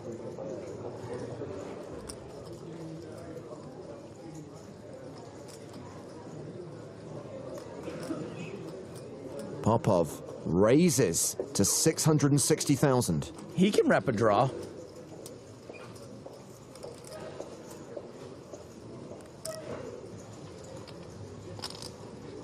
I actually think a call here would be pretty loose.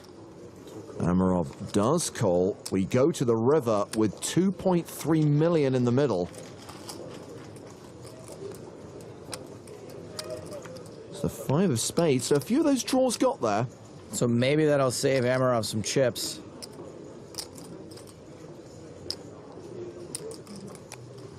Well, he has finally slowed down. He checks the action to Popov. Popov, play it safe. Check behind. He's got the second nuts. He bets 1.2 million.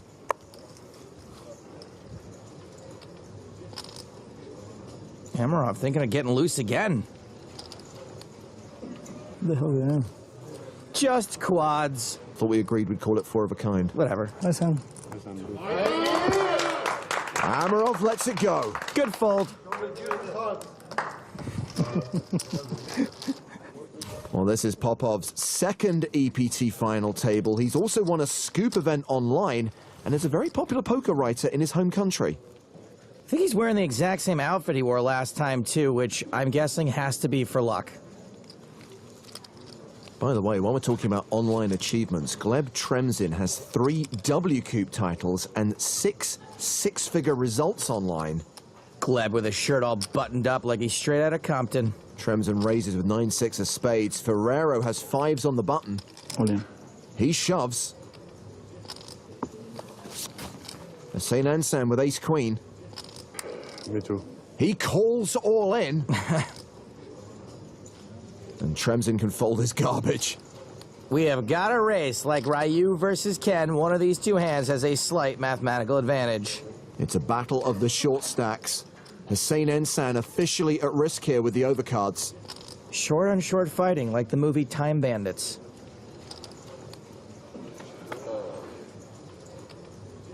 Queen on the flop. Ensan takes the lead. Ferrera's going to need to spike a 5 now, which is pretty Ferrer. The turn card is a 10. 2 outs for Olivier Ferrero. He needs a 5 on the river. It's another 10. Ensan doubles up. And I think Olivier Ferrero is going to be left with just 3 big blinds. Pretty annoying to lose a flip. Ensan up to 2.2 million. Nice hand. Thank you. I like that. Not quite a full thumbs up. Ensan's friends also liking it. So the next player out will earn 166,000 euros. We see the usual big money jumps as we move up the spots, with the winner receiving more than 921,500 euros. Blinds 60, 120. Action folded to Ferrero. Super short. He shoves with 8-9. Not the best hand in the world, but he had to do it. 355. Yes. Such an embarrassing question I have to answer. Popov folds. Buttshammer's priced in, and it's an easy call when you wake up with ace-king. That's how you don't slow roll a dude. Nice one, Buttshammer. Ferrero at risk and behind. Là, il a payé dans le noir. As-3. French humor. The flop. Has 2 kings on it, that is pretty much it. Look. Ferrero needs running cards. He's drawing down on the turn, and we are down to 5. Okay, man. Good luck, man.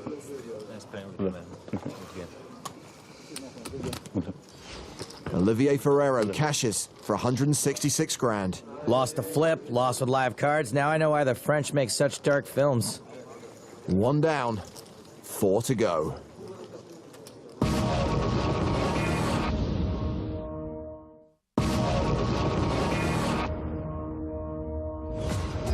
We're now 5-handed here in Prague, with Ilkin Amarov holding on to the chip lead.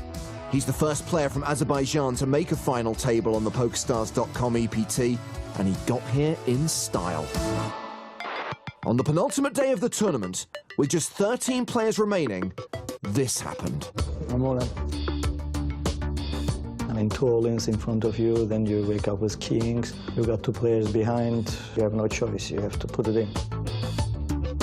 I'm all in. We have a 4-way all-in with 3 players at risk.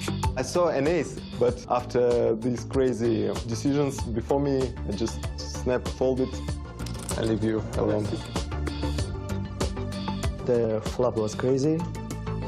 I mean, everybody back at home, they were watching live, they went mad. A triple elimination. That is awesome. I mean, I feel bad for all the guys that just got cold decked, but that was sick. Living a dream. It's like incredible, you know? I was really happy with that situation, obviously, because I was short stack, and then I secured my spot at the final table without playing a hand. My telephone was bursting after that part. I don't think I will ever forget that part.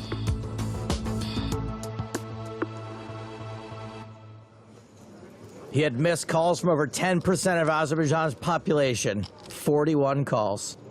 So now we know how he came into the final table as chip leader. Action's been folded to Thomas Buttshammer on the button. He's got Jack-7 off. And he's raising to 250,000. Hussein Ensan is in the big blind. 200? Don't let the old man routine fool you. This guy likes to get down with the kids and the peeps and the... Where you going, Gleb? Stretching his legs. So Buttshammer pairs his 7 on the flop. And looks like Ensan is leading with absolutely nothing. Well, this is weird, and it's probably never going to get a fold, because if he had an ace, he probably wouldn't play it like this. Ensan, the oldest player at the table, 51 years old. Buttshammer, the youngest, at 26. He's called the bet. We get an 8 on the turn. Don't forget, y'all, this guy is Hossein in the membrane, Ensan in the bran. Is he going to take another stab at this? That's what Ensan people do. There he comes. 720,000. I still don't think he plays his value hands this way. It might work other times, since Buttshammer's rarely going to have a pair here, but this time he does, and he probably can't fold it. And he calls again. A pot of 2.7 million. And remember, he's already beating most unpaired hands. I think he probably gets a lot of credit because he's 51 and clicks buttons like a 21-year-old. The river is a king. King of spades.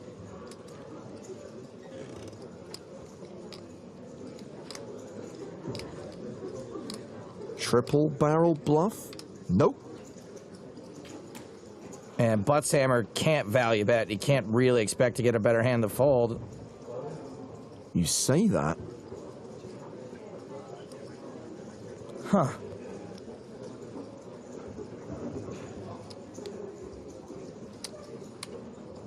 He thinks better of it and checks behind. That's what I thought. Maybe he was just trying to get a read. Buttshammer takes a big pot off Ensan. Yeah, nice call. Nice calls, plural.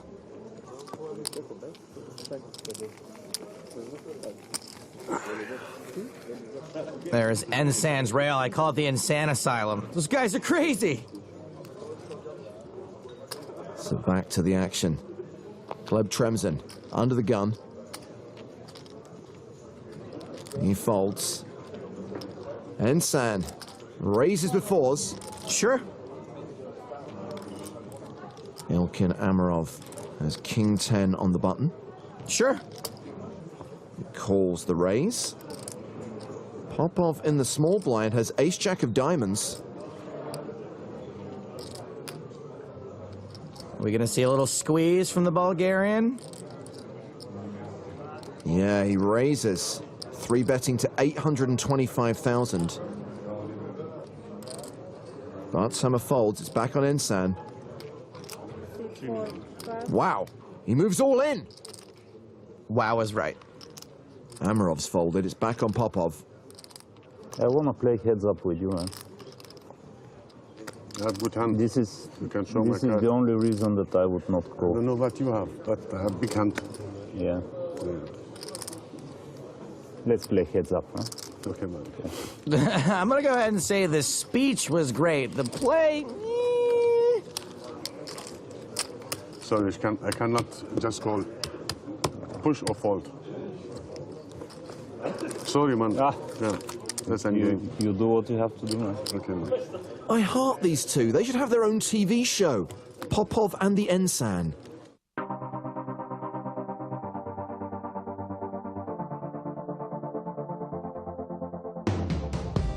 Mr. Ensan is a really fun guy. Popov, doch, der war ein ganz angenehmer Junge.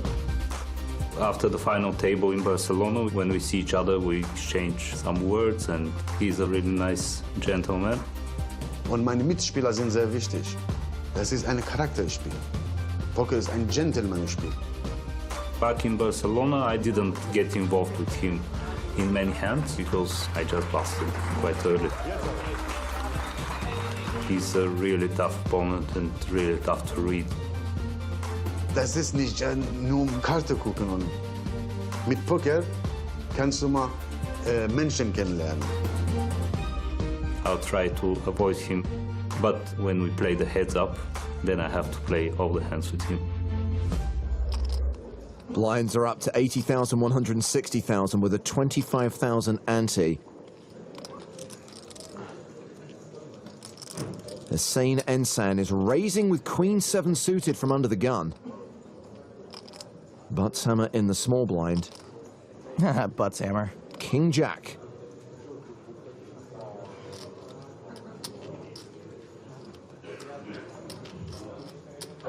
He calls. 325, yeah? Gleb Tremzen with ace deuce of clubs in the big. Come on, Gleb. Don't get hot. Get in the pot. Though it's got to be pretty warm up in there with all those buttons. It's driving me crazy. Three-way action.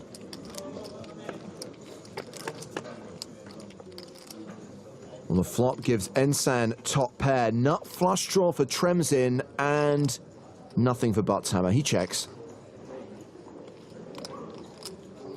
No, Ensan's betting all right. He continues for 410,000. Buttshammer folds.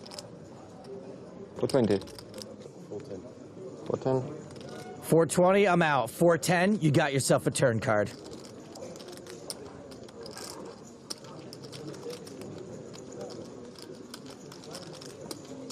Tremzen calls. We're going heads up to the turn.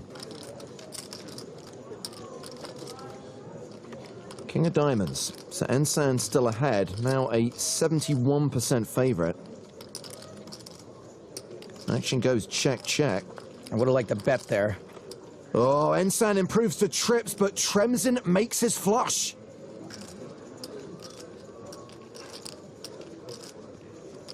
And looks like Gleb's going to bet for value. 1,555,000. Hussein's kind of got a call. He does call. Yeah, it didn't look like he had much, so Gleb would probably also be betting all of his busted straights and kings the same way. Look at the crowd rushing in to see what happened.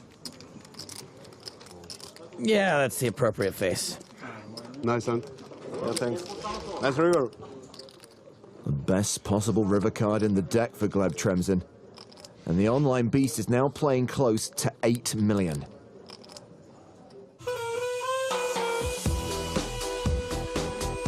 My name is Gleb. I'm from Russian city, Archangelsk.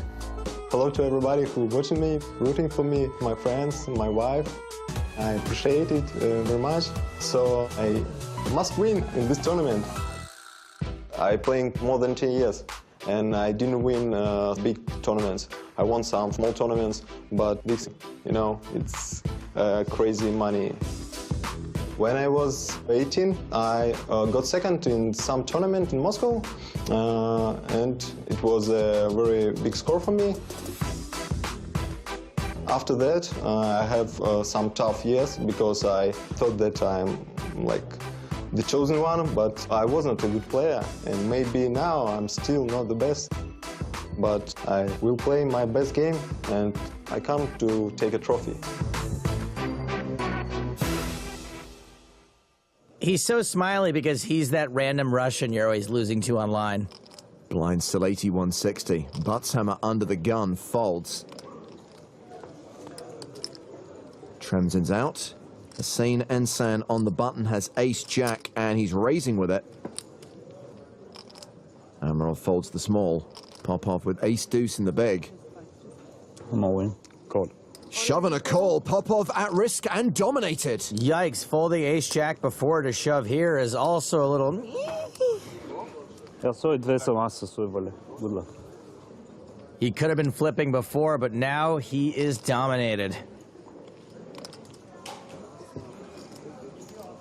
Ensan's coming over. Such good camaraderie between these two. I wish they were my real dads. A 9-8-5 flop. Popov needs a deuce, or running clubs, or running straight cards. King of hearts on the turn, just 3 outs for Slaven Popov. He needs a deuce. It does not look like they're going to get to play heads up. Boom. No deuce. Slaven Popov eliminated by his friend Hussein Ensan. Good luck, man. Better than his last finish. Just. And we are down to 4 in the quest for the 3rd main event trophy of EPT 12. Well, if you want to make friends on the European Poker Tour, try qualifying for a main event at pokerstars.com.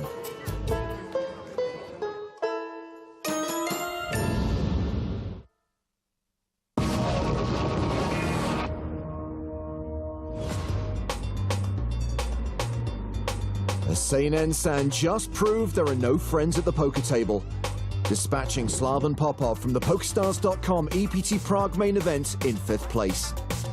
Hussein Ensan he's a good, crazy player, so I like him as a person, but I'm sure next time we play, I'll beat him.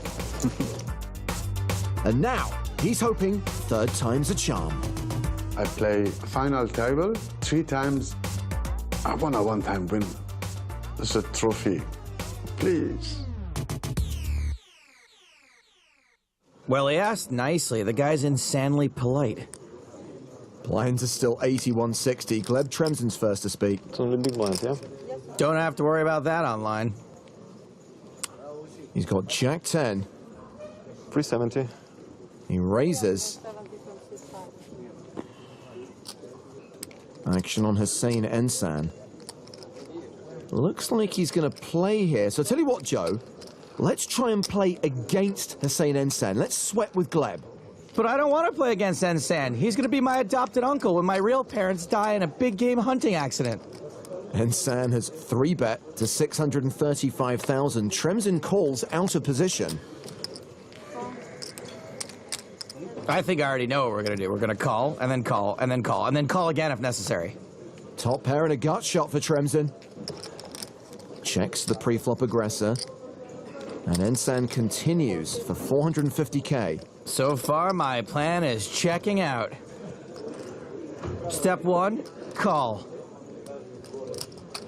There's the call from Gleb. Turn card is an ace. Oh, I assume he wasn't 3-betting us with nothing. Tremsen checks a second time, and Ensan checks behind, river for free. Now Ensan checks, I don't know about this. Ace of diamonds, so now we have a straighty flushy paired board. And Ensan bets pretty much full pot. 2 million. How much? 2 million. Look, I said our plan was to call 6, possibly 7 times. We've only called twice. I say let's go for it. This guy's an aggressive little monkey. He will rue the day he messed with Gleb Tremsen.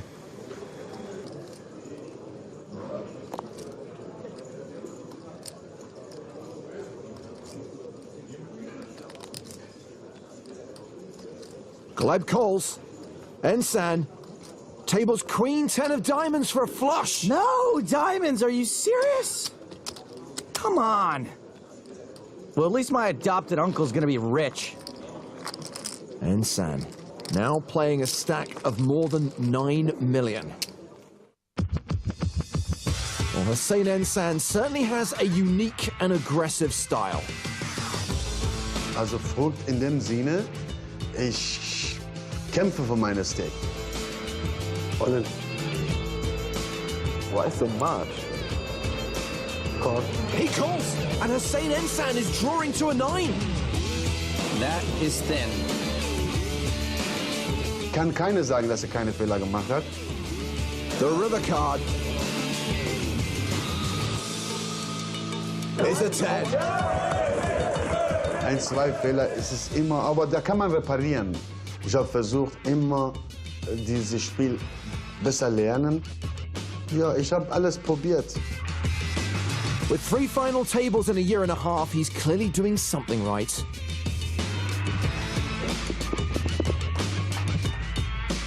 Turnierspielen, also braucht man viel Motivation, viel Geduld und auch rechnen muss man gucken, also was man crazy, verrückt, aber das lass die mal denken. Ich weiß, was ich tue.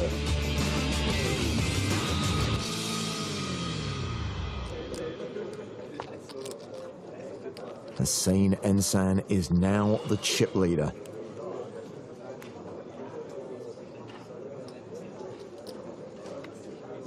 Action's been forwarded to Thomas Buttshammer on the button. Ace, queen of clubs. Time to give him the old Buttshammer.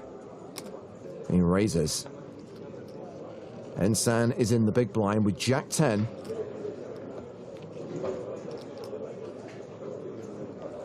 And he defends. Fair. The flop is Queen 9-4. Top pair for Buttshammer, an open-ended straight draw for Ensan. And with top, Buttshammer will continue. Betshammer. All in. Wow. Call.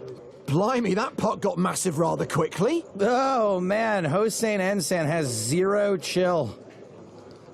I don't hate the shove, but I think he's going to get snapped off enough by a queen there to make calling the right play.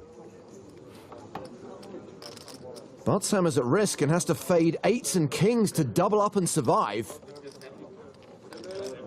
Tough to smile when you know 34% of the time you're getting run down.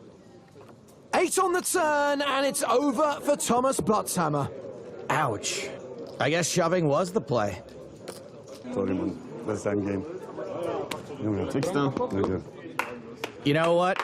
I'm going to call him Bootshammer. He's earned it. Ensan increases his chip lead. And we are down to 3 players at the EPT Prague final table, with Buttshammer's elimination. Yeah, I'm happy with the way I played, and I'm also happy with the result. Green case, a huge cash, just my biggest cash by far, and I'm really happy right now. Really nice experience, I like it a lot, and I will come next year for sure. I'm gonna miss that little Buttshammer. So Ilkin Amarov, who started the final table as chip leader, is now the shortest stack. He raises small to big with ace-9 suited. Ace-10 for Gleb Tremzin. All in. Who shoves? I call. Another all-in and a call. Jeez. Ah. To this. I just learned a swear word in Azerbaijanian. No comment. Oh, Gleb speaks Azerbaijanian too? Man, the American educational system sucks. So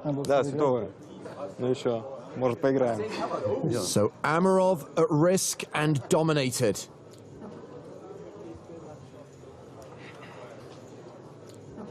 No diamonds, no 9. Sparring elimination. He has 3 outs. Семерка. One last chance to hit. It's a 6. Молодец. Хорошо зашли. Good game. The start of day chip leader exits in 3rd, cashing for nearly 392k. Well done. Heads up. EPT. Okay, man. Not bad. And we're heads up.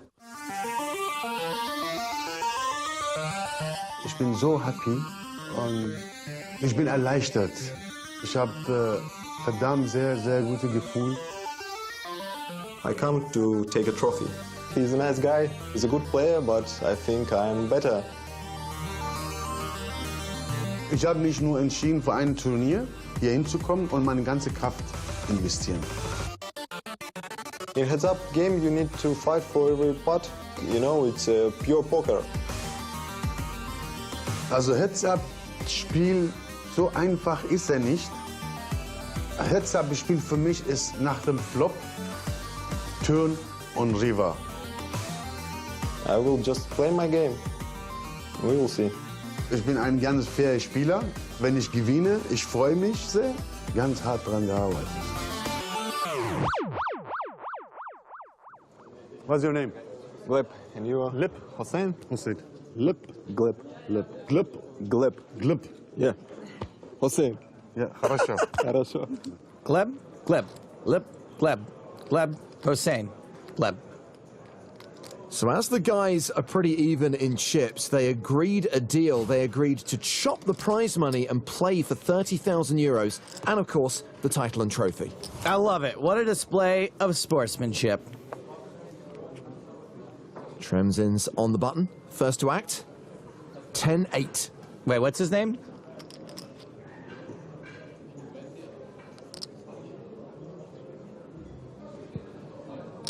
He raises to 600,000. 9-7 off for Ensan.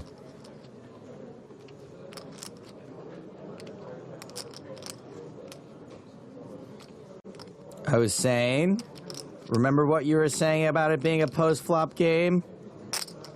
He 3 bets. Re-raising to 1,375,000. These guys want to play bigger pots? Fine by me. It's your funeral. I always wanted to say that. Tremzin calls. So 2.85 million in the middle already.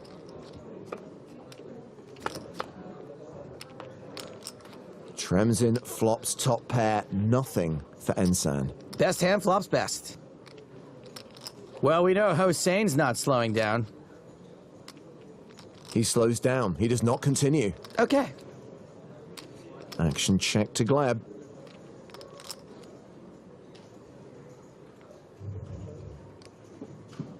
He bets 475,000. How much? 475. Oh, is this the part where he doesn't slow down?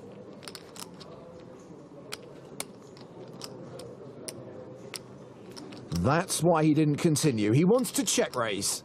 1-9. I really like Hossein's chutzpah, but I'm not so sure about this. Call. Tremzin calls. There's now 6.6 million in the pot. The turn card is an ace. Bit of a scare card for who, I don't know. I guess Hossein can rep it a little more effectively.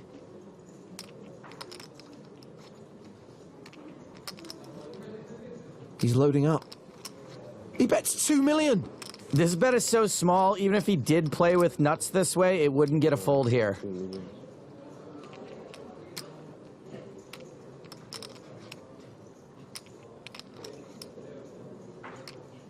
Tremsin calls.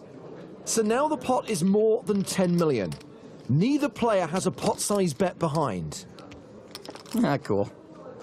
A king on the river, Tremsin still has the best hand with a pair of eights. And Ensan's going to try bluffing again.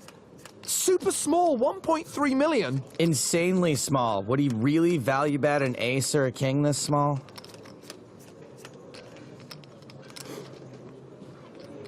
How much you left behind? Like 9? 9 1 million chips.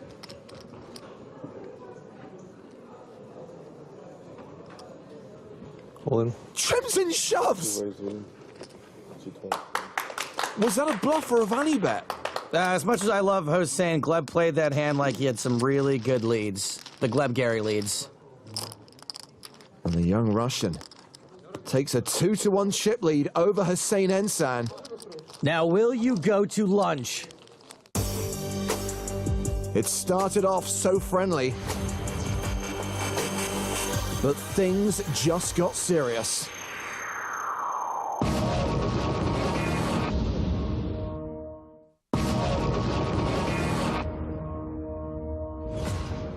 We're heads up here at the PokerStars.com EPT Prague final table. Russia's Gleb Tremsin has a commanding chip lead over Germany's Hossein Ensan.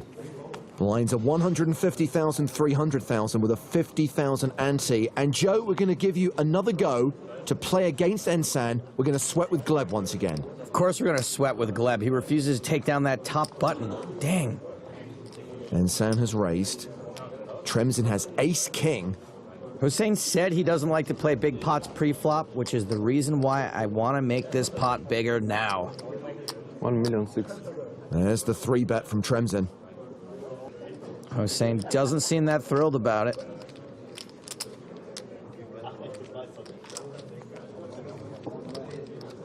He calls with the advantage of position.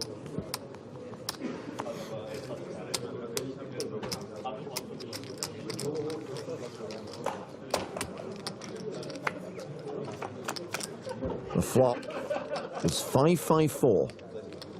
Not a huge fan of this board. I think we should c-bet small and then maybe just shut it down from there. Tremsin does not c-bet. He checks the action to Ensan, who checks behind. Okay. 8 on the turn. And still no bet from Tremsin. Ensan, on the other hand,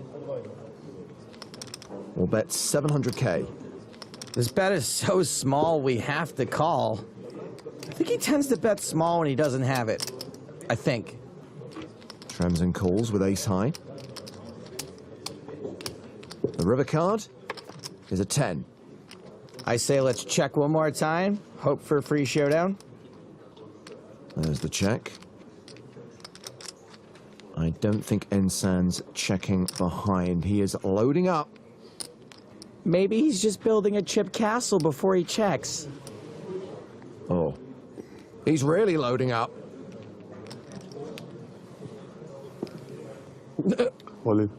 He shoves! Awesome. We fold. We fold. Gleb's not convinced.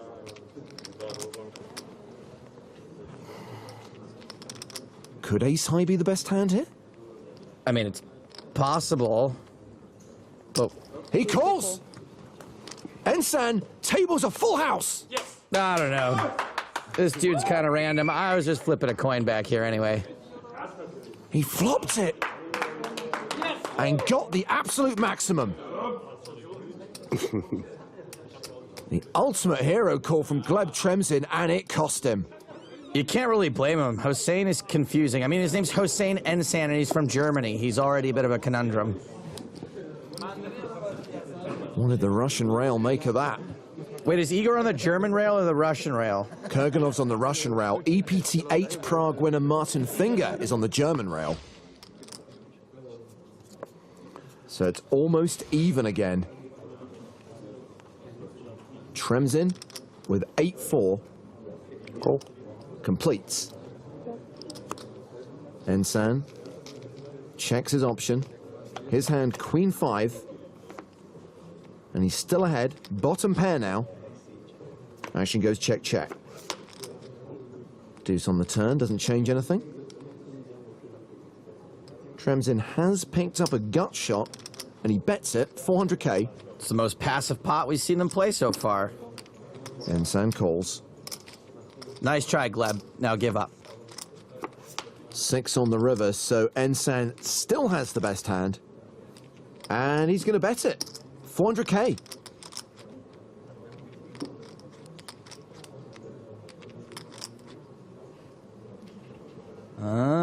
Gleb's raise of a super small river bet got a fold before. Pretty good reason to think it might work again. There's the bluff from Tremzin, 2.3 million.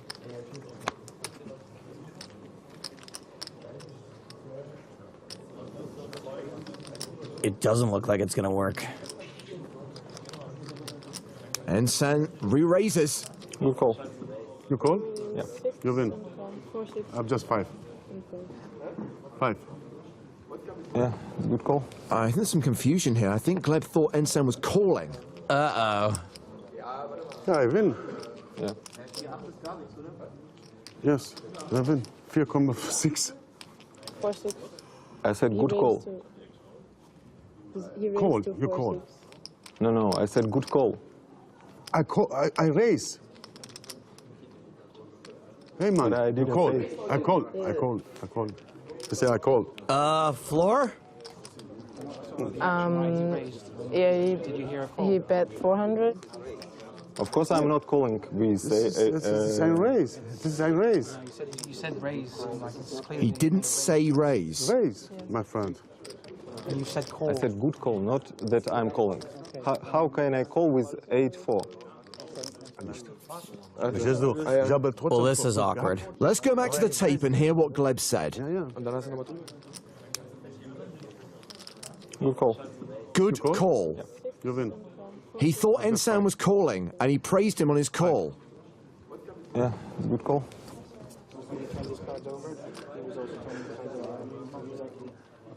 Okay, gentlemen. It's okay. I don't want more. It's okay. It's okay. Of course, I'm not calling. No. I don't want more. Yeah. It's okay, man. Yet another amazing display of sportsmanship. Be careful. Yeah, it's okay. sorry for that. It's my mistake, but... Maybe poker is a sport. But next time, please don't bluff. Yeah. Huh? Okay. It's not good. But you bluff also. I have 5. Don't flop. You have nothing. I kind of want both these guys to win. I did not see that being resolved so happily. Well, the blinds are up to 200, 400 with a 50k ante, which means Gleb Tremzin is now playing fewer than 20 big blinds. Hussein Ensan, the dominant chip leader, and he has aces. He limps. Wow. Million. Tremzin raises with Queen Jack suited. How much? Things are about to get swifty in here.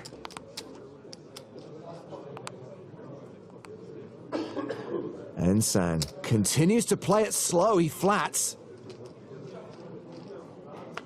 This is very, very suspicious. And this could be fatal for Tremzin. He's paired his queen. Things are about to get real swifty in here. He checks. And Ensan continues to slow play. He checks behind. Jeez. 9 on the turn. Tremzin's going to come out firing. 1 million. Kind of seems like Hossein check calls a lot and then bombs the river when he has it, but there's pretty much no way Gleb can know that. Ensan calls. The river card. An inconsequential 4. There's going to be consequences, all right, for Gleb. 260.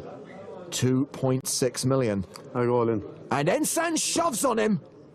I know that Hossein and the membrane, Insan and the brand plays nuttier than Bear Grylls used pine cones, but I think when he moves all in here, you have to consider the fact that a large percentage of the time he is gonna have it. This is a decision for Gleb Tremzin's tournament life. This is a decision for the title.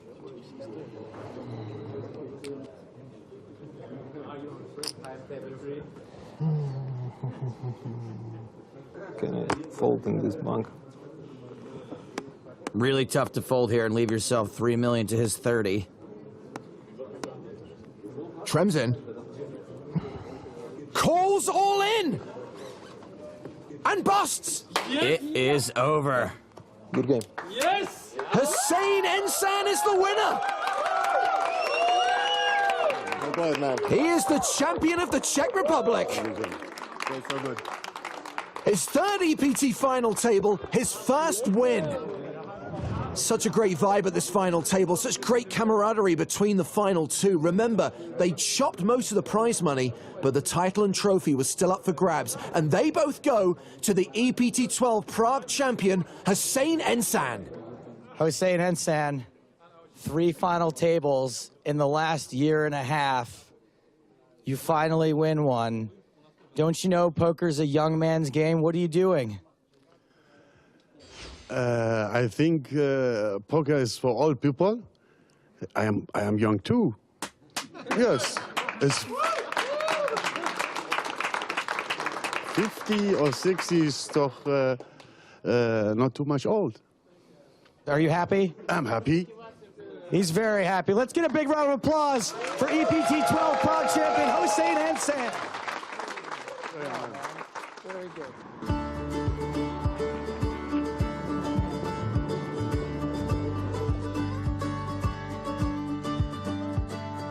Lost and found, hidden safe and sound. Turn around, watch the sand hit the ground. Colors, explosions, I feel like the world and I changing the world tonight. Free light draws down, scattered in the ground. Colors, explosions, I feel like the world and I changing the world tonight.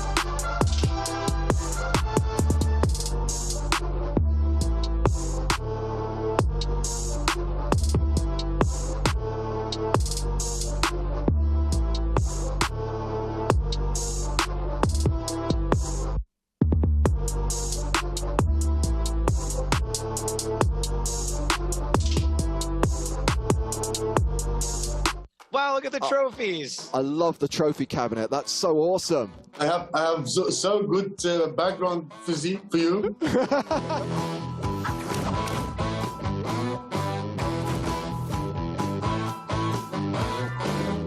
He's won an EPT trophy, he's won a World Series of Poker main event, and more importantly, he has won our hearts. Hossein Ensan, welcome to the podcast.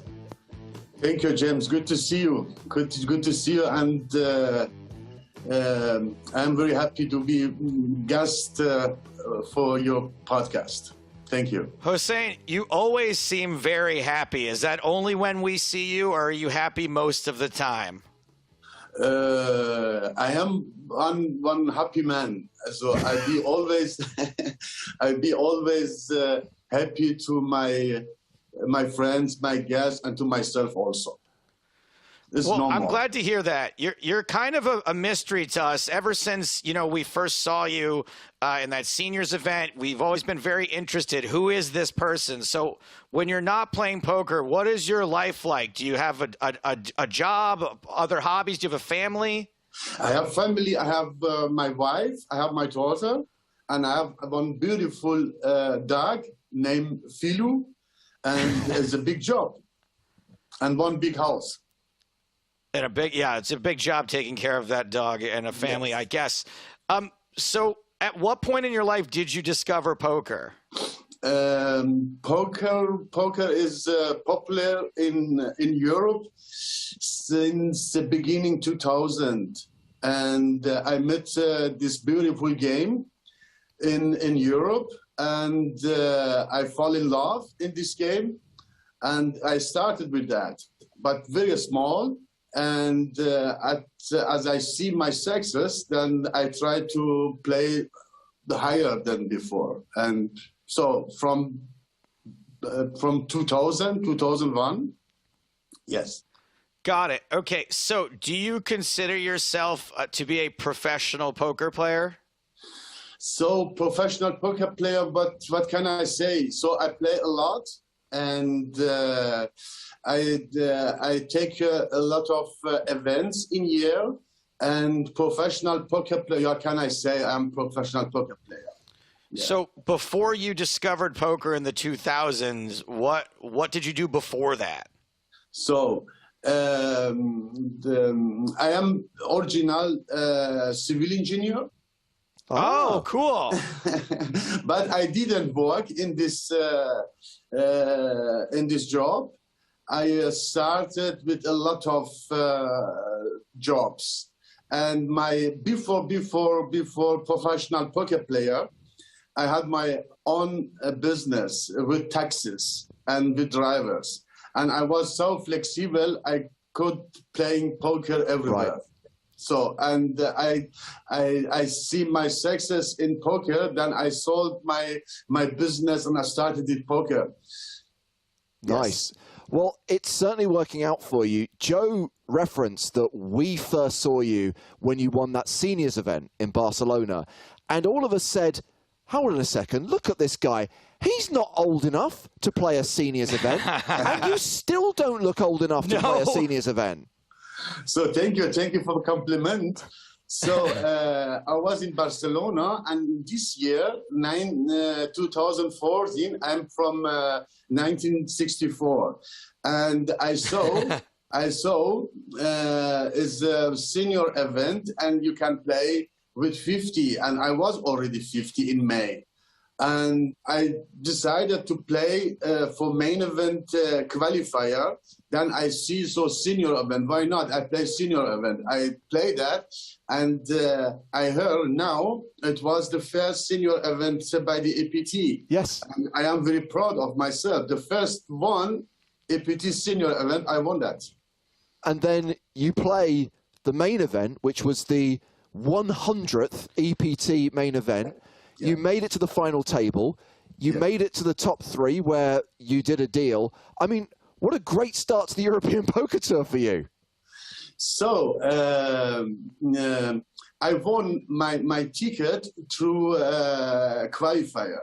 And then I had before my experience in small tournament. And I tried to use my experience, all my experience I was so focused in this tournament. And so fortunately I got last 3 player. And after deal, I was very happy with my game and with my result. And this event changed my poker life. After that, I had my bankroll. I could playing some higher than before. And it was just over a year later, of course, that you find yourself heads up at EPT Prague. You became a main event champion. And the biggest takeaway is I now know never to mumble at the poker table, because you need to be very clear whether you're saying I call or good call. So it was James, I hear always dealer, they give card, and my opponent. And I think she was the name, I forgot this name, and she said to me, call. And that's why if I have nothing, I fold my hand, like always.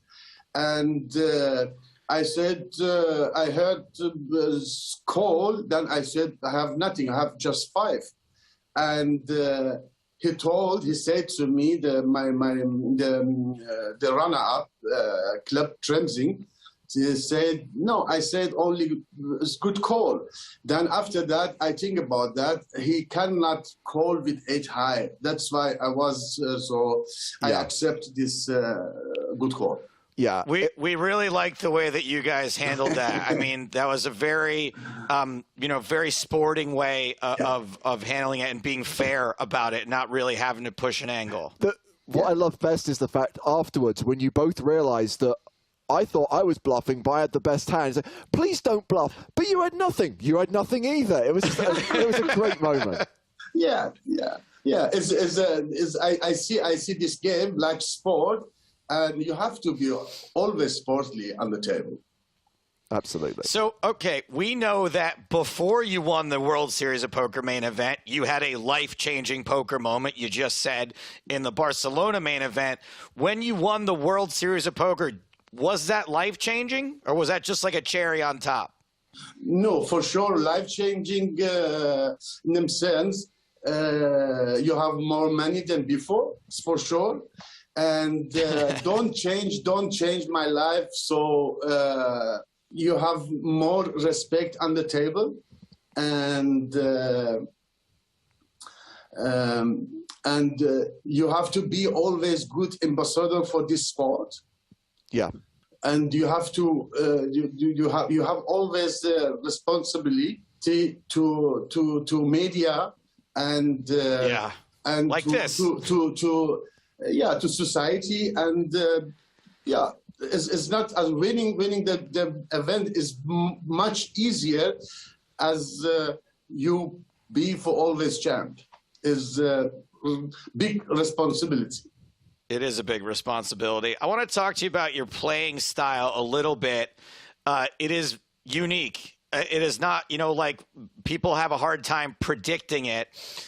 Is there like a certain strategy or sort of philosophy you go along with in poker, or are you just in the moment improvising?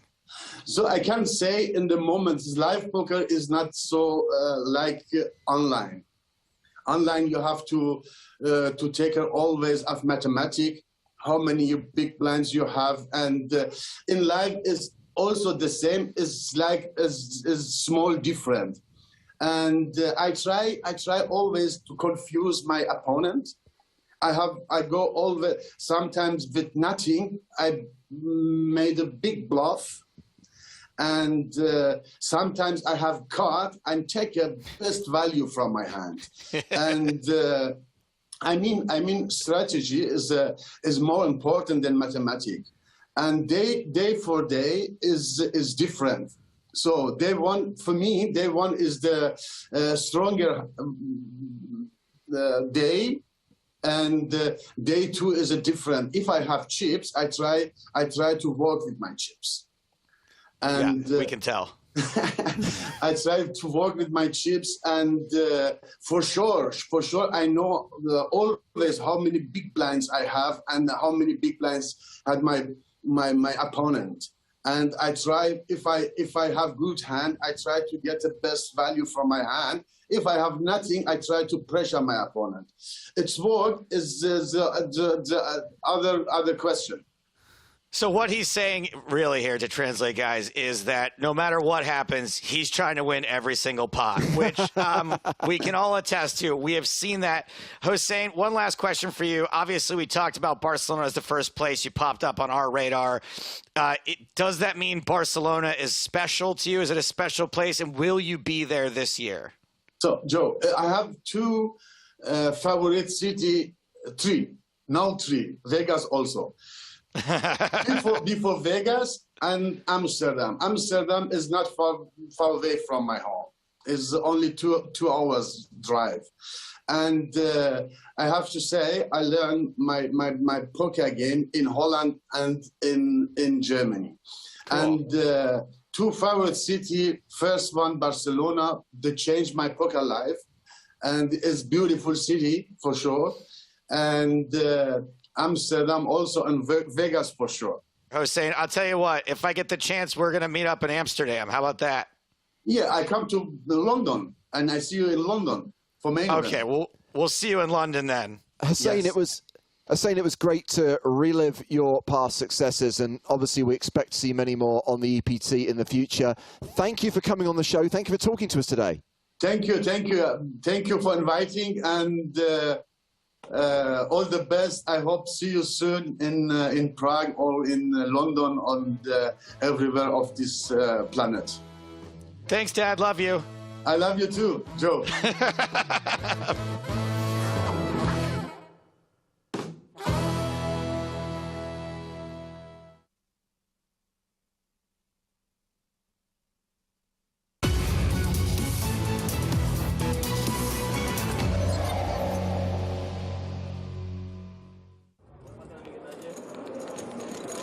$15.30 blinds.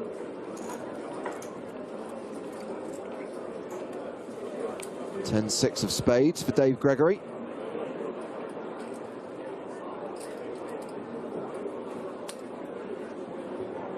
Just calls. Ivy just calls as well. Pocket fives. Pocket nines for Bjorn Erik Glenner.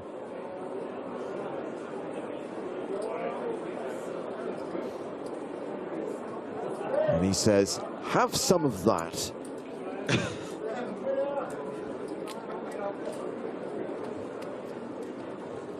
This might be trouble for Ivy. Yeah. Actually has a lot still though.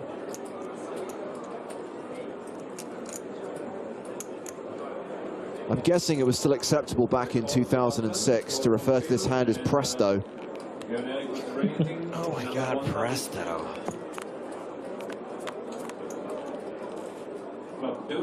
Ivy does not flop a five. Huge dog here. He got the Presto, he did not get the change-o. Field checks. And Björn bets 150,000.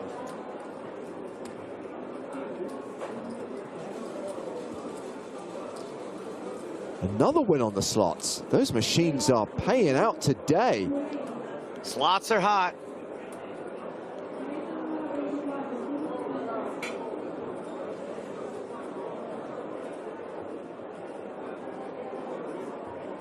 Still another 15 years till Ocean Magic gets invented, so I'm not interested in slots right now. To 350,000. 201. Wow. Wow. Glenner with a sizable chip lead at this moment, shoves on Ivy.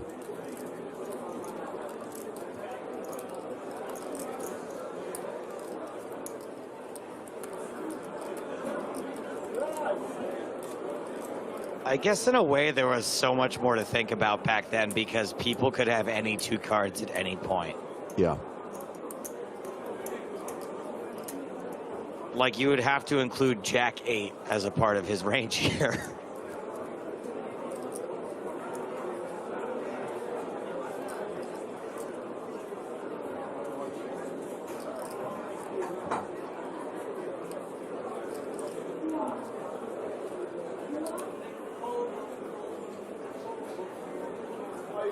Field pass and Björn Erik wins the Good fold, Phil. I'm looking forward, as this final table plays on, to watching those Norwegian guys on the rail get steadily and progressively drunker. Me too.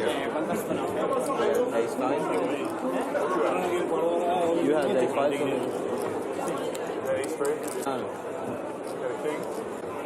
A set of threes. Set of threes. Yeah, okay. You had a Calm 3, down. I saw it when you mapped it. I saw one of your cards, it was a 3. When you mapped it. And you put it in one, you had a 3. I had 2 You had a 3. nines. I saw it. At 9 rounds, 20,000. Oi, mate. You had a 3. I was like, I'm so sorry I asked.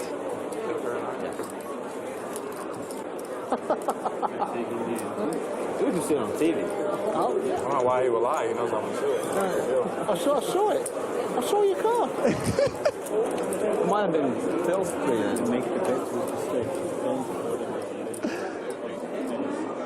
What is it that he thought? He said he threw, he had a 3. He had a 3. I saw your folders. You had a 3.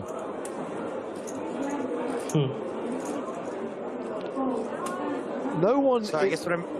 No one is lying there, by the way. Bjorn Erik Glenn says I had 9s. Ivy believes him, and I do believe that Dave Gregory is 100% certain that he saw a 3 when he actually saw a 9. Yes, I think he just doesn't know what a 3 is.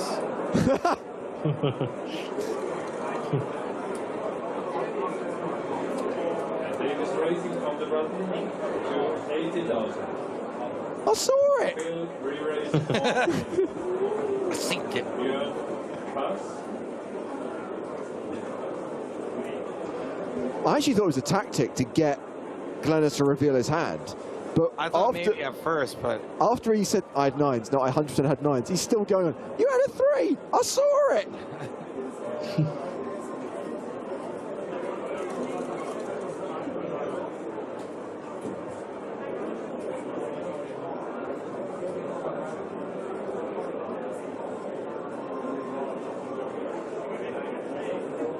Phil, show him a 3.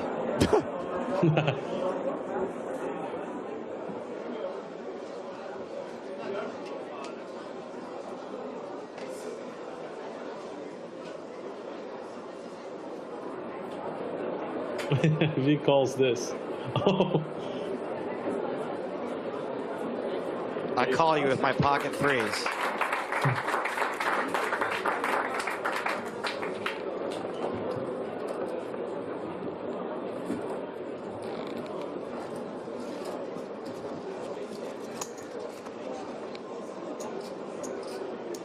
You know when people are saying, like, well, I'm going to see it, do you think any of these people actually did watch the TV show when it finally went out? Of course. Do you think Ivy watched this final table back? No. That's really the question I was asking. No, Ivy wouldn't.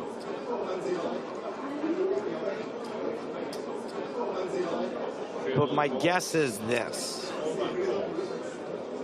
That after the tournament, Ivy could have grabbed any person who knew where the hole cards were and asked, and they would have just told them.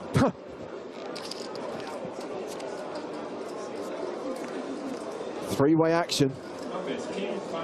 King 9-5. Okay, I'm liking this.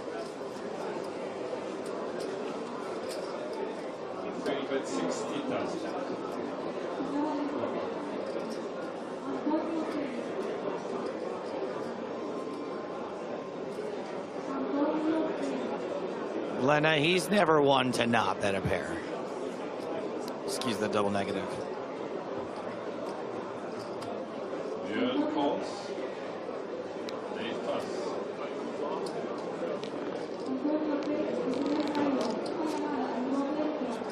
Turn card is a king. And that is a third pair. Phil checks. Action goes check, check. Ivy pretty much has a lock on this. Never mind. King 5-9, king 5.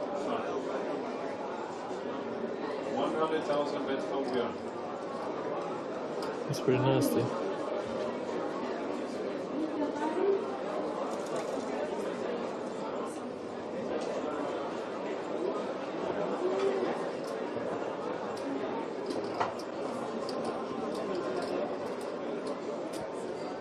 He'll fill it, fill it, fill it.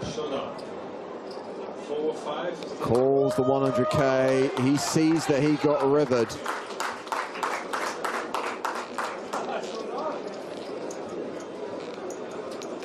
And the Norwegian Rail delighted to see Björn Erik Glenner continue to pull away from Ivy and Gregory.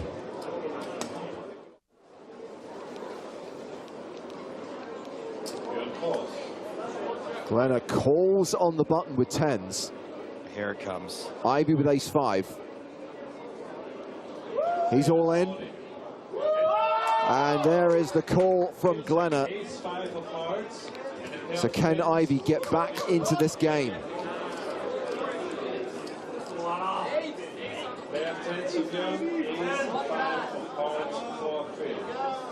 Look at how many people are watching. Huge rail. Some 5s. It is a set of 10s for Björn Erik Glenner, and Ivy drawing super thin, just 6% equity now. He's going to need the rest of the 5s. It's an 8, and you have a decision. It's over on the turn. Björn Erik Glenner is the winner. This is the point where I have to shout, bag of chips. Phil Ivy, his first appearance on the tour, a second place finish, still his best result on the EPT, 371,000 euros. But it's Björn Erik Glenner from Norway, who was the first champion of season 3, cashing for 691,000 euros.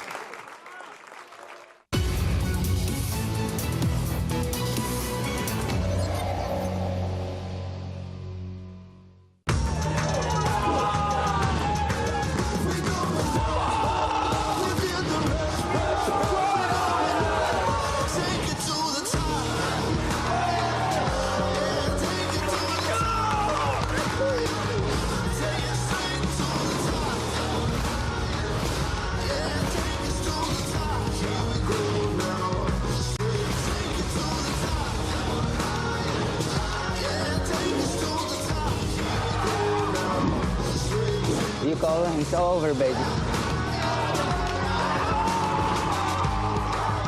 Welcome to my world.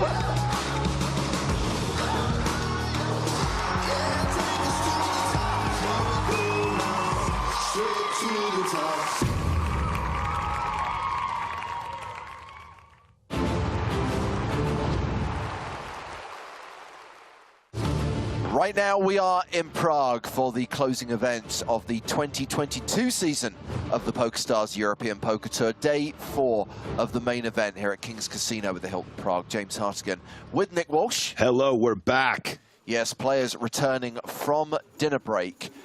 10 players returning.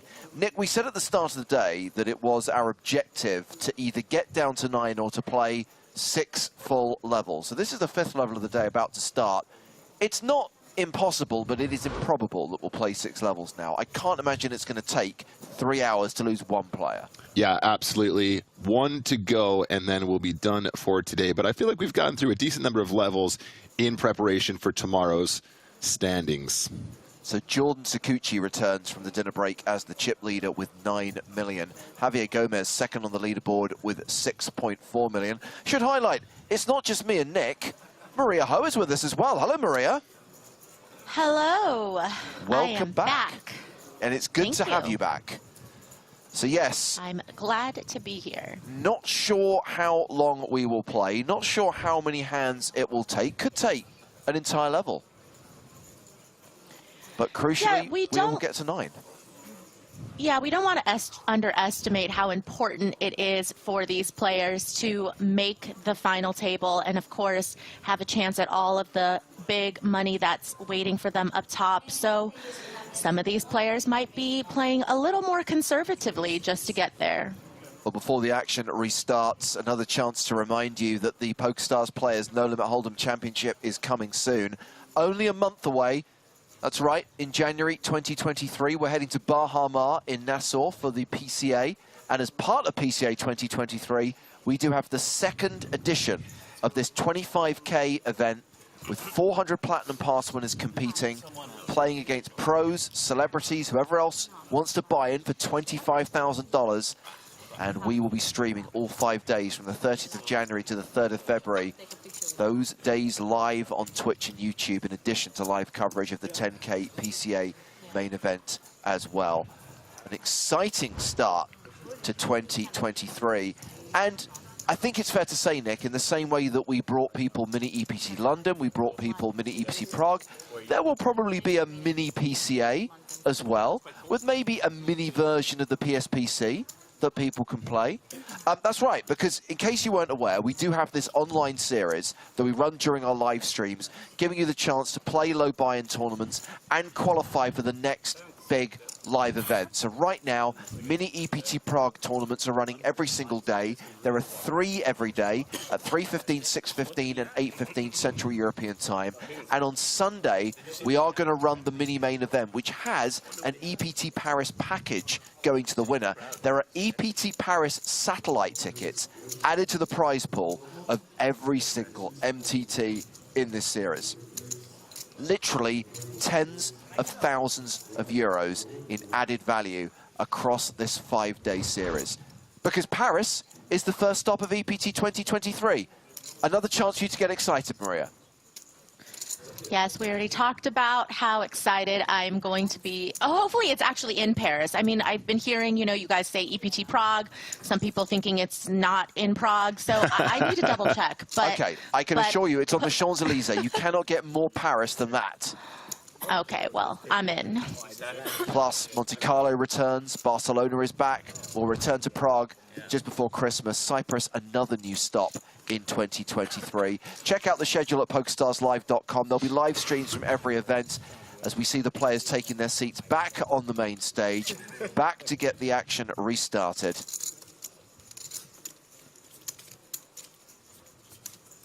And Tonka has had a very swingy day, Nick. He has indeed, but he's still here, and I love to see it. I am 100% Team Tonka. Would love to see him go deep in this tournament, if not win it outright. If I'm not mistaken as well, now that we're down to the final 10, we're just a few spots from the first 6-figure scores, correct? Correct. I believe it's top 8. I mean, 9th place is like 97,000, I want to say. No, doesn't count. Doesn't count. I know. It's so near yet so far, and then it's like 126 grand for 9th, for 8th rather. So yes, top 8, 6-figure scores, the exception of course being the winner who gets more than $1 million. And right now, you're going to price this field, you'd have to say that Jordan Sakuchi is the favourite to win that first prize. He has a 150 big blind stack. Credit to Tonka for getting himself back up to nearly 40 bigs. Right now, the 2 shorties at the table, not that short stack though, Lofberg and Pilhofer, 26, 25 big blinds respectively, as we kick off the 30-60 blind level. Checking the Jack's hands. Yeah. Crazy. And I hear a deck being shuffled, so I'm going to assume that we are ready to get cards in the air and resume the action with 10 players remaining, 2 tables of 5, playing down to the final 9. Red cards now. I love the fact that we're 5-handed guys. So much more action. You have to play a much wider range from all these positions now to take advantage of the fact that you're going to be in position more frequently, and obviously you have to defend in order to counter that. With players opening wider from these positions, obviously you need to be aware of that. You need to be defending the correct small blind, big blind, etc. Very excited to see this play out now as we get so close to the unofficial final. And right out of the gates, Pilhofer's all in with those 6s, Maria. Yeah, we saw, you know, before the dinner break, Pilhofer having to fold queens, and he was correct, but he would have flopped a queen and, you know, tripled potentially if the kings didn't, you know, fold if he had called off. So I'm sure he's still thinking about that, but, you know, picked a good spot. Of course, got to watch out for when the chip leader opens. If you find some good reshove spots, they'll probably very likely get through. Yeah, so happy you brought that hand up. I managed to see that on the break. Somebody sent the clip to me. It's like, you know when players are like, oh, see, I folded 6-3 and I would have flopped a boat, you know, in sort of a single raise pot. And you're like, okay, right, but it's not going to happen that often. And you're not going to get paid. It's not a big deal. That's one of those spots that literally would have been a ginormous triple up, and that still.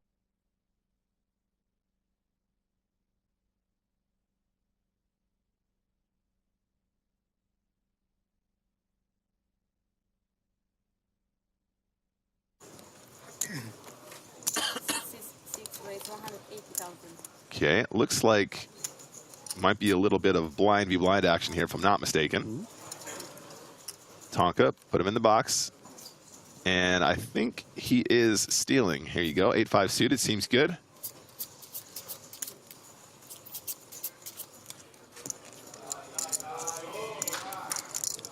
And big blind will defend.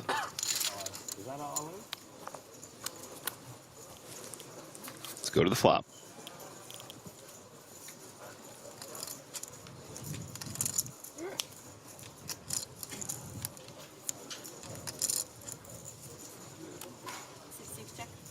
I think the Italian guy who was the chip leader yesterday, well, he was shorter than now.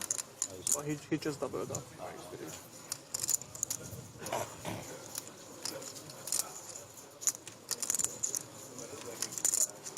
Parker choosing to check the king, jack, queen flop. This is really interesting as well. I think it seems like a board where a c-bet might be like, you know, okay, cool, I'm quite happy just to c-bet this. You know, it comes kind of high, going to get plenty of folds from a wider defend in the big blind. But it's also an interesting level as well, because a lot of the stuff that might check in Parker's shoes here might be like a queen or a jack, right, Maria? Like checking when you've raised pre and it comes king, jack, queen, I don't think the check necessarily indicates weakness, right? In many cases, it's actually a decent amount of showdown that just doesn't want to bloat the pot.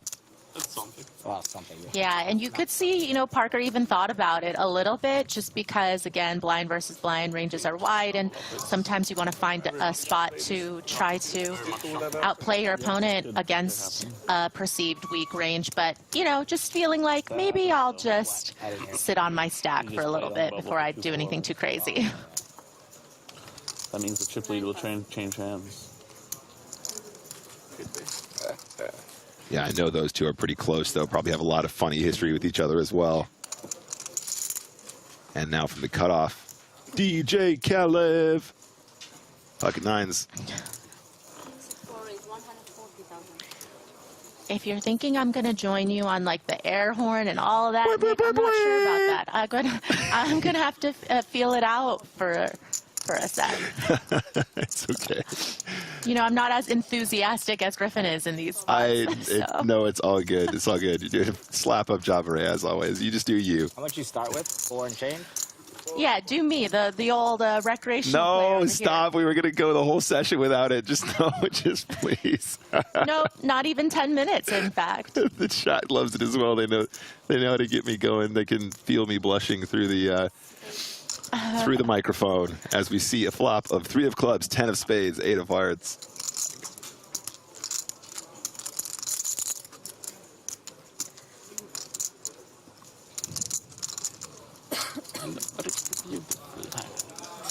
A very pretty king man suited or something. Better. King queen suited.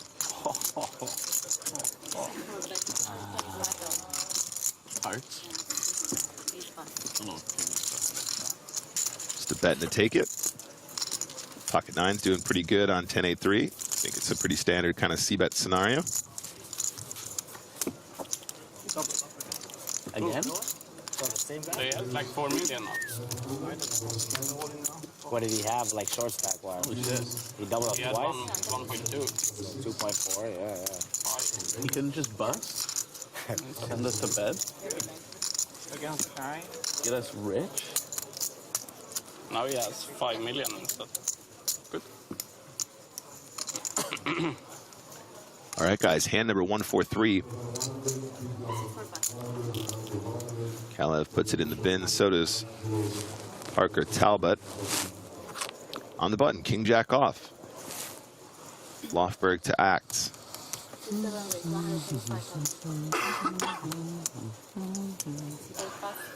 125,000.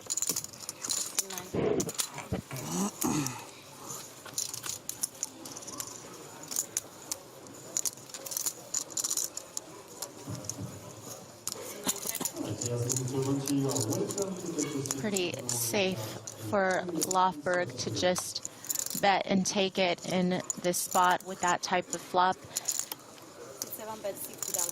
Yep, and I was about to say, I think that these are the situations, Maria, where you just got those real tiny bets, right? These ultra dry textures.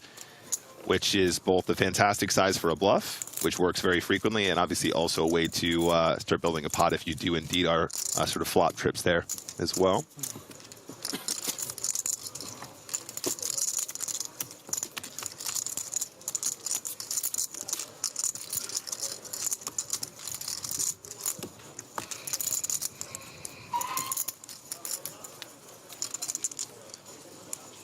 Hand number 144. Tonka's going to take a look. Queen 3 off, no good. I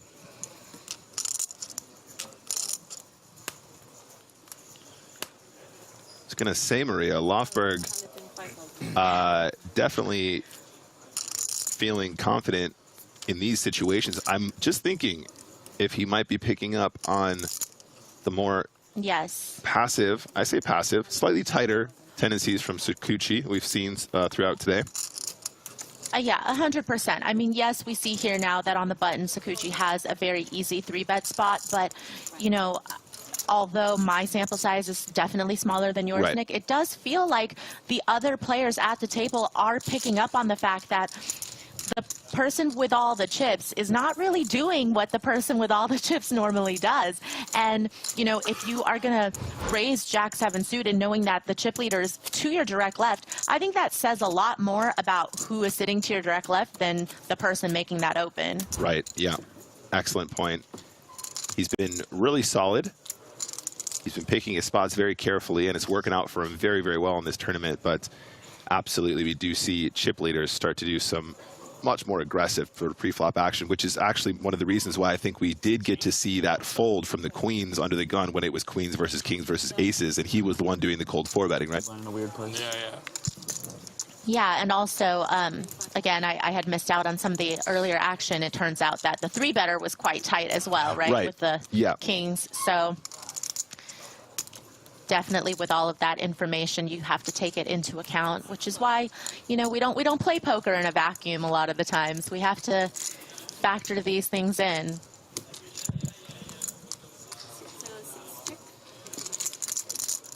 Pretty awful flop for Parker here. Ace-7 king.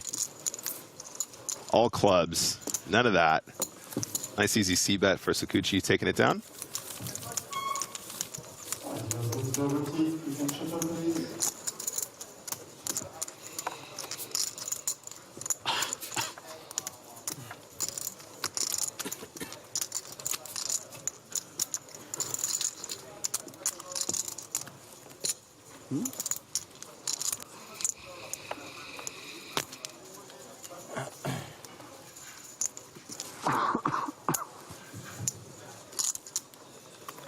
Very nice looking hand here. King Jack suited under the gun, but of course, remember guys, we are still 5-handed.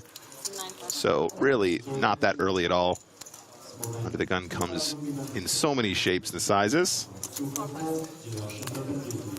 Folding around now to small blind. Parker's got the old 5-3 of hearts. Don't think he's going to want to mess around there.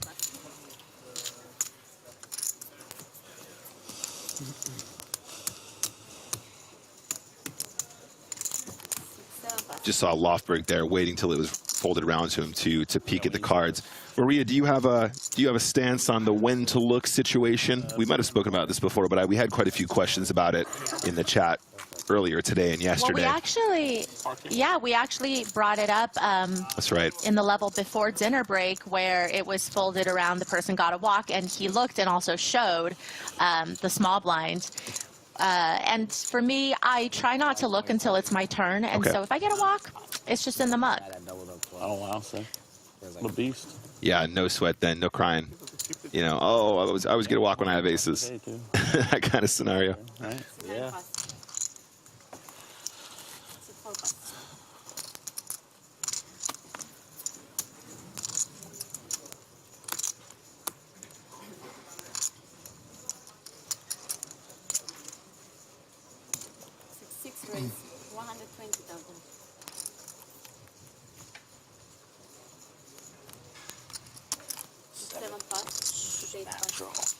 Oh, I want a pen. It's huge.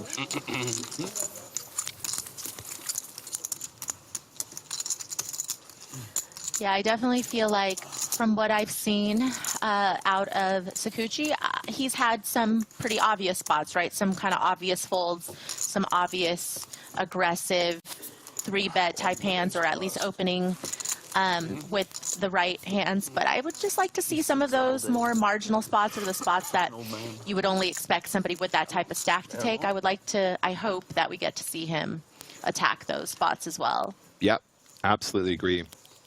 I mean, it comes up so frequently, especially when we're doing that, our sort of online coverage, right, Maria, where we see a lot of these guys with tons of experience, you know, obviously just playing so many more tournaments, being more online sort of facing players, and just watching them change the gears as they build that stack is just so cool. And we just have so much to talk about in those scenarios as well, because we just go, let me give you 5 reasons why this has become so much better now that he's this deep and the guy in the small blind is so short. And I think those are the moments you really need to capitalize on, and then, you know, not rely so much heavily on like you said, the sort of more obvious aggressive situations with the sort of standard correct range.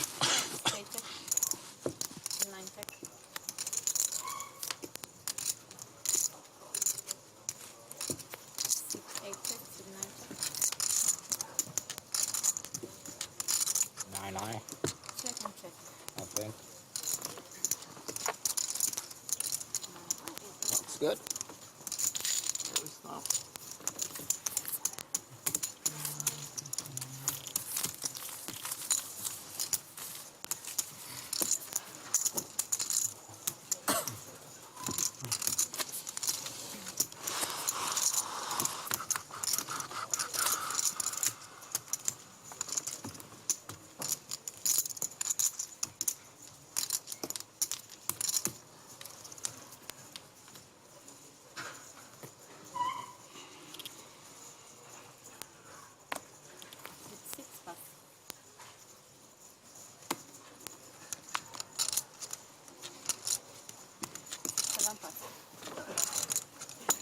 All right, now is the time. Nope, just give him the 9s. Easy game, right on the button.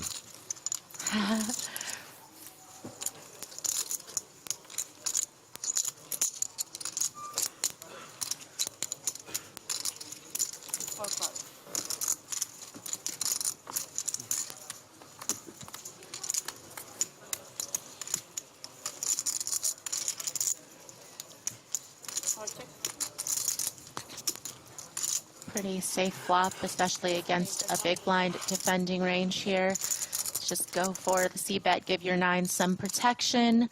But also, of course, you know, when your opponent flops bottom pair here, they're going to at least take one off. You know, all the 8Xs obviously are going to continue as well. Yep, absolutely. Really nice spot to put in a c-bet. Plenty of stuff you get value from still. 4 of spades. No, not much change. Doesn't really change this board too much unless your opponent has exactly a hand like sort of 3-4 suited, 8-4 suited.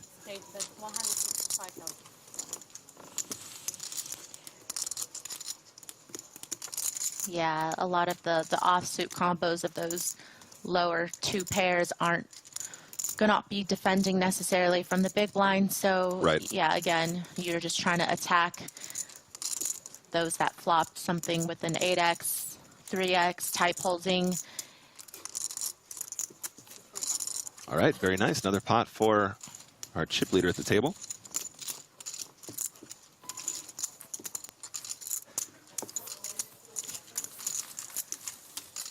I think also the problem, Nick, when you have somewhat of a tight image pre-flop is also that people just start extrapolating that to you maybe not, you know, bluffing very frequently post. And so again, you know, when you're making those c-bets and when you're double barreling for value, you'll just get people to fold. I'm not saying bottom pair there, that king 3 was that strong of a hand, but also you were up against a button open. So right. It just kind of, again, makes me feel like perhaps Sakuchi's image is going to make it so that he misses out on value as well. Right. Yeah, no, absolutely agree. I talk about this a lot on stream as well when we're sort of trying to very quickly sort of profile players and trying to get a handle on how we're supposed to approach the game when you're playing them. And as soon as you see somebody doing something you think is unusual or, you know, not quote unquote standard for a reg at, you know, whatever stakes you play or whatever format you play, you can kind of start to extrapolate that into other areas. And then if you see them do a specific thing, like something I see a lot of is if you're playing a blind v blind versus them and you see them shoving what would be sort of a standard Nash range, or they're shoving, you know, a sort of adjusted pre-flop shoving range that's appropriate to, you know, sort of a closer to a GTO strategy, go, okay, so I can assume this guy understands the book. He's read the book a little bit. He's reading from the same book that I am. Therefore, I can assume that he has certain moves on the flop and the turn in the river that, you know, more recreational players probably won't have. And therefore, you know, can start to build the profile from there and start to make increasingly better reads against those individuals.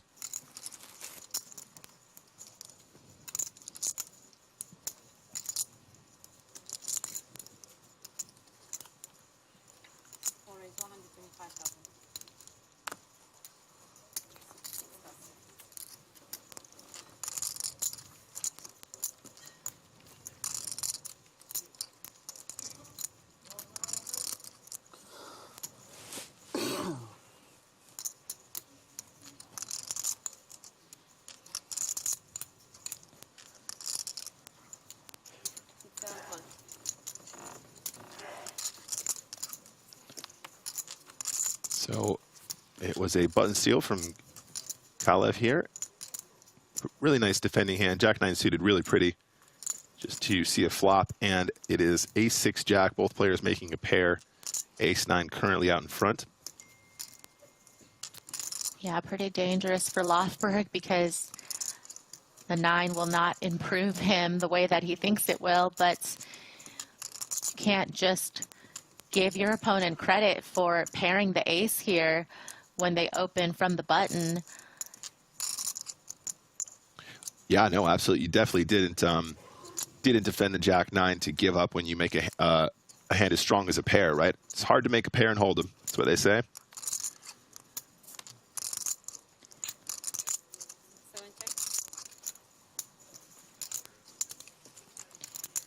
This is also kind of a spot where Kalev can feel really good about having the 9 kicker because you just assume, you know, anything, you know, ace 10 plus off of 26, 27 big blinds could just shove profitably there against a button open.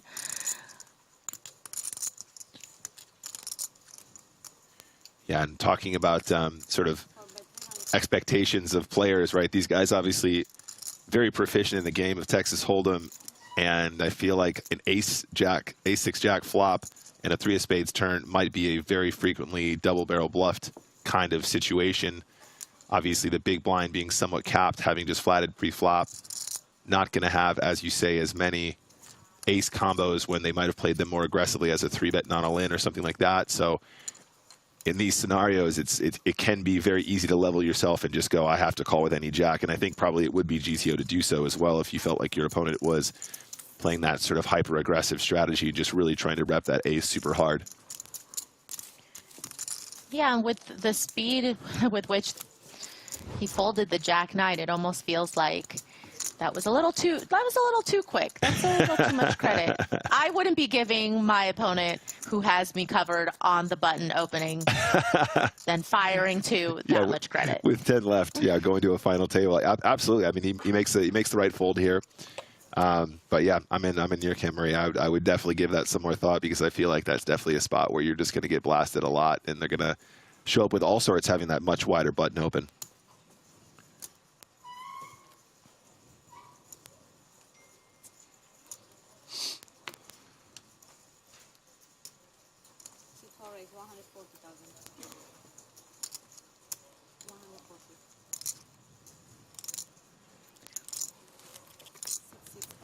Kalev with another hand here, pocket eights. Parker just ditches the deuces.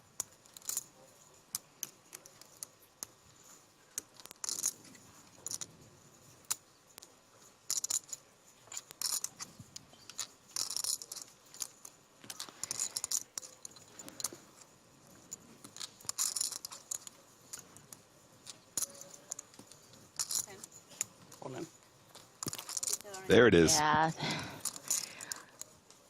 Somewhat to be expected. Yeah, and I think this is, oh, wow, the wake up. The wake up. Whoa.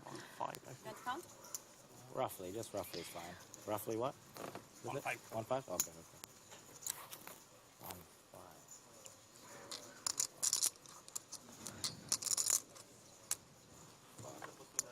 1-5. I have to use one of these, my friend.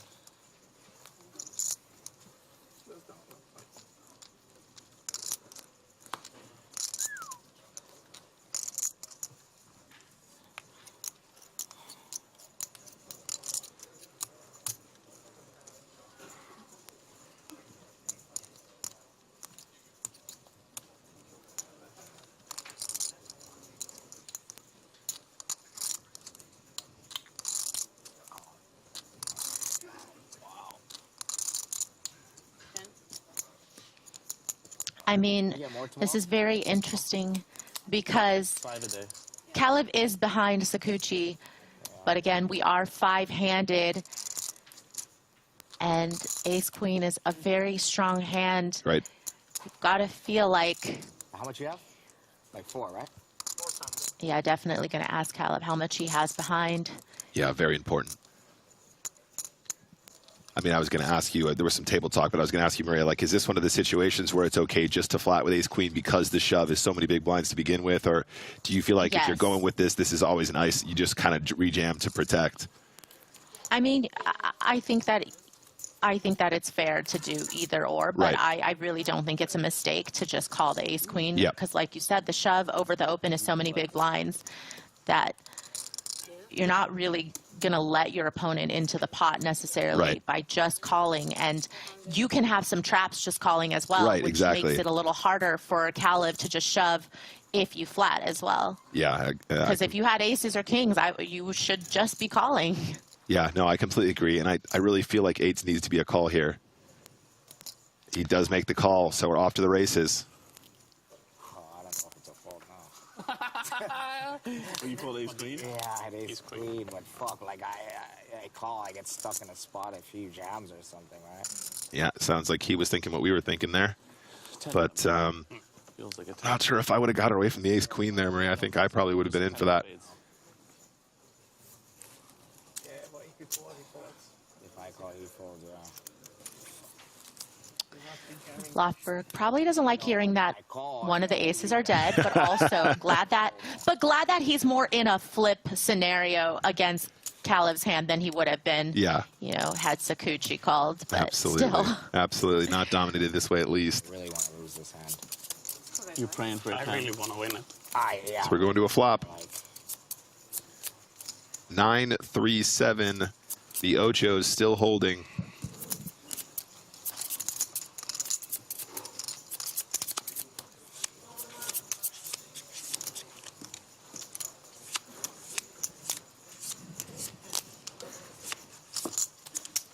Now to the turn. It's another 9. Pocket 8s still in front. 5 outs going to the river for Lofberg. 3 10s. No, the stand-up. Oh, the stand-up. And there are 2 remaining aces. Yeah, yeah.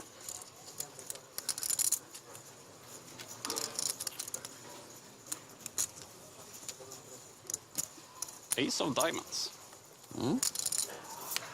King of diamonds almost called it perfect, but we do see Lofberg eliminated.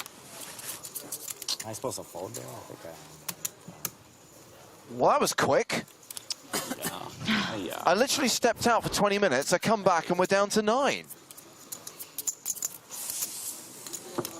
Yeah, pretty standard situation there, though, for Lofberg. I could see why they want to attack the open. But yeah, definitely quicker than we expected, James. Yeah, I kind of thought we'd play at least half of this level. Maybe even get through this level into the final level of the day. But no, we're down to 9. It's time for the final redraw of the tournament, down to a single table. And that means play will come to an end for day 4. You know what I mean? Roll on day 5. Roll on the penultimate day of the EPT Prague main event, when 9 will play down to 4. I guess, Nick, it's kind of like the final table part 1. Yeah, something like that. Well, we're gonna Deathly Hallows it. We're basically gonna split it into part 1 and part 2. I forgot. Honestly. We're gonna split it, but it means we got a whole bunch of action for you guys to follow tomorrow. So set your alarms now. You don't want to miss it. Now, Maria, I think that's it for you, right? This is the last time we'll hear your dulcet tones on this Prague broadcast. I think I'm scheduled for the last day for the 4 down to the winner, you know, for the real exciting part, James. Oh, you're going to be up at 4 in the morning, are you, to do that? Oh, you know, no, but I think I could, but if it goes past like around maybe 8 a.m. my time, you might hear from me. I think 4 hours is reasonable. That's a 1 elimination an hour. You think Yeah, I'm going to hazard a guess that with the action starting at 11 a.m. local time, which is... That I won't be. Yeah, exactly, exactly. Bear in mind, as we've said all along, we've had to kind of skew things slightly to ensure that we are done and dusted by the time the World Cup final rolls around. Just checking that we don't lose any players. Oh no, play has stopped at the other table. They're just checking the stacks of those 5 players. 7, 8, 9, I know. Time for everyone to bag and tag. Oh man, whatever. You have 9.5, you won that. Well, basically, Maria, I'm going to say goodbye. I'm going to say thank you, and I'm going to say we will see you in the Bahamas for the PCA and the PSPC. You were in my shoes. Absolutely. Could I get who you guys are all rooting for or any predictions on the World Cup finals before I go, though? I think it's going to get messy. That's what everyone said. I like it. I really like that. I'm rooting for, Sorry, Maria, I was going to say, I really like that, but also James and I were just looked at each other as if to say, you're asking maybe the 2 worst people to ask about football bets in the entire world. I mean, no, I definitely know how James feels about it, but I have a rooting interest because my brother-in-law is from Argentina, so amazing. This one I care about. Okay. Fantastic. Fair enough. Well, you enjoy the World Cup final, Maria, and we will see you in the Bahamas in the new year. From 2 million. Yes, see you guys. Thank you. Bye, Maria. Nick, you have to come back tomorrow. I do, and I can't wait. I love my job. I love doing commentary. I love you, chat. Thank you for your support, as always. You're the best. I don't think you did. And Tonka has made it through. Parker Talbot will have a seat at that table tomorrow. We will be picking up the action with the blind still at 30,000, 60,000 with a 60K big blind ante. Still have 65 minutes to run on the level. We only played 25 minutes when we came back from dinner. So these are the 4 players we were watching on the main stage. Jordan Sakuchi, 9.5 million, nearly 160 bigs, and obviously after that last hand, Kalev up to nearly 100 bigs. Tonka hovering around the 30 big blind mark, and now we can see all the payouts on the screen. First player out tomorrow will get nearly 100 grand, and then it's 6-figure scores for everyone else. And a reminder that the plan tomorrow is to get down to 4, and then come back on the final day and play down from 4 to a winner. So tomorrow we're back at the usual time, which is 12:30 Central European time. On Sunday, the final day, we will be starting at the earlier time of 11 a.m. I'll put those queens in. Go to the PokerStars blog. Great stuff reporting on the festival here in Prague. Updates from the main event and other stuff that's happening. That was lucky. Honestly, that was crazy lucky. Plus, of course, you can follow live updates from the high roller and the main event on Poker News as well. Oh, all right. See you boys tomorrow. And we will do our thing at the usual time for the penultimate day of the EPT Prague main event. That's right, day 5 getting underway, 12:30 Central European time. Whether you're watching on Twitch or YouTube, we will see you there. Thank you very much for your company over the last few hours. We had 2 very long days, Nick. Today's slightly more manageable. Should be easier from here on out, getting down from 9 to 4, from 4 to 1. Right, absolutely. Still got so much amazing poker action to follow, guys. And can we get a shout out for our boy Tonka in the chat, please? Team Pro all day.